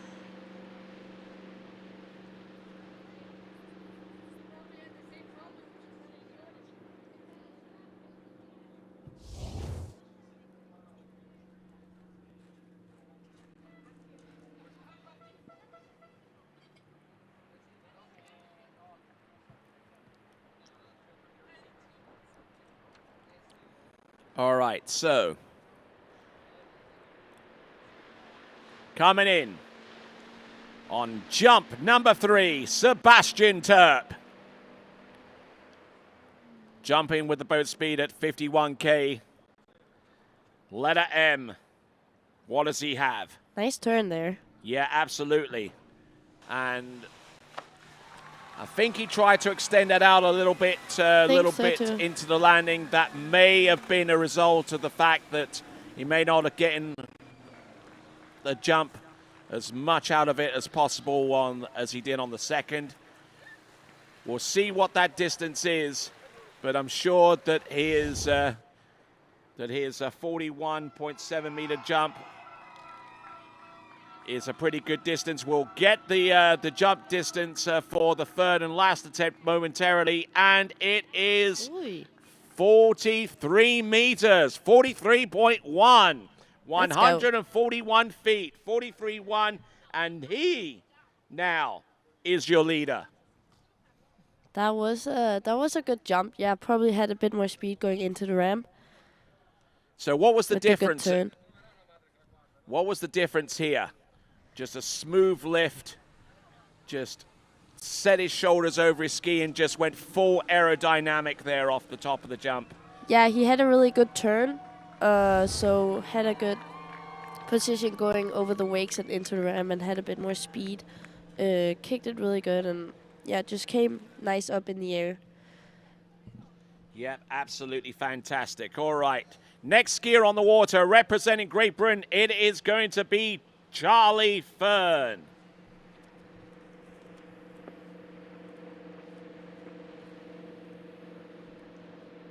Charlie Fern coming into this event, trying to put on a show out there with a jump distance that could potentially take the lead. Charlie Fern, who amongst his sponsors is JKP, John K. Phillips, of which adorn the entirety of his jump skis. Here we go. Coming in on jump number 1. Setting up with letter R. Going for the double cut. Yeah, absolutely. He's going for this one. Turns, sets, drives it in off the second wake. Oh, that looked messy.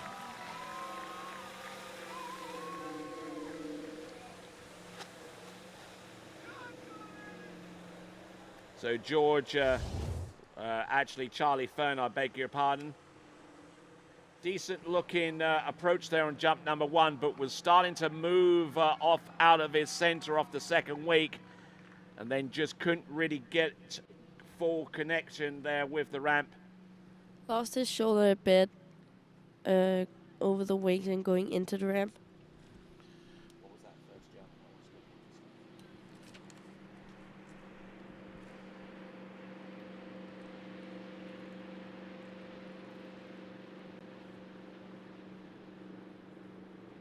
So 38.5 on his opening jump, and really getting stretched out into the bottom, especially through his shoulders.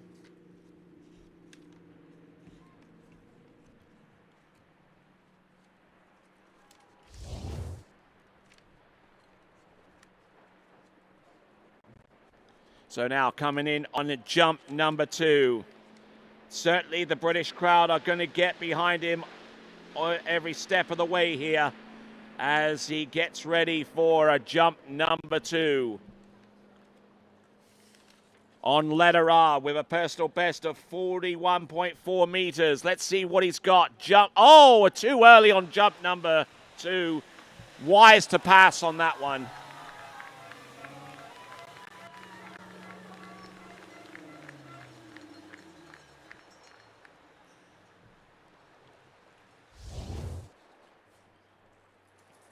So a nice glide, good turn, turns in towards the jump, and then realized when he looked up there was more of those paramedics than there were of the jumping ramp, so he had passed up on that jump. So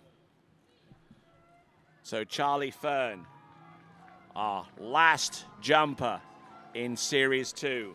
There are 13 more jumpers to come afterwards, and the top 12 advance through to the jumping final.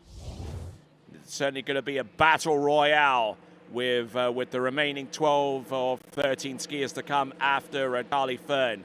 He's got to dig deep now. Really has.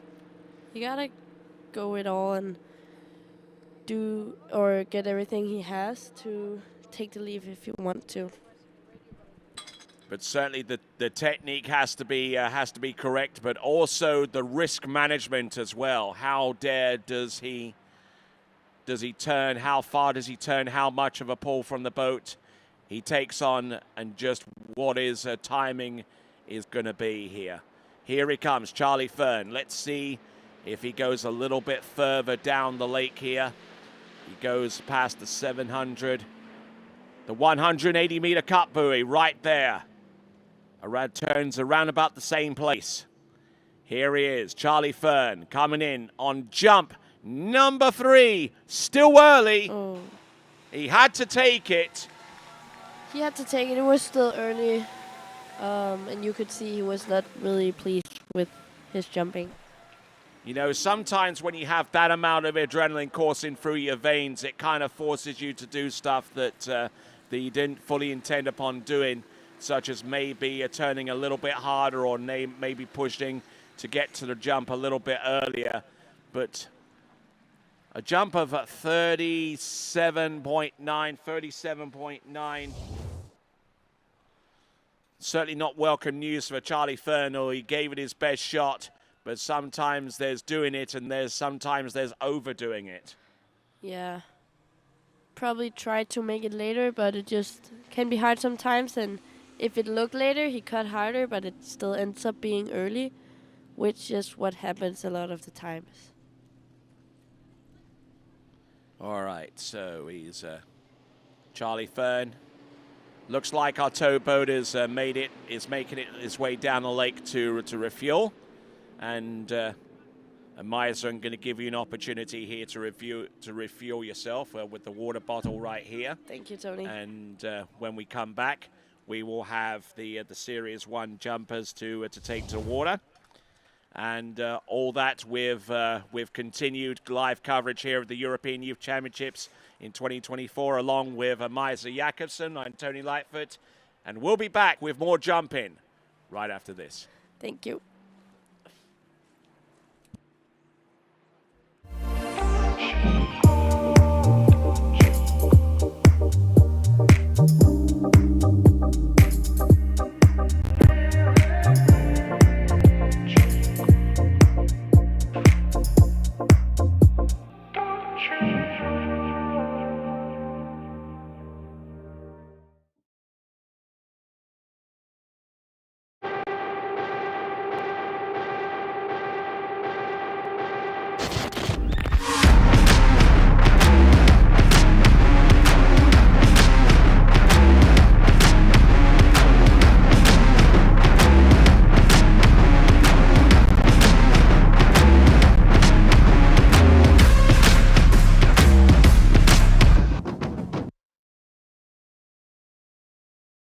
For skiers and water enthusiasts, Florida lakes are what dreams are made of.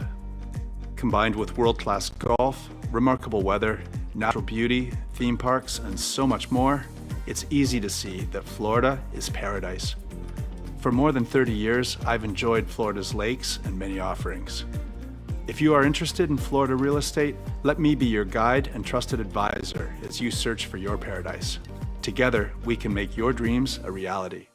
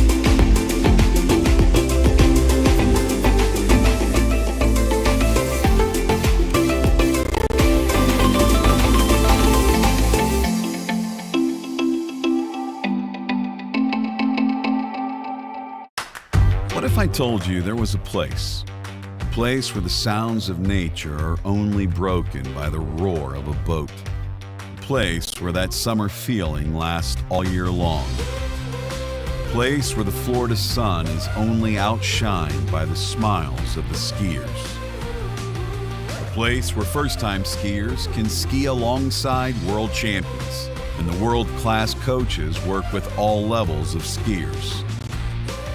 What if I told you there was a place where life slows down and your only job is to make lifelong memories? That place is Swiss Water Ski Resort. Book your trip at SwissWaterSkiResort.com.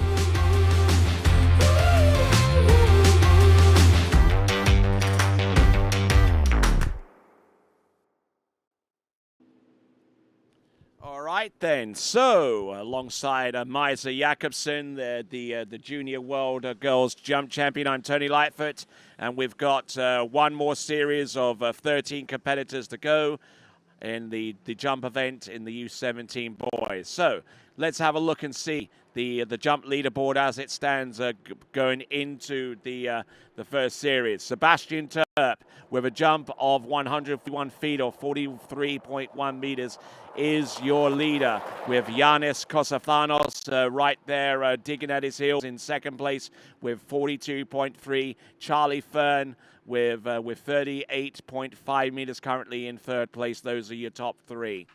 So Matteo Jorgis will be our leadoff skier, followed by Giuseppe Acquaviva, then Alice Polidor, then Tullio Wolfersberg, Victor Blomqvist, Pepe Leonhardt, Joshua Venege, Salvatore Maturana, Axel Garcia, Peter Steiner, Adrian Elias, and Maximilian Wienerreuter, and one other competitor. I'm sure you know who it is. Tim Wild. And the jump ramp has been moved from 1.50 meter to 1.65 meters high.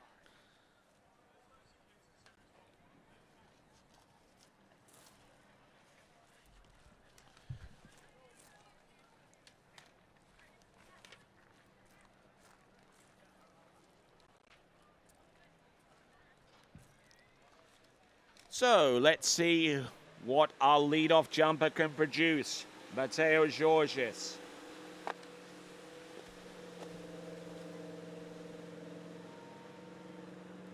Boat speed maxing out at 51k or 32 miles an hour.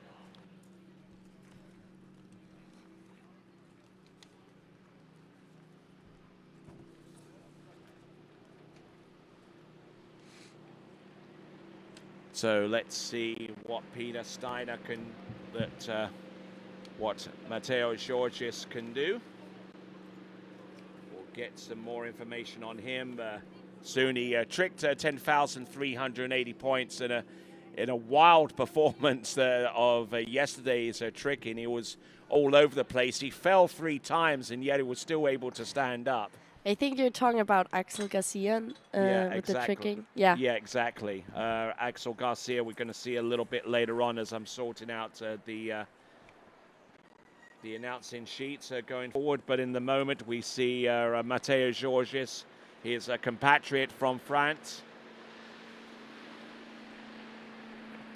Here we go. Jump number 1. Looking to get into the mid-40s to really put the pressure on the remaining jumpers to perform. Here he comes. Jump number 1, Matteo Jorgis. Competed in the Junior World Championships as a member of Team France. Nice first jump there for Matteo. Yes. Safe-looking first jump. Something that he can build from.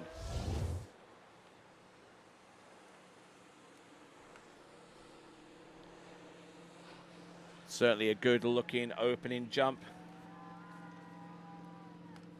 I don't see too many problems there. His weight and his technique can turn well over the bindings.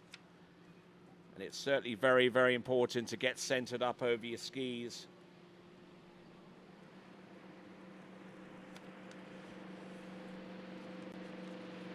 Not enough. 41.3.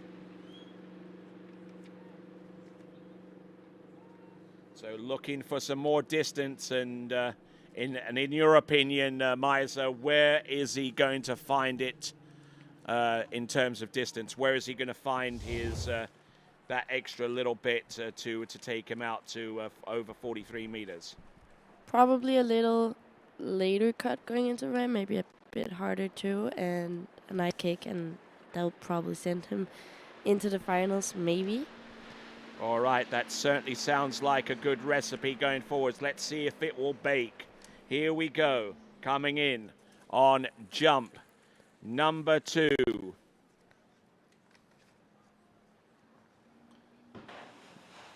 Beautiful looking technique there coming into the jump there, just absolutely on his game. Skier on the water right now and just absolutely firing on all cylinders there. Mateo Georgis, who jumped 41.3 on the opener, is looking for more. And what do you see here, Meisa? See a nice turn, maybe lost his shoulder a bit going over the wakes, but he... And still on the back foot there, 42.6. It's further, but not far enough. No, if he keeps his shoulder up going through the wakes on the next jump, he can probably do just a tad more, you can see there. But he saved it really good and kicked the ramp and stick the landing. Yeah, the landings were pretty good. Almost, but not quite as good as that Dutch guy an hour or so ago. That's true, Tony. We like that one.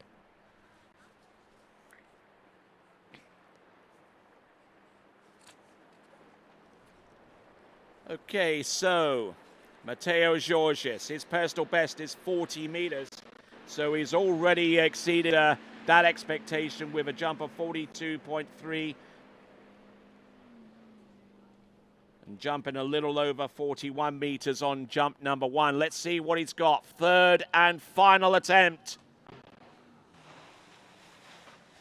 Not quite as late, but still like a decent looking jump there, but I think that jump was more forced because he knows what he needs to get into the jump final, and maybe the distance was too much in his mind.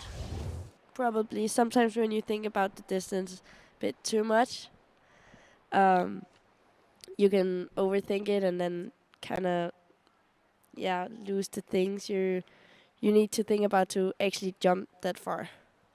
All right then, 40.4 meters, which means that the target is that jump of Sebastian Terp. The distance of a little over 43 meters, 43.1 is the target from here on out. The first person to jump over 43.1 meters gets a ticket through to the jump final.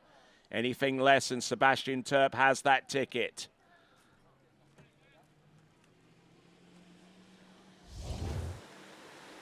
Skier on the water representing Italia, Giuseppe Acquaviva. I like those Italian names. Especially Acquaviva. It's just built for the sport, you know. Yeah, I was just about to say, like, made for the water ski.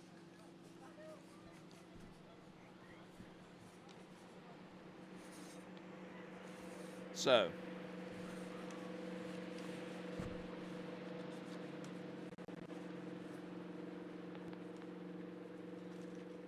getting ready for his 3 jumps now. Now, when that boat makes its way down towards the bottom of the lake, what's going through your mind at that point? I mean, are you just running through your keys and what your game plan is?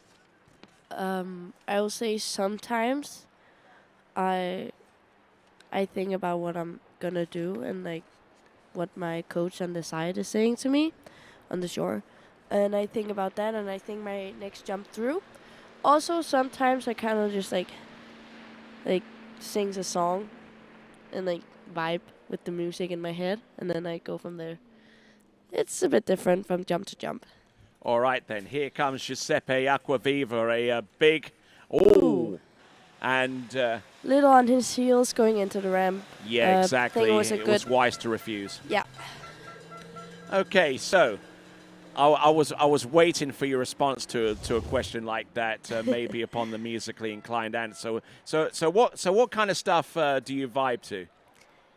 That's different from time to time. It's just like the music maybe I've been hearing before I go ski, or the song that's in my head. It can be very different. Like sometimes it's song I heard on the radio in the morning, or yeah, different stuff every time, I think.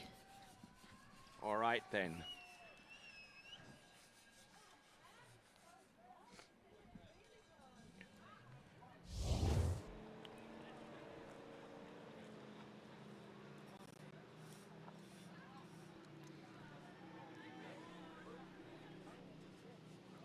Okay, so let's continue right along, shall we?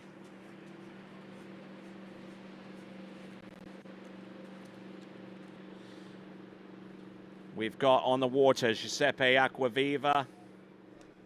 His opening jump resulting in a pass. Looks like we got our announcing sheets here in order, which means that Misa can look through them as well and get a better sense of where we're going with each jumper. And see his PB is 40.2. Okay, so he's got to out-jump his PB first of all, and then it's got to be further than 43.1. Tall order. Yep. And he likes to read. He says reading in his hobbies. Yeah, but that could be reading anything anyway. Let's have a look and see. Up and over. Good-looking jump there, but he got a lot of height, but came down rather violently on that jump, and not getting much in terms of distance ultimately. But we'll soon see what that is for Giuseppe Acquaviva. And what do you see here? I see a nice cut, a little early, maybe. And still a little bit back on the skis, Yeah. and that's the reason why he jumped 38.7 meters. A little bit more on the toes, going into the ramp.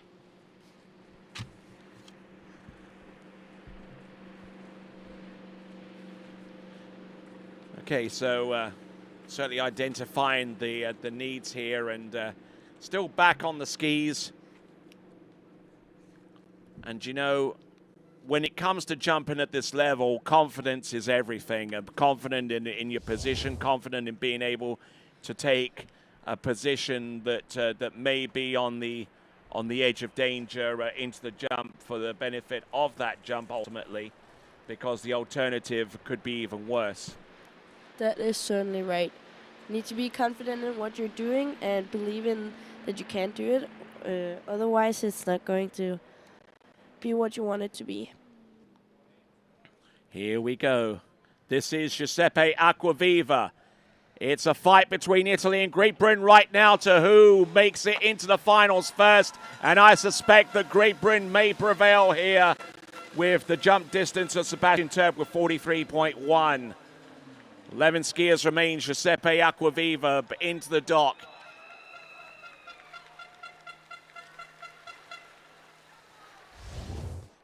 He's back to the dock. And a jump set that he'll probably want to forget. But Giuseppe Acquaviva will wait the distance to be confirmed. So 40.4 meters. It's still a reasonably good jump distance. It puts him in it ties with Matteo Giorgis' last jump, although ultimately Matteo Giorgis jumped 42.3. But that does mean that Great Britain's Sebastian Turp is through to the next round of the competition.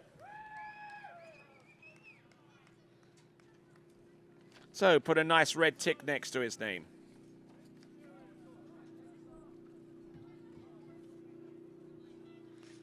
All right, so let's see who is next. It will be Ales Poliador,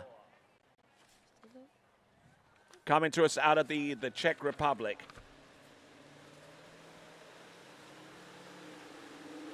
So Alice Poliador. Now, Miser, give us a tale of the tape here. What's his personal best? His personal best is 40.7, so that means he has to do more than his PB to get a chance to go in the finals. So, on the outside looking in, the distance of Matteo George's of 42.3. That's the next distance that needs to be exceeded in order to place that skier through to the next round of the jump. Anything less, and Matteo George's has that golden ticket. I kind of feel like Willy Wonka, you know. Why that? Golden tickets? Yeah. Yeah. Okay. The golden ticket, yeah. That's true. I like Willy Wonka. That movie is good. Which one? The original one with Gene Wilder, or the one with the later one? I like the original one more. So do I. Always the original. That's the best. Indeed. All right then. So here we go. This is Alice Poliador.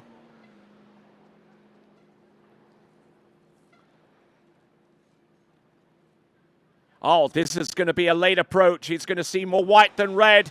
But I tell you what, he launches, and I think he's through to the next round of the competition on the strength of that opening jump there.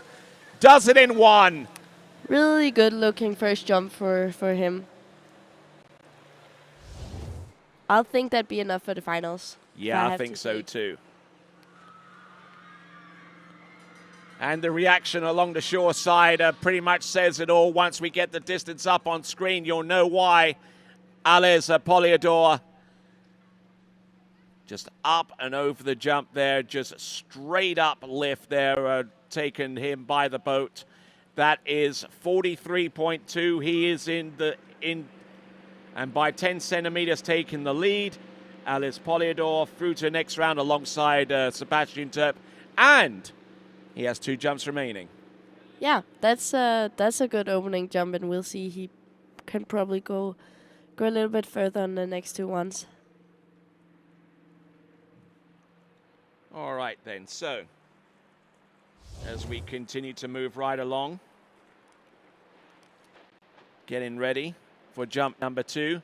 He knows he's through to the next round, so what's the thinking here? I mean, you're through to the final, you've achieved the primary objective. Now, what is there left to do with the remaining 2 jumps? That is to know when you're going to ski in the finals, so the further you jump, the later or the more down the list you go on the start list for the finals, and the one that jumps the furthest go last. Of course. So you want to do that because then you know what you have to jump to win the competition. That's what that's what you want to do. But there's a certain amount of risk and reward associated with that tactic, because you bring the jump down a little bit later, and fine if you're able to connect with that jump and go far, but at what risk maybe taking yourself completely out of the picture in the jump final? Of course there's a risk of it, but also if you start last in the final, there's a pressure on you. You know what you have to do, and you know you have to jump this far if you wanted to win. But if you can take the pressure, I like going last, for me personal. But it's different from skier to skier. All right. So, certainly plenty of considerations going on with each jumper and their technique and everything else that surrounds it. For 42.3 on the second jump, 43.2, just transpose the last 2 digits and you've got his distances. So there we go. Alice Poliador through to the next round, representing the Czech Republic. Turns in. Oh, very late here on jump number 3. And connects. And very consistent jump in there. Very solid. Although I do wonder if he has to conjure up a bigger distance, where does it come from, though, I wonder? So, Alice Poliador of the Czech Republic, hand her up a little high. That may have delayed a start. Oh, look at this. Here's the jump distance. It is 42.4 meters, 42.4, losing a bit of jump distance, 42.4. Progressing on a downward slope there from jump number 1. And that's the thing as well. Sometimes your first jump is the furthest because you're the most relaxed and you want to try 1 or 2 things out without putting pressure on yourself. And it ends up being the best jump. Whereas if you put too much pressure on yourself with the skis and what have you, it ends up being detrimental. That's right. All right, so skier on the water is Tullio Wolfersberg, coming to us out of Switzerland. We don't have much biographical information on him. We don't have anything at all. Oh, okay. So you're going to have to make it up there, Maya. So how's your imagination like? I know Tullio a little bit. He's a crazy guy, I would say. Okay. Straight up a crazy guy, but he's really funny. He takes a lot of really good pictures. Okay, that's nice. Both here at water ski tournaments, but also at home in Switzerland, of the nature and different stuff there. So what kind of jumper is he? What kind of distance do we expect from him? I'm actually not sure about his distance in jump, but certainly a decent jumper, yeah, I would say. All right, then. So it certainly appears that the jumpers are ranked in terms of their best jump distance of the season. So I would probably suggest that his personal best is somewhere around about 44 meters. Here he comes. Slips out a little bit on that first Yeah. one, but nothing too crazy. Yep. Jump number 1. And those Swiss people down there sounding crazy. The Swiss people are really good at cheering on their skiers. They have these 2 bells, actually. They have a really big bell and a smaller one. You can actually, I don't know, you can probably not hear it on the webcast, but we can hear it at the side. Screaming, just screaming their heads off down there. It sounds like a horror movie. And 42.4 meters, 42.4 meters. Is that enough, though? 42.4 meters.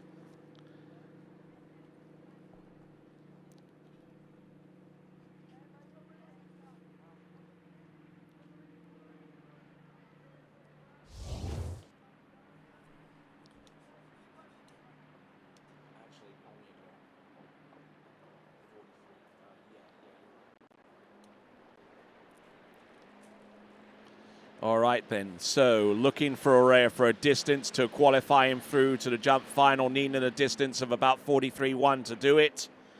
And he's jumped 42.4. Let's see what he's got here. Tullio Wolfersberg. Ooh, and taking that upper body crush there, and he knows it too. He's really going to have to rely upon his third and final jump distance, and sometimes that puts way too much pressure on your shoulders. Now, is he going to succumb to it, we wonder?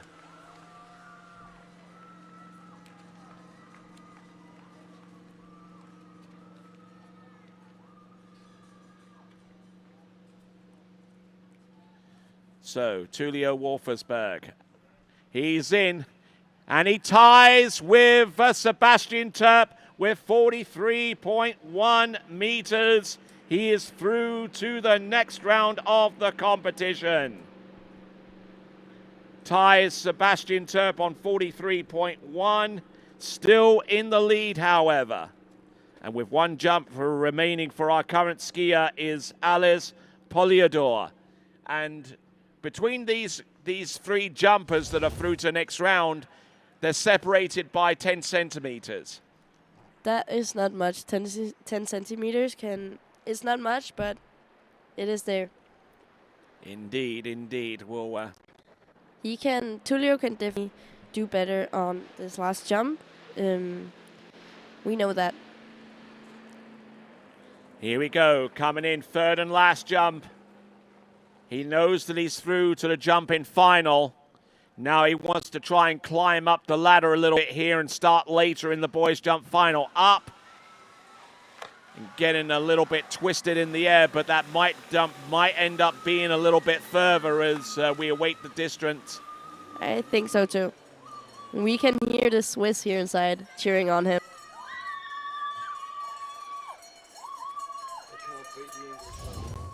But there you go. Bring on the Edelweiss.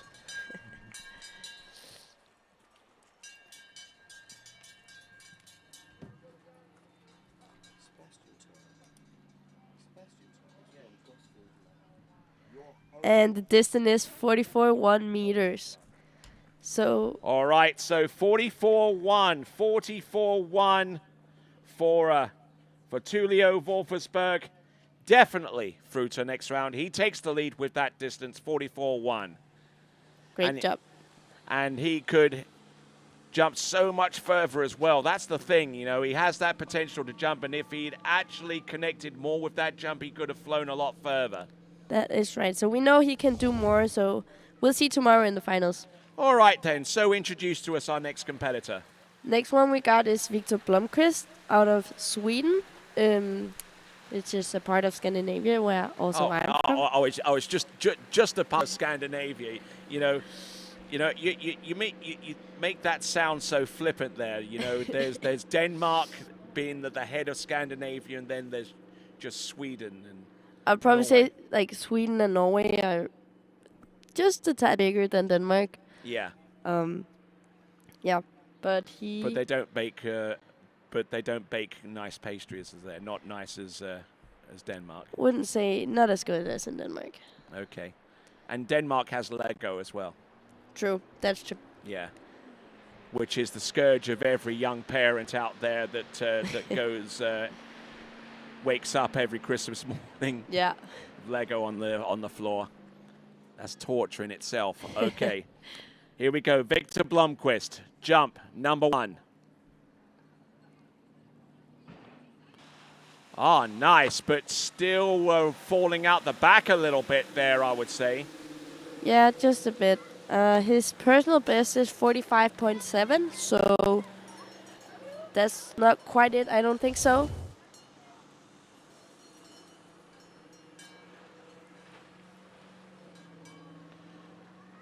So, Victor Blomqvist needing to jump more than 42.7 meters to get through to the next round of the competition. Has to jump in excess of that.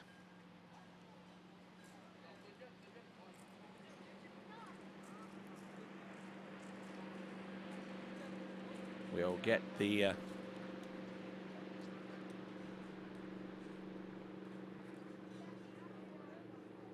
good turn, good drive, but flat at that point. It is 43.8, 43.8, and guess where he's going to? The finals? Yeah, absolutely. Great job. There we go. Okay, so 4 competitors through to the finals, which means that there are how many spots remaining? That is 4 8, from 8 spots remaining. 8 spots remaining. So already claiming one of those first 4 spots is Victor Blomqvist out of Sweden.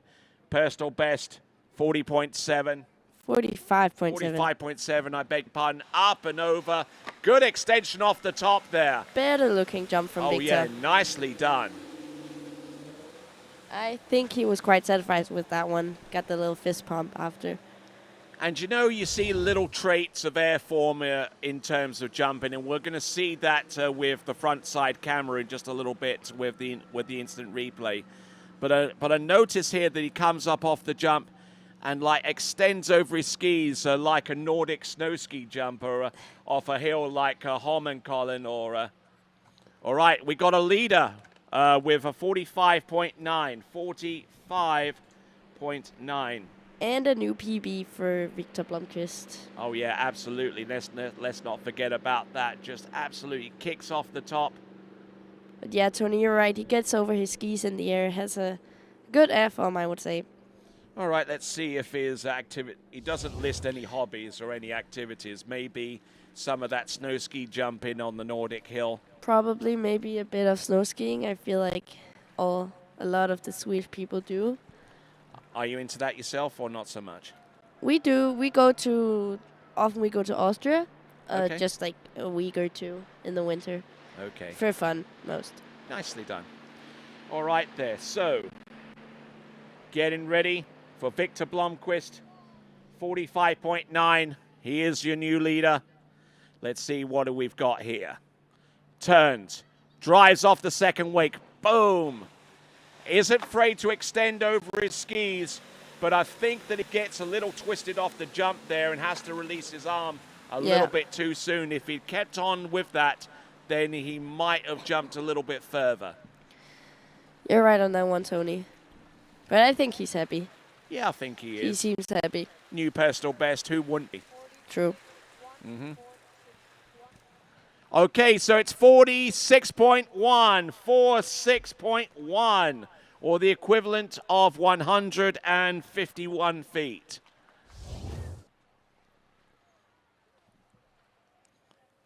And making up a lot of that distance coming off the jump and extending over the tips of the skis. And up. Bam! Brings the handle down. And he seems to have control with two hands on the handle for quite a ways. He pulls it down, then he starts to release. But getting a little bit twisted before he does so. So losing a little bit of distance that way. But I'm sure that he will he'll learn more about jumping as he continues on. So skier on the water from Germany. It is Pepe Leonhardt, the Lionheart. Actually, one of my pretty good friends. So, Pepe, what does he jump? His PB is 43 meters, so yeah, I think he can do more than that, actually. Okay. So he doesn't list much in the way of hobbies. He's German after all. No, he doesn't. He says his sponsors are mom, dad, and grandparents. But like hobbies, those. he doesn't list any. No, there's none. He must lead a boring life. Probably just water skiing. Okay. To be German. There you go. All right there, Pepe Leonhardt. So you know what country he's from. Whereabouts does he train in Germany? Do you know?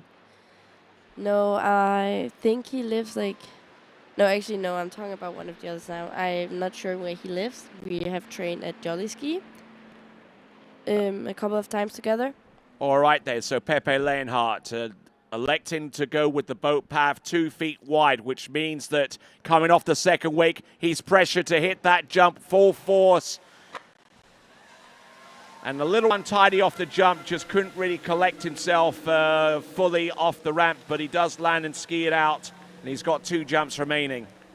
Yeah, he had the speed going into the ramp, but just slipped a little bit out on the ramp.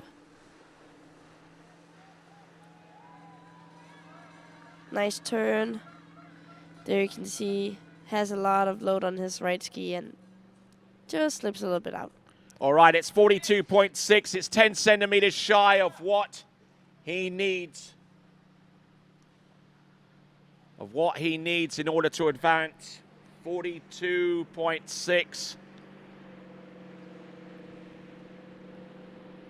So his job isn't complete yet.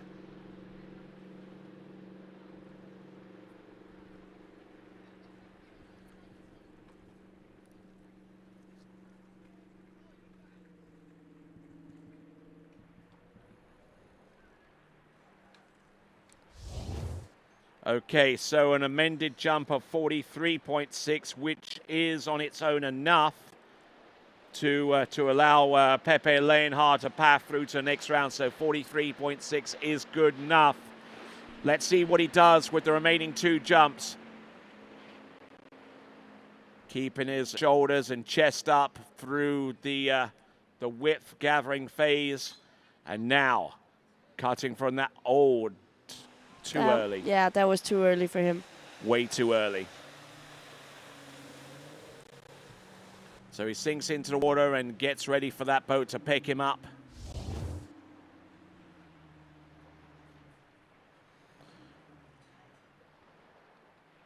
Almost driving in too much with his chest, and actually he had a couple of reasons to refuse right there. He came off the second wake and shoulders way too much over his left ski, and that could have been a little bit sketchy there for him, hitting the jump like that. You're right. Probably for the best he passed a 1. Yeah, absolutely. I don't think too many people ever regret passing up on the jump if they feel it's necessary to do so. It's certainly one of those sports that can really kick you in the you-know-whats if you're not prepared for it. Yeah. But there you go. The remaining skiers that we have are Joshua Venege, Salvatore Maturana, Axel Garcia, Peter Steiner, Adrian Aleas, Maximilian Wienerreuter, and Tim Wield. We are right now midway through, or just about to go midway through this list of 13 jumpers. Pepe Leonhardt, pass on jump number 2. Here comes jump number 3. Still early.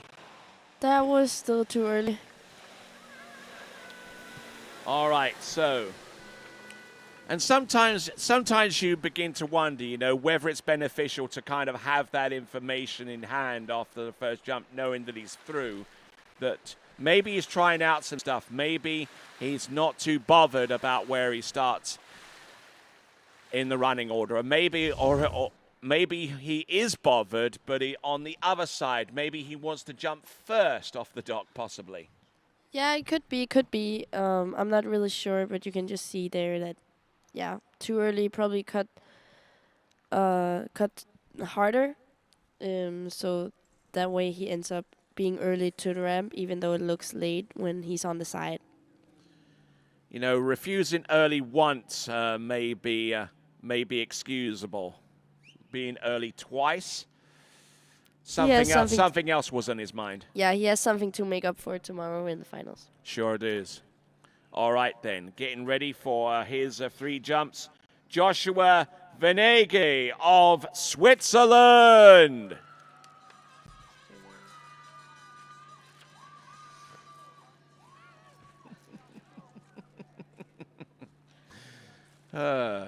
There we have the Swiss on the side again, cheering on. Yeah, absolutely. I quite like Switzerland, especially Toblerone. Yeah, they're nice.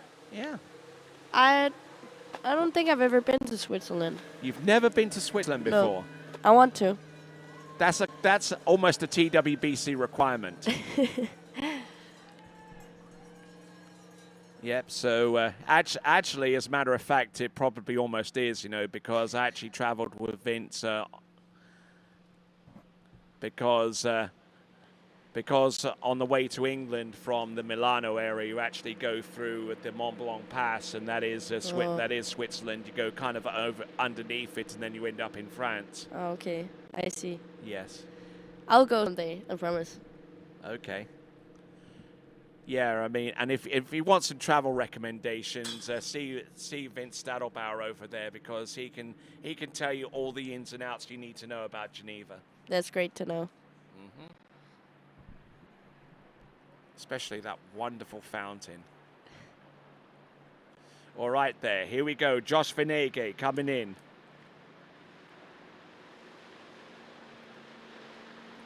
On letter U. As electing to go split here.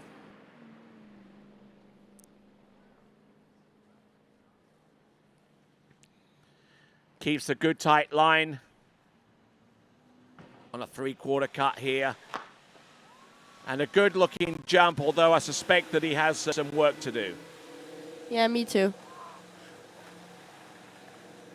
He was late, so he cut harder, but just couldn't completely maintain it on the ramp.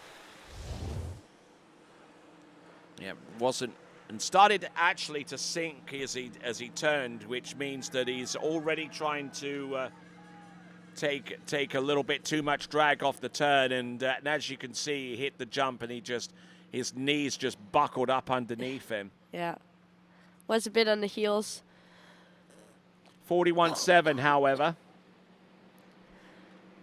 Still got some work to do. He needs to jump over 42.8 meters. That distance from Matteo Georges is still the bubble score.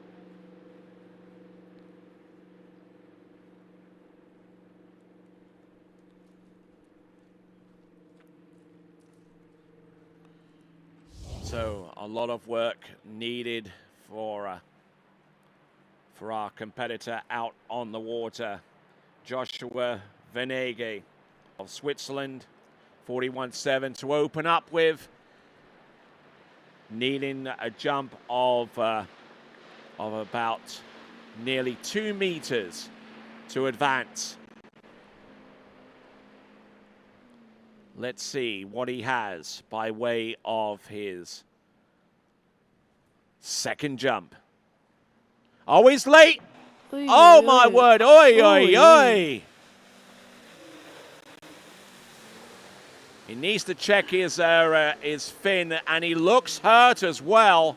That didn't look. I mean, he was late, so he kind of like slipped out and was on his Oh, heels. my word. Doesn't He is look too hurt as good. well. So it looks like we need some paramedic cover to get into the water and to see if we can stabilize him. And almost as soon as I said that, the guy jumped in the water. Yep. Now, this is going to open up a potential scenarios. He's got his third and last jump to come. Whether he takes it or not is going to determine whether Matteo Georges will make it through to the final as a result by that default.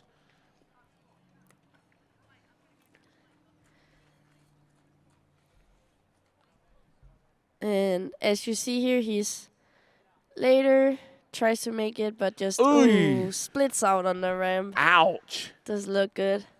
Oh, ACL, PCL, MCL. Something like that. Ouch.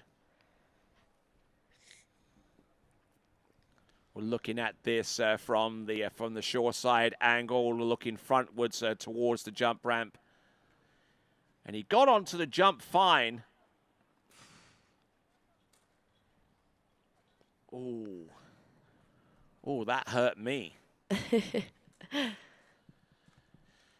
But we're going to take a look at it from this camera angle. This is going to be quite telling. Off the second wake. Ooh. Yep. That'll put a dent in you. And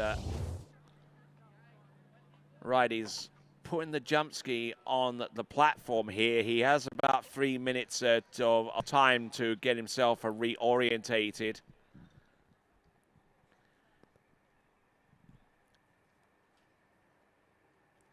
Josh Venege with, looks like his jump skis are intact. Seemingly no adverse effects from that crash, at least certainly not with his jump skis. So, I mean, you've probably been in this situation a number of times before. I mean, everyone that has gone down this path of high echelon jumping has had to take a crash or two. So, I mean, if you're in that situation, what do you check first? I'll check my skis, or actually I check myself first. If there's something, you hit the water and then, yeah, you kind of like breathe and feels trying to like see if everything's okay. And then if you're okay, you get up on the boat, check if your skis are right. And if you're not hurting too bad, you take the next jump. All right, and the next jump he's going to have to take, it's got to be worth taking, because this next jump has got to be over 42.7 meters, the kind of jump that he needs in order to advance. So what would be your strategy here? I mean, what what keys would you want to implement here, given the situation?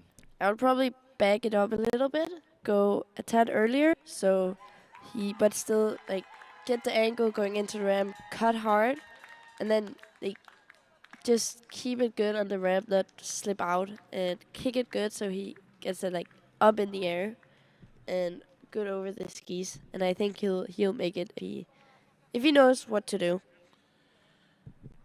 Yep, I've seen plenty of people in this situation and getting ready to go, and a lot of competitors in this situation have totally succumb to not registering the jump that they need, or even registering a jump at all. Yeah, also it can be hard sometimes to go out again after you just did a crash and know that you need to do more.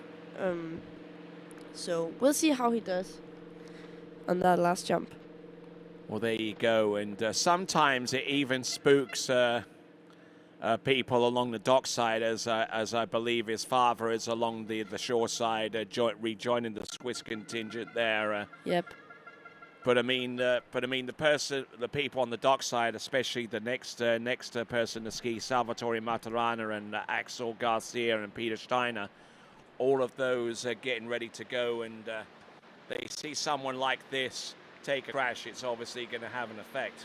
It is. It definitely is. In that moment, you just need to like let everything out and focus on yourself.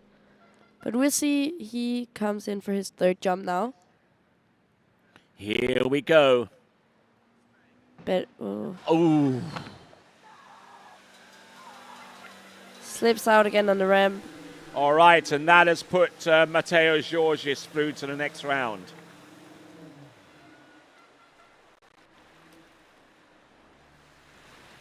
He is definitely not satisfied with that, and I understand him. Yep.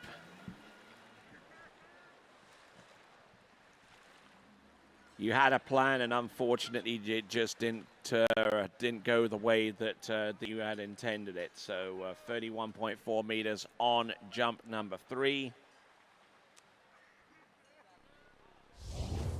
All right, so let's have a look and see what the next target is in regards to making it through to the next round of the competition.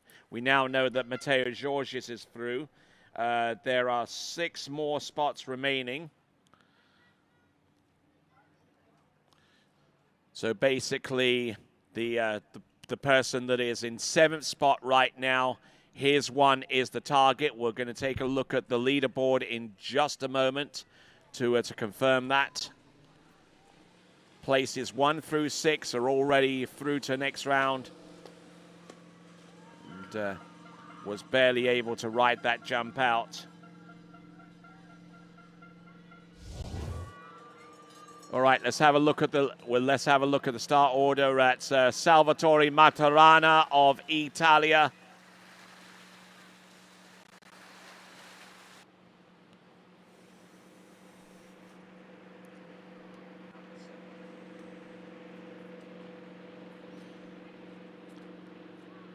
Okay, so the jump distance that's needed to get through to the next round is the 7th place distance, 42.3 from Kosothanos. Yannis Kosothanos of Greece with his jump distance of 42.3. That is the mark now.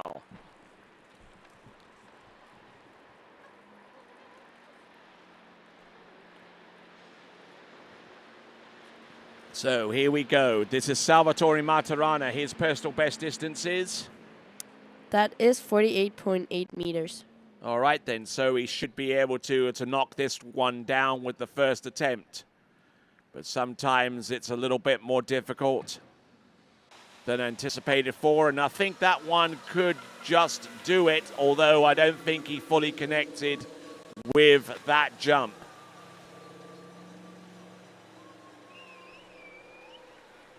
Didn't get all of that jump, I don't think. But let's have a look at the most forensic angle that we can find. Normally the rearward view. Just slipped out a little bit with that right ski on the ramp. Indeed. And this is why you train that additional 15%, you know, because, I mean, why you... looks like it's 45.7. It's good enough to make it through. But as I was saying a little bit, that's where you are training with the remaining 50%, you know, because we said a little bit earlier that you tend to train 80 to 85% where I riding the jump skis out on an open water. The 15% that remains is hitting the jump and being able to control your speed and your angle and not slip out. Yeah. Of course, you need to go over the ramp and have the feeling of doing it. Yeah, to not do it where, like, to feel if you're early or if you're late and then know what to do on the ramp. All right, so here we go. This is Salvatore Matarana. Already through to next round with 45.7. Here he comes in with jump number 2. Collected himself a lot better with that one. Got more height. And that should result in more distance. Salvatore Matarana. And that was definitely a better jump.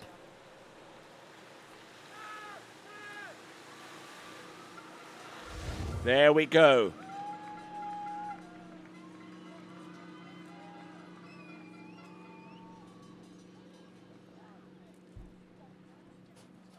Better looking jump. The distance should be forthcoming. It's huge. It's 49.7. Great jump there. Wonderful. It's an amazing stuff. jump. All right then, so we're now officially looking for the first person to jump over 50 meters now. We're that close. We're within 0.4 of a meter now. Yep, that is. But even so, coming off that jump, that right ski was starting to go back on him a little bit. You know, we know we're nitpicking a little bit with some of these jumps, and you know, we're just identifying maybe places that he could improve upon. But we do it out of love. We do. Yes. Definitely. But he can go further if he gets it all together. Here he comes, Salvatore Matarana. Using letter S. Coming in. Jump number 3. Better. He connects well with that one. Looking good there. Great jump. He loves the heck out of that one. His personal best is 48.8 meters. He's already exceeded it with jump number 2. And could that be his first ever jump of over 50 meters? We're good. Seems like it's close. Seems like it was close, but not close enough. There was the reaction there, and 49.9 meters. Couldn't be closer. Absolutely. But I think he definitely is happy with that distance. And he's through to the next round of the competition. Salvatore Matarana.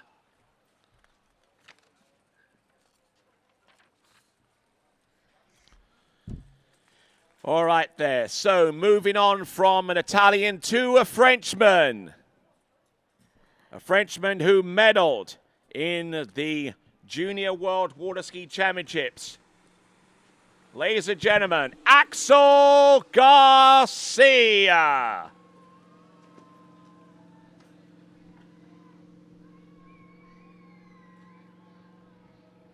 He came third in tricks at the Worlds in Canada.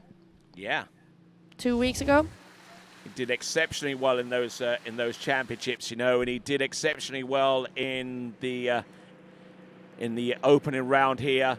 Definitely. Tricking 10,380, and if you watched the opening of the show today, you saw exactly what I mean. Falling about 3, 4, 5 times, and he's still able to produce hand tricks. That was an excitement hand pass he did there yesterday.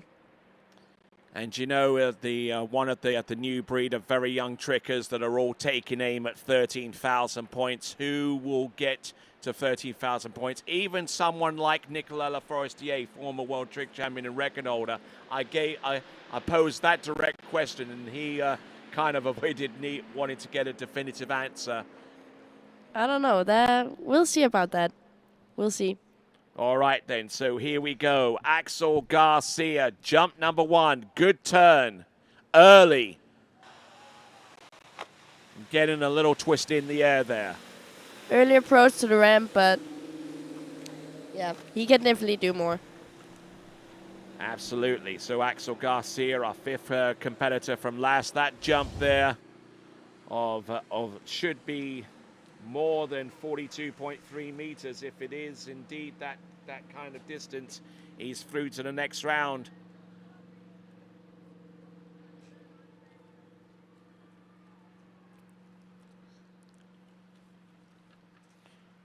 So he's in with 43.5 meters, 43.5. So mission complete on jump number 1, but let's see if he has anything left. So Axel Garcia. And actually, when we opened the show a little bit earlier on this morning to show you that instant replay, we also included the trick that he's looking to submit to the tournament council of the IWWF. It's kind of like a half jack with a back-to-back thrown in the middle. Yeah, that trick, that's an incredible trick, actually. Yeah, I'd say. absolutely. He's just waiting for it to be accepted and for the points to be allocated. Let's have a look and see. Jump number 2. Definitely better. He was later. Yes, certainly was. Better in the air.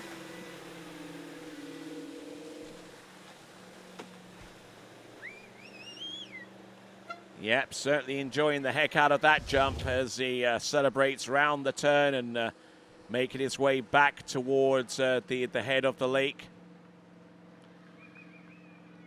Boat heading towards the north end.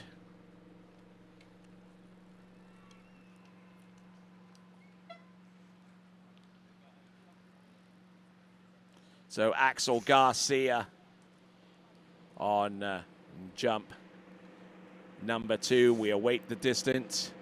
It's a 49.7, 49.7. That puts him 0.2 of a meter shy of Salvatore Maturana. And a new PB with, I'm pretty sure it's going to be 0.8 meters. Yeah, absolutely. 49.6, 49.7, a new PB there for him. And it's remarkable to see the amount of PBs that have been produced here during the course of these championships from all types of competitors, from those in the lowly series all the way up to the high echelon level. Even you almost got yourself a PB and a possible world record. Yeah, it was close. I'll try again tomorrow. Absolutely. We look forward to that as we see Axel Garcia jump. Oh, that's going to hurt. I think he'll be okay. Slapping the water in frustration. He just couldn't really get connected with that one, and hopefully he's good. He waves off the boat. He swims into shore, 0 score, but 49.7 is a new personal best for Axel Garcia. And even though he's got a new personal best, it looks like he's lost $1 and found a dime. Yeah, maybe he felt like he could do more than that second jump and then just got annoyed that he kind of missed the chance, but he'll get the chance again tomorrow. Yep. All right then. So Axel Garcia, not too sure where he is in terms of the overall. We don't have an overnight reckoning in the overall because this is the final qualification event in the U17, so we haven't got the overall rankings quite yet. We'll try and get those printed off for you as quickly as possible, but we may have to wait until the officials come through with their official printing off of the overall after we get completed with this event, which is the boys jumping U17s. So we're now down to our final 4 competitors coming to us out of Austria. It is Peter Steiner. He likes, or his hobbies are hockey and weightlifting. Sounds like an Austrian. Yeah, it does. Yeah, weightlifting are good thing for jumping. You need to be strong to hold it behind the boat. And on the ramp also. Sounds like our good friends Hans and Franz, because they are here to pump you up. Yep. All right there, Peter Steiner.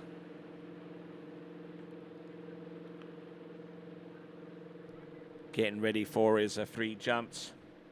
Yep. We don't have too much biographical information on him except his hobbies and...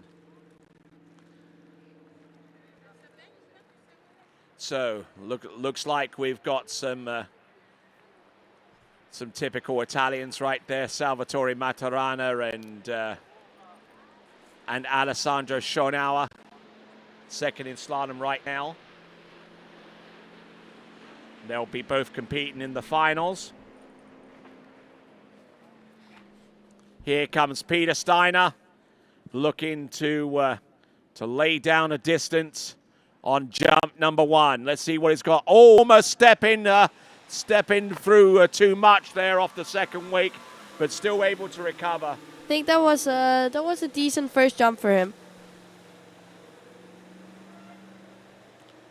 And certainly when you're in that position and you know everything was going good off the turn and then suddenly your left ski goes backwards, you have to make a split-second decision as to whether to take the jump. But sometimes it's too late to pass, like that. Yep. But definitely saved it. Pretty good. Wow, so first jump should be enough to send him through. Very biggest opening jump that we've seen. And it is 49.4 meters, 49.4. Peter Steiner sends Austria through to the next round of the competition. And that is actually also a new PB for him. Before it was 48.9. Yeah. So we see a lot of PBs today. Yeah, reigning PBs, and we don't have an umbrella. Nope. Ah. It just says how good of a site this is to jump. Yes, indeed. You know, and this site has hosted enough championships over the years. European Youth Championships several times, European Open. You know, national championships for about as long as this site has been in existence since the early part of the 2000s.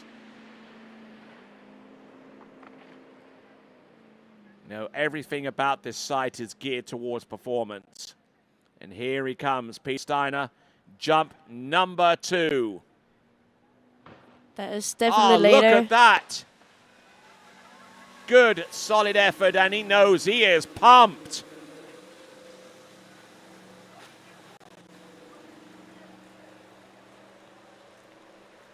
So I wonder what he changed on this one. Did he go in a little bit later?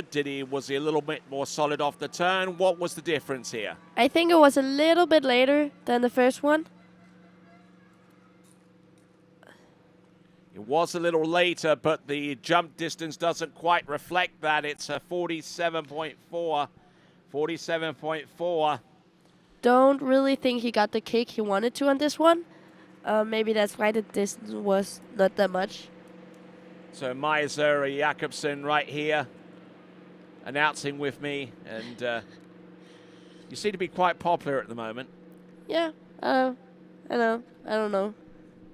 It's fun being here. Well, that's good. That's good. I like it. Excellent. You'll be here tomorrow then? All right. Not that much fun. Okay. All right then. So Peter Steiner, one more jump. Then 9 more jumps after that, split between our remaining 3 competitors. Here we go, Peter Steiner. Turns, drives in, outside of the right wake. All right, coming in, jump number 3. Peter Steiner almost buckling in over the tips of his skis off the second wake. Kind of lost his shoulders a bit behind the wake, but a nice jump. Nice jump. Yeah, well-constructed jump there. That jump itself, enough to take him through to the next round, but he'd already achieved that distinction by jumping 49.4 on the opener. So mission was accomplished that way. And that jump there, I believe, was 48.5, 48.5. That brings us to our final 3. We're looking at this jump here from Peter Steiner, and the handle coming up high, which meant that when the boat's acceleration came into play, it pulled his shoulders much more over his skis, and he just didn't have enough stomach-related strength to keep his shoulders upright. That's right, Tony. But good jumping from Peter. Yes, absolutely. No disputing that, but another one of those situations where you're relaxed and calm and taking the first jump, and it ends up being the best jump distance, whereas the remaining 2, you're amped up, your adrenaline's flowing, and you struggle to come up with what you really want ultimately. Yeah.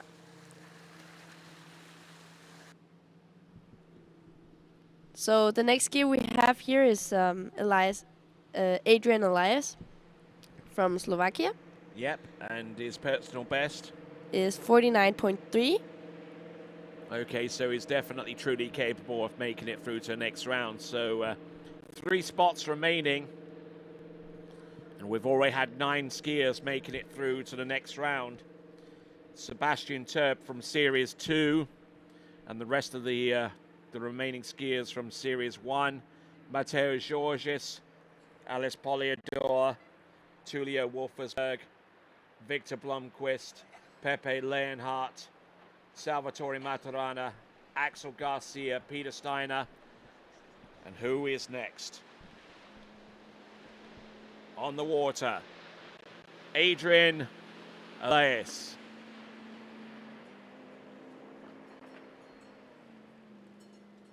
They're using the boat's power to slingshot himself out nice and wide to the right. And now waiting for the boat to do likewise into the jump, and the timing was maybe about half a second too long into the glide. Yeah, I think so, yeah, maybe just a little bit too late. So, he's trying to stay calm and focused here and not let the situation get the better of him with the 2 jumps remaining coming in his direction. He might have actually hit the jump and be okay, but he didn't want to take that close of a risk, especially as the boat was about to hit him quite hard off the second wake. So, as we continue to move along, Amaisa, you're the junior girls, a champion of the world. You know, you're probably in the really, really beginning stages of becoming truly one of the world's best water ski jumpers on an open level. So I mean, do you feel a little bit of that boat coming on off the second wake when you jump in when the switch hits? I do. Sometimes, yeah, I do. But that's just important to keep being strong behind the boat, and then keep the cut into the ramp and through the ramp, so the boat doesn't pull you up or anything. Excellent, and that's another reason why people should go open water cutting, because with the switch on, because that gets you acquainted to the whole notion of being hit with the switch off the second wake, and really just trying to be progressively strong off the turn, so that when you hit that crescendo, it's in the right place. All right, here we go, folks, coming in. from Slovakia. This now is Adrian Elias coming in. Turns, sets, driving it on home off the second wake. And that kick looked very, very forced. It did. Yeah, it did. Probably a bit early, but still, like, it was a good jump. Good jump. Could be just a meter later, maybe. And that's why the kick looked a bit forced. All right, so, and the fact that he was starting to sink in a little bit as well probably didn't exactly help matters either. But a decent jump, and I think that will send him into the finals.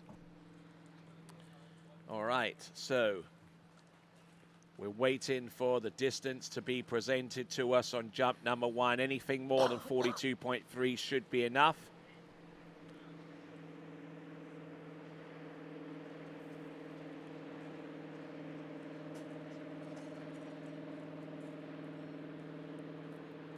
All right, it's 46.1, 46.1. It is a done deal right there. Adrian Elias.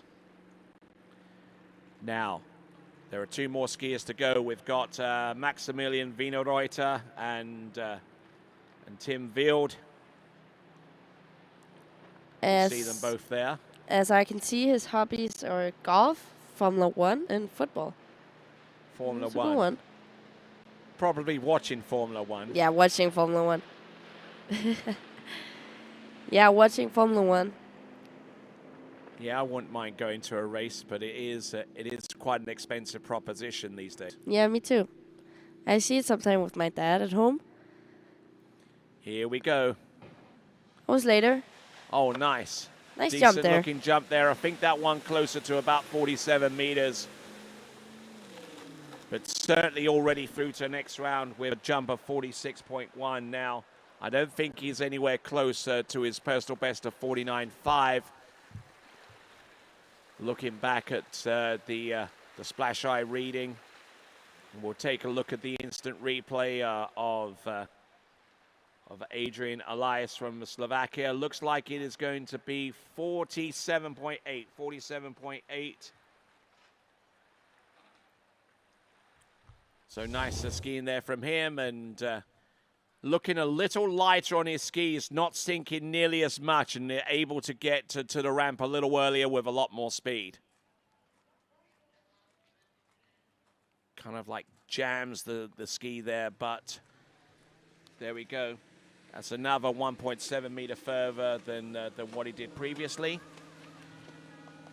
So that was Adrian Elias. And now we come down to our penultimate skier, the one before last. Representing Austria, it is Maximilian Wienerreuter.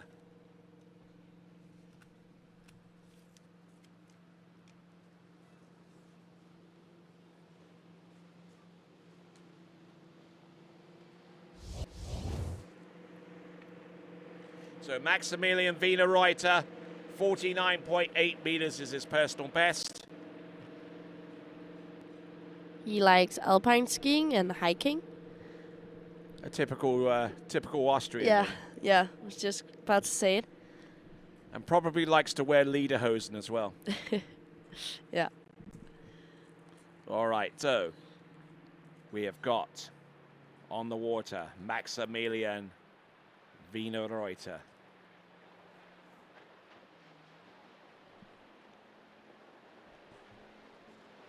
Behind that Nautic 200, which is a pretty strong boat. Setting on letter T.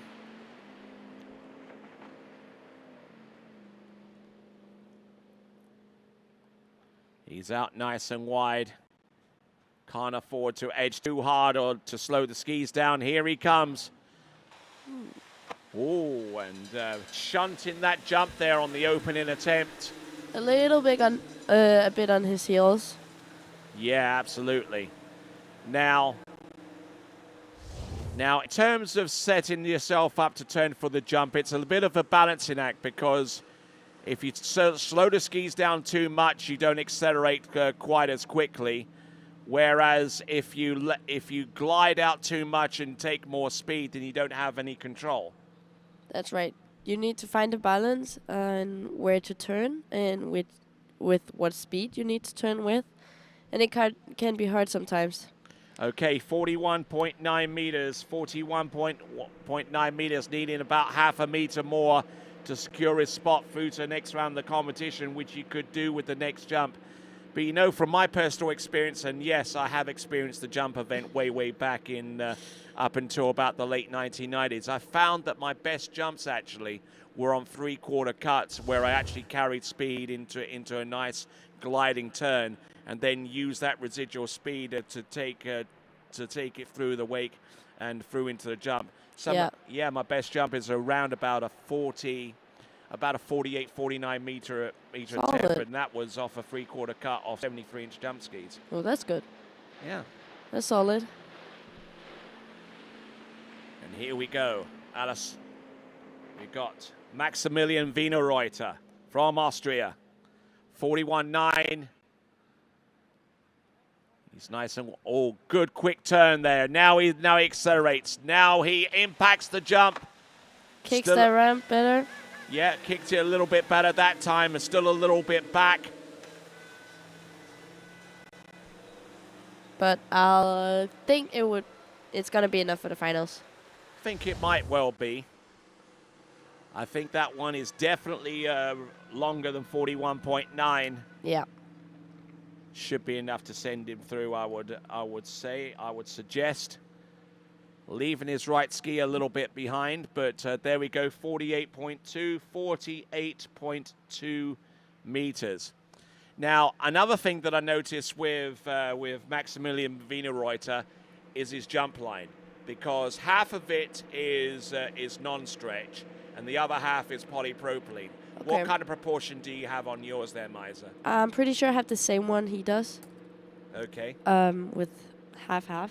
Or maybe it's a bit more like stretchy part. So have you done much in the way of experimentation with the percentages? Not so much. My old jump rope was also half. I think it was just the way I had it, and then we kept it that way. Okay. Yeah, because a number of skiers have experimented with their lines, you know, to see what they feel as being comfortable. Too much non-stretch, and you feel everything, every single bump out there. Yeah. Not enough, and you know it goes the other way as well. Here we go. This is Maximilian Wienerreuter, jump number 3. Getting more off the jump that time, but I don't think that's going to be anything significantly higher than 48.2. He's through to the next round, granted.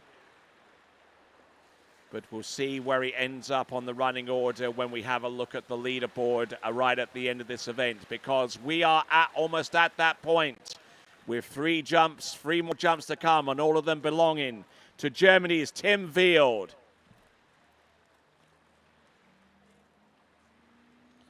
That jump there, 49.2, still out in the lead with his jump of 49.9, Salvatore Maturana.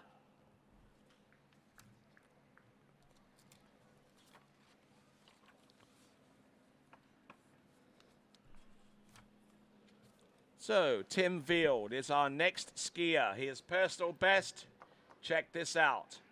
54.1. That's some great jumping we're gonna see now. Hopefully, I'm excited. Tim is a great oval skier too. His personal best is 2 at 10.7 in slalom and 8,910 in tricks. So there's definitely something to do for the oval competition too. Certainly, especially when you got someone like Axel Garcia, who in the tricks event tricked 10,380 points, and Tim Wield looking to try and catch up on that in the tricking final and also in the slalom. I mean, he's already through to those event finals. He's looking to try and rubber stamp himself through to his third of 3 finals. You know, so I mean, there is a lot of dimensions taking place, a lot of moving parts, not just the event that you see on the water, but also with the overall event that's running concurrently to this. Yep. So, Tim Field with a personal best jump distance of around 54 meters was the runner-up in the jump event at the World Junior Championships a little over a week ago at the Lakes of Casting Stone, Predator Bay, just outside Calgary.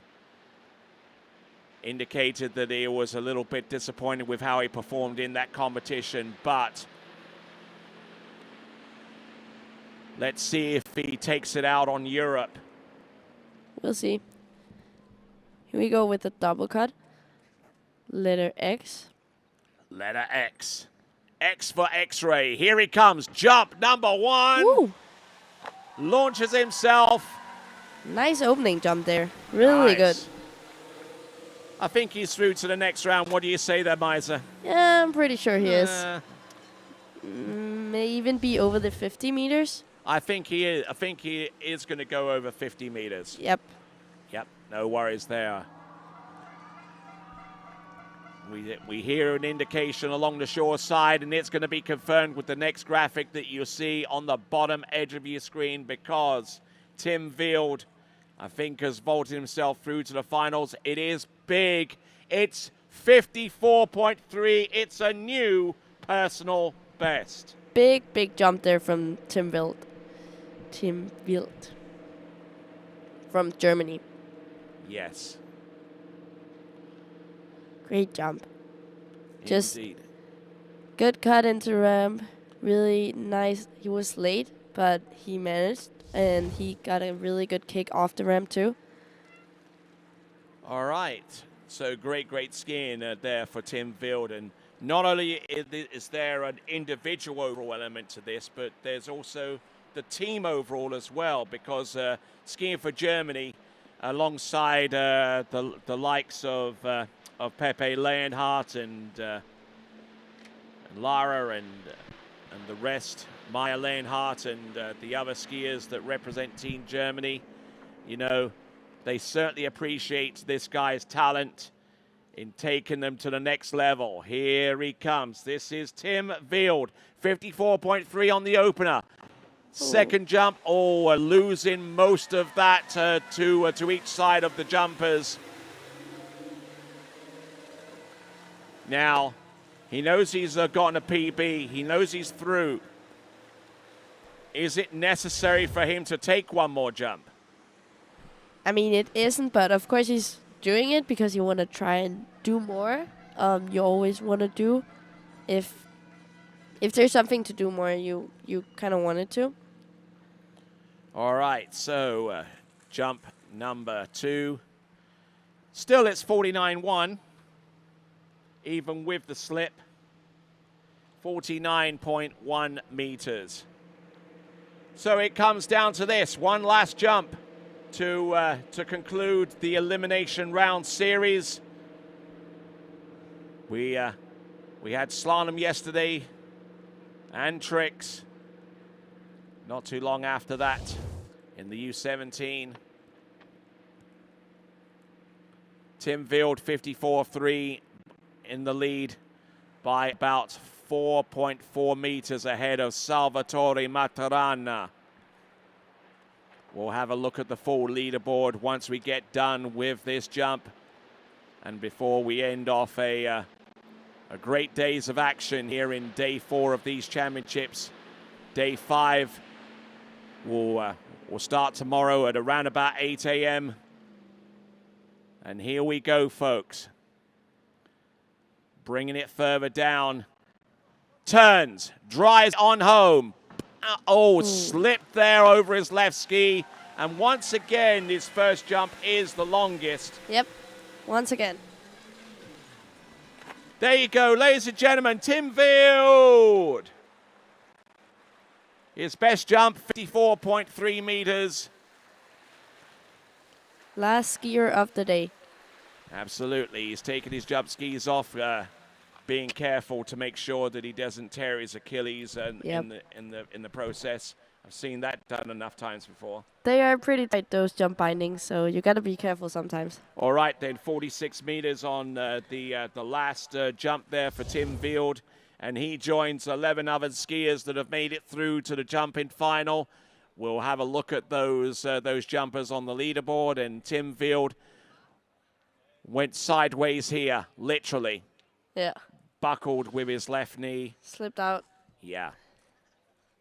So there we go. That is a Tim Field, and that concludes our action for the day. Wonderful camera work by Alicia Bagnoli and also by Jeremy Scholl, along with some great switching there from Vincent Stadelbauer and the remainder of the TWBC crew here in Italy doing a fine job to round off the Elimination Round Series in the U17s. And as he walks up the slope and off the dock, let's have a look at that beautiful leaderboard, shall we? We go through the 12 skiers. Tim Field right up there at the top with 54.3. Salvatore Maturana 49.9. Axel Garcia with 49.7. You could take us to the rest of the way if you want there, Meisa. Yeah, then we have Peter Steiner on fourth with 49.4. Maximilian Wienerreuter with 49.2 meters. Then we have Adrian Elias with 47.8. And Victor Blomqvist from Sweden with 46.1. Then we have Tulio Wolfisberg with distance of 44.1. Pepe Leonhardt is the next one with 43.6. And on 10th place, we have Alice Polidor with a distance of 43.2. Then we have Sebastian Terp with 43.1. And the last one to make it in the finals is Matteo Georges with 42.6 meters. Excellent stuff. So, well, thank you very much for your analysis and your company here at the announcing point here for the European Youth Championships in the U17s. Glad to have you here.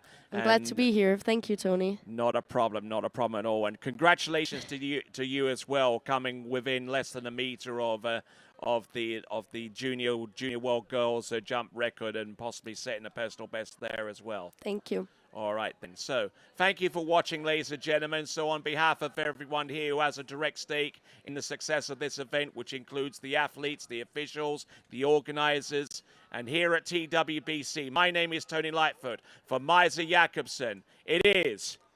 Ciao for now. Ciao for now.